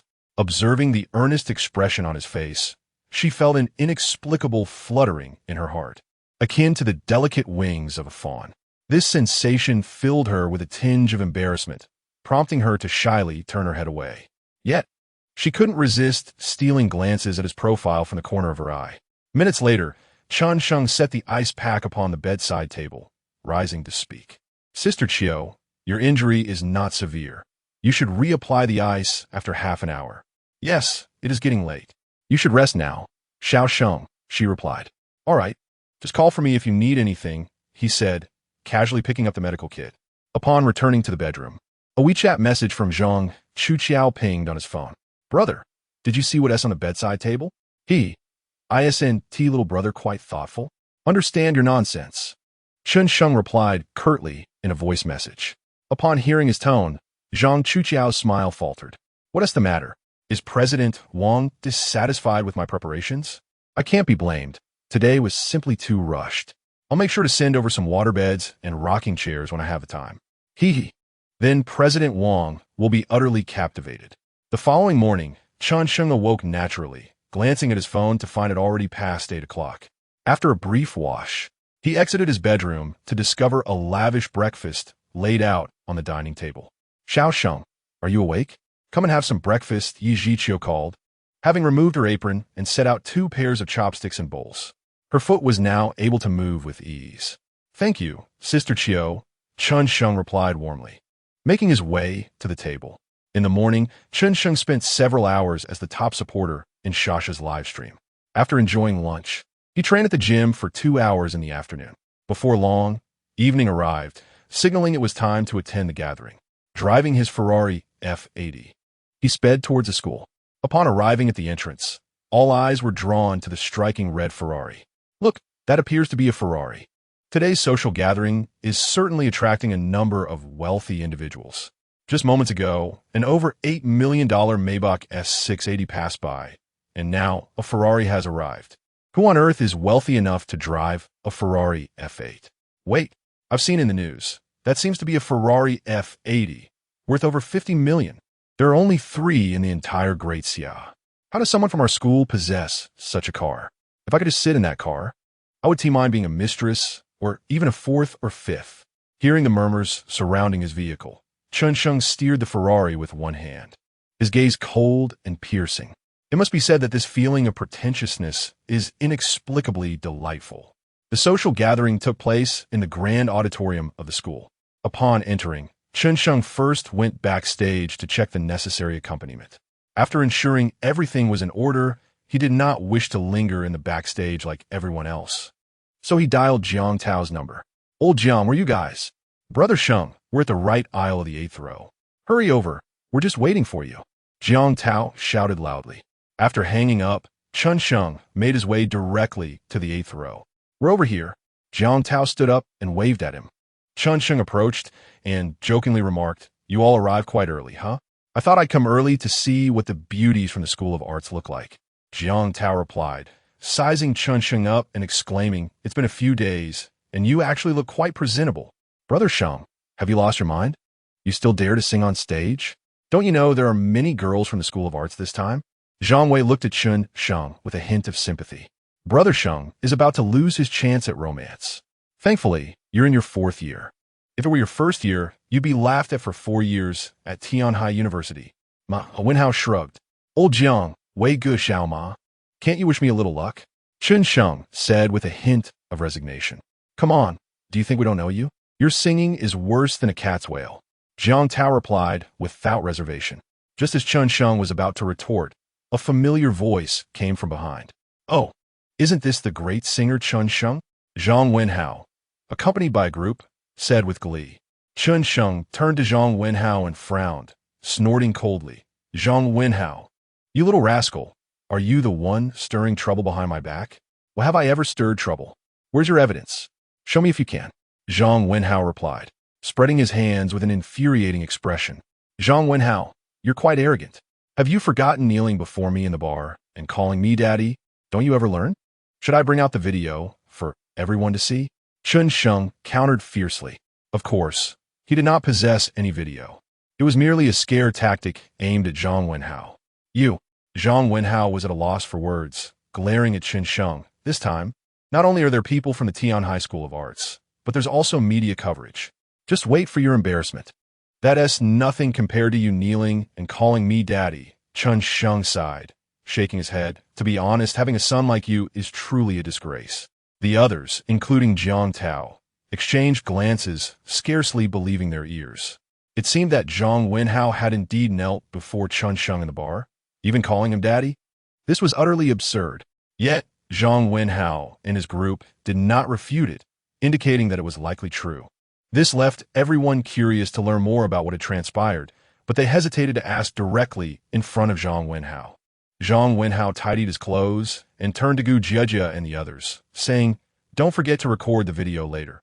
We must capture these beautiful moments. All right, Gu Jiejie nodded, though her expression bore no trace of joy. She discreetly glanced at Chen Sheng from the corner of her eye, only to find him completely oblivious to her presence, which left her feeling quite dejected as she lowered her head. Meanwhile, Yin Yaodong expressed her admiration fervently, exclaiming, Brother Wenhao, you are amazing. Keep it up. Young Master Zhang, give it your all. Go for it. Sun Haotian chimed in, enthusiastically raising his fist in support. Brother Wenhao, we eagerly anticipate your performance. Song Kaiyun unabashedly cheered for Zhang Wenhao, seemingly oblivious to the fact that her boyfriend was right beside her. Zhang Wenhao, feeling elated, glanced at Chen Sheng and proclaimed, Chen Sheng, soon you'll witness what true singing is. Chen Sheng merely smiled, choosing not to respond. When it comes to singing, he believed he had already reached the level of a top-tier star. There was no need for Zhang Wenhao to boast before him. The auditorium gradually filled with attendees. A male and female host took to the stage, eloquently delivering the opening remarks. The male host addressed the audience, respected teachers. The female host continued, "Dear students," together. They exclaimed, "Good evening, everyone." Following this, we will enjoy the first performance, a dance titled Puppet presented by the Four Little Wildcats from Tianhai Arts Academy. Chapter 58. What a coincidence! After the host concluded their remarks, they retreated backstage. The curtains slowly descended, enveloping the entire stage, evoking a sense of anticipation. Mere seconds later, the curtain was drawn back, revealing four stunning young women in dance skirts, crouched on the ground, striking a classic pose reminiscent of a Korean girl group. These four were none other than Misu and her roommates. As the pulsating rhythm of the dance music filled the air, the girls sprang into action, moving in perfect unison with an exuberant performance. Although their dance was considerably more reserved compared to that of Korean girl group, it was a remarkable display for the art-deprived Tianhai University. In the 8th row, to the right, Jiang Tao flashed a broad smile and exclaimed loudly to those nearby, "Wow. These four beautiful ladies are absolutely incredible. They are rising stars on Douyin, boasting over 1 million followers now." Ma Wenhao remarked, eyes glued to the stage. "Oh, how wonderful it would be to know these four girls." Zhang Wei squinted, expressing his wish. "Zhang Wei, what a ridiculous thought." Yin Miaodong interjected mockingly from behind. "They are internet celebrities. Why would they pay any attention to losers like you?" Zhang Wei furrowed his brow and turned around, retorting, "Yin Miaodong, are you out of your mind? We're just chatting. What is it to you? I simply can't stand you losers. Besides, they only weigh a little over 100 pounds. What is so great about that? It's girls like me, who are slightly plump, that are truly beautiful." Zhang Wei assessed Yun Miaodong, who weighed a hefty 180 pounds, and exclaimed, "You need to get real. That is not slightly plump. That is spherical. How can you even compare? Damn you, Zhang Wei, how dare you insult me?" She shot back. "Isn't it just self-humiliation?" Zhang Wei chose to ignore her and returned his focus to the performance. Meanwhile, Chen Sheng was watching the show while simultaneously accessing Misu's live stream, which appeared to be broadcasting the event with assistance from her classmates. Noticing the viewer count was rather low at the beginning, he started sending gifts to liven things up. "Wow, that Mr. Wang is back in the Four Little Wildcats live stream showering gifts," Zhang Wei exclaimed, showing his phone to Jiang Tao, astonished. "Who is Mr. Wang?" Jiang Tao inquired, having never watched Misu's stream before. "You don't know Mr. Wang?" Zhang Wei exclaimed excitedly, "This Mr. Wang has been showering gifts in beautiful girls' live streams for the past few days. Just the day before yesterday, he single-handedly helped a streamer named Shasha defeat Coco, who boasts 70 million fans, in a PK. Is he that impressive?" Ma Wenhao asked, surprised. "I know Coco. Isn't she known as the Queen of Douyin?" "Well, there was no contest. It was a battle for the top spot, and Mr. Wang went all out in Shasha's stream, sending over 1,000 gifts. Goodness, that must be over 3 million. Jiang Tao shook his head, muttering, "Damn, are wealthy people all foolish? Such a substantial sum of money could easily purchase an apartment in the city center." Chen Sheng was momentarily taken aback while scrolling through the gifts. "Was it not somewhat excessive for you to berate President Wang in his presence? However, one cannot entirely blame them. Who could possibly know that the illustrious President Wang was seated right beside them? The lives of the affluent are often characterized by their simplicity and understated elegance." After Misu and her companions concluded their performance, the audience erupted into thunderous applause, igniting an exhilarating atmosphere. At that moment, the host ascended the stage once again, lavishing praise on the recent dance, before introducing the next segment of the program. The forthcoming acts included skits, crosstalk, and singing.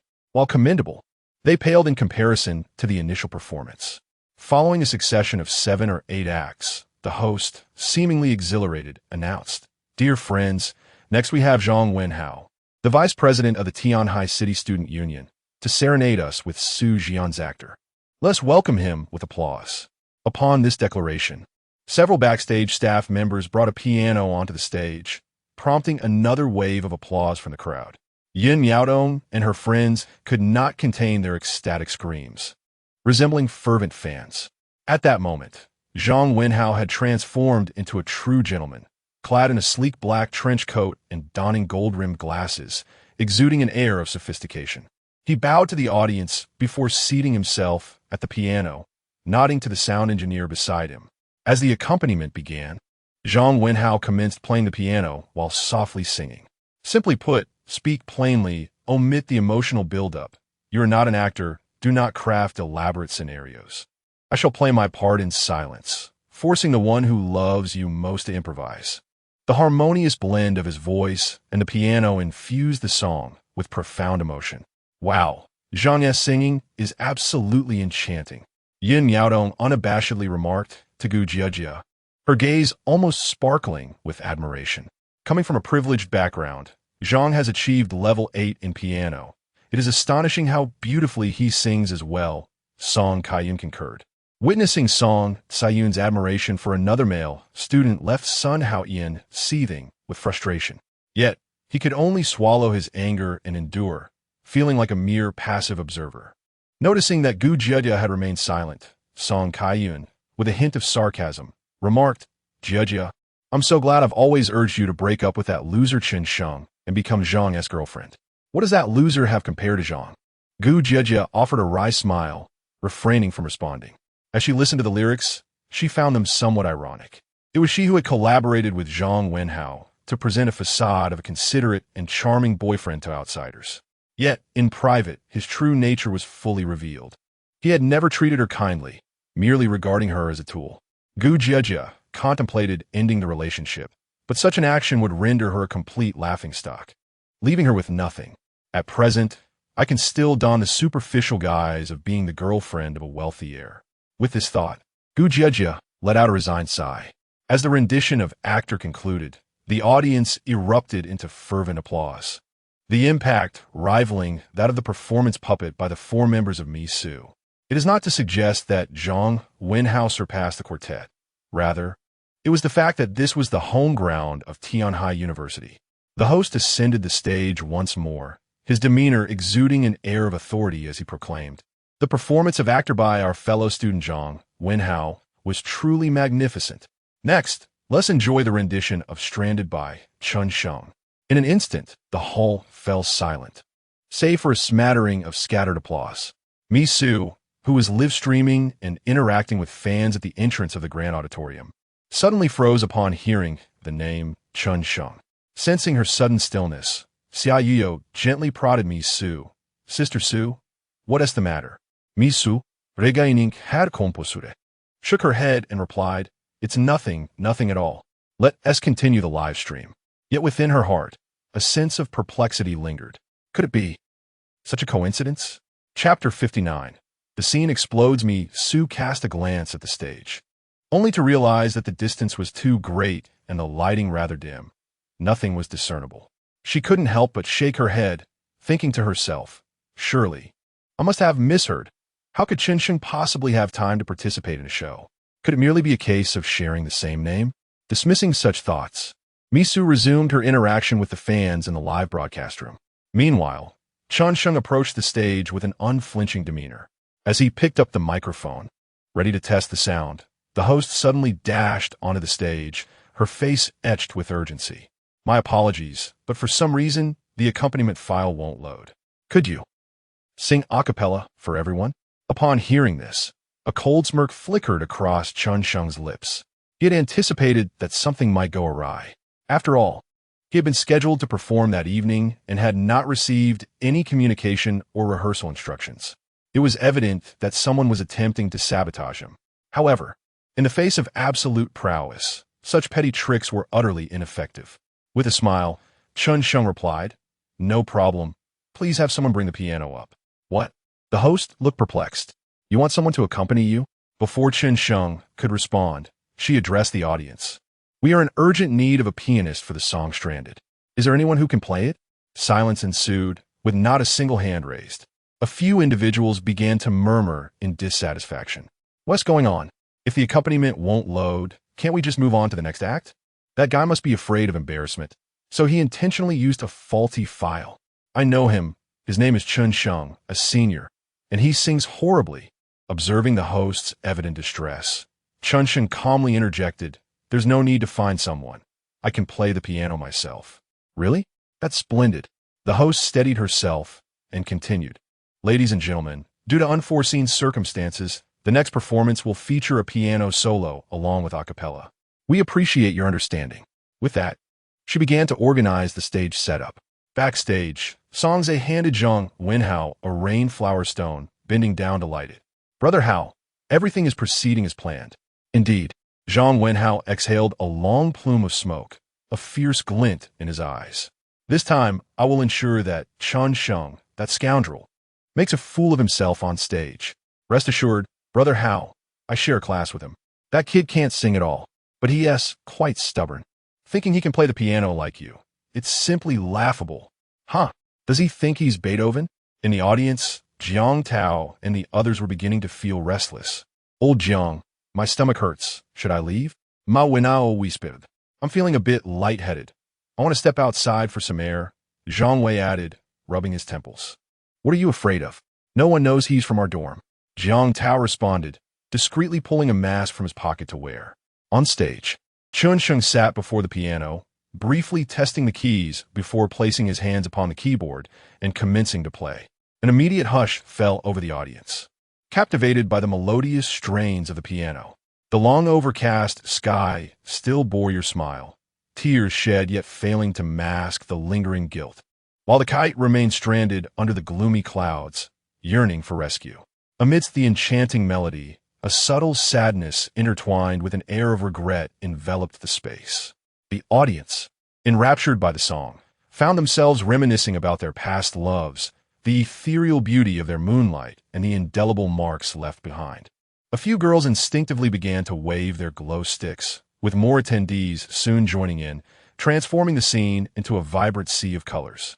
Fans in the Misu live streaming room, upon hearing the song, urged the host to shift the camera towards the stage. Summer Yu Yao, witnessing the performance, cheerfully remarked, "All right, dear friends, I shall move to the front of the stage for a clear view." She and her companions squeezed to the stage front, directing the camera towards Chen Sheng. Thousands in the live stream flooded the screen with comments. "Wow, not bad. Oh my, this lad is quite the handsome one. I think I'm infatuated again. In 3 seconds, I want all of this young gentleman's contact information. Quiet now, we're about to get poisoned." On stage, Chen Sheng was wholly immersed in his performance. Having read the Reliance, I swiftly find myself. I can only perpetually read the dialogue. The transition in his singing was nothing short of flawless. Devoid of any imperfection, the audience erupted in cheers. The shrill screams of the girls and their exuberant shouts drowned everything else, nearly lifting the roof off. Simultaneously, the comments on Misu's live stream went into a frenzy. "Wow, this is comparable to the original. Though I adore Jay Cho, I must admit this young man sings even better. This song should be pushed back for Jay. Perhaps only the peak version of Bai Luoyan could stand up to this." Amidst the crowd, only Misu stood frozen in awe, for the individual on stage bore an uncanny resemblance to Chen Sheng. "Quick, Yao Jia, close up," Song Qianqian shouted. "Oh, right. Summer Yao snapped back to reality, hastily zooming in for a close-up of Chen Sheng's face. Upon finally discerning the visage on the screen, Misu Man momentarily blinked. The figure was none other than Chen Sheng. Who else could it be? Yet, how could he be here? Furthermore, the day she lay in his embrace, as he serenaded her with Mouse Loves Rice, it certainly did not sound this exquisite. As the song concluded, the crowd had completely succumbed to the enchantment. Misu's affection level 1, current affection level 89. Song Qianqian's affection level 30, current affection level 50. Yu Xiaorou's affection level 30, current affection level 45. Summer Yu Yao's affection level 30, current affection level 55. Hearing the system's notification, Chen Sheng's lips curled into a faint smile. Yet, he remained somewhat perplexed. Did Xia Yuyo and the others hold any particular opinions about him? He resolved to seize an opportunity to inquire further. As Chen Sheng rose from his seat, preparing to depart the stage, he was abruptly encircled by a dozen stunning women, each cradling vibrant bouquets. Handsome, which class are you in? Young man, are you in need of a girlfriend? Could we perhaps exchange WeChat? Chen Sheng stood before this throng of enchanting ladies, momentarily taken aback. Oh no, I have been besieged by beauties. Was it merely his handsome appearance, melodious voice, and commendable piano skills that warranted such fervent admiration from the fairer sex? Was there no room left for others? Just as he contemplated a plausible excuse for his escape, Xia Yio approached with filming equipment in hand. Young man, could you please interact with our female fans in the live broadcast? Pretty please, Xia Yio asked, her face brimming with anticipation. Indeed, it won't take up much of your time, Song Qianqian chimed in, batting her eyelashes. Chen Sheng nodded, turning his gaze towards Misu, and smiled, saying, Su, let us step outside to converse. Chapter 60. The bold Misu upon hearing Chen Sheng call her name. Misu's expression turned slightly awkward. If Xia Yuyao and her companions discovered that Chen Sheng was none other than President Wang, it would be akin to being flayed alive. They might even berate her for being selfish and blocking them. The thought of this brought a tinge of guilt to Mrs. face. Ah, young man, you've watched our live stream too? Xia Yao, oblivious to Misu's demeanor, inquired with a hint of excitement. Chen Sheng was taken aback, suddenly understanding the entire situation. No wonder the favorability ratings from Xia Yuyao and her friends were so low. It was all the doing of this mischievous girl, Misu. Yao Mai. Not only have I watched your live stream, but I have also sent you gifts, he replied. Wow, we captured a wild fan, Song Qianqian exclaimed, pointing at Chen Sheng as she stood before the screen. Everyone, who would have thought that the young man who just sang stranded is actually one of our fans? If you wish to see him up close, don't forget to click follow in the upper left corner. Is she treating herself as a tool for gaining followers? Chen Sheng shook his head in exasperation. They have another program coming up. Let us step outside to talk. All right, Xia Yao and the others followed Chen Sheng, continuing their live stream as they walked toward the door. Just as they reached the entrance of the auditorium, the tear-streaked Gu Jia suddenly rushed up to them. Chen Sheng, wait a moment. Misu instantly recognized the girl before her, sensing a special connection between her and Chen Sheng. She hurriedly snatched the equipment from Xia Yuyao, turning the camera toward herself, keenly observing the situation while interacting with the fans. Gu Jia, what on earth do you want? Chen Sheng asked coldly. Chen Sheng, can we go back to how things were? Gu Jia's voice trembled as she looked up at him. It was only after leaving you that I realized you were the one who treated me the best. I promise I won't be willful anymore. I will wholeheartedly cherish you. Can we not break up, please? Once disloyal, never again trusted, Chen Sheng shook his head. Don't push me to anger. Otherwise, it will be you who feels embarrassed later. I don't care. I don't want any dignity. I only want you. As she spoke, Gu Jia prepared to throw herself into Chen Sheng's arms. Jia, what on earth are you doing? Song Kaiyun, who had just arrived, blocked Gu Jia, angrily questioning her. Zhang Wenhao, already seething with frustration, was now even more infuriated. Gu Jia, do you want to die? I'm still here. And you dare to cling to Chen Sheng? Exactly. In front of so many people, do you have no sense of shame? Yin Miaodong chimed in, her tone dripping with sarcasm. Yin Miaodong, I have finally seen through you. It's all your fault, you wretched woman, whispering in my ear, which is why I have become like this. Gu Jia glared at Yin Miaodong, loudly rebuking her. When Chen Sheng used to give me gifts, you called him cheap and mocked him for being a steel straight man. He earned money to treat us to dinner, and while you stuffed your face, you complained about the food. He was aware of my delicate stomach and brought me breakfast, yet you claimed that what he offered was unfit even for a dog. Angered, I discarded the breakfast in the dormitory, only to unexpectedly discover that you had devoured it all. Yin Miaodong felt her face flush with embarrassment and stammered, Gu Jia, you mustn't utter such baseless accusations. Baseless accusations? It seems you are merely envious of my boyfriend, given that no one else desires you. To be candid, the sole reason I chose to befriend you is that your plumpness and lack of beauty serve to highlight my own allure. Gu Jia, you are speaking nonsense. Where am I ugly? I too am loved. I simply do not fancy those worthless losers. None of them are worthy of me. Yin Miaodong, having her wounds exposed, wept uncontrollably. Oh, Jia, we are friends. Must you speak so harshly? Song Kaiyan interjected in an attempt to mediate. And you, Song Kaiyan.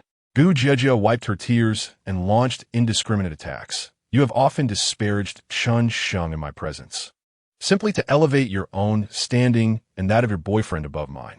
When Chen Sheng celebrated my birthday, how many times did he not invite you both to join us? Your partner is so wealthy.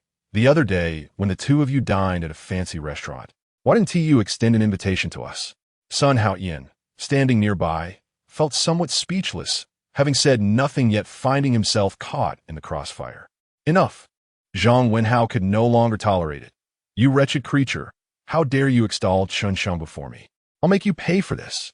With that, Zhang Wenhao approached and delivered several resounding slaps to Gu Jiajia's face. Gu Jiajia recoiled, clutching her swollen cheek as she staggered back. Everyone come quickly. Someone is hitting a woman. Someone shouted amidst the chaos. Onlookers whipped out their phones, recording Zhang Wenhao's actions. Oh, isn't that the gentleman who just sang?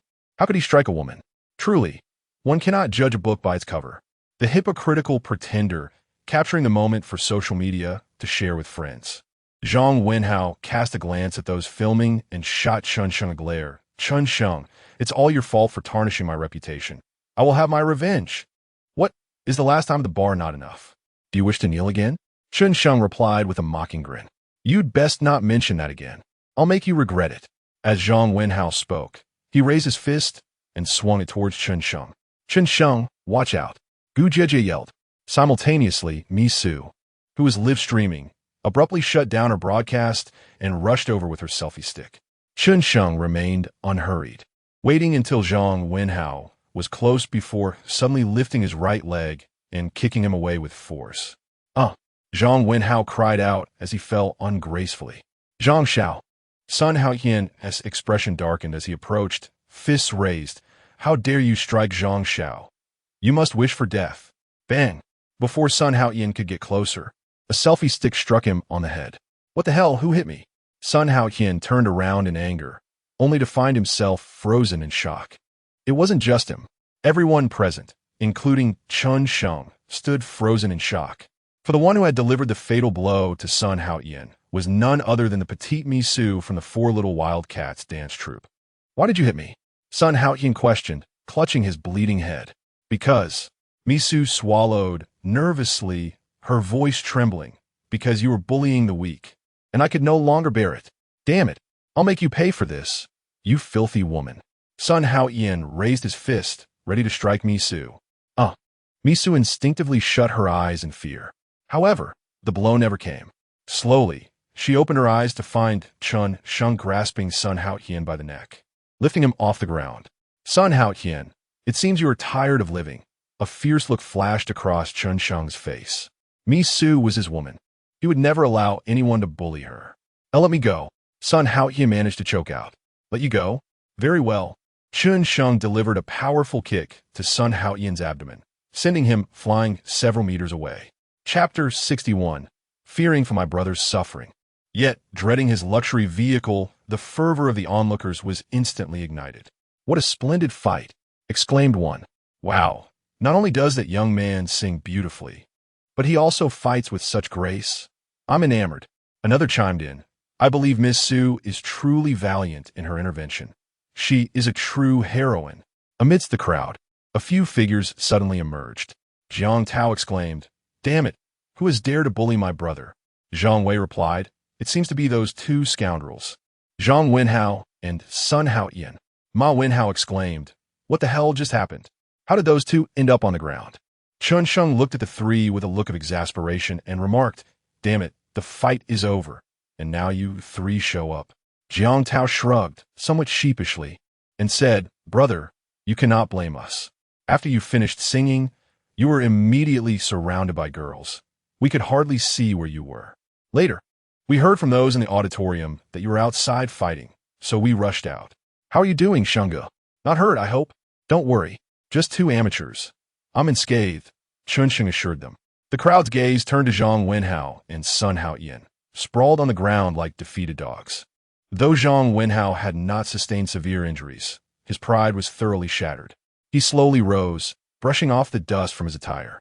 Chen Sheng, you will pay for what you did today. Damn it. Haven't you had enough beating yet? Jiang Tao waved his fist threateningly.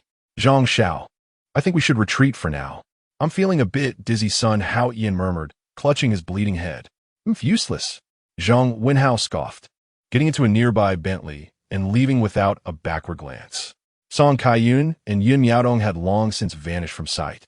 Chen Sheng glanced at the broken selfie stick in Misu's hand and the damaged phone on the ground, smiling as he said, Misu, I didn't realize you had such fierceness. I was merely concerned for your safety. But it seems they were no match for you at all, Misu replied, gazing at Chen Sheng with admiration. Zhang Wei, recalling the sight of Sun Hao Ian's bloodied head, looked incredulously at the selfie stick in Misu's hand and said, could it be that Sun Hao Ian's head was shattered by the streaming goddess Misu? Misu, feeling bashful, nodded slightly. I may have struck a bit too hard in my haste. Normally, I am quite demure. Having regained her composure, Xia Yao picked up the shattered phone from the ground and gently touched Misu's arm. Sister Su, what has gotten into you today? You seem rather uncharacteristic. Misu bit her lip and whispered, I'll explain everything when we get home. I hope you won't blame me. What's going on? Why so serious? Song Qianqian inquired curiously. I feel guilty towards you all. I'll share the details later. Misu confessed, a hint of shame coloring her cheeks. The three exchanged glances, momentarily perplexed. The lavish lifestyle they enjoyed, living in mansions, driving luxury cars, and earning a fortune daily through streaming, was all thanks to Misu. What wrong could Misu possibly have done to them? Moreover, Misu has always shielded the three from the clutches of President Wang. Such a tremendous favor is indeed beyond their comprehension. Yet, noticing Misu's apparent hesitation in public, they refrained from further inquiries. Misu approached Chen Sheng cautiously and said, Brother Chen Sheng, there have been too many unexpected events tonight. I may need to return to explain things to my fans and Xiao Yao. Chen Sheng nodded, coincidentally. I also have matters to attend to tonight. We shall meet another day. He did not dwell on the fact that Misu had inadvertently caused him some trouble. After all, her bravery this evening could be seen as a form of atonement. Thank you for your understanding, Brother Chen Sheng. We shall take our leave now. Misu expressed had heartfelt gratitude. Having said that, she turned to Xia Yuing and the others, saying, let us depart. We're leaving just like this? I haven't even asked that young gentleman for his WeChat. Xia Yuing gazed at Chen Sheng with admiration. Indeed, if we could collaborate with that young gentleman for a live stream, it would surely increase our followers, Song Qianqian added, reluctantly casting a glance at Chen Sheng. Let us just go back for now, Misu said, lowering her head, her emotions tangled as she walked towards the nearby Maybach. The three of them looked back at Chen Sheng with a sense of helplessness before following Misu into the car, watching the Maybach fade into the distance. Zhang Wei lamented, damn it, I forgot to take a photo with them. You're overthinking it. They drive a Maybach. How could they possibly be interested in you? Ma Wenhao replied nonchalantly. I merely said I'm their fan. Besides, I already have a girlfriend. We're both fans of theirs, Zhang Wei sniffed. Jiang Tao walked up to Chen Sheng and playfully punched him in the chest. You've been hiding quite well, huh? Not only can you sing, but you can also play the piano. You've certainly gained a fair share of admirers this time. Brother Sheng has truly impressed. Ma Wenhao exclaimed in amazement. Just as Chen Sheng was about to explain, Zhang Wei shouted from the side, whoa, look at that car. A new Ferrari. Really? Jiang Tao was drawn in by Zhang Wei's exclamation and examined it closely, his voice trembling as he said, oh my God, that S.A. Ferrari F80. F80? Is it expensive? Ma Wenhao, who was less knowledgeable about cars, asked curiously. Expensive? This car is priced at $28 million abroad, and it was sold out within seconds of its release. There are only 799 units globally, with merely 3 in the entire Great Xia, including taxes and markups. It costs over $50 million, and the truth is, the average person cannot even acquire one. Jiang Tao passionately elaborated. Chen Sheng stood beside them, astonished. How come you know more about this car than I do? Is this car yours or mine? After hearing Jiang Tao's description, Ma Wenhao adjusted his glasses and remarked, this car is over 20 million more expensive than abroad. Which fool would spend that much on it? Chen Sheng's lips twitched involuntarily. If I told you that I am the very fool you speak of, would you believe me? Jiang Tao turned around and couldn't help but burst into laughter, saying, "Come on, my friend, are you really pretending to be addicted? Shenggu, I admit your singing is more melodious than mine, but I believe I am the only rich second generation in our dormitory." Zhang Wei stretched out his wrist, revealing a Rolex. "Shenggu, be careful with your words, or your singing might lose its charm later," Ma Wenhao interjected, shaking his head. Chen Sheng remained silent, calmly retrieving his car keys from his pocket. Beep! The headlights of a Ferrari F80 flickered, illuminating the night with the intensity of a blazing flame, creating a stark contrast against the darkness. Everyone stood frozen in awe. Even the onlookers were rendered speechless, fully aware that this car belonged to the newly released top-tier sports model, which could not be rented. In other words, it could only be owned, and it was indeed purchased by Chen Sheng. After a long pause, Jiang Tao, his voice trembling, looked at Chen Sheng and exclaimed fiercely, "You are truly insufferable. This feels worse than being killed." Ma Wenhao added, "Damn, I fear for my brother's struggles, yet I dread him driving a Range Rover." Zhang Wei lamented, "This car must be worth dozens of Range Rovers. My sole pride in being a rich second generation is now gone. All right, brothers, in times of wealth, let's not forget each other.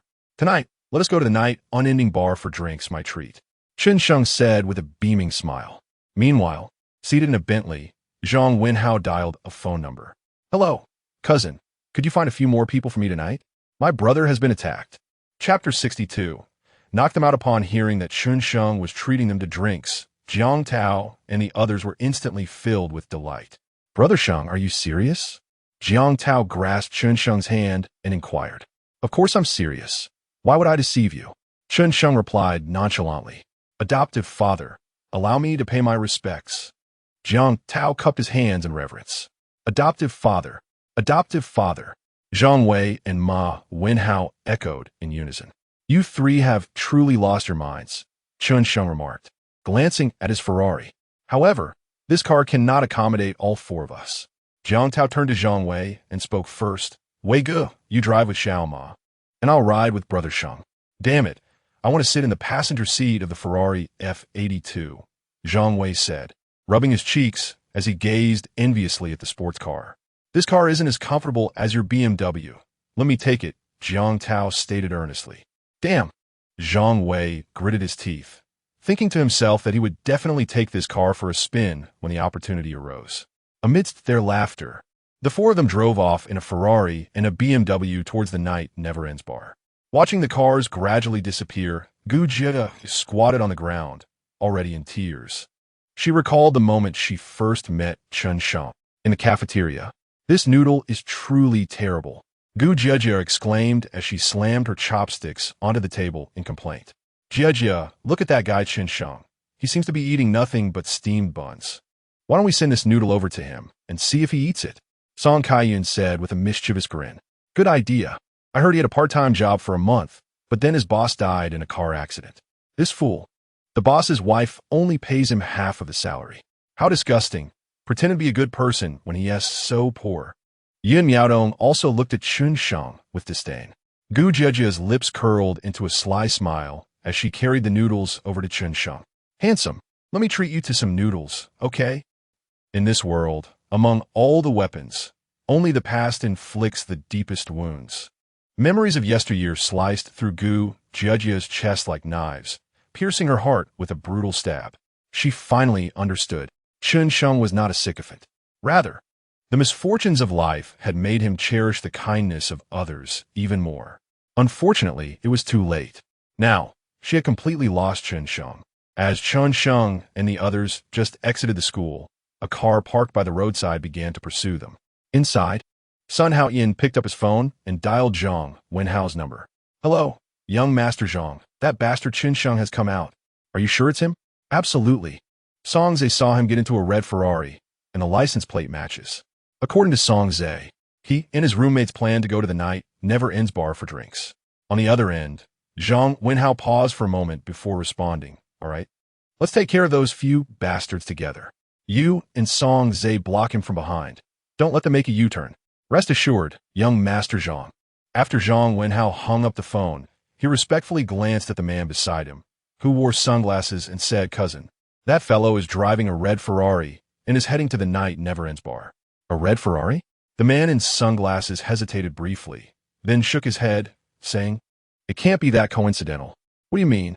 Zhang Wenhao asked, puzzled. "Nothing," the man in sunglasses replied, casting a disappointed look at Zhang Wenhao. "You troublemaker. If it weren't for Aunt's sake, I wouldn't bother with you at all." "Cousin, I don't want to embarrass you either.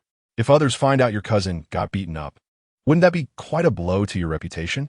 Enough with the flattery. The man in sunglasses shouted to the dozen spirited young men behind him. "Just be alert and intimidate them, but don't stir up any trouble. Don't worry, young Master Zhang, we will definitely not strike first." With a roar, the cacophony of cars and motorcycles erupted, and the procession surged forth like a pack of wild beasts. "Old Jiang, what have you been up to lately?" Chen Sheng asked, gripping the steering wheel with one hand as he glanced at Jiang Tao beside him. "Busy looking for a job, of course. I'm not taking exams or pursuing a master's degree," Jiang Tao replied, casting a surprised glance at Chen Sheng. "I was wondering if you've recently been supported by a wealthy woman or hit the jackpot, as you seem to have come into quite a bit of money." "You guessed correctly. A wealthy lady has taken a liking to my handsome looks and good physique, spending tens of thousands each month on me. She even bought me this car." "Wow, I knew it. You should ask her if she has any friends. Age doesn't matter, even if the lights go out. It's all good. After all, an old A8 is still an A8. "All right, I'll ask my old baby when I get back," Chen Sheng casually responded. As the two chatted and laughed, they drove into a secluded stretch of road. Suddenly, 7 or 8 motorcycles and a Bentley appeared, blocking their path. "Moments latte." A group of people jumped out of the vehicles, wielding steel pipes and baseball bats. Meanwhile, several cars appeared behind them, evidently part of the same crew.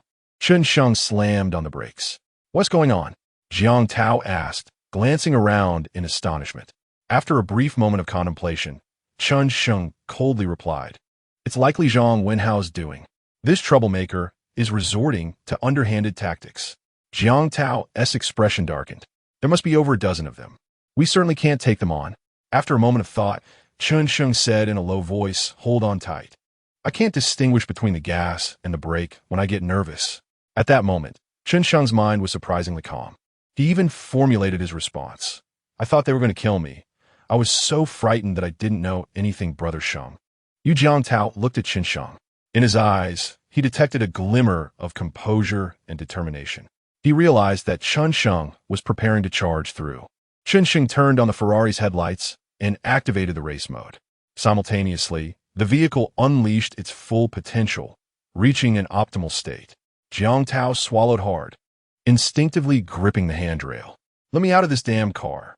Suddenly, a motorcycle screeched to a halt beside the driver's cabin.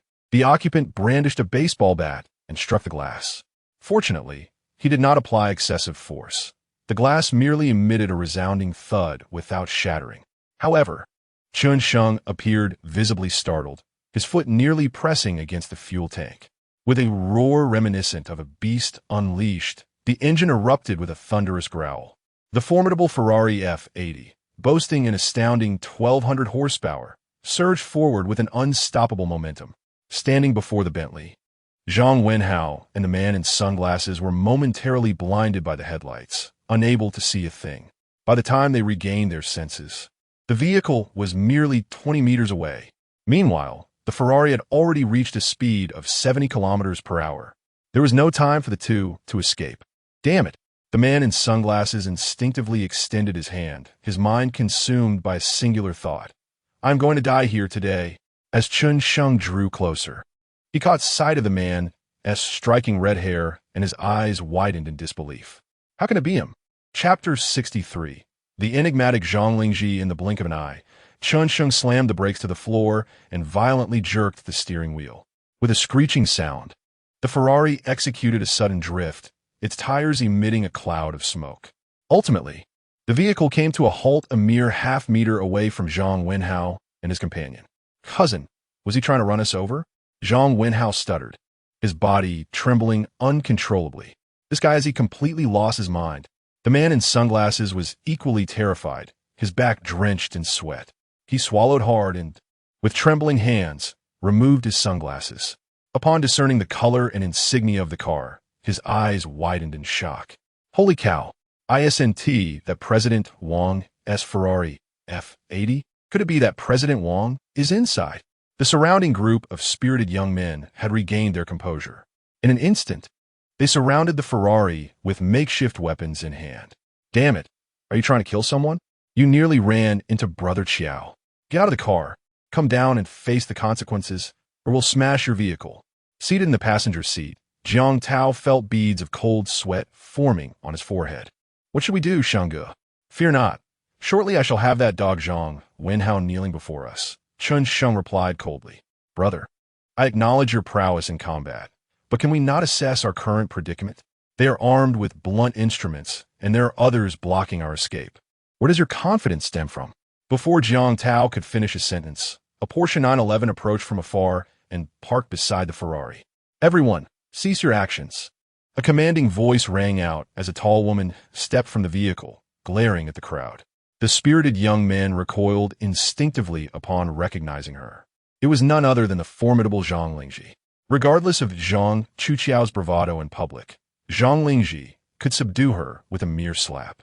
Zhang Chuqiao, come here at once. Upon seeing her sister arrive, Zhang Chuqiao's pupils dilated in shock, rendering her momentarily frozen. How could she possibly be here? It seemed she was doomed tonight. 3, 2, sister, I'm coming. Zhang Chuqiao swallowed hard and slowly approached Zhang Lingji. Now, what transpired? Zhang Lingji queried, her expression inscrutable, her gaze deep and authoritative. Sister, I think I've got myself into trouble. You're aware you've caused a ruckus? How many times have I told you not to provoke others? If someone bullies you, you must inform me first instead of resorting to such thuggish methods to resolve issues. Sister, I truly understand my mistake this time, but this is not the moment for that. Perhaps you could first assess the individuals in the car? Zhang Chuqiao was on the verge of tears. Little did she know that the person Zhang Wenhao had offended was none other than President Wang, who had recently rescued the Zhang group. She had long wished to cultivate a rapport with him, but had never found the opportunity. Who would have imagined that today she would find herself at odds with him? Zhang Lingji seemed to sense that something was amiss. She turned her gaze toward the recently rolled-down window of the car, utterly astonished. Mr. Wang, how could you be here? Chen Sheng slowly emerged from the vehicle, his voice calm, yet laced with authority. That is a question for your dear brother, Zhang Chuqiao. With a resounding slap, Zhang Lingji struck Zhang Chuqiao across the face, her anger palpable. Look at the mess you've created. Mr. Wang, I was wrong. Zhang Chuqiao, clutching his face, looked at Chen Sheng with a face ashen as death. I truly had no idea that Zhang Wenhao had provoked you. Otherwise, I would have broken his leg on the spot. At this moment, Zhang Wei sped over in a BMW. He retrieved a baton from beneath his seat and shouted, What do you want? I'll take you on. He boasted. I've already called the police, so you'd best not act recklessly. Ma Wenhao leaned against Zhang Wei, attempting to appear imposing. Damn it, you two are quite nimble. Suddenly, several motorcycles surged forward, encircling Zhang Wei and Ma Wenhao in an instant. Everyone stand down. Zhang Chuqiao bellowed, fearing an all-out brawl. Although several of his subordinates appeared puzzled, they obediently positioned themselves behind him. Regaining his composure, Zhang Wenhao approached with a baseball bat in hand, pointing at Chen Sheng. Cousin, this is the guy who assaulted me today. Why haven't you taken action? Before Zhang Wenhao could draw closer, Zhang Chuqiao kicked him to the ground. Damn it, you worthless scoundrel. Aren't you going to bow and apologize to Mr. Wang? Mr. Wang? Zhang Wenhao, dazed from the blow, exclaimed in disbelief. Who is Mr. Wang? Are you tired of living? The man standing before you is the one who saved the Zhang group just days ago. Zhang Chuqiao pointed at Chen Sheng. Cousin, you must be mistaken. His name is Chen Sheng, a nobody from our school. How could he possibly be the Mr. Wang you speak of? How could I mistake Mr. Wang? I swear I'll kill you, you worthless wretch. In a fit of rage, Zhang Chuqiao began to stomp on Zhang Wenhao's face. Cousin, please stop. I was wrong. I truly realize my mistake. What good is your apology to me? Hurry and apologize to Mr. Wang. Zhang Wenhao crawled to Chen Sheng, clinging to his leg. Brother Sheng, I'm sorry. I was blind to your greatness. Please forgive me. Chen Sheng snorted disdainfully and kicked Zhang Wenhao over. Zhang Wenhao, You've troubled me time and again. If I were to let you off so easily, it would be too lenient. Brother Sheng, I promise I won't dare again. Gather your accomplices. Zhang Wenhao paused, then called for Sun Haoyan and Song Zhe, who were trailing behind. A minute later, Sun Haoyan looked at the kneeling Zhang Wenhao, bewildered. Brother Hao, what is going on? You two, get down and apologize to Brother Sheng. Sun Haoyan and Song Zhe exchanged confused glances at a loss for words. Damn it! Zhang Chuqiao delivered a fierce kick to Sun Haoyan's back. The latter, unsteady in his demeanor, promptly knelt before Chen Sheng. Almost immediately, a dozen spirited youths wielding clubs encircled Song Zhe. Bro, don't take action. I'll kneel. Song Zhe swiftly descended to the ground, daring not to meet Chen Sheng's gaze. Zhang Chuqiao, I never anticipated your ruthlessness. You show no mercy to your own cousin, Chen Sheng remarked with a mocking expression. They have provoked you, and this is merely leniency, Zhang Chuqiao said, his face adorned with flattery. Mr. Wang, how about this? I shall treat everyone to drinks tonight, as a means to ease the tension for my brothers. Mr. Wang, the fault lies with my inadequate guidance. I owe you an apology as well. Zhang Lingji stepped forward, her expression filled with remorse. Chen Sheng furrowed his brow, about to speak, when a call from Bai Luoyan interrupted him. Chen Sheng, I heard from my roommate that you got into a fight after the show tonight. Are you all right? Chen Sheng replied nonchalantly. Me fine. That is good to hear. I've rushed back to school. Where are you? I would like to see you. After a moment of contemplation, Chen Sheng responded. I plan to go to the Night Never Ends bar with my roommates shortly. Shall we meet there? All right. I'll see you soon. After ending the call, Chen Sheng cast a glance at the three kneeling before him. Brothers, feeling less formidable now? Chapter 64. Breaking your dog leg upon hearing these words. Zhang Chuqiao cast a glance at Zhang Wenhao, who was kneeling on the ground. Zhang Wenhao, I have repeatedly advised you to maintain a low profile, yet you refuse to heed my counsel. Do you realize that the Zhang Group held a board meeting yesterday, where it was mandated to forge a strong rapport with General Manager Wang? And here you are, audaciously seeking trouble with him. If your father were to learn of this, he would undoubtedly break your legs. Zhang Wenhao was momentarily taken aback. Low profile? If it weren't for you, would I dare to act so recklessly? Yet, he understood that Zhang Chuqiao was not merely posturing. He genuinely feared the wrath of his irascible father. With a forced smile, Zhang Wenhao pleaded, Cousin, could you possibly intercede with Sheng Go on my behalf and ask him to spare me? Indeed, young Master Zhang, please grant us this one reprieve, Sun Haoyan chimed in, equally desperate. Zhang Chuqiao scrutinized Sun Haoyan and Song Zhe, his brow furrowing in suspicion. You two look remarkably familiar. Who might you be? With a broad grin, Song Zhe replied, Young Master Zhang, I am Song Zhe, an intern at your esteemed company. Sun Haoyan, in a moment of impulsive agreement, added, I am Sun Haoyan, also an intern at the Zhang Group. You even praised us as rare talents before the HR department. I beseech you, young Master Zhang, to advocate for us. I promise to dedicate myself to the company in the future. Zhang Chuqiao's lips twitched. You two are the epitome of rare talent, indeed. While I am compelled to bow and scrape before General Manager Wang, you audaciously invoke your intern status. Are you not courting disaster? Yet, Zhang Chuqiao recognized that some individuals are prone to making foolish mistakes. It is not just these inexperienced youths. Even seasoned executives from the Jingdong Group have suffered consequences for speaking thoughtlessly in front of Dongzi, ultimately leading to their dismissal. Damn it, how could our company accept individuals like you? From this day forth, should either of you dare to set foot within our premises again, I shall break your legs. Zhang Chuqiao exclaimed vehemently. The two interns felt as though the sky had collapsed around them. Although the Zhang Group may not be the pinnacle of corporations in Tianshui City, it nevertheless requires graduates from prestigious institutions to gain entry. They had barely managed to secure their positions through Zhang Wenhao's connections. Furthermore, it was rumored that the Zhang Group had recently resolved its debt issues and was expanding its business. With Zhang Wenhao's influence, they had promising prospects of advancing to leadership roles in new departments.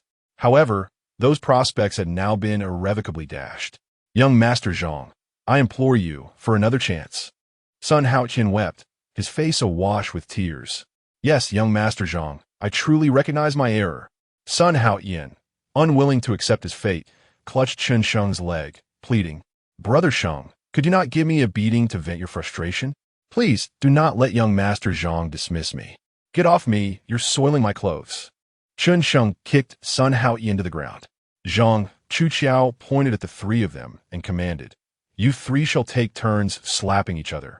A total of 1,000 times before you may leave. 1,000 times? Will we even survive? Zhang Wenhao quavered, trembling with trepidation.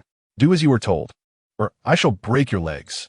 Zhang Chuqiao declared as she struck Zhang Wenhao on the back, causing him to stumble. Stop, cousin, must I really do this?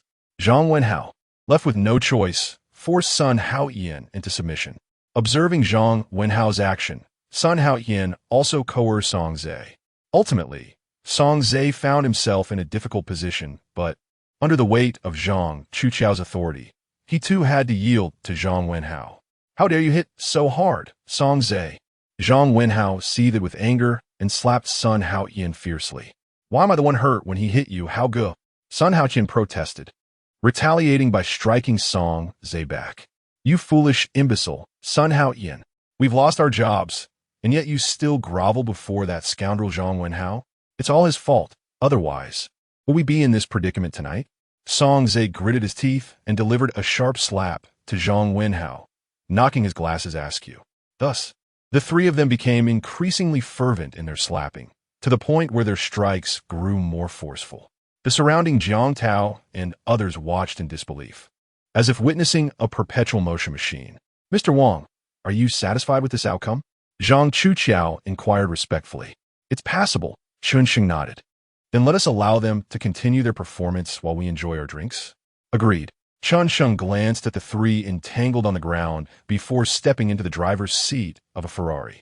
Just as Jiang Tao was about to approach the passenger seat, Zhang Chuqiao stepped in front of him, respectfully requesting, Brother, may I have a word with your brother Sheng? Recognizing Zhang Chuqiao's humble demeanor, Jiang Tao understood he sought to apologize to Chen Sheng. Very well. Jiang Tao proceeded towards Zhang Wei's BMW. Thank you, brother. Zhang Chuqiao waved to Jiang Tao and settled into the passenger seat of the Ferrari. Mr. Wang, I realize it is too late for words now. In the future, I shall undoubtedly follow your lead, and I hope you will not hold our Zhang family accountable. Chen Sheng gazed straight ahead, responding coolly, considering your efforts to make amends. I shall refrain from pursuing matters with the Zhang group this time. However, should there be a next time, I shall not hesitate to sever ties. Thank you, Mr. Wang. There will absolutely be no next time. And please, do not call me Mr. Wang. It is merely a nickname. Aware that his true identity could no longer remain concealed, Chen Sheng decided to be forthright. Shortly after Chen Sheng and the others departed, several police cars arrived on the scene. Indeed, there had been a fight, and all involved were taken away in handcuffs. With a screech, a few cars came to a halt outside the Night Eternal bar. Just as Chen Sheng and Zhang Chuqiao stepped out, a female marketing executive swiftly approached them. Young Master Zhang, the VIP area is ready for you. Yes, today we have esteemed guests. Ensure that we have an ample supply of dishes, and do bring over your establishment's dish king. Yu, Zhang Chuqiao instructed earnestly. Upon hearing the name Yu, Chen Sheng couldn't help but raise an eyebrow. Rest assured, Zhang Xiao, the cuisine this time is undoubtedly exquisite. The marketing manager instinctively cast a glance at the gentleman beside Zhang Chuqiao, suddenly widening his eyes and exclaiming, Mr. Wang? So you're a friend of Zhang Xiao. Xiao Mei, do you also know Mr. Wang? Zhang Chuqiao inquired with surprise. Of course I do. The last time Mr. Wang visited our bar, I had the pleasure of personally attending to him, Xiao Mei replied, batting her eyelashes at Chen Sheng, as if encountering an old friend. After all, he had generously tipped her. How could she possibly forget so soon? Xiao Mei, please prepare 2 sets of the Divine Dragon, Zhang Chuqiao urged. The Divine Dragon package at Night Luoyan Bar is priced at $99,999, making it quite a lavish election. Certainly, Zhang Xiao. I shall attend to it right away. Xiao Mei responded before turning to make her way back to the bar. At that moment, Jiang Tao and the others also arrived. Shengge, you drove here rather swiftly, didn't you? Zhang Wei remarked as he stepped out of the vehicle. Chapter 65. Call 2 male models for my sister. Chen Sheng chuckled. There's nothing I can do. Once the ranking mode was activated, the car shot forward with a mere press of the accelerator. Goodness, you really are full of yourself, Zhang Wei scoffed. With a creak. As the group bantered, a Porsche in 911 came to a halt at the entrance of the bar. Moments later, 2 long legs emerged from the vehicle, revealing Zhang Lingji, elegantly attired in a tailored suit. Upon closer inspection, she bore an uncanny resemblance to the domineering female CEO portrayed on television. Beside her, Jiang Tao and the others couldn't help but stare, their eyes nearly popping out. Sister, you're just in time. Zhang Chuqiao greeted her with a wave. Indeed, Zhang Lingji replied, walking directly up to Chen Sheng, her tone softening slightly. Dear friends, please come inside. Chen Sheng nodded and followed her into the bar. Under Zhang Chuqiao's guidance, the group made their way to Booth 1 in the VIP section. Brother Sheng, please take a seat. Zhang Chuqiao said with a slight bow, flashing a grin. Just sit wherever. There's no need for formality. Are we going to have a fish later? With its head facing me? Chen Sheng joked. Haha, Brother Sheng, you truly have a sense of humor. Zhang Chuqiao chuckled awkwardly. Eventually, Chen Sheng, Jiang Tao, and others settled onto the same sofa, while Zhang Chuqiao and Zhang Lingji took their places across from them. No sooner had they sat down than a group of beautiful women appeared, brandishing light boards and carrying 2 sets of Dompi Rignon. What a spectacle! Jiang Tao exclaimed in astonishment. Had it not been for Zhang Lingji's presence, I might have mentioned that the ladies' figures are quite impressive as well. Once all the drinks were served, Zhang Wei gaped at the array of bottles on the table, exclaiming, Wow, 2 sets of Dompi Rignon. And there's also Martel Cordon Bleu and Hennessy Richard. Are those wines really that expensive? Ma Wenhao asked, puzzled. The Dompi Rignon at night unending bar comes in 5 varieties. White, yellow, pink, green, and purple, each priced at $99,999 for a set. The 2 individual bottles alone must be worth over 100,000. Ma Wenhao adjusted his glasses. Goodness, these drinks total over 300,000. You cannot fathom the world of the wealthy. Zhang Wei sighed, adding, of course, I was merely speculating. I wouldn't dare indulge in such luxury. Across from Chen Sheng, Zhang Lingji beckoned to Xiao Mei, pointing to a bottle of Dompi Rignon. Please help us open 2 bottles. Certainly, Miss Zhang, Xiao Mei replied, leaning down to uncork the 2 bottles and pouring a measure for everyone. Zhang Lingji was the first to raise her glass, standing to toast Chen Sheng. Mr. Wang, and to your esteemed friends, I must apologize for my lack of guidance, which has led to today's events. Let this drink serve as my penance. I do not seek your forgiveness, but rather the opportunity to atone in the future. With that, Zhang Lingji furrowed her brow and downed her drink in one go. This is all my fault. I'll drink as a gesture of respect. Zhang Chuqiao quickly followed suit, emptying her glass. Chen Sheng and the others, not ones to shy away from camaraderie, joined in and drank as well. Zhang Lingji paused for a moment before turning to Zhang Wei, saying, Zhang Wei, I just heard outside that someone has damaged your car. I sincerely apologize for that, and I will arrange for it to be repaired by tomorrow. Miss Zhang, it's quite all right. It's merely a scratch on the paint, Zhang Wei replied, setting down his wine glass with a smile. By the way, my father is quite acquainted with your esteemed father, and they have collaborated numerous times. Oh, is that so? Zhang Chuqiao breathed a sigh of relief, her excitement evident. Then our families should certainly collaborate more in the future and grow closer. As they exchanged toasts, a hint of intoxication seemed to spread among them. Zhang Chuqiao waved to Xiao Mei, exclaiming, Xiao Mei, merely drinking isn't enough. Please bring some dishes for our brothers to enjoy with their drinks. Xiao Mei glanced at Zhang Lingji, uncertain. Although she had arranged for several young ladies, she hadn't anticipated Zhang Lingji's presence. She hesitated to call for girls in front of the eldest daughter of the Zhang family. Xiao Mei, there's no need to look at me. Just bring out some appetizers, Zhang Lingji urged. Xiao Mei leaned closer and whispered a few words into Zhang Lingji's ear. Zhang Chuqiao. Zhang Lingji shot a sharp glare at her. Oh dear, I forgot my sister is here, Zhang Chuqiao added hastily, and bring in 2 male models. My sister prefers those with a more muscular build. Zhang Chuqiao, what nonsense are you spouting? Zhang Lingji's face flushed, whether from the alcohol or embarrassment was uncertain. Simultaneously, she stole a glance in Chen Sheng's direction, seemingly concerned about what he might think. Just kidding.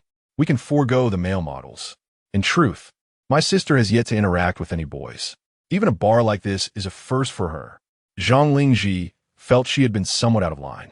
While she could manage Zhang Chuqiao, she certainly did not wish to dampen the spirits of the others. What if Chen Sheng and the others had their own thoughts? That would be quite excessive of her.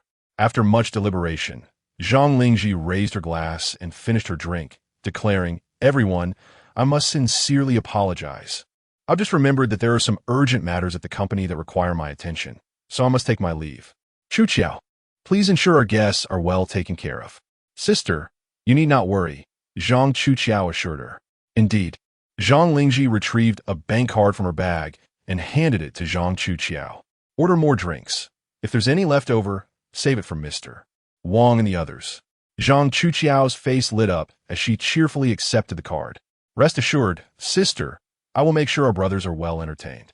Once Zhang Lingji departed, Zhang Chuqiao finally exhaled in relief. "Xiaomei, bring out the dishes." Right away, young Master Zhang. Xiaomei pulled out her phone to make a call. Before long, 5 or 6 exquisitely dressed and alluring young women sauntered over to Chen Sheng and the others. "Dear sisters, these esteemed guests are to be treated well tonight," Xiaomei instructed loudly. "Rest assured, Sister Xiaomei," the group replied, arranging themselves in a line, facing Chen Sheng and his companions with poise, akin to a flock of eager lambs awaiting their feed. Jiang Tao wiped the drool from the corner of his mouth and pointed at a stunningly beautiful woman, ready to utter a few words. However, upon noticing Zhang Lingji's presence, he swallowed his words back. "Ladies, why don't you introduce yourselves?" "Hello, everyone. I am Lele. I am Faya. I am Annie. I am Yuyu." Zhang Chuqiao glanced at Chen Sheng and playfully remarked, "Brothers, we are all men here. Let us not be so reserved. When we come out to have fun, we ought to indulge ourselves." "Zhang Xiao is absolutely right," Jiang Tao chuckled in agreement. "No need for such formalities. Just call me Xiao Qiao or Chu Qiao," he added. "Very well. From now on, let us refer to each other as brothers without distinction." Jiang Tao seemed to be invigorated by the wine, his excitement palpable. Zhang Chuqiao cast a glance at the lovely women, then turned to Chen Sheng with a mischievous look and said, "Shenggu, I noticed you were fixated on Yu earlier. Perhaps she should join you for a drink." Chen Sheng found himself momentarily speechless. "I was merely curious if the most beautiful girls in such places are all named Yu." Just as Chen Sheng was about to clarify, Misu's call interrupted him. "Brother Chen, the swimming pool at the villa has been filled with water tonight. Would you like to come and swim with us tomorrow?" Chapter 66, a fair competition with Brother Chen half an hour earlier, within the villa at Tangong Mountain Manor. "Sister Susu, what secret do you truly wish to reveal to us?" Xia Yiyo inquired, a hint of urgency in her voice. "Indeed, Sister Susu, everything we possess now is a result of your generosity. How could you possibly have wronged us?"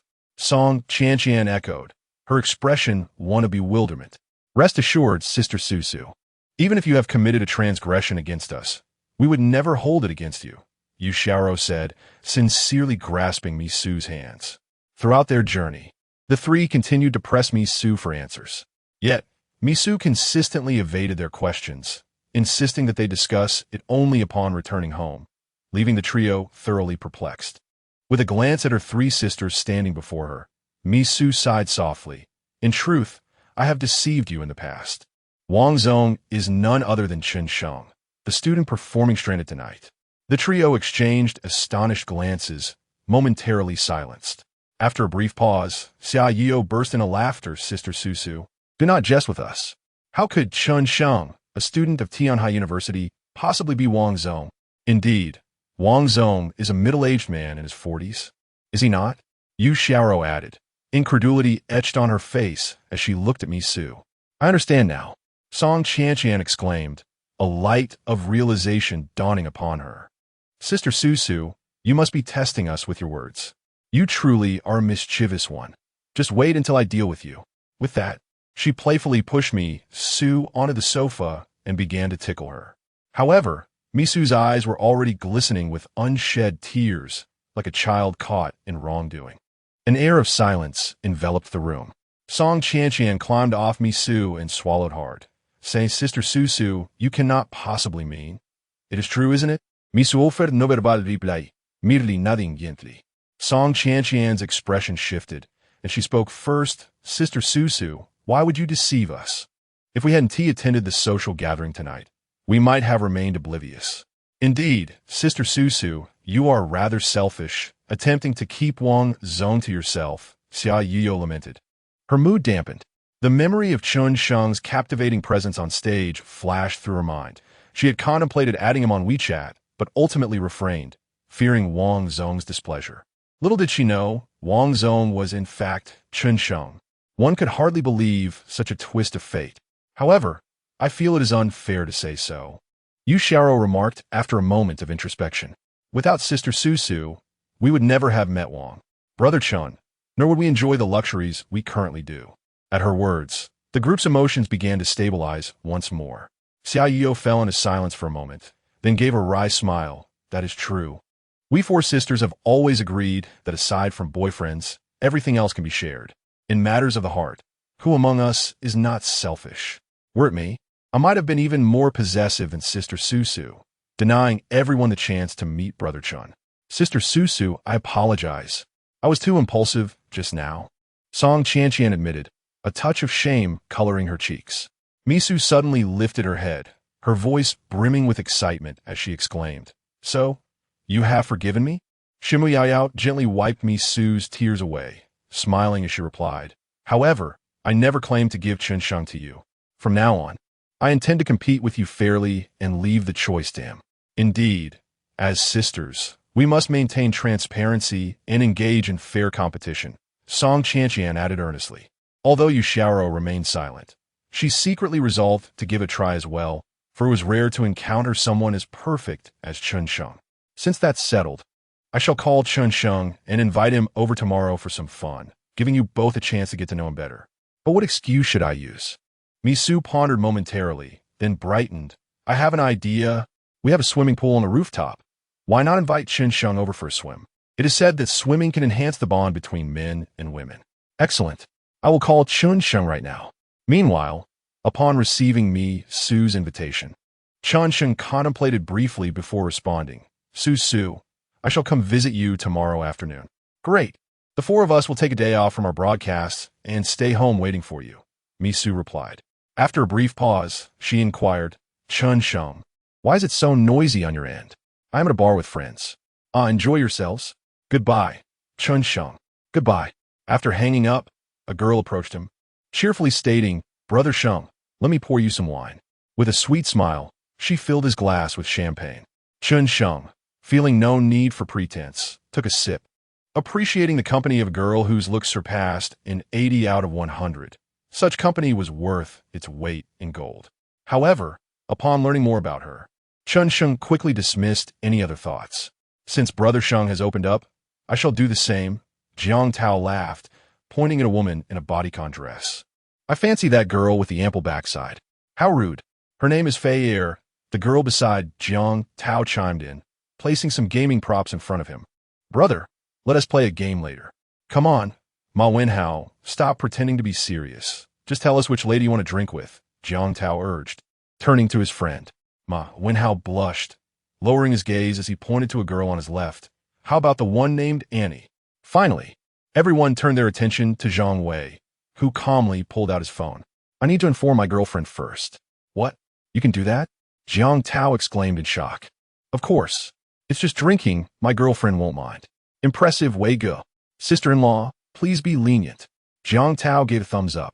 After consuming 7 or 8 bottles of wine, the group was already feeling a pleasant buzz. At that moment, Bai Luoyan, adorned in elegant Hermes attire, gracefully approached. Jiang Tao inadvertently cast a glance, rubbed his eyes, and exclaimed, Goodness, I must be seeing things. That girl resembles our school S-Belle, Bai Luoyan, to an uncanny degree. Following Jiang Tao's gaze, Ma Wenhao expressed his astonishment. Indeed, it is her. What brings her to such a place? She has come to find me. Chen Sheng replied with an air of calm. Brother Sheng, you must be intoxicated, Ma Wenhao remarked, skeptical. Indeed, Brother Sheng, surely you cannot claim all the good fortune for yourself. Jiang Tao added, shaking his head in exasperation. If she is here looking for you, I shall eat my hat, Zhang Wei declared emphatically. Unexpectedly, the next scene left everyone in awe. Bai Luoyan walked directly up to Chen Sheng and softly said, Brother Chen Sheng, I apologize for my tardiness. The crowd exchanged glances, their eyes brimming with envy. To their surprise, the icy beauty Bai Luoyan had indeed come, seeking Chen Sheng. No worries, come sit here. Chen Sheng gestured for Bai Luoyan to join him. Chapter 67. Strategy for Bai Luoyan. Rewards obtained upon hearing this. Yu, with a sense of understanding, took a seat on the adjacent sofa and poured a glass of wine for Bai Luoyan. Thank you, but I will not drink tonight as I am driving Chen back home, Bai Luoyan replied with a serene expression. Chen glanced at the time, curiosity piqued, and inquired, Luoyan, why did you arrive at this hour? During the course of their drinking, he had sent Bai Luoyan several messages, but she merely responded that she would arrive later without providing any explanation. Bai Luoyan appeared hesitant, biting her lip as she quietly said, let us discuss it on the way back. Noticing her discomposure, Chen refrained from pressing further. Jiang Tao, inadvertently casting a glance at Bai Luoyan, suddenly felt that the charm of fey air beside him had diminished. Simultaneously, he felt a pang of envy towards Chen. Why did all the good fortune seem to fall upon him? Not only was Chen affluent, but he was also exceptionally talented. The crux of the matter was that he had captured the heart of the campus belle. How are the rest of them supposed to carry on? The group continued to drink for another 2 hours, and it was now 1 a.m. Chen, observing that everyone had reached their limit, tentatively suggested, shall we call it a night? Yes, I have classes tomorrow, Jiang Tao replied with a slurred tongue. Then let us head out, Zhang Wei mumbled groggily. Brothers, the designated driver has been called. Let us gather again another day. Zhang Chuqiao chuckled. After bidding farewell to Jiang Tao, Zhang Chuqiao, and the others, Bai Luoyan assisted Chen into the passenger seat of her Ferrari. On the way, she stole a concerned glance at Chen and asked, Brother Chen, are you all right? I'm fine, just had a bit too much to drink tonight, Chen replied, rubbing his temples. By the way, didn't you say you had something to tell me? Bai Luoyan's countenance darkened, and with evident dejection, she confessed, I was deceived. The money you gave me to start my studio has gone to waste. You were finally deceived, Chen blurted out instinctively, quickly correcting himself. No, how could you be deceived? The person I partnered with to open the studio is my childhood friend. We've known each other since we were little. Who would have thought? She ran off with all my money. Chen furrowed his brow slightly. He had anticipated that starting a studio might present challenges, but he never imagined that just a few days later, Bai Luoyan would be completely swindled. Pulling the car over to the side of the road, Bai Luoyan's eyes glistened with tears. Brother Chen, do you think I am truly foolish? Perhaps a little. Chen gently caressed Bai Luoyan's forehead, offering comfort. However, the primary reason you were deceived this time is that you are too trusting of others. Please don't comfort me, Brother Chen. I know I am foolish. My mother says I inherited my father's lack of business acumen. I didn't believe it before, but now I am utterly convinced. Bai Luoyan wiped her tears away and said, Weren't your family quite wealthy before? Chen inquired with curiosity. The wealth of my family was amassed by my grandfather, whose net assets were no less than 10 billion at the time. Ever since my grandfather passed away, our family's fortune has gradually diminished under my father's series of decisions, culminating in complete bankruptcy this year. To squander 10 billion is no trivial matter. It seems you are indeed your father's son. Brother Chen, you're insufferable. Bai Luoyan chuckled at Chen Sheng's antics. After a moment of contemplation, Chen Sheng pulled out his phone and executed a series of operations. Meanwhile, Bai Luoyan received a text message on her phone. Realizing something, she glanced at her phone, momentarily frozen in place. Brother Chen, you actually transferred 100 million to me. Where did you acquire such wealth? I cannot disclose that just yet, but rest assured, my funds are entirely legitimate. But why would you transfer such a substantial amount to me? I can hardly believe this. Bai Luoyan felt her head spinning, perhaps even more than Chen Sheng, who was intoxicated. Chen Sheng replied calmly. I recall you mentioning that the auction price of your father's last company was approximately 100 million. That company also holds the most potential for development. You could purchase it to hone your skills. But, can I really manage that? Bai Luoyan expressed her uncertainty. Failure is the mother of success. I believe that from this experience, you will gain invaluable insights, Chen Sheng said, not out of faith in Bai Luoyan, but rather from a simple desire to spend money. In fact, he hoped she would encounter several failures, so he could justifiably continue to finance her. Rest assured, Brother Chen, I have gleaned countless lessons from my father's failures. This time, I will surely succeed, Bai Luoyan declared, clenching her delicate fists. I believe you will undoubtedly achieve success. Suddenly, Bai Luoyan felt a wave of emotion wash over her, and she embraced Chen Sheng, whispering, Brother Chen, thank you for your unwavering support and for believing in me. Perhaps it is in their most vulnerable moments that women are most easily touched by a man's concern. At that moment, she felt as though she had completely fallen for Chen Sheng. His unconditional kindness and care provided her, a girl who had never experienced love, with a profound sense of being cherished. Bai Luoyan's affection level 5, current affection level 90. Ding! Congratulations to the host for successfully winning over the number 1 goddess. The host has spent a total of 21 billion on the number 1 goddess, with a cashback of 21 billion to the personal account. Current system account, 5 billion, personal account, 296 million. The host has successfully obtained 1 lottery opportunity. Would you like to draw now? Draw. Chen Sheng eagerly responded. This day arrived sooner than expected. Ding. Lottery completed. Reward 1. Congratulations to the host for successfully drawing 20 points of basic attributes. Current host basic attributes, 150 points. Average male value, 80 points. Reward 2. Acquire the talent Swimming Master, level 1. The introduction of the Swimming Master. The host is well-versed in various swimming techniques, with level 1 equivalent to that of a national champion. Due to Bai Luoyan being the host number 1 goddess, the host receives an additional reward, top-tier martial arts. Top-tier martial arts.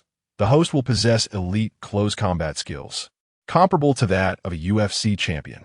Upon hearing the system's introduction, Chen Sheng was nearly overwhelmed with laughter. He had not anticipated such a wealth of gains this time. The most beneficial of all was undoubtedly the top-tier martial arts. With this newfound ability, he felt no fear of future troubles. He could easily handle 5 or even 10 assailants. After all, his foundational attributes were nearly twice that of an average person. Brother Chen Sheng, what are you laughing about? Bai Luoyan inquired, looking up at him with curiosity. Oh, it's nothing. I just recalled something delightful. Let us go. Take me to the Bai Luoyan waterfront community. He replied, all right. Bai Luoyan adjusted her clothing and pressed the accelerator, propelling the vehicle forward. The streets at dawn were notably sparse of traffic. Before long, they arrived at the villa's courtyard. Bai Luoyan glanced at Chen Sheng, who was drowsily resting his eyes, and softly murmured, Brother Chen Sheng, perhaps I should stay here tonight in the 68th chapter. Bai Luoyan, noticing the smile on Chen Sheng's lips, hastily added, Brother Chen Sheng, please do not misunderstand. I merely wish to stay here and take care of you, since you are intoxicated.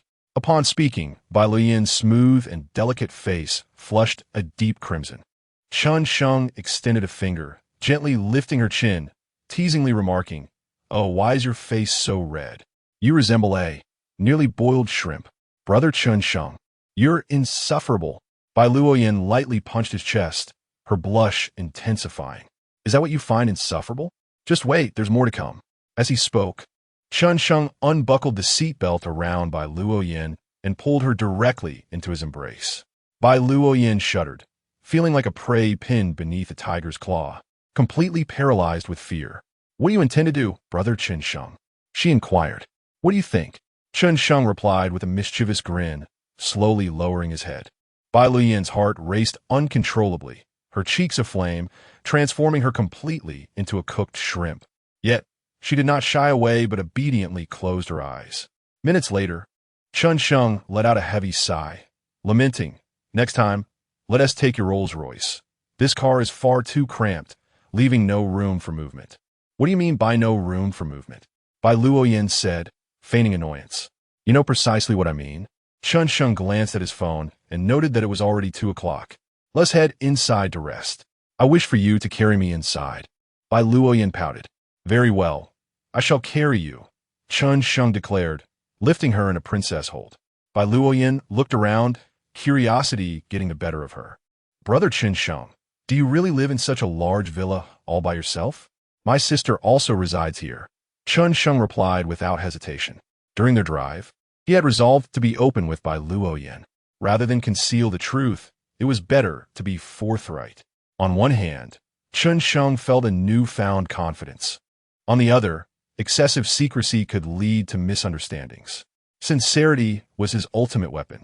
Sister? Bai Luoyan's expression shifted, and after a moment's hesitation, she asked, Why have I never heard you mention you have a sister? She was my former landlord, named Sister Chiu, who has always taken care of me.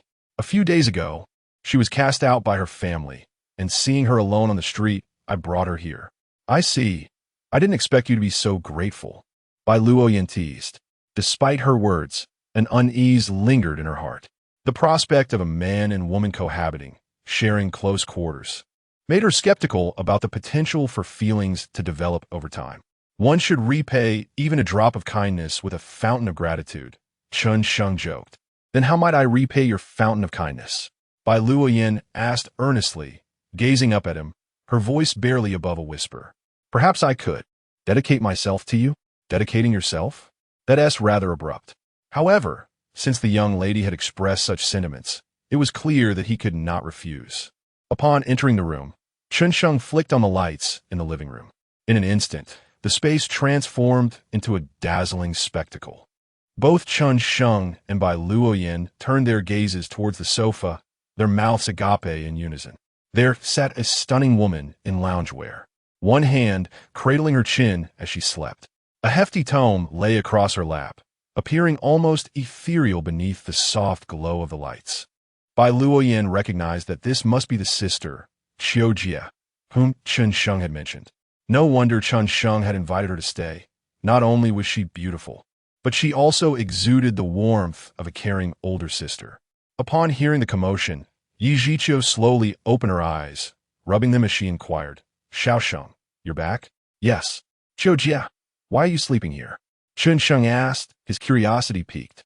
Oh, I'm not quite sure how it happened. I must have dozed off unwittingly. Yi Zhiqiu replied as she stood up, only to pause upon noticing Bai Luoyan at the door. And who might this be? Before Chen Sheng could respond, Bai Luoyan stepped forward, introducing herself. Hello, Chiu Jia. I am Bai Luoyan, a classmate of Chen Sheng. He just mentioned you outside, saying you have been very kind to him. Upon learning that Bai Luoyan was Chen Sheng's classmate, Yi Zhiqiu smiled warmly. Ah, so you're Xiao Sheng's classmate. I wouldn't say I've taken care of him. In fact, I owe him a debt of gratitude. Were it not for his kindness in offering me shelter, I would likely still be struggling outside. Chen Sheng waved his hand dismissively. You're too kind, Chiu Jia. It was merely a small gesture on my part. Regardless, your presence has been of great assistance to me. Yi Zhiqiu turned her gaze back to Bai Luoyan, her smile radiating warmth. Thank you for your understanding. Rest assured, once I find a suitable place, I will move out promptly. Her words were sincere, reflecting her true feelings. Although this girl claimed to be Chen Sheng's classmate, their relationship was undoubtedly special. You are far too gracious, Chiu Jia. Since you are Chen Sheng's sister, you're also my sister. From now on, let us treat each other as family, Bai Luoyan said with a smile. In truth, Bai Luoyan held a great deal of respect for Yi Zhiqiu, fearing that excessive conversation might embarrass Chen Sheng or provoke his discontent. Seeing Bai Luoyan so understanding, Yi Zhiqiu felt a wave of relief wash over her. You two should get some rest. I am utterly exhausted, she yawned, turning to leave. After Yi Zhiqiu departed, Chen Sheng glanced at Bai Luoyan beside him and remarked nonchalantly, Bai Luoyan, I didn't realize you and Chiu Jia would get along so well. Hee. To love you is to learn to embrace those around you. That way, I want to find myself caught in the middle, Bai Luoyan replied playfully. Let us head to the top floor for some rest. It's much quieter there, and no one will hear us, Chen Sheng suggested with a knowing look. Chen Sheng, I think you're speaking nonsense due to your inebriation, Bai Luoyan teased. fully aware of the implications of his words, as she shyly linked her arm with his. As the two entered the domestic elevator, Bai Luoyan could hardly contain her excitement. She tiptoed, closed her eyes, and presented her luscious red lips. Yet at that moment, she felt more nervous than ever, her eyelashes fluttering uncontrollably. Chen Sheng, sensing her anticipation, wrapped his arms around her back and cradled her head. Minutes passed before Bai Luoyan finally opened her eyes and softly inquired, "Why is this elevator so slow? Haven't we reached the 4th floor yet?" "Oh, I just remembered I forgot to press the button," Chen Sheng replied, casually pressing the elevator control. "Shall we continue?" Bai Luoyan shut her eyes once more. Before long, the elevator arrived at the 4th floor. Chen Sheng smirked and lifted Bai Luoyan effortlessly. For some reason, Bai Luoyan was especially loquacious today, her voice resonating as she chatted with Chen Sheng, seemingly with an endless stream of conversation. Chapter 69. The bikini beauties in the master bedroom on the 1st floor. Yi Zhiqiu found herself unable to sleep. Leaning against the headboard, her thoughts were a tangled mess. Memories of the past resurfaced once more. Ever since the death of her family, she had been ensnared in a web of misfortune, devoid of the warmth that only loved ones could provide. The arrival of Chen Sheng, who bore a striking resemblance to her brother, seemed to ignite a flicker of attachment within her heart. Initially, she regarded Chen Sheng merely as a brother figure, until that fateful day when, in her moment of despair, he brought her back to the villa. It was then that her feelings toward him began to shift. However, the emergence of Bai Luoyan forced her to bury these thoughts deep within her soul. The following noon, after Yi Zhiqiu had prepared a lavish spread, Chen Sheng and Bai Luoyan finally awoke. At the dining table, Bai Luoyan kept her head down, seemingly embarrassed by the events of the previous night. Those who have committed wrongs often find themselves consumed by guilt without needing to be told. "Luoyan, aren't you heading to school this afternoon? I have a few matters to attend to as well, so I can give you a ride," Chen Sheng spoke slowly. "Sure, that would be great, Brother Chen Sheng."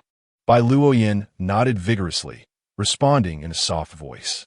After the meal, Bai Luoyan began to clear the dishes. "Xiaoyan, let me handle that," Yi Zhiqiu remarked as she rose. "It's fine, Qiu Jie, I don't have anything else to do right now," Bai Luoyan insisted, dismissing Yi Zhiqiu's offer as she headed to the kitchen with the dishes. Hearing the sound of washing dishes, Yi Zhiqiu couldn't help but feel a surge of emotion. Xiaoyan is truly a wonderful girl, beautiful and so considerate. She is indeed very thoughtful, Chen Sheng replied, turning to Yi Zhiqiu. "Qiu Jie, if you ever need anything, please let me know. I lack for nothing at the moment, and life is quite fulfilling. I noticed there's a gym here while cleaning yesterday. I plan to practice yoga this afternoon." "All right, I'll bring you some yoga pants next time," Yi Zhiqiu said, her cheeks tinged with a hint of blush. "I think I'll buy them myself," she added. A little over 10 minutes later, Chen Sheng and Bai Luoyan bid farewell to Qiu Jie and drove away from the villa. After dropping Bai Luoyan off at school, Chen Sheng arrived at Villa No. 6 of Tangong Mountain Villa in less than half an hour. He couldn't help but marvel at how, unbeknownst to him, he had become a master of time management. What if there were more people? It would be quite chaotic, he pondered. "Brother Chen Sheng, you're here." Misu, who had been waiting in the courtyard for quite some time, was the first to greet him. Brother Chen Sheng, Xia Yuyo, and the others eagerly approached as well. As Chen Sheng stepped out of his sports car, he surveyed the group and couldn't help but be astonished. The attire of the 4 girls was far more alluring than what he had seen on screen, consisting almost entirely of ultra-short skirts, hot pants, and crop tops, perfectly showcasing their enviable figures. "I didn't expect you all to be even more beautiful than on camera," Chen Sheng sincerely complimented. "Giggle, we're meeting someone important? So of course we had to dress up for the occasion," Xia Yuyo playfully replied. "Brother Chen, your car is stunning," Song Chanqian remarked, glancing at the vibrant red Ferrari, intentionally sparking a conversation. "What kind of car is this? I don't believe I've ever seen one before," Yu Xiaoro added, her surprise evident. "This model has only recently been released. I was equally oblivious to it before my purchase," Chen Sheng replied candidly. "Wow, it's a new Ferrari. This must have been quite an investment," Misu remarked, bending down to caress the car's sleek surface. It cost 50 million, Chen Sheng stated without reservation. "What? 50 million? That's equivalent to a villa at Tangong Mountain Resort. Misu quickly withdrew her hand, anxious that her manicure might damage the paint. Well, it's not so bad. If we find the time, I could take you all to buy one each, Chen Sheng said with a light-hearted tone. The four young women exchanged incredulous glances, momentarily at a loss for words. Even Misu, who had witnessed Chen Sheng's opulence before, was slightly taken aback. Such an expensive car. One for each of us? And from Chen Sheng's tone, it sounded as effortless as eating or drinking. Is this how the wealthy operate? Brother Chen, the water on the rooftop is ready. Let's go change into our swimsuits. Misu naturally linked her arm with Chen Sheng's. The swimsuits are all prepared, Xia Yuyao added, linking her other arm with him. Then let us proceed, Chen Sheng declared, and the trio made their way toward the villa, leaving Song Qianqian momentarily stunned. After a brief pause, Song Qianqian finally regained her composure, stamping her foot in mild frustration. Oh no, they beat me to it. Chen Sheng picked up a pair of swim trunks and flip-flops, casually finding an empty room to change. When he emerged, he discovered Misu and the others waiting at the door, grinning mischievously. Why aren't you changing? What are you doing here? Chen Sheng inquired, puzzled. Wow, Sister Su was right. Brother Chen, you really have abs. Xia Yao exclaimed, unabashedly examining his toned physique. 8-pack abs, no less. Song Qianqian, standing closest, couldn't resist poking Chen Sheng's muscles, exclaiming in awe, no wonder you can effortlessly take on two opponents. Your muscles are so firm. Why do I feel like? Brother Chen's physique seems even more solid than before. Misupandev. She had seen Chen Sheng's muscles previously, yet they had never appeared so pronounced. It's only been a few days. How could they have grown so much? Even if he consumed protein powder for every meal, it couldn't happen this rapidly. Observing the eager expressions of the four stunning women, Chen Sheng calmly stated, Aren't you going to change? We're on our way to change. Misu playfully nudged Chen Sheng's back, a sly smile gracing her lips. Brother Chen, you go ahead. We have a surprise plan for you. The atmosphere felt delightfully enigmatic, prompting Chen Sheng to ascend to the rooftop alone. The swimming pool was already filled to the brim with water as he settled onto a lounge chair, surveying his surroundings. Surrounding the entire rooftop is a circle of translucent, non-reflective tempered glass, rendering the space exceedingly private. Moments later, the gentle sound of footsteps emanates from a staircase. Chen Sheng turns his gaze towards the sound, swallowing hard in anticipation. Misu, Xia Yuyao, and Song Qianqian approach him, adorned in pink, off-white, and black bikinis, respectively. Chen Sheng is momentarily taken aback, noticing one is absent, yet he dismisses the thought and indulges in the sight before him. The trio of young women showcases their delicate waistlines, flat abdomens, skin as smooth as cream, and perfectly sculpted S-shaped figures. The bikinis accentuate their allure, adding a layer of tantalizing mystery that invites boundless imagination. Misu, having interacted with Chen Sheng more frequently, appears somewhat at ease, while the other two exhibit a slight tension that enhances their charm. Chinga, do I look good in this outfit? Misu inquires as she settles beside him, playfully placing her toes, adorned with pink nail polish, on the bench. A long, fair leg subtly inches closer to Chen Sheng. Chapter 70. The Bashful Girl, Additional Update. Chen Sheng cast his gaze downward, where Misu's too long, snow-white legs appeared even more elongated due to the straightening of her toes. The pink polish on her toenails added an alluring touch. Chen Shengij, do you think my freshly painted toenails are pretty? Misu provocatively placed her legs in front of Chen Sheng, her tone laced with flirtation. Quite nice, Chen Sheng replied, playfully squeezing her delicate foot. It's a pity such soft feet aren't used for massaging my back. Oh, so you enjoy being trampled by others? Chen Shengij? Misu giggled, covering her mouth. I'm a bit heavier than Su Jia. Let me step on you, Song Qianqian joked. My feet are soft too. Let me step on you, Xia Yueying chimed in. Wait, why does everyone want to trample Chen Shengij? Are you all treating him like a soft persimmon? Misu's brows furrowed in mock anger, eliciting laughter from everyone. Chen Sheng glanced toward the staircase and inquired with curiosity, why hasn't Xiao Ro come over? Xia Yueying, a bit shy, explained, don't blame Xiao Ro, she is quite shy. Wearing a swimsuit might make her feel embarrassed. She is probably looking for something suitable. Never mind. Let her take her time to adjust, Chen Sheng replied casually. As soon as he finished speaking, the sound of high heels echoed from the staircase. Look, speaking of the devil, Mi Su smiled. All eyes turned toward the staircase. Soon, Yu Xiaoro appeared, stepping gracefully in high heels and draped in a sheer cover-up. Are you really swimming in that? Song Qianqian shook her head in disbelief.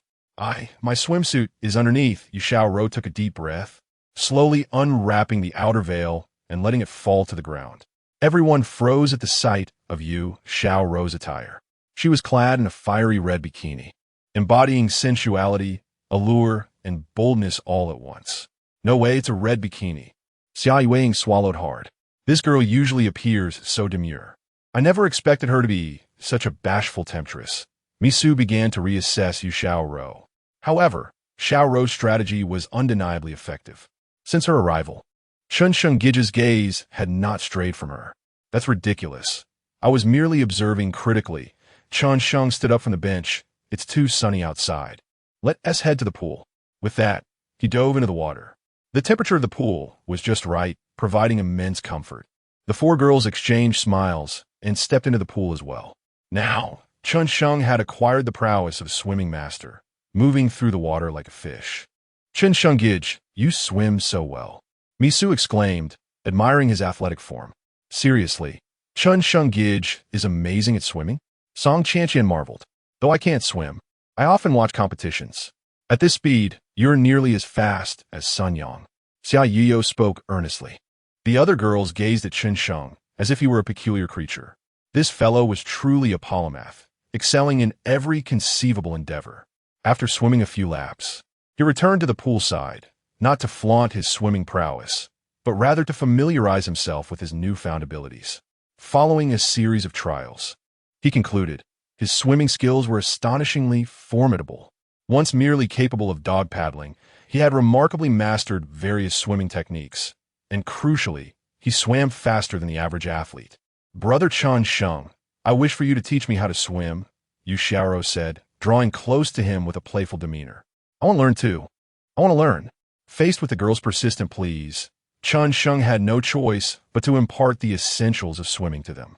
Under his attentive guidance, the girls quickly grasped the fundamental techniques. Of course, several of the girls seized the opportunity to flirt with him, deliberately brushing their soft bodies against his hands. After over 20 minutes of practice at the poolside, Chen Sheng began to feel parched. I'll go grab a bottle of water. Would you like me to bring one for you? Mi Su also felt somewhat thirsty and spoke up. Brother Chen Sheng, could you please bring me a bottle of cola? I want cola too. I want iced cola.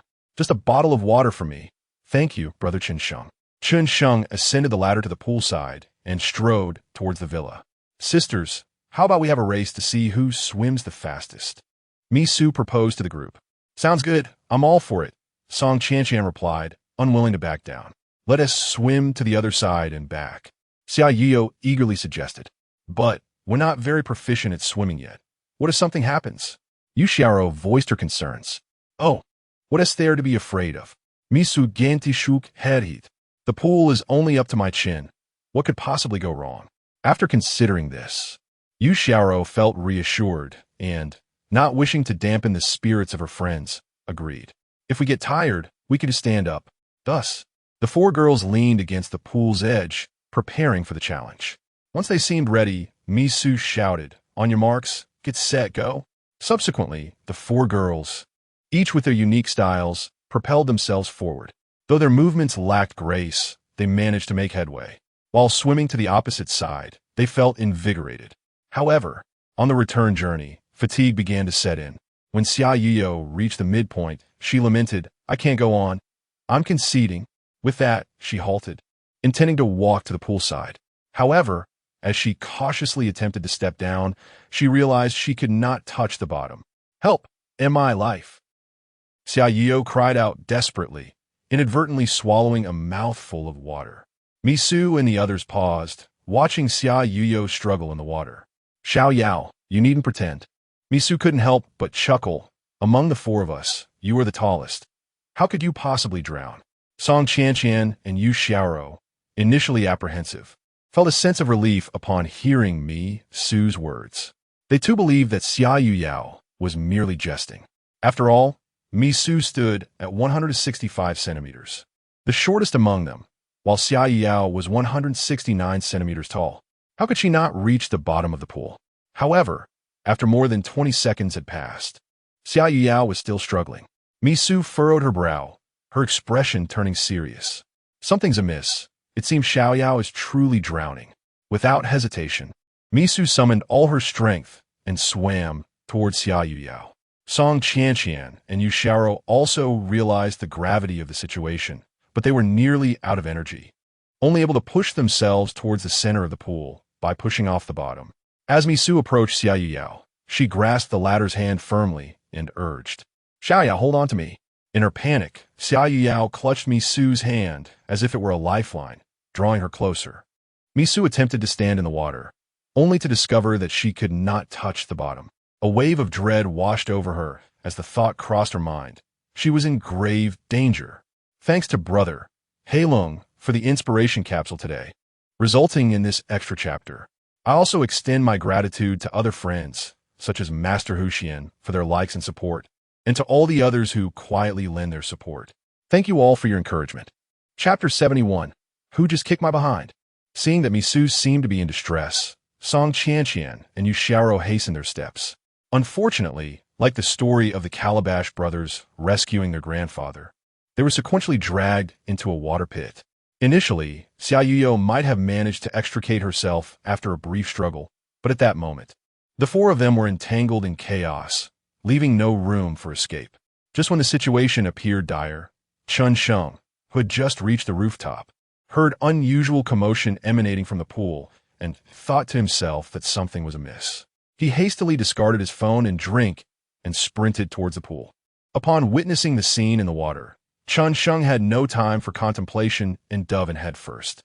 As he neared the girls, he suddenly halted. He remembered numerous instances where skilled swimmers had perished while attempting rescues. Individuals submerged in fear often lose their rationality. In their frantic struggle, they might cling to the rescuer as their last hope, inadvertently dragging them under. After a moment of contemplation, Chen Sheng chose the right moment to dive beneath the surface. With a powerful kick, he propelled himself towards the nearest girl. The force of his kick sent the four girls surging forward. Effective. Taking a deep breath, he seized the opportunity to execute another kick. Finally, the girls found their footing on the bottom of the pool. Observing this, Chen Sheng swiftly swam over, stabilized them, and guided them to the shore. The girls lay on the ground, clutching their chests and coughing heavily. Once they regained their breath, Chen Sheng, astonished, inquired, "What just happened? How did you all end up drowning?" Tears streamed down Xia Yuyao's face as she choked out, "It's all my fault for lacking stamina. You all risked yourselves to save me. No, it's entirely my mistake. If I hadn't insisted on competing, this wouldn't have happened." Misu also wiped her tears, looking remorseful. "It shouldn't have been this way. I specifically checked today, and the water depth is just over 4 meters.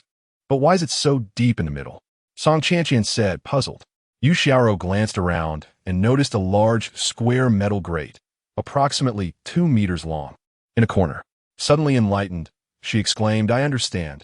There must be a pit in the middle of the pool, possibly containing a water purification system. Originally, there was a metal grate above to prevent anyone from falling in, but for some unknown reason, the previous owner dismantled it." The group finally grasped the situation. "It's my fault. I didn't check the pool when I let the water in last night," Xia Yuyao admitted, her gaze filled with self-reproach.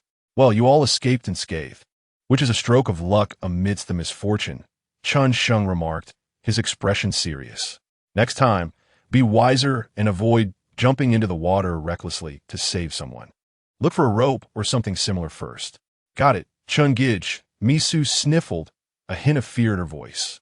"I didn't expect you to be so incredible, rescuing all four of us single-handedly." Xia Yuyao expressed her heartfelt gratitude, saying, "Brother Chun, I truly do not know how to repay you." Song Qianqian shyly glanced at Chen Sheng. "Let us not dwell on that for now. I see you all seem to have choked on water. Are you all right?" Chen Sheng inquired. "Although coughing can expel water from the lungs, there remains a risk of aspiration pneumonia. I feel much better, just a bit sore on my backside." Song Qianqian remarked, turning to the other three girls. With a huff, she demanded, "Which one of you three kicked me, and twice at that? Step forward and let me give you a few smacks. I might just let you off the hook."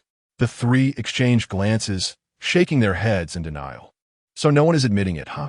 Then don't blame me for launching a blind attack." Song Qianqian feigned anger as she pinned Xia Yuyao down, raising her hand to strike. "Wait." Xia Yuyao glanced at Chen Sheng and whispered, "I think in my panic, I saw Brother Chen kick us twice, and then we emerged from the puddle." "What?" Song Qianqian looked at Chen Sheng, noticing his lack of rebuttal, and softly exclaimed, "Oh, so it was Brother Chen who kicked us. Well done, Brother Chen." Xia Yuyao teased, "Good job, Luoyao. I'll let you experience the taste of a smack on the backside." As she spoke, Song Qianqian playfully slapped Xia Yuyao's ample behind. The previously heavy atmosphere was instantly lightened by their playful banter. Just then, a series of system notification sounds rang out. Goddess number 3, Xia Yuyao's affection 33. Current affection 88. Goddess number 5, Song Qianqian's affection 39. Current affection 89. Goddess number 6, Yu Xiao's affection 43. Current affection 88. Chen Sheng felt a surge of surprise and joy within him. The affection points that should have increased long ago finally did so today. Simultaneously, he cast a glance at Misu, who still seemed somewhat dazed from the earlier incident. However, this presented an opportunity for him. With that thought in mind, Chen Sheng rose decisively and made his way towards the stairs. After retrieving his phone, he promptly transferred 1 billion to Misu's account. When he had gone to the fridge for water, he spotted some documents on the sofa, most pertaining to the establishment of a guild. Chen Sheng surmised that, following their rise to fame, several guilds must have approached them, and they likely intended to form their own guild. Chen Sheng had initially planned to discuss this matter in detail with them after swimming, but now he needed to expedite the conversation. If Misu's affection surpassed 90, he would miss out on considerable earnings. After completing the transfer, he picked up the drink on the floor and headed toward the rooftop. As Chen Sheng's figure approached her, Misu finally regained her composure. A warm sensation flowed through her heart as she recalled the moments they had shared since meeting Chen Sheng. Initially, she had been drawn to him for his wealth, but as she spent more time with him, she gradually discovered that he possessed many admirable qualities beyond his riches. On this day, Chen Sheng has remarkably rescued her from the clutches of death. Within her heart, an inexplicable affection for Chen Sheng seems to have blossomed. Affection for Misu increased by 1. Current affection level 90. Congratulations to the host for successfully courting goddess number 4, Misu. The host has spent a total of 1.06 billion on Misu, with a cashback of 1.06 billion credited to the personal account. Moreover, the host has successfully acquired a lottery opportunity. Shall we proceed with the draw now? Draw. Ding. The lottery has been completed. Reward 1. Congratulations to the host for successfully drawing 20 points of basic attributes. Current host's basic attributes stand at 170 points. The male average is 80 points. Reward 2.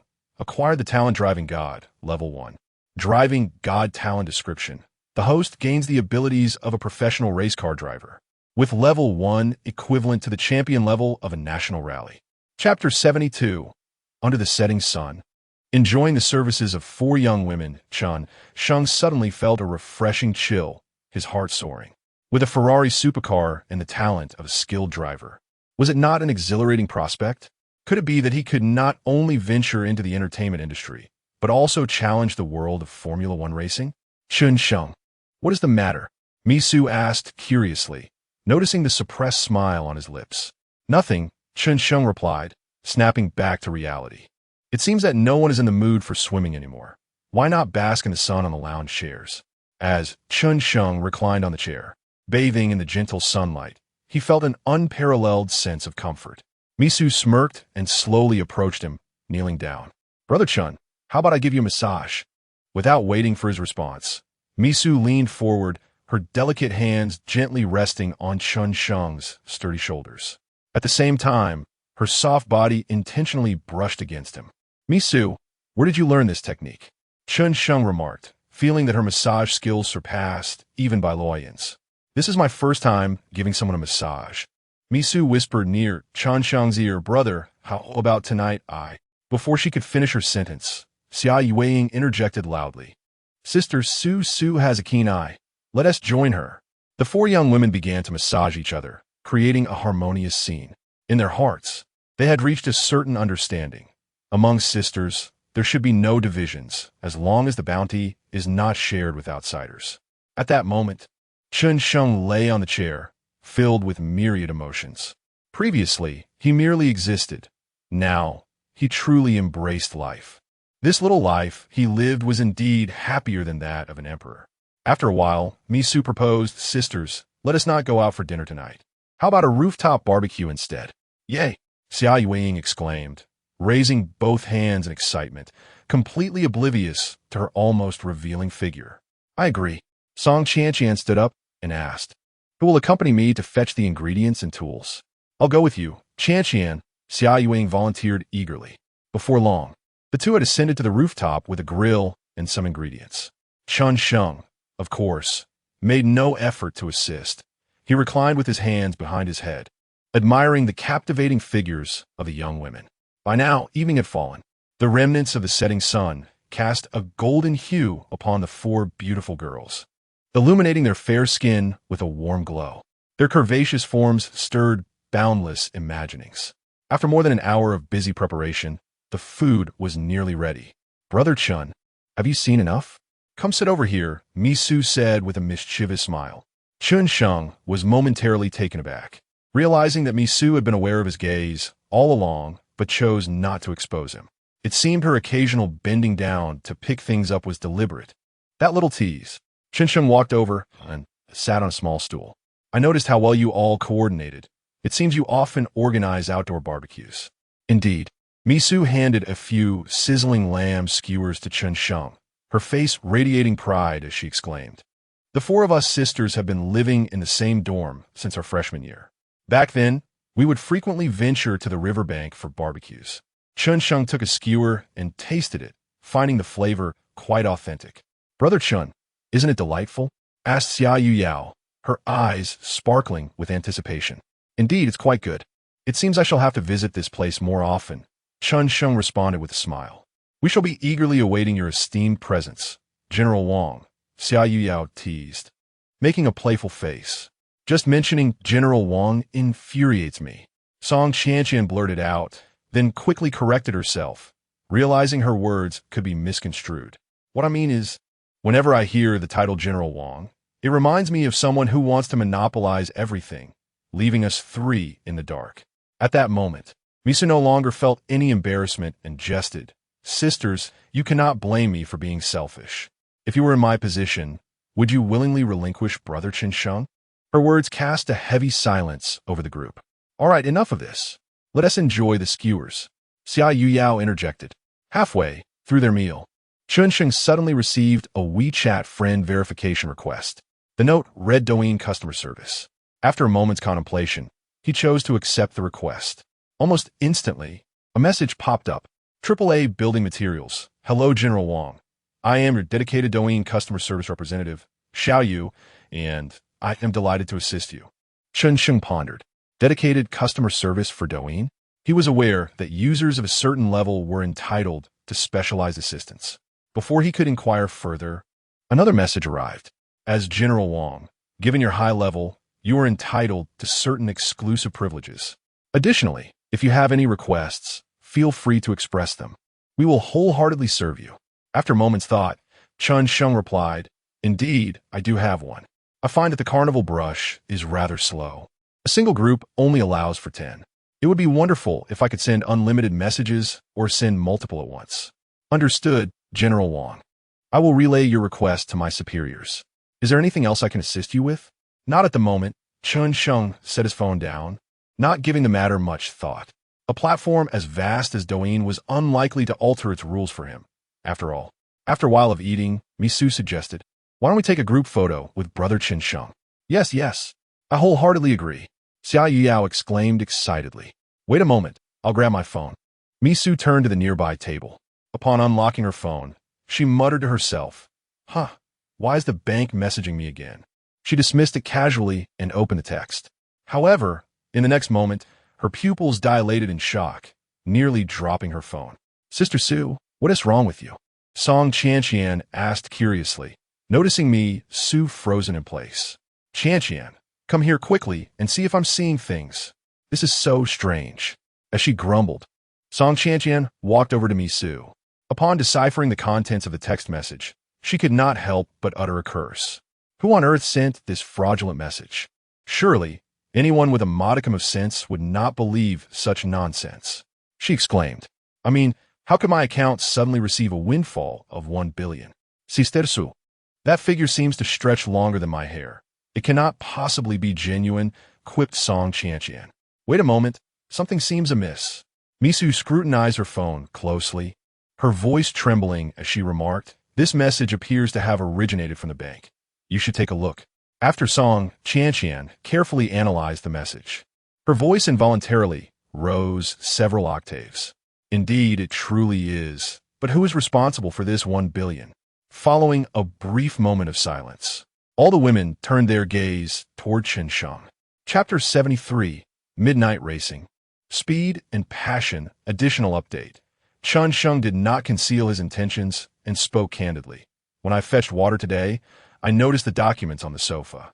I'm aware that you have been contemplating establishing your own guild recently, so I transferred some money to you. Brother Chen, do you consider 1 billion a mere sum? Xia Yuyao exclaimed, her astonishment evident. However, is such an amount truly necessary for founding a guild? Misu epreset had dispidif. Any surplus funds can serve as your pocket money. Your recent massage techniques were rather commendable, Chen Sheng remarked casually. Initially, he harbored some skepticism towards the system. What if he spent excessively and drew the attention of the relevant authorities? Thus, he maintained a degree of restraint. However, after a period of experience, Chen Sheng discovered that the system was indeed reliable. The higher-ups had not inquired about the source of his fund at all. He now felt entirely liberated. Not to mention 1 billion. Even 100 billion would pose no challenge for him. Brother Chen, why are you so kind to us? Misu siniflet, had curiosity pijuit. Brother Chen, I like you. I want to have your children, Xia Yuyao boldly confessed, disregarding the presence of her companions. Brother Chen is not solely yours. I can also bear children for Brother Chen, Song Qianqian asserted defiantly, showcasing her own attributes with confidence. I won't compete with you, as I wish to spare Brother Chen any embarrassment. As long as Brother Chen can occasionally keep Xiao Rou company, I would be utterly content, Yu Xiao Rou stated earnestly. Misu gave a thumbs up. Xiao Rou, I had underestimated you. You are remarkable. Enough of this. Let's seize the moment and take a group photo, Yu Xiao Rou suggested, diverting the conversation. Misu activated the front camera, and the 4 girls gathered around Chen Sheng, striking seductive poses. Chen Sheng felt an overwhelming weight upon his head and shoulders. What are you all up to? He thought, hesitant to move his neck for fear of inadvertently crossing a line. Rest assured, only we will view our photos. Furthermore, should our phones malfunction, we will destroy them rather than seek repairs, Xia Yuyao said with a mischievous smile. Chen Sheng let out a gentle sigh. Was this the feeling of bearing a heavy burden? Surprisingly, it was quite enjoyable. Subsequently, they sang and danced on the rooftop, reveling for quite some time. Chen Sheng glanced at the clock. It was already 10 p.m. Ladies, I must return tonight, he stated with a hint of reluctance. Brother Chen, do you not plan to stay here? Misu asked with eager anticipation. Chen Sheng shook his head gently. When I have more time in the future, I will accompany you for several days. In truth, how he longed to remain. The warmth of soft beauty in his embrace, surrounded by lovely women. However, the system had explicitly stipulated that while one could contravene public morals, one must not breach the law. The consequences of such violations were unthinkable. He had no choice but to suppress the thoughts swirling in his mind, seeing that Chen Sheng appeared to have reservations. Misu and the others refrained from insisting he stay. Chen Sheng, feeling somewhat constrained, bid farewell to the 4 and drove toward the banks of the Bai Luoyan River. After a while, he felt as if he had become one with the car, his maneuvers becoming extraordinarily instinctive. He could even execute some remarkably intricate drifting techniques. This innate talent for driving was indeed rather intriguing. While waiting at a traffic light, he prepared to switch his Ferrari from its track mode to a more casual driving setting. Suddenly, the sound of sirens grew closer. Following the noise, he spotted a Porsche 718 speeding ahead, its velocity nearly reaching 140. Several police cars were in hot pursuit behind it. But how could their speed compare to that of the Porsche? As the gap between the police cars and the Porsche widened, a black Hongqi vehicle unexpectedly emerged, recklessly blocking the Porsche's escape route. However, the Porsche driver exhibited commendable skill, executing a sharp drift and narrowly escaping from the side of the Hongqi. The Santana cars behind, unable to react in time, collided with the Hongqi, causing smoke to billow from their engines.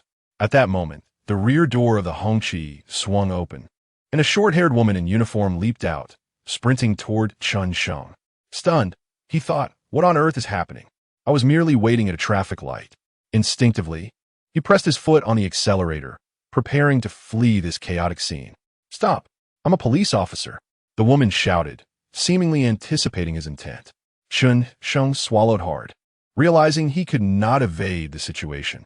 The female officer opened the passenger door and commanded sternly, "Help me catch that Porsche." After a moment's hesitation, he floored the gas pedal, understanding that citizens have a duty to assist the police in apprehending criminals, and refusal could lead to serious consequences. He glanced at the female officer beside him. She had an appealing figure and striking beauty, though an aura of coldness surrounded her, creating a sense of discomfort. "My car is quite fast. Please fasten your seatbelt," he remarked. The officer was taken aback, surprised by his swift response. Typically, individuals whose vehicles were commandeered did not react so promptly or calmly. Yet, this young man not only acted decisively, but also maintained an unusually composed demeanor. However, she recognized that this was not the time for contemplation. After fastening her seatbelt, she pulled out her phone, glanced at it, and pointed ahead, saying, "Watch your speed. Turn left up ahead." "Oh," Chen Sheng acknowledged, though he merely reduced his speed symbolically. The officer furrowed her brow, preparing to issue a reminder. A piercing screech of brakes reverberated through the air as the Ferrari glided almost gracefully into the left lane. Chen Sheng smirked, an enigmatic phrase surfacing in his mind. Speed is of the essence in a bend. Who attends a banquet without at least 8 dishes? The furrowed brow of the female officer softened as she calmly remarked, "Impressive skills." "You flatter me," Chen Sheng replied, flooring the accelerator once more. At that moment, the stark contrast between a supercar and an ordinary vehicle was vividly apparent. In no time, Chen Sheng caught up with the Porsche ahead. However, he dared not attempt an overtaking maneuver. After all, the accolades belonged to another, while his life was his own, having only recently tasted the pleasures of a carefree existence. He deemed it unnecessary to risk everything for a mere trophy. The Porsche, sensing the formidable competitor behind it, abruptly veered into a narrow alley after a brief stalemate. Chen Sheng reacted swiftly, executing a graceful maneuver to follow suit. After trailing several hundred meters, they reached the alley's end. With a screech, the Porsche came to a halt. "Stay inside the car," the female officer commanded sternly. She then retrieved a handgun from her waist, chambered around, and exited the passenger seat. "Crouch down and cover your head, or I will fire," she ordered, aiming at the occupants of the vehicle. "Do not shoot. I surrender." 2 men emerged from the car, hands on their heads, crouching on the ground.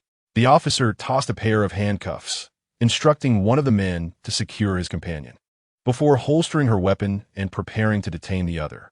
Suddenly, a group of 7 or 8 burly men erupted from the shadows. In the momentary distraction of the female officer, the bald man on the ground lunged and seized her legs, toppling her. "This is bad," she thought, reaching for her gun. But the bald man grasped her wrist with a vice-like grip. Chapter 74. Relying on my brother's intervention half an hour ago at the Tianhai City Police Station, a man nearing 50 sat at his desk scrutinizing a document. This man, named Jiang Yaohua, held the esteemed position of police chief. Knock, knock. Suddenly, a knock echoed through the office. Kumin, a young officer, entered, his expression tinged with anxiety. "Chief, the suspect in the Tianhai serial murder case has escaped." "What?" Jiang Yaohua slammed the document down forcefully onto the desk, his voice rising in anger. "After monitoring for over a month with 7 or 8 men, they just slipped through our fingers like that.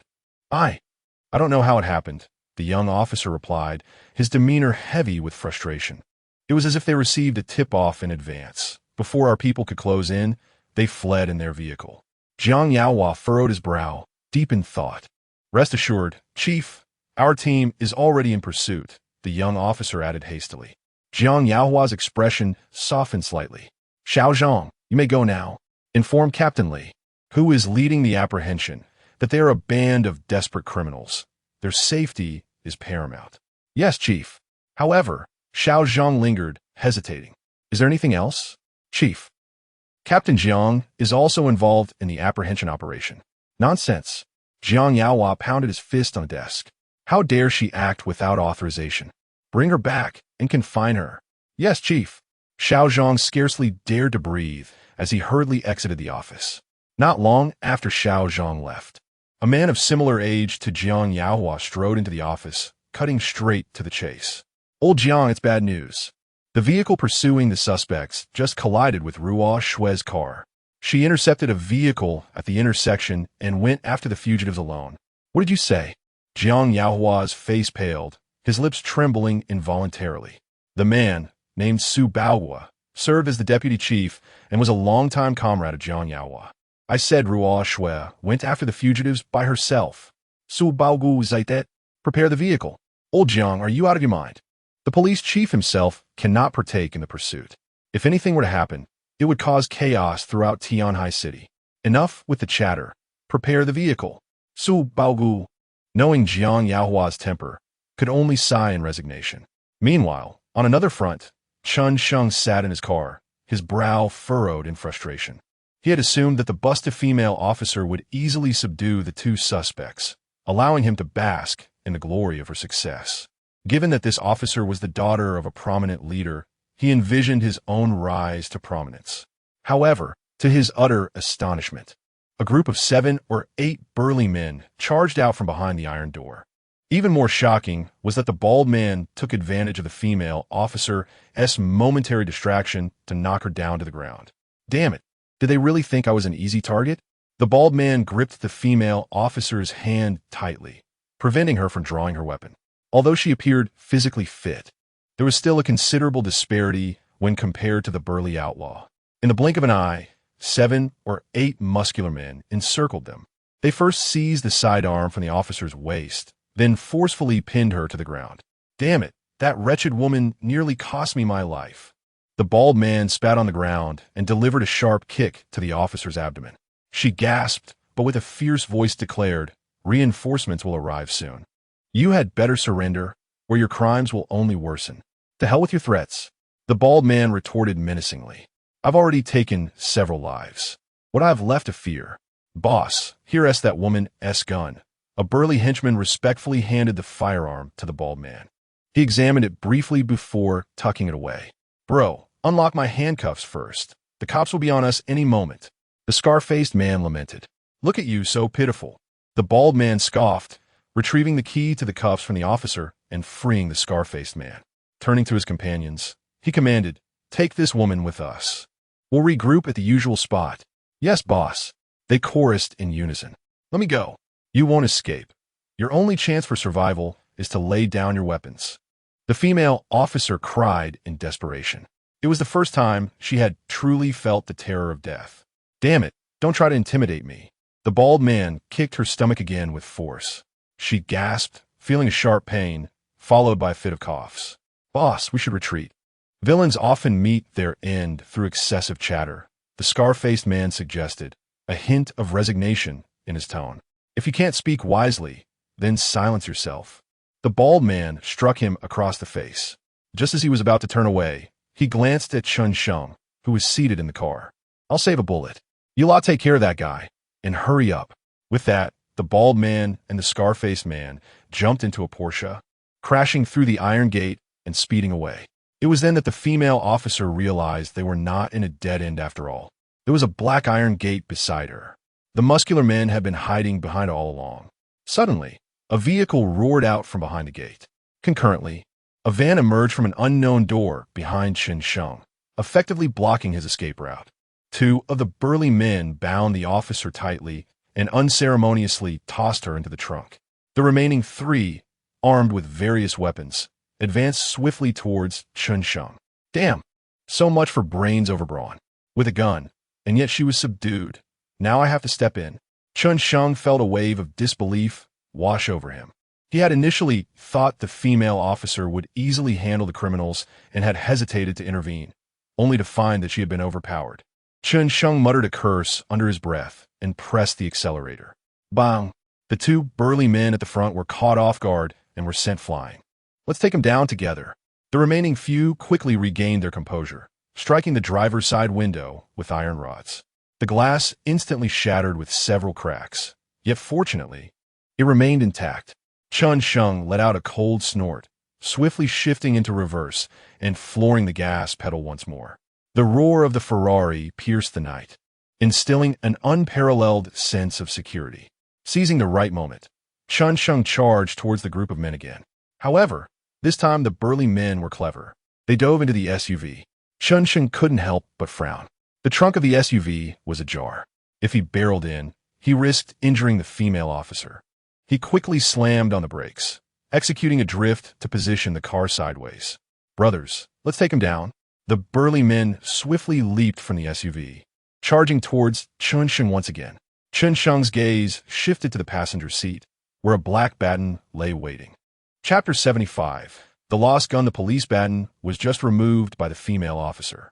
This tool might suffice against ordinary individuals, but it was no match for a desperate criminal.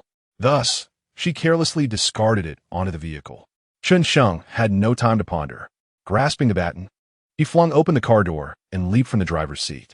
The first to charge at him was a burly man, approximately 6 feet tall and weighing around 200 pounds.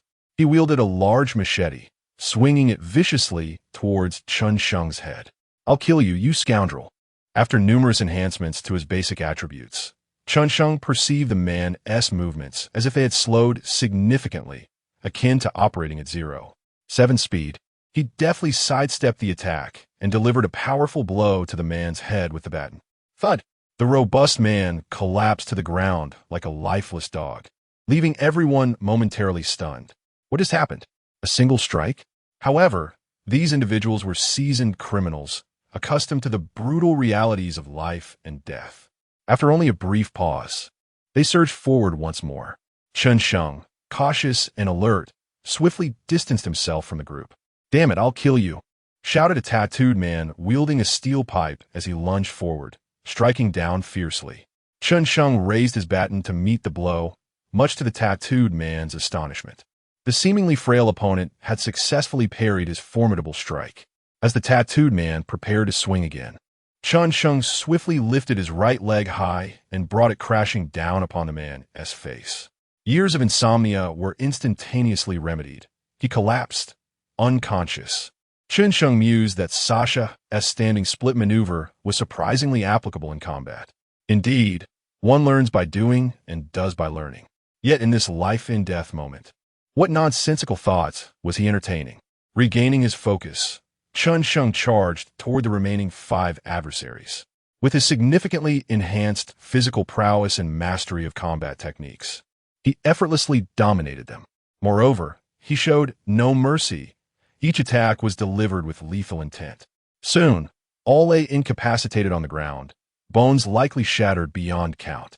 Chen Sheng exhaled heavily, retrieving a machete from the ground and slowly approaching the female officer in the trunk. What do you intend to do? The female officer swallowed hard, instinctively recoiling. The combat prowess Chen Sheng had displayed was truly terrifying. Even the most elite soldiers would pale in comparison. With such poor combat skills, lack of vigilance, and questionable judgment, what audacity did she possess to pursue criminals alone?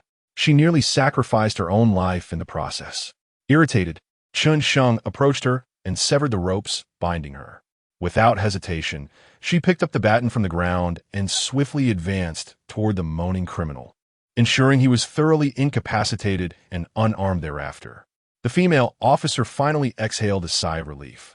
Instinctively, she reached for her waist, and her pupils suddenly contracted. Having just escaped death, she finally regained her senses. Her gun was missing. She had plunged herself into a monumental disaster. It is crucial to understand that losing a firearm as a police officer constitutes a grave dereliction of duty. Now, that weapon lay in the hands of a fugitive known for multiple homicides. If it were to be fired and blood were to be shed, it would implicate not only her, but also her father, the chief of police. With this thought, the female officer sank to the ground, as if her very soul had been snatched away in an instant. It was all my fault. I was too self-assured. It was all my fault for disobeying orders. It was all my fault. In that moment, the dignity she once held had vanished, leaving her akin to a child who had erred, curled up and sobbing softly against her knees. The jarring sound of police sirens approached from a distance. Wiping away her tears, the officer rose from the ground. Before long, several vehicles halted a mere dozen meters away from Chen Sheng. Dozens of armed officers, wielding shields, disembarked from the cars. "Don't move. You are surrounded." As they spoke, the officers adopted defensive stances and advanced forward. "Step aside." A middle-aged man, brandishing a handgun, shoved past the officers before swiftly making his way toward the female officer. "Old Jiang, you better watch yourself." Su Bao was shouted, rushing over as well. Seeing their chief in the fray, the officers dared not hesitate and hurriedly moved forward. "Don't move. Get down and cover your heads." Dozens of dart gun barrels were suddenly aimed at Chen Sheng. "Police officers, please don't misunderstand. I'm just an ordinary citizen." Chen Sheng refrained from elaborating further and obediently crouched down, covering his head. "Sister, could you please explain this to them?" Chen Sheng glanced at the female officer with a hint of exasperation. She glanced back at him, suddenly realizing, and spoke softly, "He is not one of them. He assisted me in apprehending the fugitive." Only then did the officers lower their weapons. The female officer, visibly anxious, turned to Jiang Yaohua, exclaiming urgently, "Chief Jiang, the two main suspects have escaped. I've already dispatched others to pursue them." Jiang Yaohua glanced at the injured fugitive, a hint of surprise crossing his face as he remarked, "Xiao Xue, did you injure all of these?" The female officer, named Jiang Ruoxue, was addressing her father. "Chief Jiang, it was that young man who subdued them," Jiang Ruoxue replied, glancing at Chen Sheng, who remained crouched on the ground. Jiang Yaohua bent down and extended his right hand toward Chen Sheng. "This young comrade displays commendable courage. The caliber of our younger officers is truly on the rise." Chen Sheng hurriedly stood up and shook his hand, replying, "You flatter me, Chief Jiang. I believe you are the one who embodies vitality and vigor.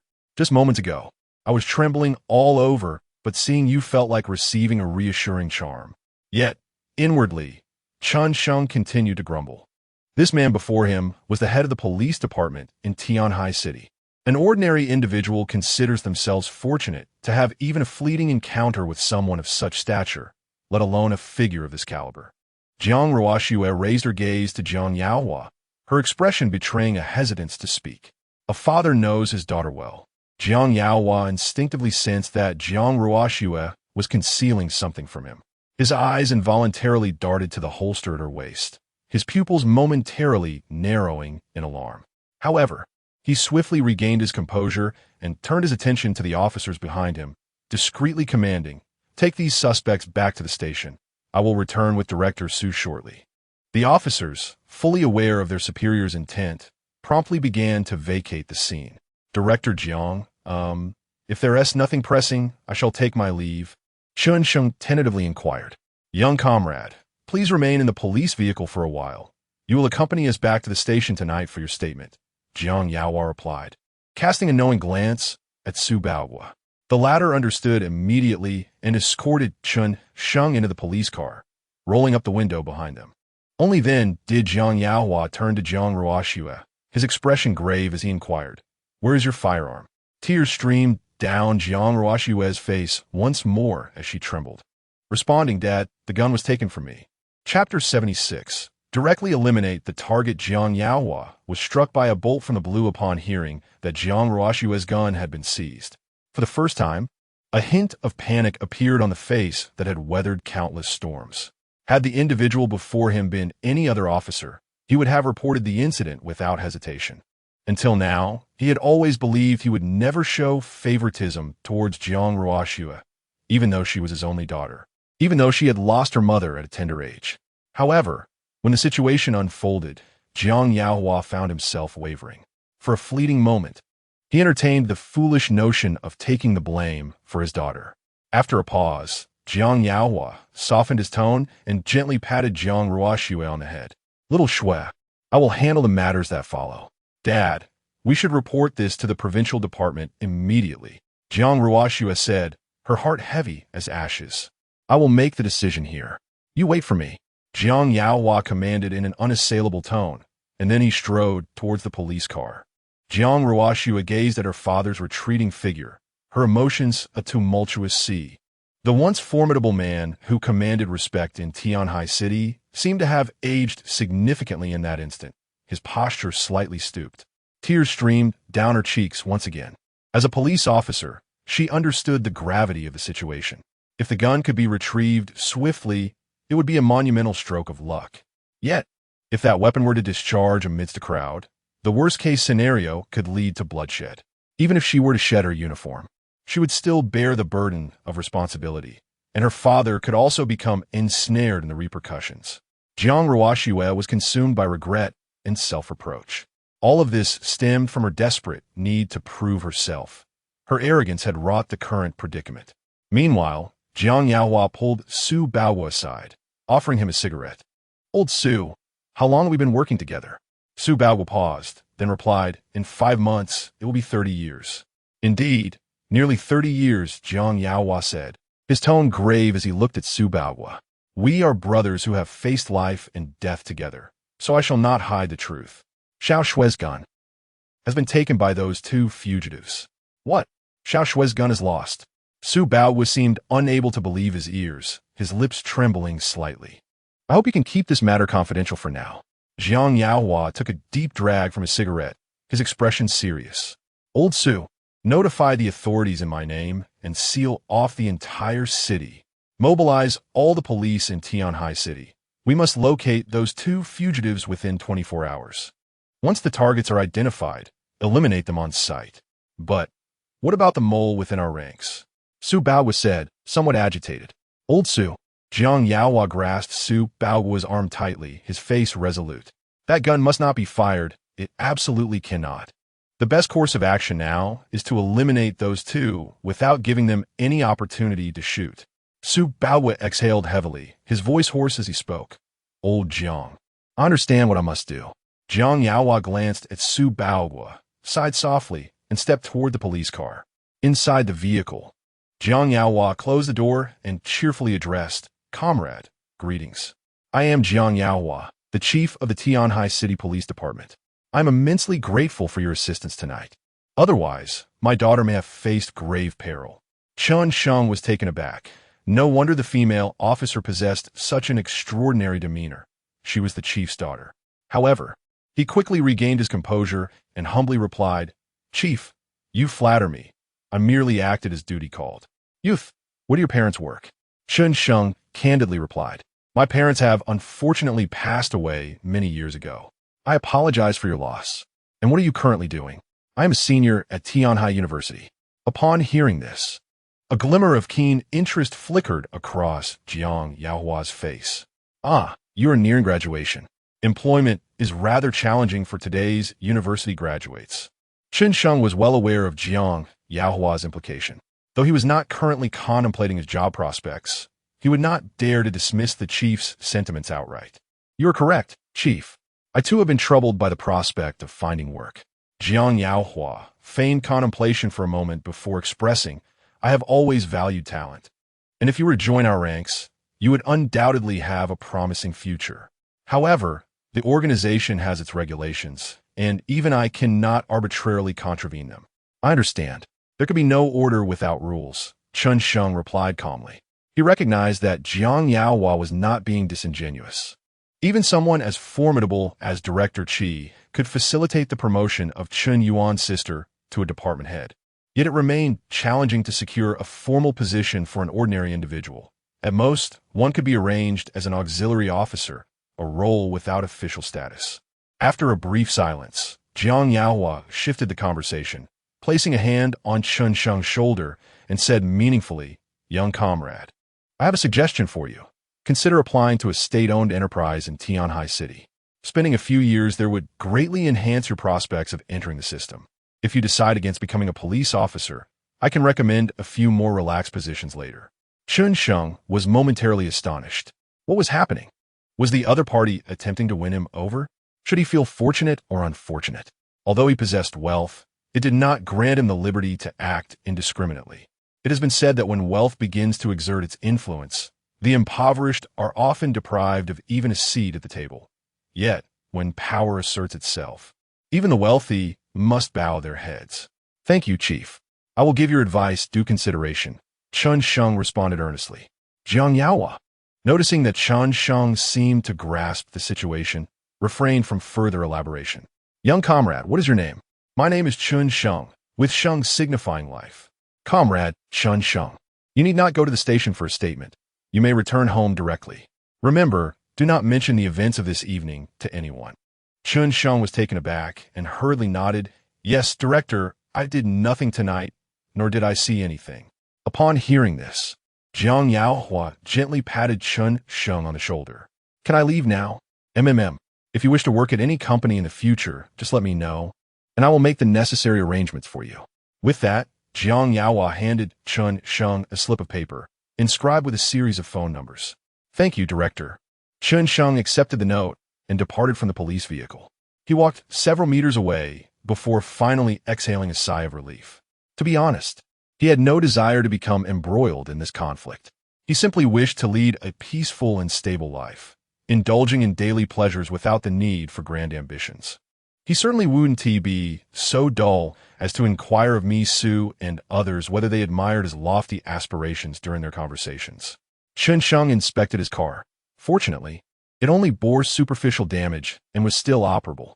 Although he had insurance, he expected some compensation. It was not merely a matter of finances, but rather a matter of principle.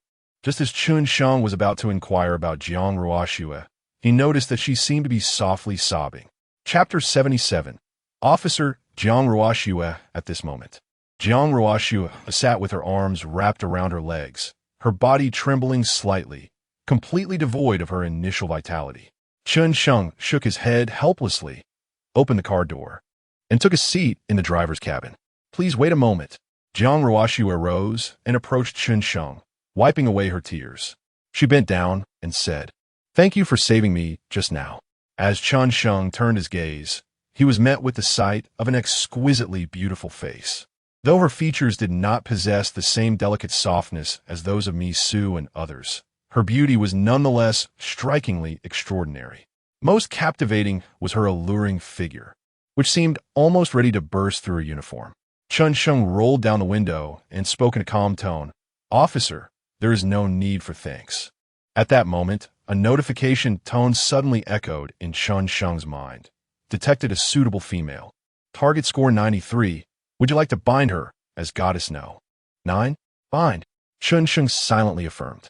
Immediately, an information panel appeared before his eyes. Name, Jiang Ruoxue. Appearance, 93 points. Age, 23 years. Height, 171 centimeters. Weight, 55 kilograms. Number of relationships, 0. Favorability, 75 after reading it.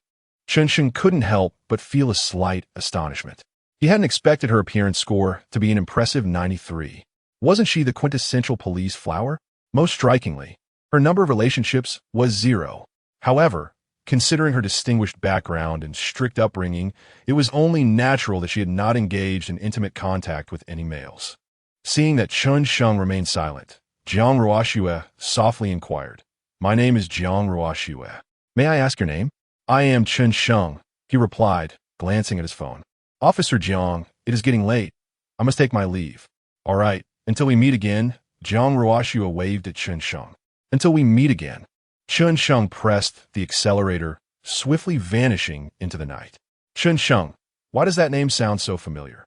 Jiang Ruoxue murmured as she watched the Ferrari disappear into the darkness. On the road, Chen Sheng felt as though he were caught in a dream. He had inexplicably found himself embroiled in a tumultuous affair, even engaging in a shootout with criminals. Had it not been for his system, he might have met a grim fate. Yet, fortune favors the bold, he had unexpectedly made the acquaintance of a police chief who owed him a favor. Wouldn't that provide him with a reliable ally in times of trouble? Lost in endless reverie, Chen Sheng arrived near the Bai Luoyan community. Here lay a new development called Future City. Due to the recent downturn in the real estate market, the developers had only completed the main structure before abandoning the project. Furthermore, the absence of streetlights rendered the area desolate at night. For some reason, as he gazed at the darkened high-rises, a chill crept up his spine. Oh no! Could it be that I am truly this unlucky tonight? Chen Sheng swallowed hard, gripping the steering wheel tightly. As he neared the final dilapidated building, he suddenly noticed a light illuminating the second floor. Beneath that glow, two familiar figures appeared to be engaged in a conversation. However, the light quickly extinguished, plunging the derelict structure back into darkness. The silhouettes bore an uncanny resemblance to the two fugitives, since enhancing his fundamental attributes. Chen Sheng had experienced a significant improvement in both his hearing and vision. He could even discern a person's features by the faint light piercing through the night. Better to mistakenly eliminate 1,000 than to let one escape. Chen Sheng hesitated for a moment before retrieving a slip of paper from his pocket and dialing the number inscribed upon it. Seconds later, the call connected. This is Jiang Yaohua from the City Bureau. May I ask who is calling? Director Jiang, this is Chen Sheng. You just provided me with this number. Comrade Chen Sheng, you must be inquiring about work matters, correct? I've been rather busy these past few days. Rest assured, once this hectic period passes, I shall personally assist you. Director Jiang, that's not the issue. Chen Sheng gathered his thoughts and spoke softly. I discovered two figures in a dilapidated building, resembling the two criminals from today. Comrade Chen Sheng, where are they located? Jiang Yaohua's urgency was palpable. In the easternmost derelict building of the future city. Good. Make haste and distance yourself from that location. The rest will be handled by us. After hanging up, Jiang Yaohua contemplated summoning his secretary, but ultimately decided to contact Su Baoguo instead. Old Su, bring a dozen or so men to meet me. Remember to confiscate their phones. Upon returning to the villa, Chen Sheng found Yi Zhiqiu already asleep. He quickly freshened up, changed into a clean set of pajamas, and lay down on the bed. Yet, sleep eluded him, and he began perusing his phone. Upon opening WeChat, he found several unread messages, the latest from Li Sha. Brother Chen Sheng, why are you ignoring me? He swiftly replied, Sasha, I've been quite busy these past couple of days. Are you busy playing with some young girl? Brother Chen Sheng hasn't spoken to Sasha properly in 2 days.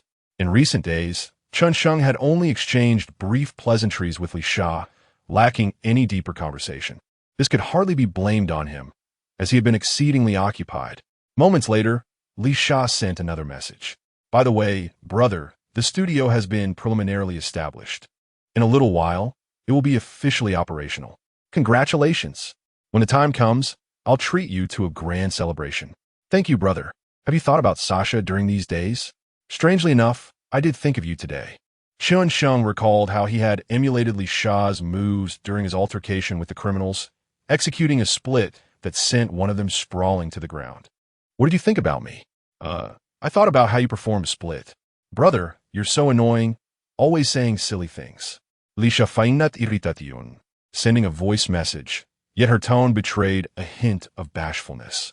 Meanwhile, within the dilapidated structure of an unfinished building in a future city, a bald man glanced at a text message on his phone and, in a fit of rage, struck the concrete floor with his fist. Damn it! I should have shot that bastard on the spot. Upon hearing this, a scar-faced man shook his head in resignation. Brother, weren't we concerned that the gunfire would attract the police? Who could have anticipated that the kid would be so formidable, costing us 7 brothers? The bald man fell silent for a moment before murmuring, there must have been a traitor among those 7 brothers. Otherwise, our position wouldn't have been exposed so swiftly. I suspect they're SA tracker on our vehicle. Fortunately, we had just driven the car into the Egrets River, with the assistance of that individual who mapped our route. We successfully evaded both the police and the surveillance cameras along the way, allowing us to escape. That's precisely what our informants are for, he stated calmly. The scar-faced man pondered for a moment before leaning closer to the bald man and quietly inquiring, Brother, is the informant you placed in the police station reliable? The bald man smirked slightly and replied, Rest assured, that fellow's daughter is in our custody. He wouldn't dare to play tricks. Chapter 78. Waiting for a rabbit by the stump. Additional update. After a moment of contemplation, the scarred-faced man anxiously inquired, When can we leave this wretched place? A cement truck will arrive tomorrow to take us away. We will hide in the mixing drum and escape to the borders of Spring City. Then we can depart for abroad. Your older brother has indeed made meticulous arrangements, the scarred-faced man remarked, giving a thumbs up. At that moment, a phone beside them suddenly vibrated. The bald man glanced at the caller ID, answered, and coldly stated, Have you managed to locate that fellow's address? After a brief silence, a middle-aged man's voice resonated from the other end. Lu Xiao, you should just back off. The police are everywhere outside. Why don't you behave yourself? The bald man was indeed Lu Xiao, the one being addressed. To hell with you. I'm already a dead man. What is there left to fear? I will not rest until that brat is dealt with. Lu Xiao declared vehemently. Why must this vendetta be settled now? Shut your mouth. Do not forget that your daughter is in my hands. I suppose you must miss her dearly. Otherwise, should I send you some of her parts? Lu Xiao, you son of a... Do not touch my daughter. Otherwise, I will tear you to pieces. The man on the other end shouted frantically. Then tell me where that fellow is, Lu Xiao commanded. After a moment of silence, the man on the other end, now desperate, replied, according to the surveillance footage. He was last seen heading towards the banks of the Egret River. Lu Xiao hung up the phone and retrieved a handgun from his pocket. Brother, come with me for revenge. Wait a moment, brother. I need to gather some tools. The scarred-faced man knew he could not stop Lu Xiao, so he fetched a pair of pliers and a multi-functional knife from a nearby toolbox. Soon after, the two vanished into the darkness. Half an hour later, Lu Xiao and his companion arrived near the Egret River community. Brother, climb over the wall. The scarred-faced man glanced at the high wall and remarked nonchalantly, This height is nothing. Having started his career in theft, he was no stranger to scaling barriers. While he was not a master of parkour, typical walls posed little challenge. He squatted down, allowing Lu Xiao to step on his shoulders to ascend the wall. Then, taking a few steps back, he propelled himself upwards with momentum. Be careful. Do not let the security see us. Although Lu Xiao held the upper hand at that moment, he dared not act recklessly. Once over the wall, they began their search, inspecting one villa after another. Upon reaching the 8th villa, the scarred-faced man exclaimed, Brother, look at that car. Following the direction indicated by his companion, Lu Xiao, illuminated by the streetlight, indeed spotted a sports car. Damn it, we truly have stumbled upon a hidden treasure. Lu Xiao scoffed, vaulting directly into the yard. Approaching the Ferrari, he circled the vehicle, confirming, Indeed, this is the car. There are fresh marks of impact. Brother, let us enter through the window. Very well, the scarred-faced man replied. He retrieved the pliers from behind him and began to sever the security grills one by one. Ah, who would have thought that your ancestral skills remain intact? Lu Xiao teased. Naturally, our family has been engaged in thievery for 3 generations, each more adept than the last. As he spoke, the scar-faced man had already severed several strands of the anti-theft net. Suddenly, his hand slipped, and the pliers clattered to the ground with a resounding thud. Damn it, be more careful, Lu Xiao whispered harshly. Brother, it's pitch black. You can't blame me for that, the scar-faced man replied, somewhat aggrieved. However, both men relaxed when they noticed that the lights in the room had not yet illuminated, allowing them to resume their task of cutting the security window. Meanwhile, in another room, Chen Sheng, who was conversing with Li Sha, abruptly sat up in alarm. What was that noise? He perked up his ears, listening intently. But the sound had vanished. Yet, he dared not let his guard down. He quickly opened his phone to check the surveillance footage. After a brief search, he spotted 2 shadowy figures lurking by the window, seemingly preparing to break in. This is bad, Chen Sheng thought swiftly. First using an app on his phone to cut off the household power, leaving only the surveillance system operational. He then hastened towards Yi Zhiqiu's room, gently opening the door to the master bedroom. Chen Sheng noticed a small night light glowing inside. Yi Zhiqiu lay in bed, her breathing steady. He approached her bedside and pulled back the covers. Startled awake, Yi Zhiqiu instinctively opened her mouth to scream, but Chen Sheng quickly covered her mouth. Shoo! Sister Chiao, don't be afraid. It's me, he whispered urgently. Recognizing Chen Sheng's voice, her heart began to race. Why was he suddenly in her room at such a late hour, and why had he pulled back her covers? Was he intending to take advantage of her? As this thought crossed her mind, her breath quickened and her chest heaved. Meanwhile, her thoughts became tumultuous. What if Chen Sheng truly intended to act upon such desires? Logically, she should refuse him. After all, he already had a girlfriend. Yet, why did she find herself secretly yearning to embrace her inner temptress? Chen Sheng, oblivious to the intense internal struggle unfolding within Yi Zhiqiu in those fleeting seconds, leaned close to her ear, his tone serious. Sister Chiao, listen carefully. There are two desperate men outside, and they are armed. Do not make a sound. Upon hearing the term desperate men, Yi Zhiqiu's expression shifted dramatically. She sensed that Chen Sheng was not jesting and quickly nodded in understanding. Without hesitation, Chen Sheng scooped her up in his arms and ascended the stairs. Fortunately, he was barefoot, making barely a sound. As he moved, his mind raced with thoughts. He realized that hiding in the room was no option. The intruders possessed both firearms and tools to breach the door, and remaining inside would only lead to certain doom. The rooftop, however, was too exposed. Once the adversary charged forward, there would be no refuge to retreat to, leading to a swift demise. Chen Sheng felt a twinge of regret. Had he known better, he would have opted for a villa with multiple grand entrances, thus avoiding the predicament of being ensnared like a turtle in a pot. After much contemplation, Chen Sheng recalled the gym. He remembered that to the left of the entrance, there was a metal rack designated for storing various equipment. Sister Chiao, you should conceal yourself in the locker of the yoga room and remain utterly silent, Chen Sheng whispered urgently. And what about you? Yi Zhiqiu inquired with concern. I have my own means to deal with them, Chen Sheng replied with an air of calm, understanding that her presence would only complicate matters. Yi Zhiqiu quickly hid herself within a cabinet in the yoga room. At that moment, a resounding crash echoed from downstairs.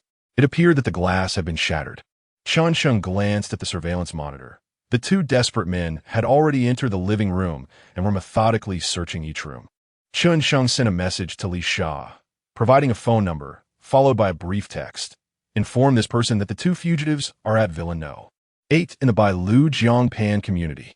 After sending the message, Chen Sheng powered down his phone and tucked it away. He surveyed his surroundings, seized a barbell, and then quietly ascended the metal rack by the entrance, brandishing the barbell, poised to ambush. Chapter 79. A life hanging by a thread on the first floor of the villa. Lu Xiao and his companions stealthily entered the living room through the window, illuminating their surroundings with the flashlight on their mobile phones. Second, turn on the lights. All right. The scar-faced man swiftly approached the doorway, pressing the light switch. But to his dismay, the lights did not illuminate. Damn it! How can there be no power? Lu Xiao pondered for a moment before commanding sharply. Second, first barricade the windows, then search each room. Remember, leave no survivors. Yes, elder brother. The duo began to obstruct the doors and windows with furniture like sofas and tables, ensuring that any attempt to escape from the villa would certainly make a noise. Subsequently, they coordinated closely as they advanced towards the master bedroom. The scar-faced man led the way with a knife, while Lu Xiao followed closely behind, armed with a gun. This way, should the scar-faced man be ambushed, Lu Xiao would have sufficient time to react and fire. Upon entering the master bedroom, they searched beneath the bed and inside the wardrobe, but found no trace of anyone. Just as Lu Xiao was about to leave, the scar-faced man, feeling the warmth of the blanket, exclaimed, Elder brother, this bedding is still warm. That guy must be hiding somewhere. Continue the search. That fellow is definitely on guard. If we meet him, we must eliminate him without hesitation. Meanwhile, at the Tianhai City Police Department, Zhang Ruoxua sat dazed in front of her computer, her eyes red-rimmed as she stared at the screen, displaying the report of a missing firearm that she had just drafted. She knew that her father had likely not reported the lost gun to the provincial office. For if it were reported, regardless of whether the gun could be recovered, she would face disciplinary action. More gravely, if that gun were to harm someone, her career as an officer would not only be irrevocably shattered, but she would also face the prospect of imprisonment. Thus, her father was taking a gamble, hoping that the gun would not be discharged. Yet, the risks of such a gamble were substantial. Should that gun be used to commit a crime, the consequences would be unfathomable. Dad, I cannot let you bear the burden. Jiang Ruoxue placed her trembling right hand on the mouse, poised to click the send button. At that moment, hurried footsteps echoed in the corridor. The door was abruptly flung open. So Su, Xiao Shui. Don't ask anything, just come with me. Su Bao spoke with a grave tone. All right. Jiang Ruoxue quickly shut down her computer screen and hurriedly followed Su Bao down the stairs. By now, several armed police vehicles awaited downstairs, each heavily armored with bulletproof glass. Get in, Su Bao instructed as he settled into the driver's seat. Without hesitation, Jiang Ruoxue opened the door and took a seat in the back. Upon noticing a figure inside the vehicle, her eyes widened in surprise. Dad, what are you doing here? We may have located those two individuals, Jiang Yaohua replied, his expression serious as he cautioned his daughter. If we eliminate those two criminals, you must retrieve your gun at the first opportunity. Remember, do not allow anyone to see your weapon in the hands of the criminals. Jiang Ruoxue cast a complex glance at her father and nodded gently. 20 minutes later, several armored vehicles came to a halt at the easternmost edge of the future city community. A group of officers clad in bulletproof vests swiftly descended from their vehicle. After donning night vision goggles, they quickly surrounded the derelict building. Stay close behind me, Jiang Yaohua murmured, racking his weapon as he and Su Bao advanced towards the structure. Jiang Ruoxue gazed at the two somewhat blurred figures, her heart heavy with guilt. They were the highest-ranking officials in the Tianhai Municipal Bureau, both nearing 50. Yet they had personally embarked on a mission to apprehend a criminal for her sake. They were wagering their lives and entire careers to shield her from the storm. Minutes later, an officer hurriedly approached Jiang Yaohua and whispered, Chief Jiang, we've searched the entire building, yet found no trace of anyone. However, we did discover several recently consumed bread bags on the second floor. Damn it, they managed to slip away again. Jiang Yaohua cursed, veins bulging on his forehead. This time, their operation had been meticulously confidential. All accompanying personnel's communication devices had been confiscated in advance, leaving only encrypted walkie-talkies, rendering any leakage of information impossible. Let's head back, Jiang Yaohua said, his steps heavy as he returned to the vehicle. On the way, Jiang Ruoxue noticed her father's persistent silence and was about to offer words of comfort when suddenly, his phone screen illuminated. Coming back to reality, Jiang Yaohua glanced at the now silent phone. It was an unfamiliar number. After a moment's hesitation, he weakly answered the call. Hello, this is Jiang Yaohua from the Municipal Bureau. This is bad. Chen Sheng is in trouble. Armed assailants. He at the Alluring River. Li Sha's frantic voice echoed from the other end. What on earth is happening? Speak clearly, Jiang Yaohua urged, as Li Sha composed herself and recounted the unfolding events. Jiang Yaohua's complexion turned as pale as a sheet. Old Su, turn around and head to the Alluring River. Meanwhile, at Villa number 8 in the Alluring River community, Chen Sheng crouched low on the gym's doorway frame. With his keen hearing, he had already sensed that the two desperate criminals had reached the third floor. Chen Sheng's gaze was piercing, filled with determination and lethal intent. Engaging in battle under the cloak of night provided him an advantage, with his vision surpassing that of ordinary men. He was absolutely confident that he could seize the opportunity to launch a lethal strike when the enemy was unsuspecting. With this thought, Chen Sheng tightened his grip on the barbell. The scarred man, having completed the search of the third floor, wiped the sweat from his brow and muttered, This bastard is quite adept at hiding. We've searched for so long without finding him. He has probably holed up on the fourth floor. Hold on a little longer. Lu Xiao, fully aware that Chen Sheng had discovered his presence, decided to drop the pretense and boldly declared, Kid, you'd better come out on your own. If I catch you, you'll regret it. Lu Xiao boasted arrogantly. Bro, just come out, and I'll spare your life. The scarred man shouted. They certainly did not expect Chen Sheng to surrender. Their intention was merely to intimidate him. As they conversed, they remained acutely attuned to the ambient sound surrounding them. The moment Chen Sheng made even the slightest noise out of fear, they would be able to pinpoint his location. This tactic had proven infallible in the past. However, Chen Sheng exhibited the composure of a seasoned warrior, emitting not a whisper. Could it be that this lad escaped through another exit? Scarface inquired with a hint of concern. That seems unlikely, Lu Xiao replied in a hushed tone. I have thoroughly examined the premises. There is but one door, and all the windows are secured with anti-theft grills. If he were to flee, he would surely have made some sound. Brother, we should hasten our search. He has likely alerted the authorities by now. Nevertheless, the duo scoured every room on the 4th floor, including the bathroom, leaving no corner unexamined. Yet Chen Sheng remained elusive. Scarface ascended to the rooftop for a swift inspection before returning to the 4th floor. Brother, there is no sign on the rooftop either. Lu Xiao surveyed the surroundings, his gaze settling on the gym, and he spoke slowly. If he has not escaped, he must be concealed within the gym. With that, Lu Xiao exchanged a knowing glance with Scarface, who understood the silent communication, illuminating the path ahead with his phone as he cautiously advanced. Chapter 80. Strategy to win over Yi Zhiqiu and acquire the gift of a national medical sage. Hearing the footsteps, Chen Sheng instinctively held his breath. After all, no matter how skilled one is in martial arts, a kitchen knife can still be a threat. No amount of prowess can rival the force of a firearm. He knew he had to seize the initiative and deliver a lethal strike. Only then would he have a chance of survival. As the scar-faced man stepped into the gym, he brandished his phone, scanning the vicinity for any signs of suspicion. Finding none, he swallowed hard and continued forward. At that moment, Chen Sheng, crouched on the rack, had indeed spotted the scar-faced man, yet he remained calm. He had noted that the man was armed only with a knife, devoid of any firearm. After the scar-faced man had moved 2 meters away, Lu Xiao also entered the gym. This was the moment he had been waiting for. Gritting his teeth, Chen Sheng grasped the barbell and unleashed all his strength, bringing it crashing down upon Lu Xiao's head. With a whoosh, the carbon steel barbell sliced through the air, striking Lu Xiao's skull with tremendous force. Chen Sheng exerted nearly all his might in this blow. Bang! The barbell struck Lu Xiao's head with pinpoint accuracy. Big brother, the scar-faced man shouted upon hearing the sound. At that moment, Lu Xiao was unable to comprehend anything further. His body fell heavily forward.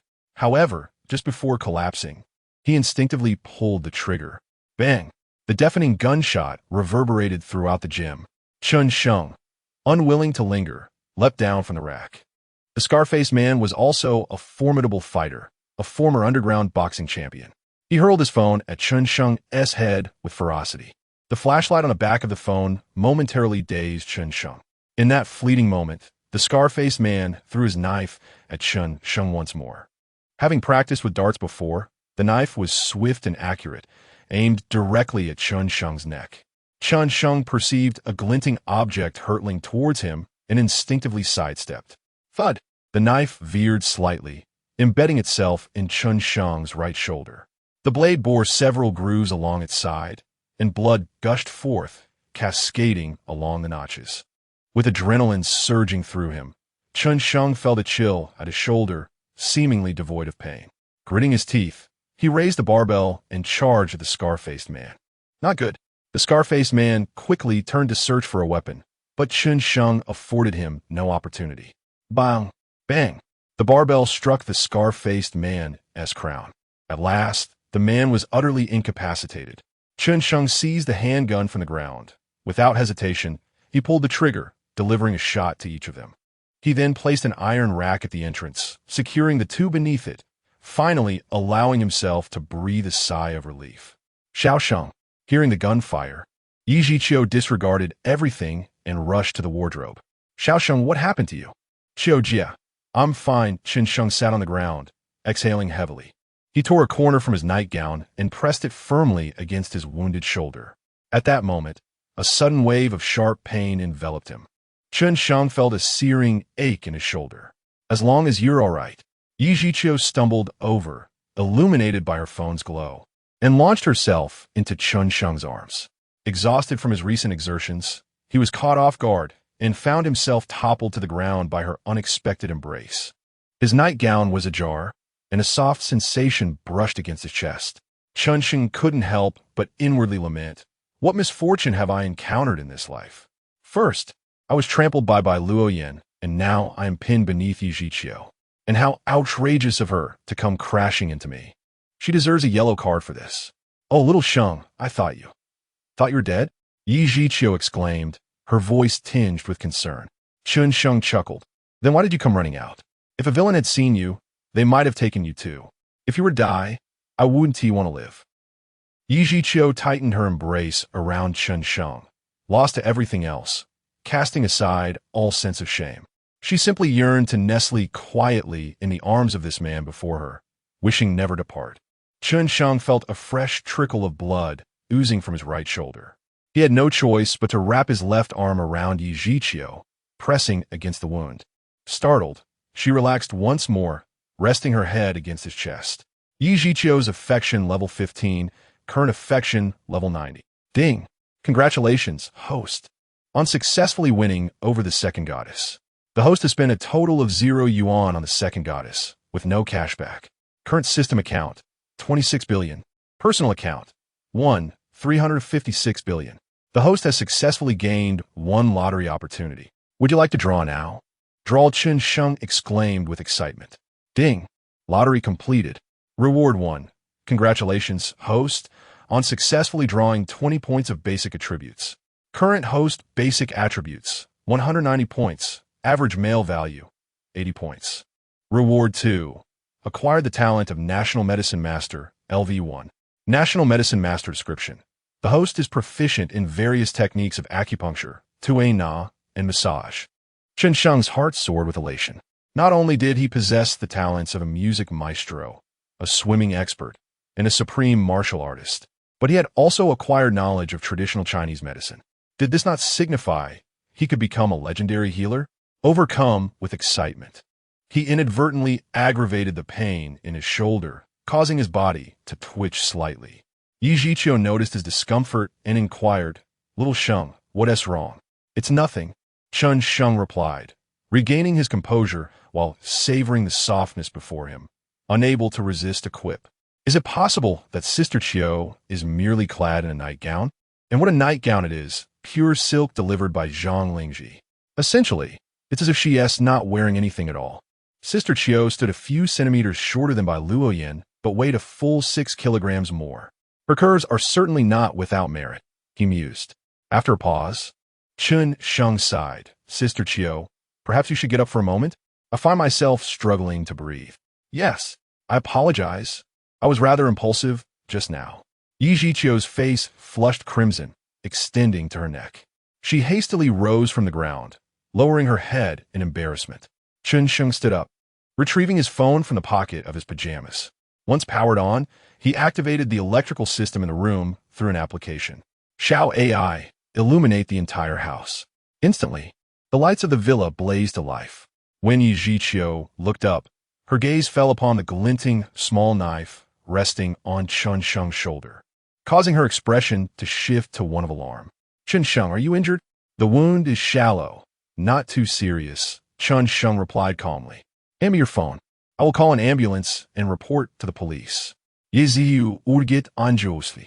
There is no need, Chen Sheng responded, his tone turning serious as he met her gaze. Sister Qiu, I will transfer some money to you.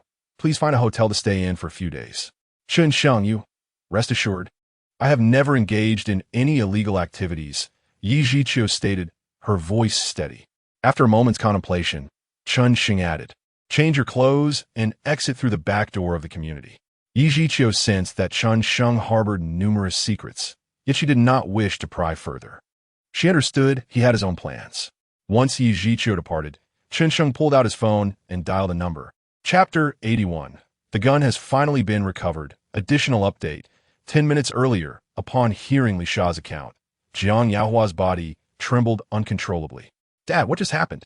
Jiang Ruoshu sensed her father's unusual demeanor, and a foreboding feeling surged within her. Jiang Yahua turned to her, despair evident in his voice. Shui, I cannot protect you this time. Those 2 assailants have already entered Chen Sheng's villa. How is that possible? Jiang Ruoshu gasped in disbelief. How could they possibly know Chen Sheng's whereabouts? This is not the time for such discussions. They likely seek vengeance against Chen Sheng, hoping he is alone in that villa. Jiang Yaohua refrained from voicing the rest of his thoughts. If the villa were to be occupied by many, the consequences would be catastrophic. This incident would undoubtedly stir up a storm throughout society, implicating countless individuals across Tianhai City. As their vehicle progressed halfway, a gunshot shattered the tranquility of the night, resonating within the police car. That was the sound of a handgun. Even Su Baohua, who was well acquainted with the sound of gunfire, could scarcely believe his ears. Bang! Bang! 2 more shots rang out. Jiang Yaohua slumped in his seat, murmuring, "It's over, everything is over." The gunfire signified that lives may have already been lost. Jiang Ruoshue's face turned ashen. She bit her lip, striving to maintain her composure. "Dad, this is all my doing. It has nothing to do with anyone else. I am willing to accept any punishment from the organization. However, we cannot give up. We must prevent the assailants from inflicting further harm." Jiang Yaohua regained his focus, a fierce glimmer flashing in his eyes.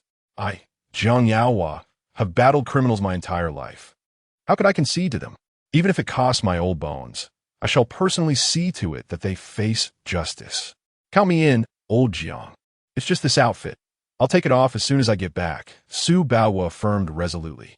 At that moment, Jiang Yaohua's phone illuminated once more.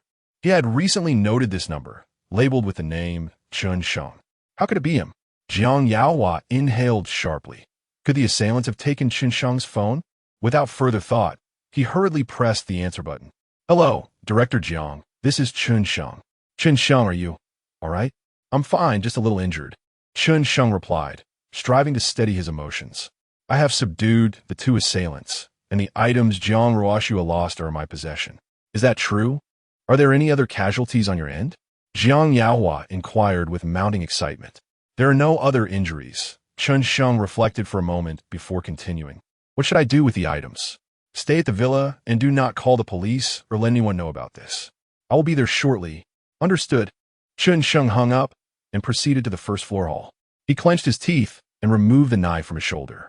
Within the innate abilities of the esteemed traditional healer, there existed methods to alleviate pain and staunch blood flow through acupressure, which proved invaluable at this moment.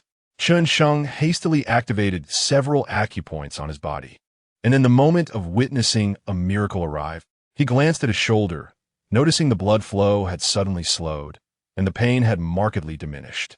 Chen Sheng felt a sense of serendipity as the shadows of despair in his heart began to dissipate. Inside the police car, Su Baohua pondered for a moment before expressing his concerns. "Old Jiang, should we wait for the backup? What if this is a trap?" he queried. "Do you truly believe that this young lad can outmatch armed desperados? What if those 2 rogues force him to lead us into an ambush?" Jiang Yaohua had also contemplated these possibilities. He checked his bulletproof vest and replied calmly, "Old Su, I can only take a gamble now." A few minutes later, Su Baohua arrived at the villa entrance. Several security guards stood around, seemingly at a loss, as they attempted to make phone calls. Without a word, Su Baohua charged through the retractable gate, startling the guards. One of them, upon seeing the police, exclaimed in astonishment, "What the hell?" Just as we hung up, the police arrived. Upon reaching Villa number 8, Su Baohua glanced at the navigation on his phone and murmured, "Old Jiang, we have arrived." Jiang Yaohua responded coolly, "Old Su, you should stay back this time. I owe you enough already. What nonsense are you spouting? Do you look down on me?" Su Baohua Zito, swiftly donning his bulletproof vest and grabbing a riot shield before exiting the vehicle. The 2 approached the villa cautiously, guns drawn. Creak! The villa's front door swung open slowly, heightening the tension for Jiang Yaohua and Su Baohua as they tightened their grips on their firearms. As the door opened, a familiar figure appeared before them. "Chen Sheng, are you all right?" Jiang Ruoshua rushed forward, her voice laced with urgency. "I'm fine, just a minor injury," Chen Sheng replied as he handed her a tote bag. "Everything is inside." Without a moment's hesitation, Jiang Ruoshua opened the bag, revealing a blood-stained small knife and a dark iron object, the very handgun that had been stolen earlier that day. "Wonderful, we've finally recovered it," she exclaimed, overwhelmed with joy and trembling uncontrollably. As she prepared to express her gratitude to Chen Sheng, she noticed the blood on his shoulder. Although he had changed his clothes, the blood had yet to be tended to. "You're hurt. It's not serious. The bleeding has stopped," he reassured her. I'll take you to the hospital. Jiang Ruoxue insisted fervently. Xiaoxue, let your Uncle Su take comrade Chen Sheng to the hospital. You stay here, Jiang Yaohua instructed softly. Yes. Jiang Ruoxue nodded slightly. Chen Sheng turned to Jiang Yaohua and stated plainly, the two of them are in the gym on the 4th floor. They are likely dead. Rest assured, I shall not breathe a word of tonight's events to anyone. I must reiterate, should anyone inquire, simply state that 2 assailants broke into your home and inflicted wounds upon you. Fortunately, the police arrived promptly and apprehended the culprits. Thereafter, you were taken to the hospital, and everything else shall be a blur. I have noted that. Chen Sheng nodded in agreement. Jiang Yaohua responded with sincerity, saying, Comrade Chen Sheng, I owe you a favor. In the future, should any issues arise, I shall do my utmost to assist you. I express my gratitude in advance, Director Jiang. Chen Sheng was not one to engage in pleasantries. After all, earning a favor from the chief of the Tianhai City Police Department was no small feat. Lao Su. Please escort this young comrade to the armed police hospital and take good care of him, Jiang Yaohua instructed. Rest assured, Su Baohua replied. At that moment, several police vehicles arrived. After Su Baohua made a U-turn, Jiang Yaohua deliberately delayed issuing his orders, causing the other vehicles to lose some time. Jiang Yaohua turned to the armed officers beside him and commanded in a loud voice, Seal off the villa. No one is to approach. Jiang Yaohua had resolved to uncover the identity of the informant who had tipped Lu Xiao off. On the way to the hospital, Chen Sheng finally exhaled a sigh of relief. The events of the evening had left him drenched in perspiration. He had not anticipated that the 2 assailants could be so deranged as to locate his residence. Although Chen Sheng was determined to unravel this matter, he recognized that the time was not yet ripe. He opened his phone to find the residence group of Bai Luoyan community buzzing with discussions regarding the recent gunfire. Ignoring the group messages, he opened a message just received from Wisha. Brother Chen Sheng, I am already on the plane. Thank you to Lord Huang, who loves eating rice porridge, for the gift of one show. The boss is confused. I appreciate Old Du, who loves coconut mango pudding, and In Shui Siyuan for the bubble milk tea. My gratitude extends to everyone for their love and encouragement.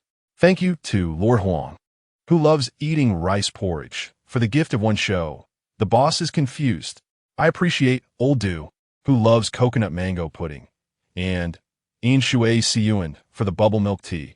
My gratitude extends to everyone for their love and encouragement. Chapter 82. Zhang Chuqiao is shot dead. Chen Sheng furrowed his brow upon seeing the message from Li Sha.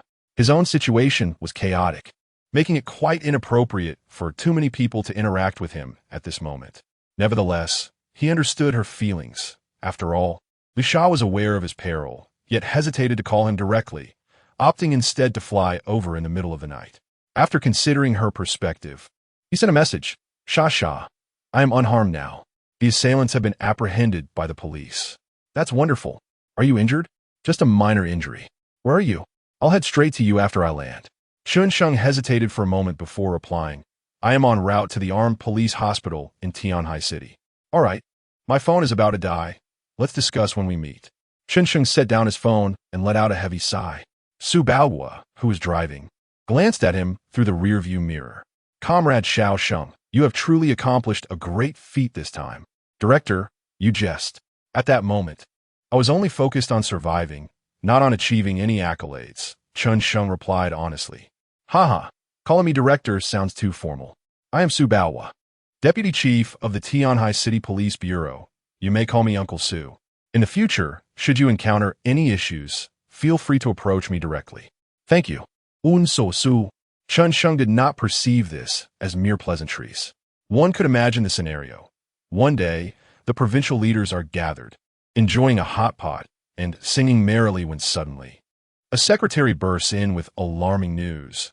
The daughter of the chief of the Tianhai City Police Bureau had recklessly undertaken a mission, and her firearm was seized by assailants. Upon learning this, the chief failed to report promptly. Those 2 criminals, armed with that very gun, invaded a civilian's home and fatally shot an innocent person. They then continued their rampage, leaving the entire city in fear. How would the provincial leaders respond? They would undoubtedly demand the chief and his daughter to face severe consequences. However, Due to Chen Sheng's timely intervention, the situation took a positive turn. Not only was the firearm recovered, but the assailants were also neutralized. Remarkably, Chen Sheng had executed this operation with such precision that no one was even aware of the lost firearm, which would surely warrant commendations for the chief. Su Baowu glanced at Chen Sheng again in the rearview mirror, then shifted the conversation. Xiao Sheng, there is something I must inform you of beforehand. Although you have achieved commendable success, it may not be publicly acknowledged. I hope you understand. Uncle Su, to be honest, I never sought recognition for my actions. If I face any troubles in the future, I hope you can lend a hand. Rest assured, both Jiang and I will remember the assistance you have provided us. Su Bao was said with sincerity. 20 minutes later, at the armed police hospital in the inpatient department. Although Chen Sheng suffered no serious injuries, he underwent a comprehensive examination. The doctor ultimately concluded that there were no significant injuries, merely the need for a day of intravenous fluids in the hospital to prevent tetanus and infection. Chen Sheng changed into a hospital gown and had just settled onto the bed when he received a message from Yi Zhiqiu. Xiao Sheng, how are you doing? Chen Sheng quickly typed a few lines. The doctor said it's nothing serious. I just need to be observed for a day before I can be discharged. What about you? Have you checked into the hotel? Yes. Don't worry about me. Xiao Sheng, which hospital are you in? I'll come to see you. I'm at the armed police hospital. Perhaps you should come tomorrow. It's unsafe on the road. All right then. Rest early. See you tomorrow. Yi Zhiqiu hung up and immediately hailed a taxi to rush to the hospital. Meanwhile, the owner's group chat by the Egret River erupted with activity. Yixing Xingfu, what just happened? Is some kid setting off firecrackers? Huakai, Fugui, it sounds like gunfire. The noise seems to be coming from the east of my house. Gudu Yelong, isn't that the villa of the second son of the Zhang family to the east of your place? Tiandao Chouqin, major news. I just ran downstairs to check. And Villa 8 is surrounded by dozens of armed police. They are all heavily armed, with even sniper rifles ready. Gudu Yelong, I said it long ago. Zhang Chuqiao is always out causing trouble. Sooner or later something bad would happen. That kid must have gotten into some serious trouble and was shot by the police on the spot. Buqi Xiangcai, the big brother upstairs, is right. That kid was indeed shot. I saw with my own eyes the police carry 2 bodies onto the police car from my balcony. Huakai Fuge, sure. Let's not discuss this in the group. At that moment, Zhang Chuqiao, who was indulging at a spring bath center, was absent-mindedly scrolling through his phone. Suddenly, he noticed a message in the group chat that seemed to mention his name. He hurriedly opened the chat. Upon reading the various comments about himself, Zhang Chuqiao was filled with rage. Zhang Chuqiao, damn it, who the hell is spreading rumors that I've been shot? You should be the one shot, along with your whole family. After a brief silence in the group, a few more messages popped up. Buqi Xiangcai Zhang Chuqiao, isn't the owner of Villa 8 you? Odd, whose bodies are those? Just as Zhang Chuqiao was about to unleash a tirade, he reconsidered. So many people couldn't possibly be fabricating stories in the middle of the night. Suddenly, a thought struck him. Oh no, could it be Xinggu and his sister-in-law? Trembling, Zhang Chuqiao called Chen Sheng on WeChat. Every passing second felt like an eternity. Finally, the call connected. Hello, Xinggu, are you all right? Chen Sheng was taken aback, but quickly realized that Zhang Chuqiao must have heard about the commotion. After all, it was too loud to keep under wraps. Chuqiao, I'm fine. Thank goodness. I thought you were dead. Damn it, can you speak properly? Chen Sheng replied irritably. Go, that is not what I meant. After a moment of contemplation, Zhang Chuqiao cautiously asked, Go, how many sisters-in-law are at the villa tonight? He imagined a scenario in which Chen Sheng had invited 2 beautiful women to the villa, while he himself was out causing mischief. As a result, the 2 beautiful women met with a tragic fate. Chuqiao, it seems you have come to learn some news. Tonight, I am staying alone at the villa when I encountered 2 assailants who attempted a robbery. Fortunately, the police arrived in time and eliminated them. The 2 corpses you mentioned should belong to the criminals, correct? So that is how it is. After listening to Chen Sheng's explanation, Zhang Chuqiao finally felt a sense of relief. After a moment of contemplation, she pressed on, Brother Sheng, which hospital are you in? I would like to visit you. Otherwise, I won't feel at ease. Chen Sheng pondered for a moment. I am at the armed police hospital. All right, Brother Sheng, I'll see you shortly. Zhang Chu-chiao hung up the phone, picked up a bathrobe from beside her, and headed outside. Chow, where are you going? You still haven't completed the 9-dragon kidney treasure. I'll save it for next time. Chapter 83. The background of Zhang Chu-chiao in the corridor of the hospital's housing department. A nurse exclaimed, "How can you be so inconsiderate? I've already stated that the patient needs rest. Miss Nurse, I just want to take a quick look at my brother. Hey, why are you barging in? If you continue like this, I will call for assistance." However, the intruder seemed undeterred, forcefully opening the door to Chen Sheng's hospital room. Startled by the sudden noise, Chen Sheng awoke and rubbed his eyes groggily. "Zhang Chu-chiao, you actually came?" "Brother Sheng, I couldn't help but worry," Zhang Chu-chiao replied with a playful grin. Turning to the nurse, "Dear sister, this doesn't concern you. Please, you may return to your duties." Recognizing the familiarity between the two, the nurse shot Zhang Chu-chiao a fierce glare before departing. "Brother Sheng, you truly must be blessed to have survived this ordeal," Zhang Chu-chiao remarked as he appraised Chen Sheng. "Stop flattering me," Chen Sheng retorted, though his heart warmed at the sentiment. Zhang Chu-chiao, often frivolous and sometimes thoughtless in his words, was nonetheless a genuine friend. "By the way, Brother Sheng, allow me to make a quick call. My sister is waiting downstairs." Zhang Chu-chiao pulled out his phone and dialed the number. "Cease. Brother Sheng is fine. You need not worry. Chu-chiao, you must take good care of Mr. Chen. Rest assured, sister, return home for now. That is all for now, goodbye." After Zhang Chu-chiao concluded the call, Chen Sheng, puzzled, inquired, "Why is your sister here?" Zhang Chu-chiao shrugged. "Brother Sheng, news of tonight's events has spread throughout the community. My sister received a call from the property management upon learning of your incident and insisted on coming to see you." "Ah, I see. But why doesn't she come up?" "The hospital has too many regulations. Visitors are not allowed in the inpatient area after 10 p.m. I had to plead with the security to allow me to enter alone." Chen Sheng nodded, sending a message to Li Sha, suggesting she come the following day. With Zhang Chu-chiao's visit, Chen Sheng found himself wide awake and engaged in a leisurely conversation. As their discussion progressed, Zhang Chu-chiao unexpectedly declared Chen Sheng as a kindred spirit. "Brother Sheng, I shall stick with you from now on. You are my only true elder brother." Chen Sheng chuckled. "ISN to your brother Zhang Chuk Bai? This fellow, abandoning even his biological brother to pledge loyalty." Zhang Chu-chiao's expression darkened as he candidly confessed, "Brother Sheng, my background is not a secret. So I'll be honest with you. Zhang Chuk Bai and my sister are the true siblings. I am the child my father had outside of marriage. What people refer to as a love child. After my mother passed away from illness, my grandfather, recognizing that I am still a part of the Zhang lineage, brought me back to the Zhang family." Chen Sheng nodded in understanding.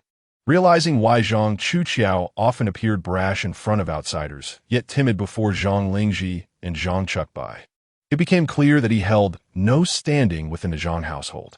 Zhang Chu-chiao took a deep breath and continued, just like the illegitimate child in a novel.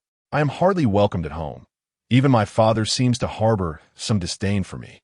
Fortunately, my sister is here, enabling me to survive in this household." Chen Sheng, with a hint of confusion, inquired, "But I recall that your sister either hits or scolds you whenever she sees you. That is merely for show in front of others. Despite her bad temper, she has often helped me clean up the mess behind the scenes. At home, she is the only one who truly cares about me." "Chu-chiao, you do not appear to be one of those arrogant second-generation rich. Have you considered taking over the family business like your siblings?" Zhang Chu-chiao chuckled bitterly, replying, "Shengge, although you are wealthy now, you do not comprehend the difficulties of surviving in a prominent family. My brother and sister have been groomed as heirs since the moment they were born. As for me, my status in the family is even lower than that of outsiders. My father provides me with a monthly allowance, but he never allows me to engage with the core operations of the group. Initially, I felt a sense of injustice and desired an explanation. However, after a car accident one day, I completely abandoned my struggle." Chen Sheng, taken aback, whispered, "Are you suggesting that the accident was deliberate?" "Indeed." Zhang Chu-chiao paused before continuing. "The person who crashed into me was a thug recently released from prison. He mentioned that the Zhou family's decision-maker wanted to give me a warning. advising me to behave like a proper rich heir and not to aspire to the position of Zhang family heir. Upon reflection, I realized that the Zhou family must be connected to Zhou Guiju, my sister's biological mother. Chen Sheng couldn't help but sigh. He had never anticipated that the seemingly carefree Zhang Chuqiao harbored such a complex background. Chuqiao, I didn't realize your apparent idleness was merely an act, Chen Sheng remarked, patting Zhang Chuqiao on the shoulder. Brother, I do this to maintain a low profile. The air competition has always been fierce. That night, for the first time, Zhang Chuqiao shared such heartfelt thoughts with an outsider, alleviating some of the long-suppressed gloom in his heart. Meanwhile, downstairs in the hospital, a woman clad in a tight outfit and short skirt paced back and forth, her arms crossed against her chest. Tianhai City experiences significant temperature fluctuations between day and night, and the evening air held a slight chill. The delicate, fair skin of her arms gradually developed tiny goosebumps. She rubbed her arms in an attempt to stave off the cold. Zhang Lingji, sitting in her Porsche, noticed the woman's apparent discomfort and lowered the car window. "Hello. Are you here to visit a patient?" The woman turned her head slightly and nodded. "Yes, but the hospital said I have to wait until 7 a.m. to go in." "Come wait in my car. It's warmer inside," Zhang Lingji offered. The woman immediately expressed her gratitude, saying, "Sister, thank you so much." Afterward, she opened the car door and climbed in. "Sister, may I borrow your phone? Mine is out of battery." "Of course, no problem," Zhang Lingji replied. Zhang Lingji unlocked her phone and handed it to the woman. After the woman inputted a phone number, she noticed it was saved under the name Chen Sheng. Sister, do you also know Brother Chen Sheng?" she curiously inquired after finishing the call. "Yes, I do. I am here to see him tonight," Zhang Lingji responded, turning her head to scrutinize the woman more closely. "I can't shake the feeling that I've seen you before." The woman also examined Zhang Lingji and suddenly widened her eyes, exclaiming, "You are the former owner of the villa at number 8 by Lu Riverbank?" "Indeed, that is me. And you are?" Zhang Lingji replied. The woman removed her mask and said, "I am a good friend of Brother Chen Sheng. My name is Li Sha. I was the one who viewed the house with him that day." "It truly is you. No wonder you seem so familiar," Zhang Lingji smiled. "Are you here to visit Brother Chen Sheng as well?" Li Sha asked, regaining her composure and becoming somewhat cautious. Chapter 84. 9 people gathered. Is this a recipe for disaster? Additional content. In response to Li Sha's pressing inquiries, Zhang Lingji replied with an air of nonchalance. "Mr. Chun has previously assisted our family, and I am here on behalf of my father to pay him a visit. Rest assured, my brother is in the ward and Mr. Chen is no longer in grave condition." "That eases my mind," Li Sha responded. "By the way, dear sister, do you have a makeup bag in your car? Might I borrow it for a moment? I wish to present myself beautifully when I see Brother Chun." With a playful blink of her eyes, Li Sha inquired. "Of course. Here it is." Zhang Lingji hastily produced her makeup bag and handed it to Li Sha. "Thank you. By the way, I don't believe I caught your name." Li Sha said, "I am Zhang Lingji." "Ah, Zhang Lingji, what a lovely name," Li Sha remarked. The following morning, Zhang Lingji and Li Sha arrived at the hospital entrance to await their turn. Li Sha noticed a woman seated on the steps, seemingly waiting for the doors to open as well. However, she dismissed it, considering the multitude of family members visiting patients. Unbeknownst to her, the woman was Yi Zhiqiu, who had been waiting there all night. With a creak, a security guard pushed open the hospital's entrance, and the 3 of them made their way inside almost simultaneously. Soon, they arrived at room 302. Zhang Lingji and Li Sha entered first, while Yi Zhiqiu hesitated momentarily, checking her phone to confirm the ward number before approaching with a conflicted expression. Upon entering the room, Zhang Lingji was momentarily taken aback. Mr. Chen sat upright on the bed, wide awake, while Zhang Chuqiao lay sprawled on the adjacent cot, snoring unabashedly. "Zhang Chuqiao, you were supposed to watch over Mr. Chen. How did you fall asleep first?" Zhang Lingji admonished, her voice tinged with irritation. "Wait, don't hit me." Zhang Chuqiao jolted awake, rubbing her eyes. "Sister, you're here?" Ignoring Zhang Chuqiao, Zhang Lingji walked directly to Mr. Chen, saying, "Mr. Chen, I have come to visit you on behalf of my father. Knowing you are well brings me great relief." "Thank you. Please send my regards to your esteemed father," Mr. Chen replied. Li Sha approached, and sat beside Mr. Chen, gazing compassionately at his shoulder. "Brother Chen, does your shoulder still ache? It hasn't hurt for quite some time. Sha, you look exhausted. Have you not rested at all last night? I couldn't possibly sleep, worrying about you," she replied. In truth, Li Sha had intentionally applied eye makeup, and her already weary visage appeared even more delicate, evoking a sense of warmth and concern in Mr. Chen's heart. "Didn't I inform you via text that I am fine? Yet I still cannot shake my worries," she pouted, and without hesitation, she lay down in Mr. Chen's embrace. On the flight, she had resolved that for the sake of Mr. Chen, she was willing to relinquish her career in live streaming and remain unconcerned about others discovering their relationship. Mr. Chen cast a helpless glance at the resting Li Sha before turning his attention to Yi Zhiqiu, who lingered at the door.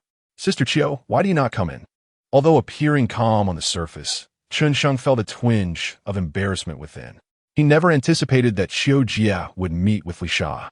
Did this not render him akin to a scoundrel? Fortunately, Mi Su and Bai Luoyan were unaware of this development. Otherwise, he would have had to dig a hole and hide. Just moments ago, he had thought he had entered the wrong hospital room. Yi Zhiqiu hesitated for a moment, but ultimately stepped into the ward, while Li Sha discreetly assessed Qiu Jia, a sense of foreboding rising within her. Unlike the aloof CEO Zhang Lingji, Yi Zhiqiu exuded the essence of a caring older sister from the neighborhood, mature, knowledgeable, and considerate. Furthermore, her figure was remarkably curvaceous, rendering her irresistibly alluring to men. "Brother Chen Sheng, who is this?" Li Sha inquired gently, looking toward Yi Zhiqiu. "She is my former landlady, Qiu Jia, who has taken excellent care of me," Chen Sheng replied, offering no further explanation. "Given that I am now quite affluent, it is reasonable to seek the company of a woman. I assent it." Li Sha rose and gracefully approached Yi Zhiqiu, extending her right hand with a half smile. "Hello, Suye. My name is Li Sha, a close friend of Brother Chen Sheng." "Allu, Li Sha. Ame Yezihu." Yezihu responded, somewhat flustered as she extended her hand. The contrast in their initial touch was stark. Li Sha's gaze radiated poise and confidence, while Yi Zhiqiu appeared self-conscious and burdened by feelings of inadequacy. She felt like a mere encumbrance to Chen Sheng, incapable of bringing him joy unlike the vibrant young women of her age. At that moment, Jiang Ruoxue, clad in her uniform, strode into the room.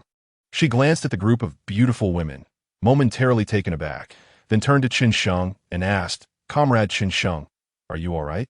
I sincerely apologize for my absence last night. I was preoccupied with post-incident matters." Chen Sheng shook his head. "I am quite well. Were it not for the doctoress intervention, I would have been discharged last night." "Then, that is a relief," Jiang Ruoxue replied, visibly relieved. Li Sha, observing Jiang Ruoxue's uniform, expressed her discontent. "Officer, could you possibly come back later? Can't you see the patient is still hospitalized?" Jiang Ruoxue found herself momentarily at a loss for words. She could not very well admit that her visit had nothing to do with work, but was merely out of concern for Chen Sheng, aware that it was inappropriate to discuss the events of the previous night in front of so many people. She adopted a different tone and said, "Since Comrade Chen Sheng has not fully recovered, let him rest, and we can take a statement once he is better." With that, she prepared to turn and leave. At that moment, 5 more young women simultaneously entered the ward. Chen Sheng's heart sank upon seeing them. Oh no, it was his own careless words that had summoned them all. "Brother Chen Sheng, are you all right?" Mi Su exclaimed, her eyes brimming with tears as she rushed toward him, leaping into his embrace. Brother Chen Sheng, Xiao Yao, and the others paid no heed to the gazes of onlookers as they surrounded Chen Sheng once more, enveloping him in their presence. However, this time he found himself in a rather helpless situation. "It hurts," Chen Sheng grimaced, clutching his injured shoulder. In truth, the pain had long subsided. It was merely the sensation of being encumbered by 4 young ladies that felt somewhat inappropriate. After all, this was a hospital room, not a hotel. "I'm sorry, Brother Chen Sheng." Mi Su quickly distanced herself from him, gently blowing on his shoulder. "It's much better now," Chen Sheng remarked, casting a glance at Mi Su and her companions, before turning to the doorway where Bai Luoyan stood, her eyes red-rimmed and filled with confusion. How did you five know I was here?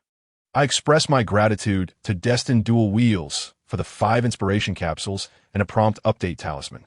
The generosity is remarkable. I also thank The Sun Fades Away and Yi Liangchen Liangchen for their prompt update talisman. My heartfelt thanks to the one who loves 3 flower frog soup, and the one who enjoys stir-fried eel with garlic, and the one who admires duckweed for their likes. I appreciate everyone's encouragement, comments urging for updates, and constructive criticism. Chapter 85. In truth, I come from a prominent family in the capital. In response to Chen Sheng's confusion, Misu was the first to speak. This morning, we came across news regarding the burglary incident at Bai Luoyan community. When we attempted to call you, we couldn't get through, so we hurriedly drove to Bai Luoyan. The police on the scene informed us that you were at the armed police hospital, so we rushed over here. Yesterday, while casually chatting over barbecue, Misu and the others had already learned about Chen Sheng's residence. The moment they saw the news, they instinctively knew something had happened to him. Brother Chen Sheng, my situation is quite similar to theirs, Bai Luoyan said, sniffing back tears. My phone died. Chen Sheng replied with a hint of helplessness. Brother Chen Sheng, seeing that you are safe gives me great relief. I never expected that right after we swam together something like this would occur, Sayun said, wiping her tears. We suggested you stay with us, but you refused. What would we do if something truly happened to you? Song Chantian said loudly, feigning annoyance. Brother Chen Sheng, you should no longer reside at Bai Luoyan. After all, it has seen loss of life. Instead, why not stay with us at Tangong Mountain Villa? We could barbecue on the rooftop every day, Yu Xiaoro said earnestly. Wait, who are you for to decide that Chen Sheng should live with you? The Shah asked, somewhat irked. These 4 girls were already hugging Chen Sheng upon their arrival, and while she had held her tongue, she was taken aback by their suggestion that he should live with them. Hadn't they just swum together yesterday? Did that not imply an intimacy? What was the nature of their relationship with Chen Sheng? Who are you anyway? Misu scrutinized Li Sha, suddenly taken aback, and exclaimed, I think I recognize you. Aren't you the live streamer Sasha, who Brother Chen Sheng has tipped? That's her. I've followed her. She was trending not long ago. Xia Yin said, casting a hostile glance at Li Sha. Who are you calling ugly?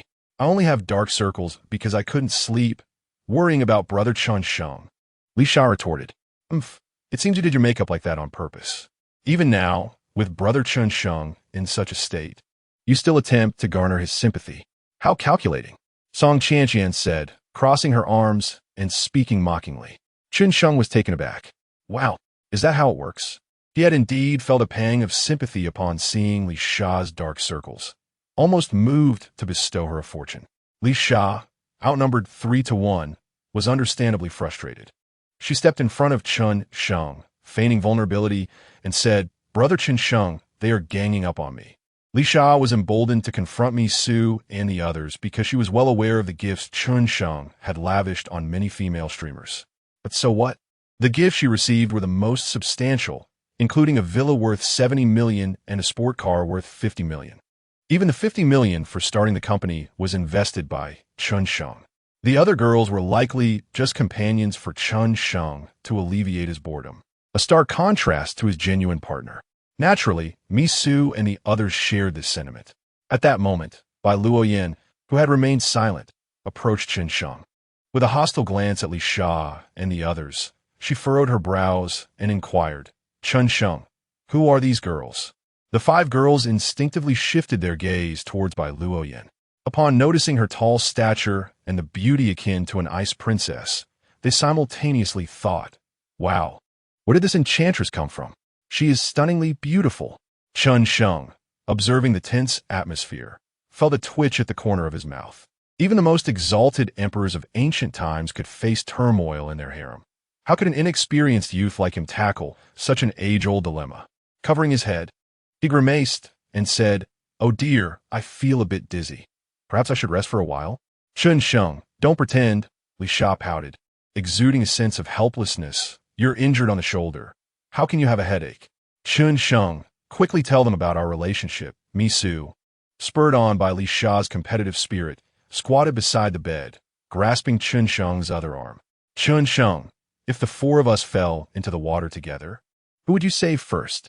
Though Bai Luoyan remained silent, she too was eager to hear Chen Sheng's explanation. Realizing he could not evade this inquiry, Chen Sheng straightened up and turned to Zhang Chuqiao, saying, "Chuqiao, the glass in Villa number 8 was broken last night. Perhaps you and your brother could accompany Officer Jiang to the police station to inquire about who should bear this loss."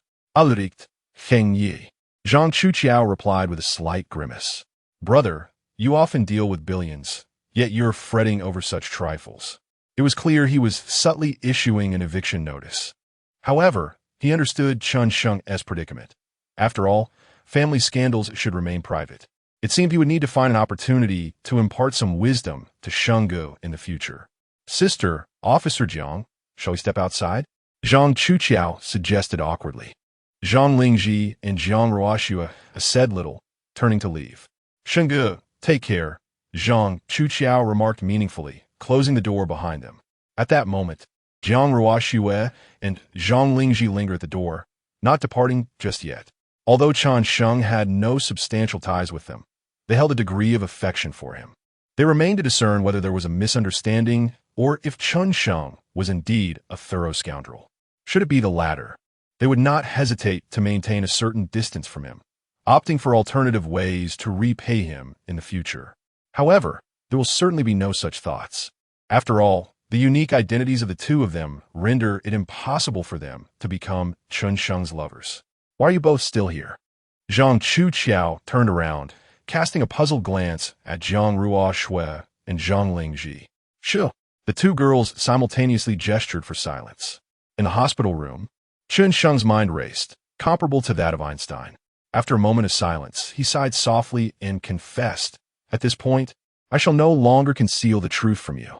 The reason for my sudden wealth is that not long ago, an elderly man claiming to be my grandfather appeared before me and presented me with a black gold card.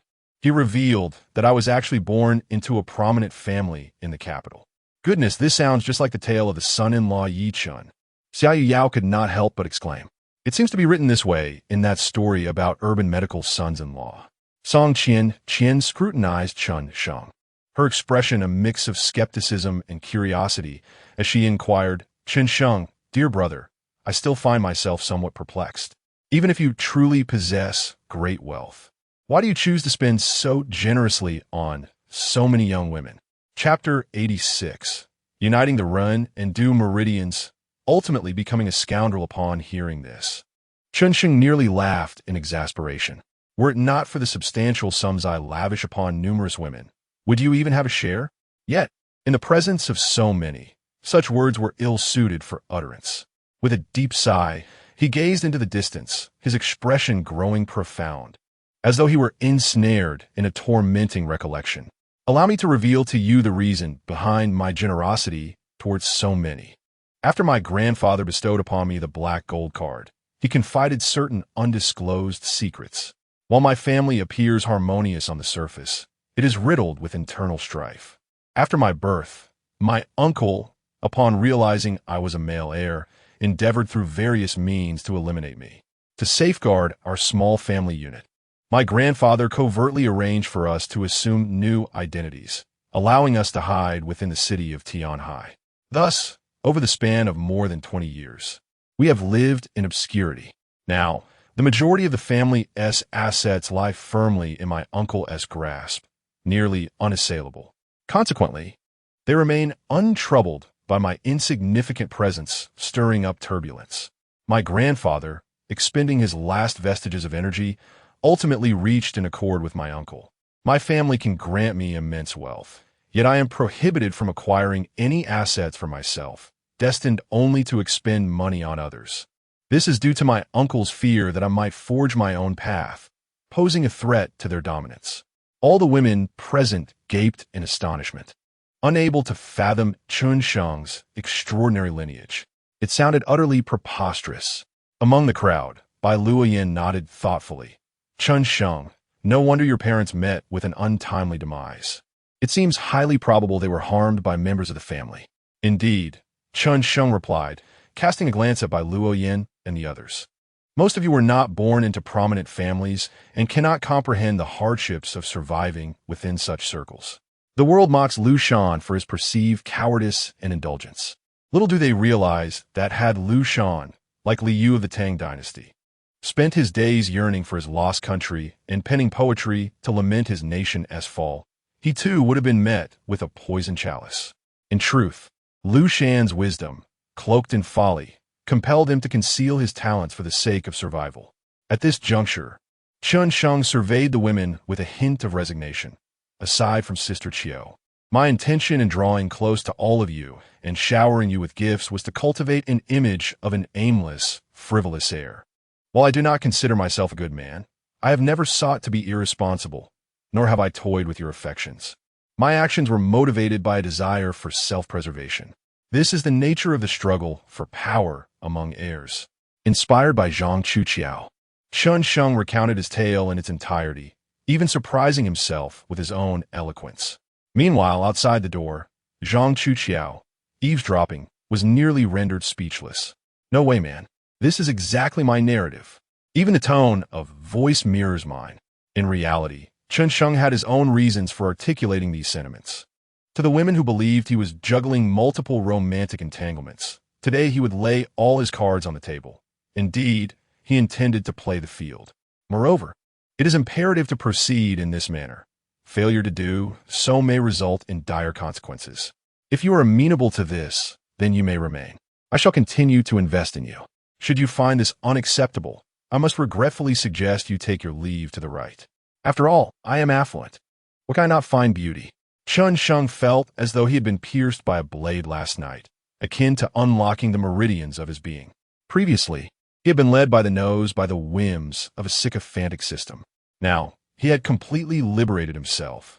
What is this notion of pure love warriors? It is universal affection and benevolence that I should aspire to. Upon hearing Chen Sheng's revelations, the women cast him complex glances. After a prolonged silence, Li Sha grasped Chen Sheng's hand tightly, her voice trembling as she said, "Brother Chen Sheng, I had no idea you endured such a harrowing experience. I apologize for having wronged you earlier. Brother Chen Sheng, I should not have doubted your feelings for me." Xia Yao also lowered her head, feeling a tinge of shame. Mi Su raised her voice, asserting, "I have long maintained that Brother Chen Sheng's actions stem from his own sorrows. Let us consider how many men's motto is money is for women to see, not for them to spend. Now, look at Brother Chen Sheng, who selflessly gives so much to us. If he were truly a scoundrel, would he invest so much in us? Let us introspect. What have we done for Brother Chen Sheng that justifies such expenditure on our behalf?" As Mi Su's words resonated, the group experienced an epiphany. Indeed, Chen Sheng had expended considerable resources for himself. Yet what had they done in return? Seizing the moment, Chen Sheng continued, "If you wish to stay, then stay. If you prefer to leave, you may do so." He felt no remorse for his past expenditures, for they had aided him in accruing wealth, and with the system's assistance, he could continue to prosper. After a brief silence, Mi Su rushed to Chen Sheng's side, sobbing, "Brother Chen Sheng, please do not cast me away. I cannot bear to leave you. Regardless of their thoughts, as long as I can see you every day, I shall be content. Brother Chen Sheng, I too shall not depart. I had decided before coming here that I would no longer pursue a career as a streamer and would settle in Tianhai City to be by your side." Li Sha wiped her tears, her makeup a blurred visage akin to that of a panda. "I will not leave either. You once aided me and my family. Now that you are in trouble, how could I abandon you?" Bai Luoyan declared resolutely, "I too shall remain. I will not leave." In the end, all eyes turned toward Yi Zhiqiu. She trembled slightly, timidly inquiring, "Then may I stay?" Her tone carried a hint of supplication. After all, they were considered Chen Sheng's girlfriends, but what was her standing? Who would permit other women to surround their beloved? Bai Luoyan, observing the flustered Yi Zhiqiu, spoke with a light-hearted tone. "Sister Chiao, I know you hold great significance in Brother Chen Sheng's life. Chen Sheng's elder sister is none other than my sister, Bai Luoyan. From now on, Chiao Jie will also be regarded as our sister," Mi Su remarked with a smile. "Indeed, I hope everyone will remember the kindness that Chen Sheng has bestowed upon us. Everything we possess is a gift from him. Without Chen Sheng, I would likely still be fretting over my future career," said Xia Yueying earnestly. "Yes, Let us repay Chen Sheng's kindness in the future, Li Sha added softly. Chen Sheng, thank you. Without you, I might still be a timid, sensitive, and fragile girl. It is you who has inspired my transformation, said the usually reticent Yu Xiaoyu. Chen Sheng felt an inexplicable sense of joy as he noticed the girls had chosen to stay. Xia Yuang and the others were on the verge of a breakthrough. If they were to leave now, all the efforts would be in vain. Furthermore, the girls' heartfelt words were simply too wonderful. He must reward them generously. Just as Chen Sheng was basking in contentment, a loud crash echoed from outside, as if someone had fallen to the ground. Subsequently, Zhang Chuqiao anxiously called out, Officer Jiang. Are you all right? Chapter 87. A comprehensive medical examination. Officer Jiang. Officer Jiang. Zhang Chuqiao and Zhang Lingji incessantly called out Jiang Ruoshua's name. Yet there was no response from her. What's going on? Let us step outside and take a look. Song Qianqian was the first to stride towards the door. Chen Sheng, lying on a hospital bed, hastily disregarded why Zhang Chuqiao and the others had not departed and leaped off the bed. Brother Chen, your injury hasn't healed yet. Please stay here, Li Sha said with concern. I feel as though I am quite well now, Chen Sheng replied, stretching his shoulders. Outside the ward, Zhang Lingji crouched on the floor, cradling Jiang Ruoshua's head, continuously calling her name. Yet, Jiang Ruoshua remained with her eyes tightly shut, devoid of any reaction. Chuqiao, why are you still dawdling? Hurry up and call the doctor, Zhang Lingji urged. Oh, right. Zhang Chuqiao finally snapped to attention and rushed towards the doctor's office, inadvertently tossing both of her slippers aside. Chen Sheng glanced at the pallid Jiang Ruoshua, furrowing his brow in concern. Judging by her complexion, Jiang Ruoshua was gravely ill. He approached, crouched down, and grasped her left hand. Mr. Chenyu. Zhang Lingji looked at Chen Sheng, puzzled. I have studied a bit of traditional Chinese medicine. I can assess her condition through her pulse, he explained. With that, Chen Sheng gently placed his index, middle, and ring fingers on Jiang Ruoshua's 3 pulse points. After a moment, Chen Sheng could not help but draw in a sharp breath. The pulse indicated that Jiang Ruoshua was suffering from severe brain ailment. Please step aside. Several nurses hurried in with a stretcher, preparing to lift Jiang Ruoshua onto it. Just a moment, Chen Sheng wished to examine Jiang Ruoshua's pulse more thoroughly. After all, it was his first time taking a pulse, and he might have erred. Please do not create further chaos. One of the nurses scolded. You, a patient, are pretending to be an experienced physician? Do you think you can bear the responsibility if we are delayed in treating her? What are you all waiting for? Help me get the patient onto the stretcher. Another nurse urged. Brother Sheng, your shoulder is injured. Let me assist. Zhang Chuqiao rushed over, along with several other girls, to help lift Jiang Ruoshua onto the stretcher. Phew. Zhang Chuqiao could not help but comment. I didn't expect Officer Jiang to be quite heavy. Zhang Chuqiao, why are you 3 still here? Chen Sheng asked, his expression displeased. Officer Jiang suddenly remembered she had something to ask you, so we returned. Zhang Chuqiao replied, evasively. Chen Sheng was skeptical of Zhang Chuqiao's excuse, yet he was not in the mood to argue. After a brief interval, the doctor emerged from the ward, removing his mask to inquire. Who was the patient's family member? The group exchanged glances, and finally, Chen Sheng stepped forward, stating, The family member of the patient is not here. Please convey any information to me, and I will relay it. The doctor regarded Chen Sheng and the others with curiosity, momentarily taken aback. What sort of assembly is this? One donned a hospital gown, while the other wore a bathrobe emblazoned with the word Spring Breeze. Is Spring Breeze not a bathing center? Furthermore, those enchanting beauties, each possessing striking features, would lead one to believe that a police raid had just occurred at the Spring Breeze Bathing Center if seen outside the hospital. At that moment, a nurse's voice echoed from the ward. Officer, how did you get up? Please do not move around. Shortly thereafter, Jiang Ruoshua emerged, holding her 4 drip. Doctor, I feel much better now. It's just low blood sugar. The glucose infusion has done wonders. The doctor nodded, stating, I just measured your blood sugar with a meter, and it is indeed quite low. Considering your symptoms, it appears you've fainted due to hypoglycemia. There is no significant concern. Can I leave now? Jiang Ruoshua inquired with a hint of urgency. It would be best to finish the glucose infusion first. However, if you have pressing matters, you may consume the glucose directly. The doctor remarked, glancing at Jiang Ruoshue's police uniform with a smile. Very well. I shall go settle the payment, Jiang Ruoshue declared, promptly disconnecting her foreline. Jiang Ruoshue. Please wait a moment, Chen Sheng said, his tone serious. Jiang Ruoshue paused, perplexed, and asked, Mr. Chen, are you inquiring about compensation? Rest assured, we will provide you with a satisfactory response.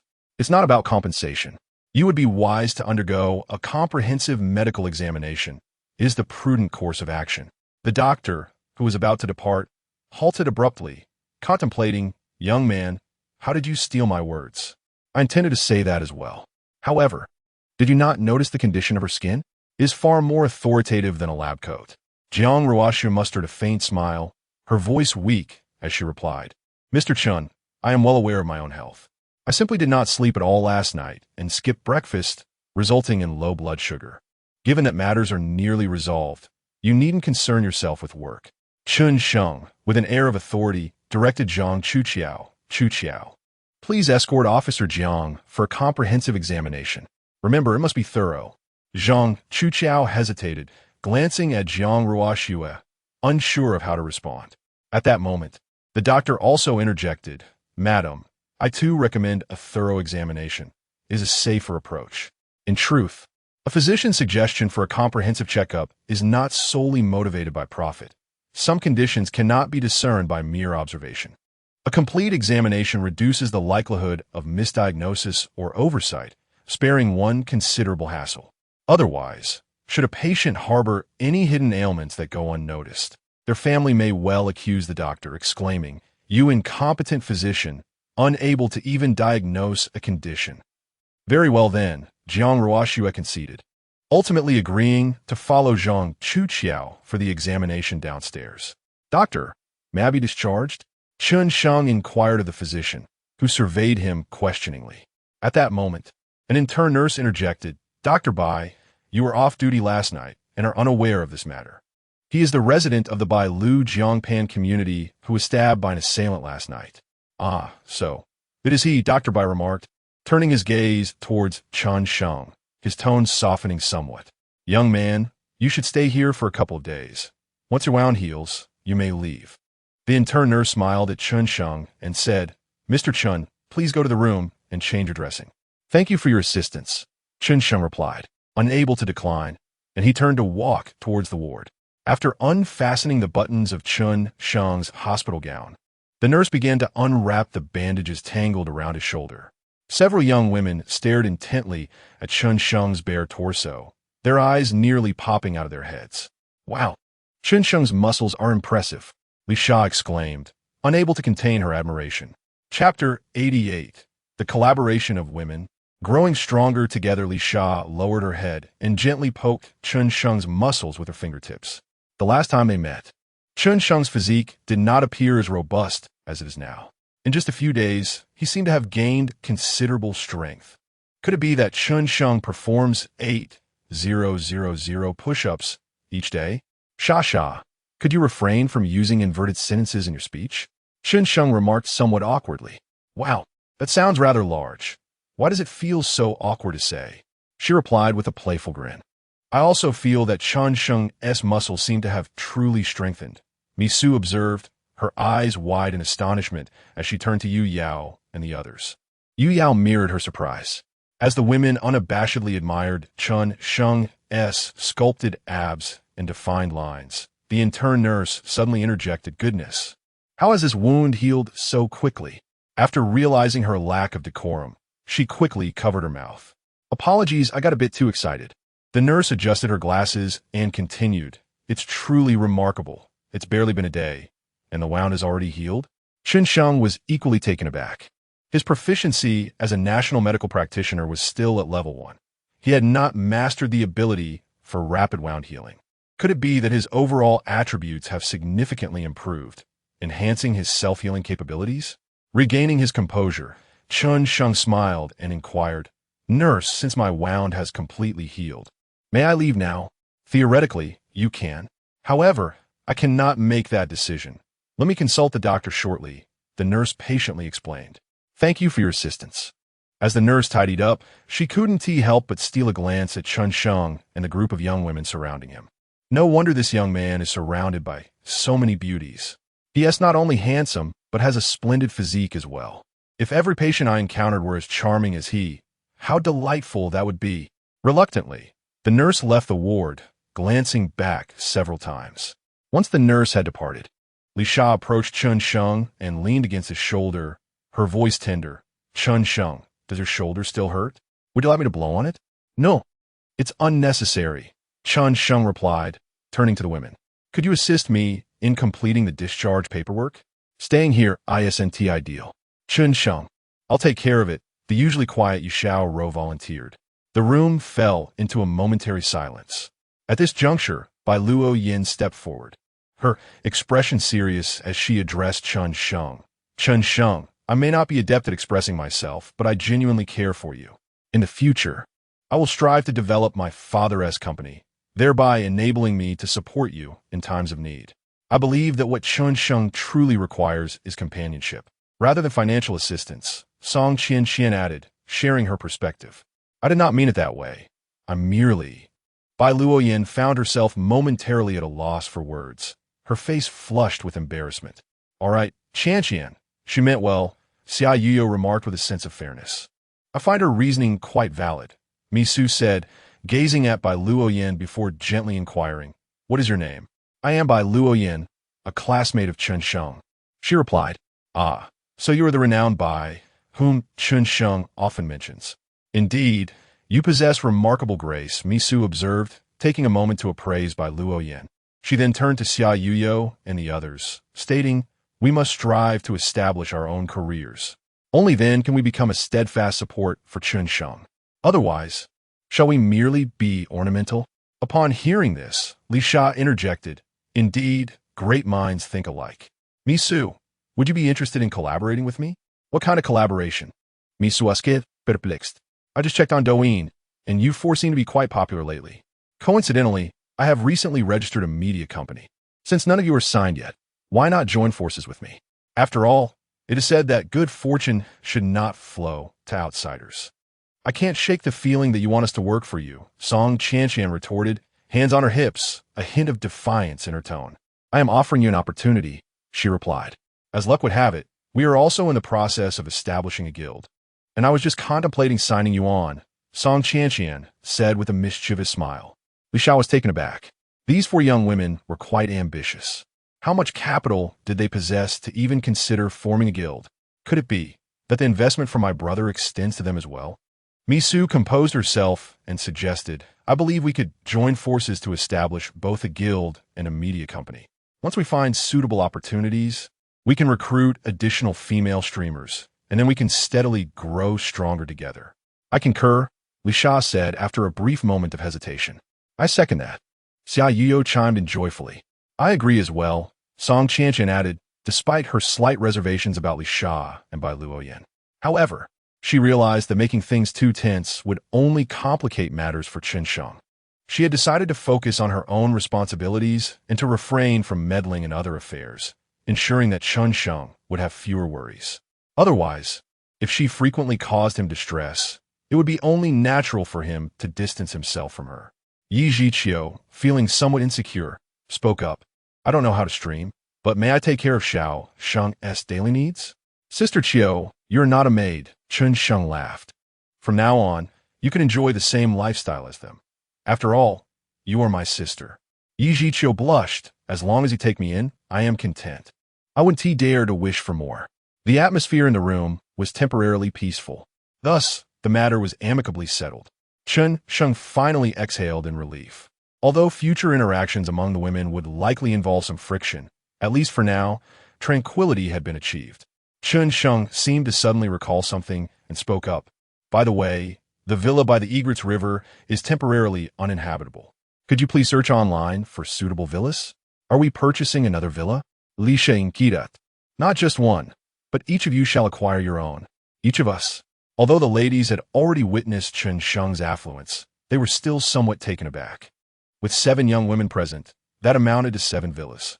One might not even dare to purchase 7 units of pancakes at once. Just as the women marveled at Chen Sheng's extravagant wealth, Zhang Chuqiao hurriedly rushed in. Brother Sheng, something has happened. Officer Jiang seems to have brain cancer. Chen Sheng turned his gaze towards the panting Zhang Chuqiao and asked solemnly, "Is it confirmed?" With a sorrowful expression, Zhang Chuqiao handed a report to Chen Sheng. After Officer Jiang underwent a CT scan and MRI, I consulted 2 specialists from the hospital to examine the images, and they confirmed that Officer Jiang indeed has brain cancer. Chapter 89. The suddenly aged Jiang Yaohua upon hearing the distressing news of Jiang Ruoshua's brain cancer diagnosis. All the women, with the exception of Chen Sheng, were utterly astonished. Could there have been a mistake? How could such a young police officer possibly suffer from cancer? Misu furrowed her brow and inquired. While it is true that the likelihood of cancer increases with age, it does not imply that the young are immune to such afflictions. In fact, even newborns can be stricken by cancer due to various factors. Li Sha remarked with a hint of sympathy. What should we do? Should we inform her? Xia Yuyao found herself at a loss. The room fell silent, each person mourning for the young girl in her prime. She was not only beautiful and well-proportioned, but also held a respectable position in society. It would be a tragic loss if she were to perish so young. Let us refrain from informing Officer Jiang for the time being, Chen Sheng said, his brow furrowed. We should return for now and notify Jiang Ruoshua's family on the way. Given the circumstances, it seems we have no other choice, Zhang Chuqiao sighed softly. Just as they exited the ward, they encountered Jiang Ruoshua approaching them. Chen Sheng, are you being discharged? Yes, the doctor said I'm fine and can go home to recuperate. I'm glad to hear that. Jiang Ruoshua looked at Chen Sheng, her expression betraying a desire to express her gratitude. However, with so many people around, it seemed inappropriate to say much. It appears I will have to find another opportunity to convey my thanks. Jiang Ruoshua, please take care and rest well. We shall take our leave now, Chen Sheng said gently. All right, goodbye. After bidding farewell to Jiang Ruoshua, Chen Sheng descended the stairs with the others, yet his mind was preoccupied with her condition. Jiang Ruoshua's brain cancer was already in its advanced stages, and he lacked the certainty to cure her. Her father, being the chief, undoubtedly had the means to secure the best treatment available, likely superior to his own level 1 skills as a traditional healer.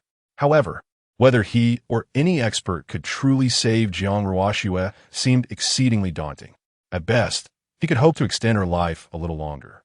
Once his skills reached level 2, perhaps he would uncover a method to heal her. Through his pulse diagnosis, Chen Sheng was convinced that Jiang Ruoshua could survive for another month, which would be sufficient time for the traditional healer to advance. In the hospital parking lot, Chen Sheng charged his phone in Misu's car and dialed Jiang Yaohua's number. Hello, Director Jiang. This is Chen Sheng. Comrade Chen Sheng, how is your recovery progressing? I have been discharged. There is something I wish to discuss with you. Today, Jiang Ruoshua suddenly fainted at the hospital and underwent a comprehensive examination. The doctor said, Jiang Ruoshua may have brain cancer. With a crash, it seemed the phone on the other end had fallen to the ground. After a prolonged silence, Jiang Yaohua's voice trembled as he spoke again. This matter, Ruoshua is unaware, correct? For the time being, she is unaware. Comrade Chen Sheng, I implore you to keep this confidential. Thank you. After hanging up, Jiang Yaohua slumped in his chair, feeling as though he had aged a decade in an instant. Even the pair of eyes that exuded an imposing aura momentarily lost all their luster. After departing from the banks of the Egret River last night, Jiang Yaohua swiftly identified the mole within the police department using the mobile phone belonging to Liu Xiao. It turned out to be Sun Yi, the deputy director of the Transportation Bureau, who had provided Liu Xiao with an escape route. Under Liu Xiao's threat, Sun Yi even utilized the Skynet to locate Chen Sheng's residence. After Liu Xiao's demise, the kidnappers of Sun Yi's daughter voluntarily surrendered, and the hostage was rescued. Relieved to see his daughter safe, Sun Yi also went to the police station to confess. Jiang Yaohua initially believed this incident to be a cause for celebration. However, he was utterly unprepared for the devastating news that his own daughter had been diagnosed with cancer. This revelation struck him as an unbearable blow. Meanwhile, Chen Sheng turned to Zhang Chuqiao and inquired, Chuqiao, do you have any plans today? Speak your mind. I'm ready to face any challenge for you. Shenge. Zhang Chuqiao responded eagerly. I know you enjoy cars. Do you happen to know which dealership in Tianhai City can procure supercars? Zhang Chuqiao slapped his thigh, exclaiming, Shanggu, you've come to the right person. The last time I sold you that Ferrari F80, I learned that Jinlai has quite a few luxury car resources. Really? I didn't think his shop was that large. That was merely one of his branches. Are you certain you want to purchase a car? Indeed.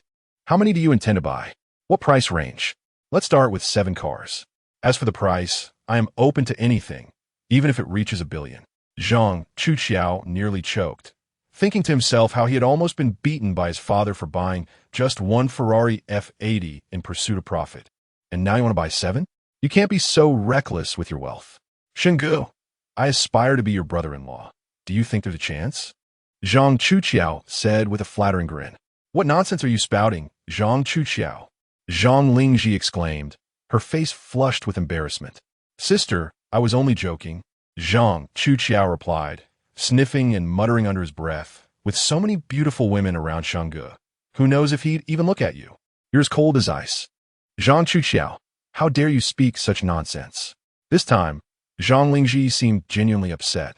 Zhang Chuqiao instinctively leaned closer to Chen Sheng, hastily changing the subject. Shenggu, weren't you just saying you wanted to buy a car? I'll call that old fellow Jinlai. Chuqiao, didn't you have a falling out with Jinlai last time? Chen Sheng asked, puzzled. Alas, that incident was entirely my fault. I had to resort to drastic measures at the time, Zhang Chuqiao admitted, scratching his head in embarrassment. Later, I discovered that the third son of the Zhao family, who was pressuring my sister into a marriage, had secretly allied with the Li family from Modu. Those 2 scoundrels teamed up to deceive me. Upon reflection, I realized that this matter had nothing to do with Jinlai. If blame were to be assigned, it would fall solely on the Zhao and Li families. Chen Sheng chuckled and nodded. I didn't expect you to be quite so sensible. Naturally, I never take advantage of my position to bully others. Zhang Chuqiao, after concluding his conversation, retrieved his mobile phone and dialed Qian Jinlai's number. Hello, Zhang Xiao. What brings you to call me today? Qian Jinlai inquired. I have a serious matter to discuss with you. Is there any possibility of acquiring 7 Lamborghini Veninos or similar luxury vehicles from your end? Zhang Xiao stated. Come now, you must be jesting.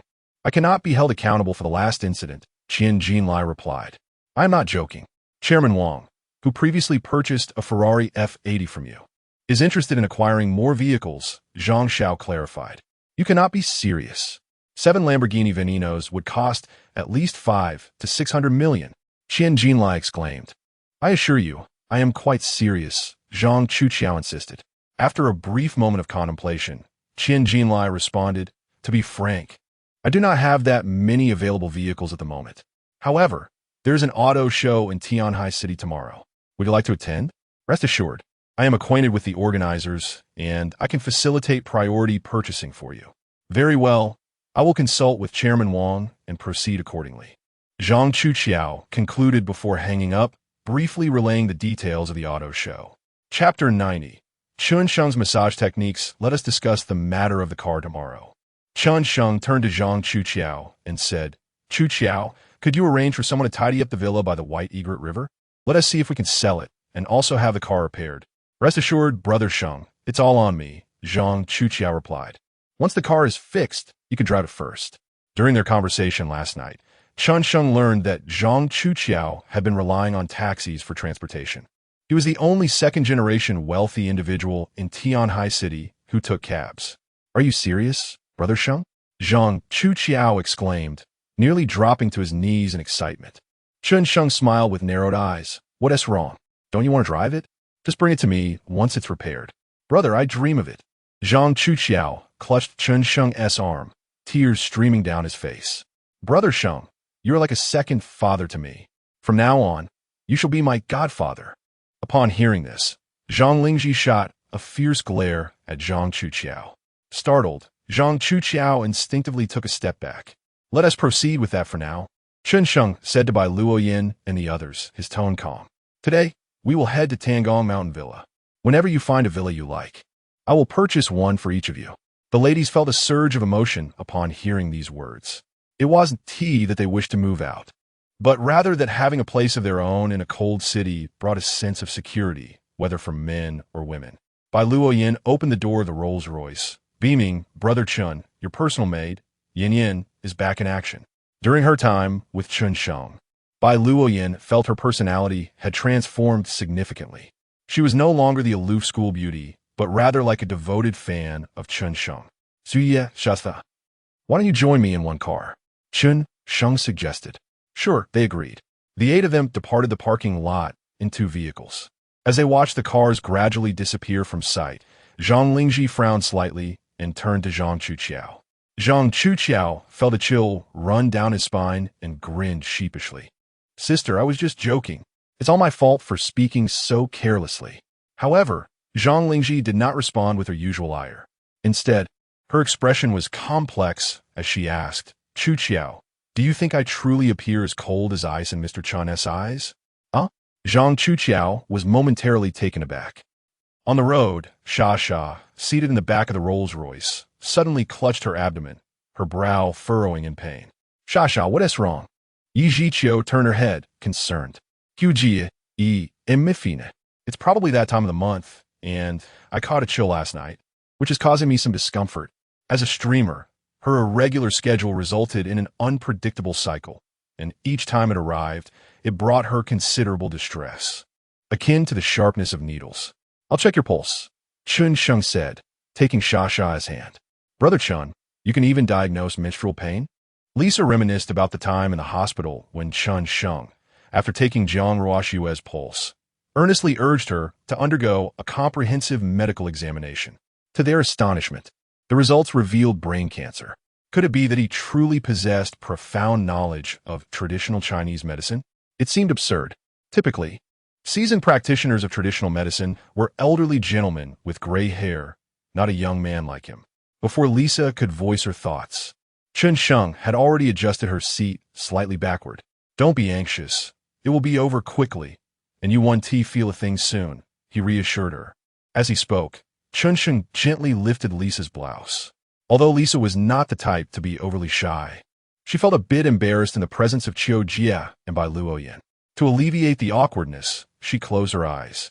Chen Sheng first warmed his hands before placing them on Lisa's smooth, flat abdomen, massaging it repeatedly while occasionally pressing on certain acupoints. In his heart, he couldn't help but admire her. Indeed, Lisa was a dancer, and her well-defined abs were remarkably beautiful. Moreover, her skin was exceptionally well-maintained, smooth as a freshly hatched egg. Lisa felt a warm sensation enveloping her body, and the blood within her began to flow more freely. The sharp pain in her lower abdomen transformed into an unexpected comfort. After a considerable time, Lisa suddenly opened her eyes wide, astonished, and exclaimed, "Chen Sheng, it seems to really not hurt anymore. Now you must believe that I understand traditional medicine." "Yes, I believe," Lisa said, her big eyes sparkling with admiration as she looked at Chen Sheng. "I never imagined you were such a multifaceted individual, not only capable of singing and playing the piano, but also skilled in medicine. I've also heard that you are quite formidable in fights. How do you know all this?" "I came across it on Douyin the day before yesterday. The comments even mentioned that you got into a fight with a boy over a girl. I think her name was something like Jiajia. Goodness, those troublemakers. That is nothing short of slander," Chen Sheng replied, somewhat exasperated. On the night of the social event, many had indeed recorded him, and sharing it on Douyin was to be expected. Yet, he had no idea who had spread such a malicious rumor. Sha, things are not as you think." Bai Luoyan recounted the truth as she learned it while drinking at the bar. "Is that so? I also believe some envious individuals are trying to tarnish my brother's reputation," Lisa remarked. "Chen Sheng, I'm sorry. I had other commitments that day and couldn't accompany you to the social event." Bai Luoyan expressed regret. "I also feel a bit remorseful. Had I known, I wouldn't have returned to Shanghai," Lisa admitted candidly. As the car passed by a traditional Chinese medicine shop, Chen Sheng suddenly recalled that his most effective treatment method was acupuncture, although he lacked the necessary tools. "Stop the car," he instructed. Bai Luoyan pressed the brake. "Chen Sheng, what is the matter? Please wait for me here. I need to purchase something," he replied, stepping out of the car and heading toward the medicine shop. Before long, he emerged carrying various medicinal herbs. "Brother Chen, what brings you to the traditional medicine shop?" Li Sha inquired with curiosity. I purchased some commonly used medications and acupuncture needles. He replied, You aren't planning to give me acupuncture, are you? Li Sha, realizing the awkwardness of her words, quickly added, What I meant to say is that I've been feeling much better and don't need acupuncture anymore. Brother Chen explained, Sasha, I merely assisted in promoting blood circulation and dispelling dampness and cold, addressing only the symptoms rather than the root cause. To truly resolve your dysmenorrhea, acupuncture is necessary. Really? If Brother Chen can indeed alleviate this long-standing issue of mine, I would feel so much lighter each month, Li Sha exclaimed with excitement. Those who have never experienced dysmenorrhea may not comprehend its severity. When it strikes, it can feel utterly debilitating. Creak. 2 cars sequentially halted as they entered the courtyard of Villa Number 6 in Tangong Mountain Resort. Upon entering the villa, Misu spoke first. Everyone, the 2nd to 4th floors of the villa are currently unoccupied, so feel free to choose any room. The 1st floor, aside from our living quarters, has other empty rooms as well. Hee, I prefer a room with ample sunlight, so I'll take the top floor, Li Sha joyfully declared. I'll stay on the 1st floor. It will be more convenient for cooking, Yi Zhiqiu said slowly. Then I'll share the top floor with Sasha, Bai Luoyan added. All right, everyone, let's tidy up our rooms first. Brother Chen took out the acupuncture bag from his pocket and looked at Li Sha, saying, Sasha, come with me to the room. The others exchanged glances, bewildered. No way. Is Brother Chen really going to do that in broad daylight? Chapter 91. Acupuncture for Sha. Li Sha was momentarily taken aback, her cheeks flushing as she replied, Brother Chen, please hold on a moment. With that, she approached Misu and whispered a few words. Misu, do you happen to have any small bread? I hurried out and only brought one with me. Misu looked surprised but quickly nodded, Sha, come with me. The 2 of them entered the bedroom, one following the other. Sha, did you get your clothes dirty? I have some freshly laundered garments here, Misu inquired with concern, deliberately emphasizing that the new clothes had been washed, fearing Li Sha might be particular about cleanliness. No need, Misu. My menstrual cycle is somewhat irregular, so I always prepare in advance before heading out. Thankfully, I have this habit, which spared me from embarrassment this time, Li Sha replied with a smile. All right then, 1 package should suffice. Misu stuffed a whole pack of square items into a Hermes bag and handed it to Li Sha. Misu, thank you. It was nothing. You're too polite, Misu said with a mischievous grin, adding in a hushed tone, Now Brother Chen won't be able to misbehave. What do you mean by that, Misu? Li Sha asked curiously. Oh, it's nothing. I'll take my leave now. Li Sha, carrying the bag, returned to Chen Sheng. Brother Chen, I'm ready.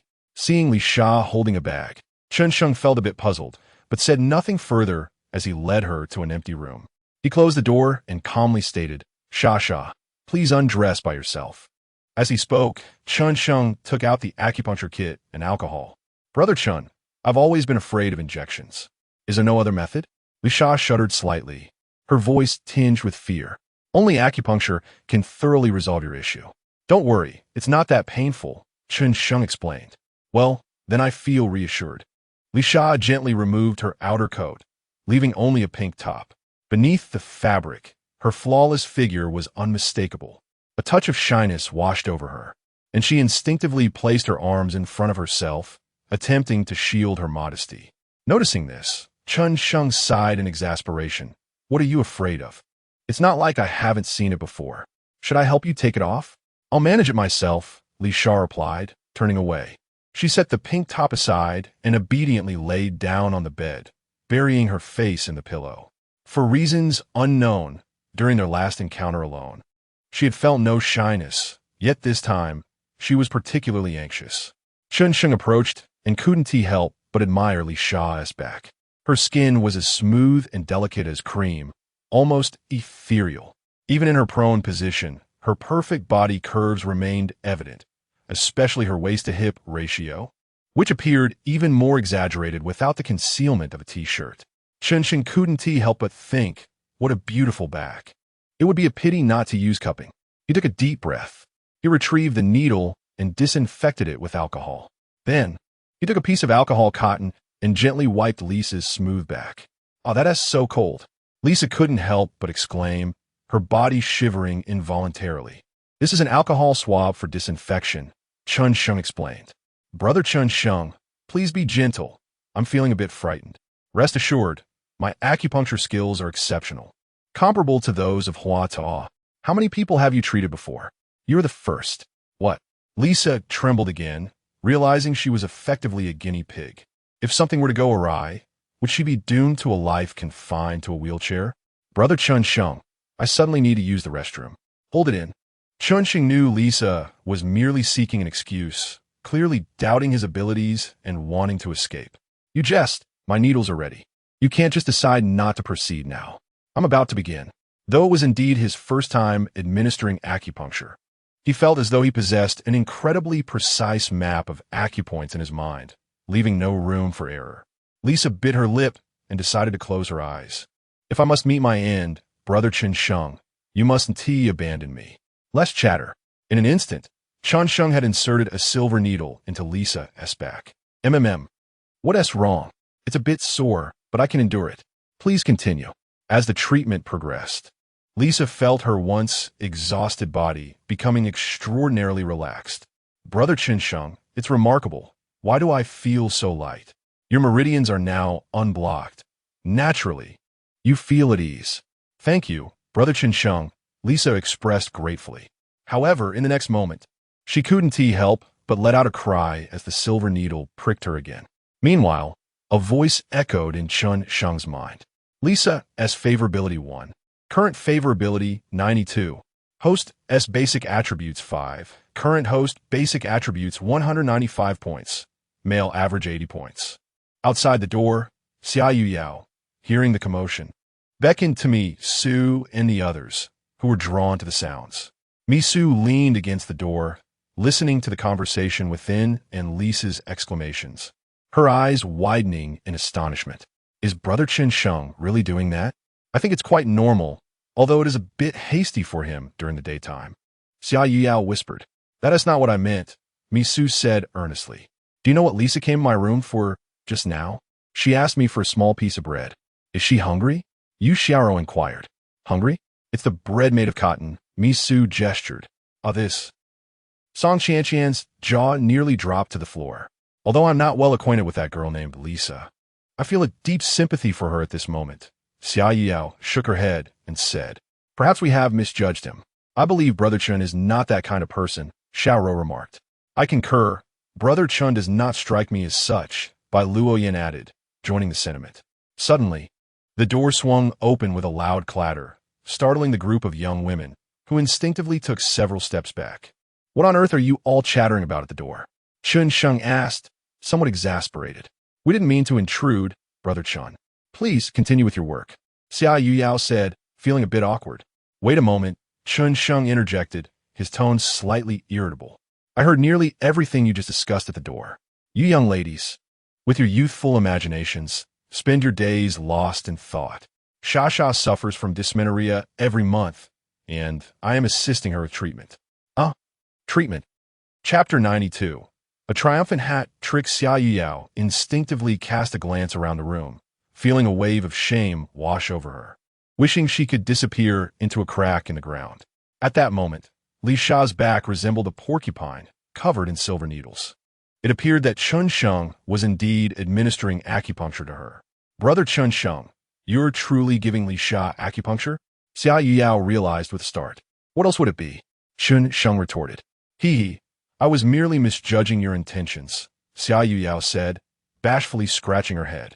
Come on, have you all thought of me as some kind of pervert? Chen Sheng said, slightly annoyed. I was wrong. Brother Chen Sheng, Xiaoyu Yao said, taking his hand with a charming expression. Mi Su contemplated for a moment before approaching Li Sha and bending down to inquire, Sha, how do you feel? Mi Su experienced debilitating pain a few days each month, relying solely on painkillers to alleviate her discomfort. Recently, however, the painkillers had ceased to be effective, prompting her to consider traditional Chinese medicine, though she had never found the time to explore it. Su, I feel an unprecedented sense of relief. The dysmenorrhea that has tormented me for 5 or 6 years seems to be significantly alleviated. Brother Chen Sheng is truly remarkable, a true friend to women. Li Sha could not help but praise. Mi Su was taken aback. A friend to women? What a curious phrase. However, Seeing Li Sha's improved complexion, which was indeed better than during her hospital stay, even her spirit seemed elevated. Brother Chen Sheng, actually, I've been feeling a bit unwell lately. Would you mind taking a look at me? Mi Su said, pulling Chen Sheng's hand as she returned to the doorway. Brother Chen Sheng, please help me as well. I have a gastric ulcer, Song Qianqian stated candidly. Brother Chen Sheng, my hands and feet are cold, and I sweat at night. Could you please check on me? Yu Xiaoro added. The ladies each chimed in, eagerly vying for Chen Sheng's attention for acupuncture. Chen Sheng glanced at the affection levels of Xia Yao and the others, which were nearing 90. Remarkably, he hadn't spent much on them yet. If they surpassed 90, would that not diminish his earnings? He had already suffered a loss with Qiu Jia and could not afford to repeat that mistake. Although his personal account was not of utmost importance to him at present, having some money was certainly better than having none. Thus, Chen Sheng spoke up after lunch. I will provide a collective treatment for you all. On my way back, I have an appointment with a real estate agent to view properties. He mentioned that there are several villas for sale at Tangong Mountain Villa. He should be arriving shortly. You all can go see the properties. I will not be joining you. Oh, and do not forget to invite Qiu Jia. The ladies exchanged puzzled glances. Just moments ago, everything seemed fine. Why was there suddenly talk of purchasing villas? Was buying a villa as simple as buying cabbage? Brother Chen Sheng, how many are we buying? Xia Yuyao inquired, somewhat confused. Mi Su already has one. Let us buy 6 more, so everyone can have their own, he replied. Creak. The sound of brakes echoed at the entrance, followed by Chen Sheng's phone ringing. Hello, President Wang, this is Xiao Zhou. Please wait a moment. I will be out shortly. Chen Sheng hung up the phone and turned to the 3 young women. Yao Meyer, Qianqian, Xiaoro, please send me your bank account details. Xia Yuyao, somewhat perplexed, inquired. Brother Chen Sheng, are you planning to transfer money to us again? Purchasing a villa is quite a significant expense. I will transfer the funds separately to avoid drawing the bank's attention. Chen Sheng replied nonchalantly. However, the money you transferred to Sister Susu last time was hardly spent. Qianqian remarked. That was for future investments. Enough chatter. Quickly send me your account details, Chen Sheng commanded, his tone leaving no room for argument. The 3 girls were instantly captivated by Chen Sheng's handsome demeanor. Even his annoyed expression exuded an undeniable charisma. For some inexplicable reason, they found themselves enamored by him. After sending their account information to Chen Sheng, it wasn't long before they received the transfers. 1, 10, 100,000, 10,000, billion. Oh my, I just received 5 billion. Xia Yuyao exclaimed in astonishment. I also received 5 billion. Brother Chen Sheng, this is far too much. Isn't it? I could never earn such an amount in my lifetime. Qianqian's jaw nearly dropped to the floor. Someone pinch me. This can't be real. I've suddenly become a little wealthy lady. Yu Xiaoro's hands trembled with excitement. Hee hee. I want to be able to spend it all. Xia Yuyao laughed joyfully. All right. You girls should hurry. The agent is still waiting outside. Chen Sheng urged. Let us go. Let us form a group to buy a villa. Xia Yuyao exclaimed, brimming with enthusiasm. Shortly after the 3 girls left, a series of notification sounds filled Chen Sheng's ears. Ding! Song Qianqian's favorability 1, current favorability 90. The host has spent a total of 5 billion on goddess Song Qianqian. Cashback of 5 billion. Current system account 27. 3 billion. Personal account 1. 856 billion. The host has successfully obtained 1 lottery opportunity. Would you like to draw now? Draw directly in the future. No need to ask. Chen Sheng replied, somewhat impatiently. Ding. Lottery completed. Reward 1. Congratulations to the host for successfully drawing 20 points of basic attributes. Current host basic attributes, 215 points. Reward 2. Acquire the talent Absolute Defense, LV1. Absolute Defense description. Upon activation, the host can enhance their defense. LV1 increases defense by 100, usable once per day, lasting for 1 hour. Ding. Xia Yuyao's favorability 2, current favorability 90. The host has spent a total of 5 billion on goddess Xia Yuyao. Cashback of 5 billion. Current system account 27. 3 billion. Personal account 2. 356 billion.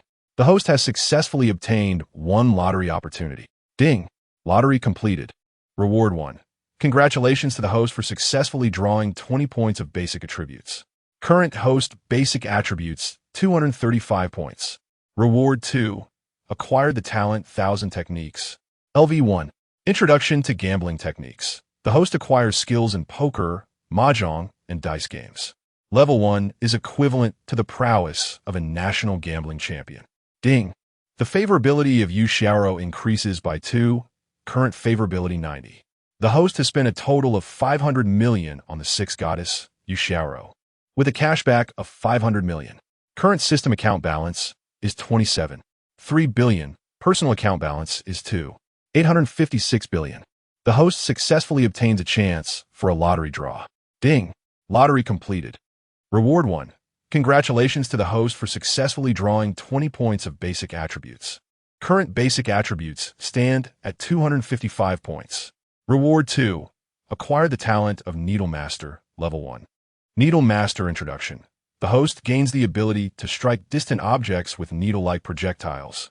At Level 1, the maximum effective distance for the needle is 5 meters. The favorability of Bai Luoyan increases by 1, current favorability 91. The favorability of Mi Su increases by 1, current favorability 91. The favorability of Yi Jiqiu increases by 1, current favorability 91. The host's basic attributes increase by 15, current basic attributes are 270 points. The male average is 80 points. Oh my, has a magic trick just been performed? Chapter 93. The enigmatic Xiao Rou in the red veil Chen Sheng had received 3 substantial rewards in one breath. An exhilarating experience indeed. Each reward, when considered individually, could elevate an ordinary person to an exceptional status. With absolute defense at his disposal, combined with his current capabilities, participating in a slap contest would surely leave his opponent reeling. However, Chen Sheng had no intention of engaging in such trivial pursuits. As for the art of deception, directly infiltrating the gambling scene in Macau and rising to prominence akin to the likes of Stephen Chow and Chow Yun-Fat was also a commendable option. Nevertheless, Chen Sheng was not yet inclined toward such ambitions. He was not in need of wealth at the moment and saw no reason to attract unwanted attention. Moreover, mastering the skill of the flying needle could serve as an effective offensive strategy. If he were to encounter nefarious individuals again, he could swiftly incapacitate them by striking their eyes or sealing their vital acupuncture points, thereby significantly diminishing their combat effectiveness. After a considerable time, Chen Sheng finally regained his composure and retrieved the silver needles from Li Sha's body. "All right," he said. Li Sha stood up and stretched. "Wow, I feel so much lighter now. Thank you, Brother Chen Sheng. If I weren't feeling unwell today, I would surely give you a lively dance." She joked lightly. "You didn't sleep a wink last night. You should rest for a bit," Chen Sheng advised. Now that you mention it, I do feel a bit drowsy," Li Sha replied, yawning as she arched her back. Chen Sheng found himself momentarily entranced. Was this an intentional act or merely a coincidence? Was she not subtly enticing him? Feeling a sudden chill, Li Sha seemed to realize the awkwardness of the moment and quickly turned away, her cheeks flushed. "Brother Chen Sheng, I'll go to sleep now." With that, she blushed deeply, grabbed her clothes, and burrowed under the covers, hiding her head. Chen Sheng sighed softly and exited the room. With no pressing matters at hand today, after lunch, he decided to delve into the study of his medical skills. Massage, acupuncture, and other techniques, now with Li Sha as his guide. A group of girls willingly volunteered to be his test subjects. On the expansive, 3-meter-wide bed in the master bedroom, the girls lay side by side, with silver needles inserted into their backs, engaged in light-hearted conversation. I also have a villa," Song Qianqian exclaimed excitedly, waving her villa key. "Oomph, you think you're the only one?" Xia Yueying retorted, brandishing her own key defiantly. "Excuse me, but I have 2 sets," Li Sha interjected, crossing her arms with a hint of pride. Although her villa by the Egret River could no longer be inhabited, it was nonetheless a gift from Chen Sheng. "You're all impressive. So I'm the only one without a house or a car. Just a penniless fellow," Chen Sheng joked, shrugging his shoulders. "Brother Chen Sheng, look at this," Xia Yueying exclaimed, pulling a set of keys from her pocket and waving them in front of him. "Is that a villa key?" Chen Sheng asked, astonished. "Hee. Strictly speaking, we bought this with your money. However, we only have the key for now. The property deed will take some time to be finalized. Bai Luoyan patiently explained. Chen Sheng felt a surge of emotion within him. It was akin to a top supporter bestowing gifts upon a female streamer, who in turn would offer small tokens of appreciation to her benefactor. Though her offerings might not match the generosity of the supporter, they still provided him with emotional value. When the supporter was pleased, he would continue to contribute. "All right, I shall accept this villa for now. Please keep the keys safe for me," Chen Sheng remarked. After a brief interlude of several minutes, Chen Sheng meticulously retracted the silver needles from the backs of the women. "It is truly astonishing. I have perpetually cold hands and feet. Even in summer, my feet remain icy. Yet after Chen Sheng inserted a few needles into my back, it feels as though he has unblocked the meridians within me. My feet are now pleasantly warm and comfortable," exclaimed Yu Xiaoro, her excitement palpable. The others couldn't help but turn their heads to witness the transformation. Indeed, Yu Xiaoro's once colorless feet now appeared rosy and delightful, evoking an irresistible urge to touch them. Even her demeanor seemed significantly brighter. How on earth did Brother Chen Sheng learn such remarkable acupuncture skills? Mi Su inquired, moving her body with involuntary enthusiasm. "I am uncertain. I have previously tried moxibustion, but the results were nowhere near this effective," marveled Xia Yuyao. Song Chanqian, unable to contain herself, chimed in. "I too sense that Brother Chen Sheng's medical prowess is extraordinary. I suffer from a gastric ulcer. At times, the pain is so severe that I dare not consume even porridge. You cannot imagine. This afternoon I indulged in a pound of spicy crayfish and 5 crabs, and my stomach was in agony. However, after Brother Chen Sheng's acupuncture, guess what? My stomach no longer hurts at all."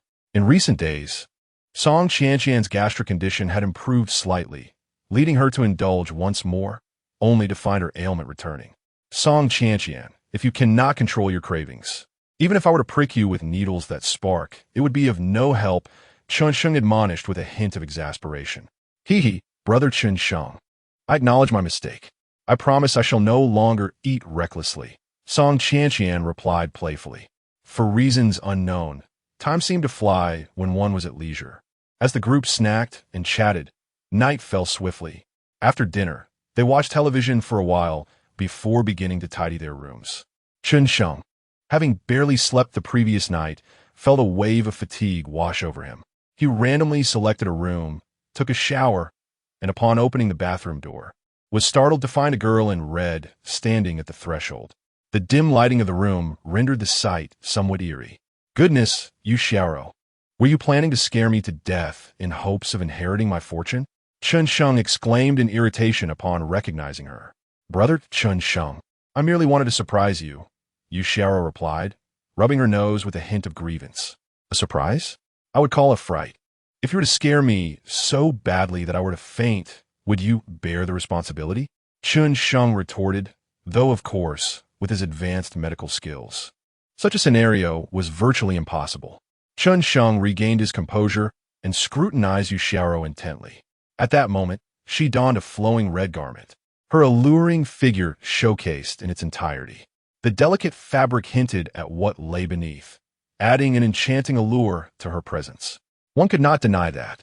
Had it not been for the initial shock, the ambience created by the dim light rendered her appearance quite captivating.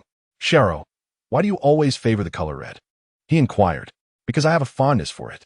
Moreover, today holds a special significance, and wearing red is quite commemorative," Yu Xiaoro replied softly.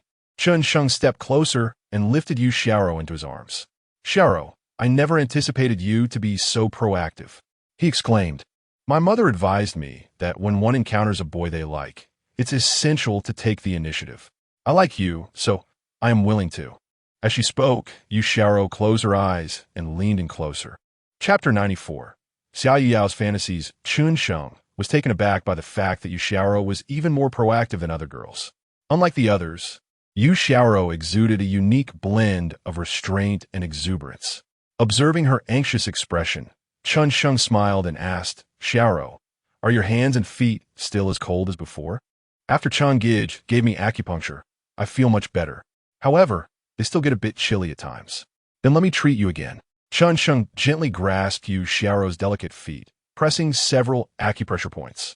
She felt a delightful, tingling sensation in her feet, and indeed, her body felt significantly more comfortable than before. A night of silence ensued. This moment mirrored the verses of a poem, in the secluded, winding paths. The Zen room is deep with flowers and trees.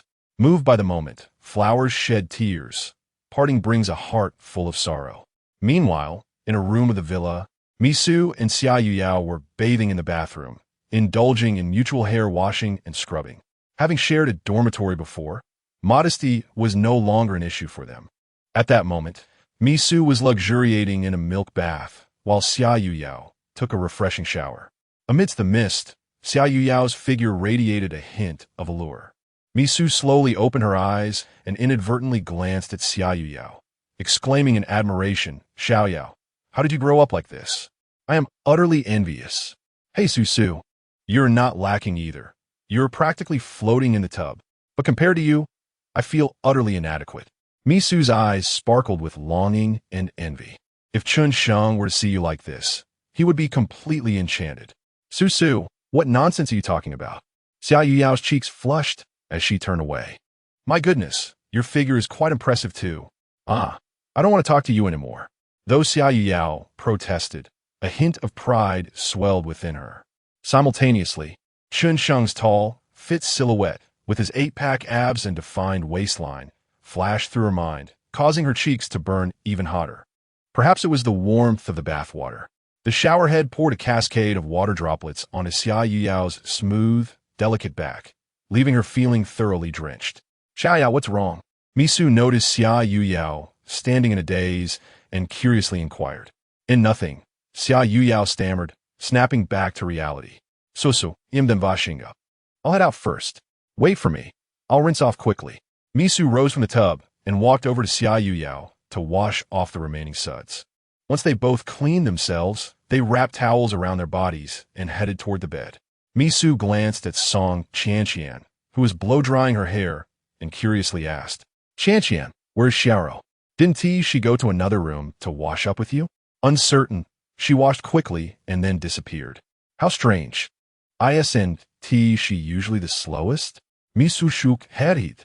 The four sisters had moved into the villa, sharing the same room. They even ordered a custom-made bed over 3 meters wide online. Could it be that Xiaoro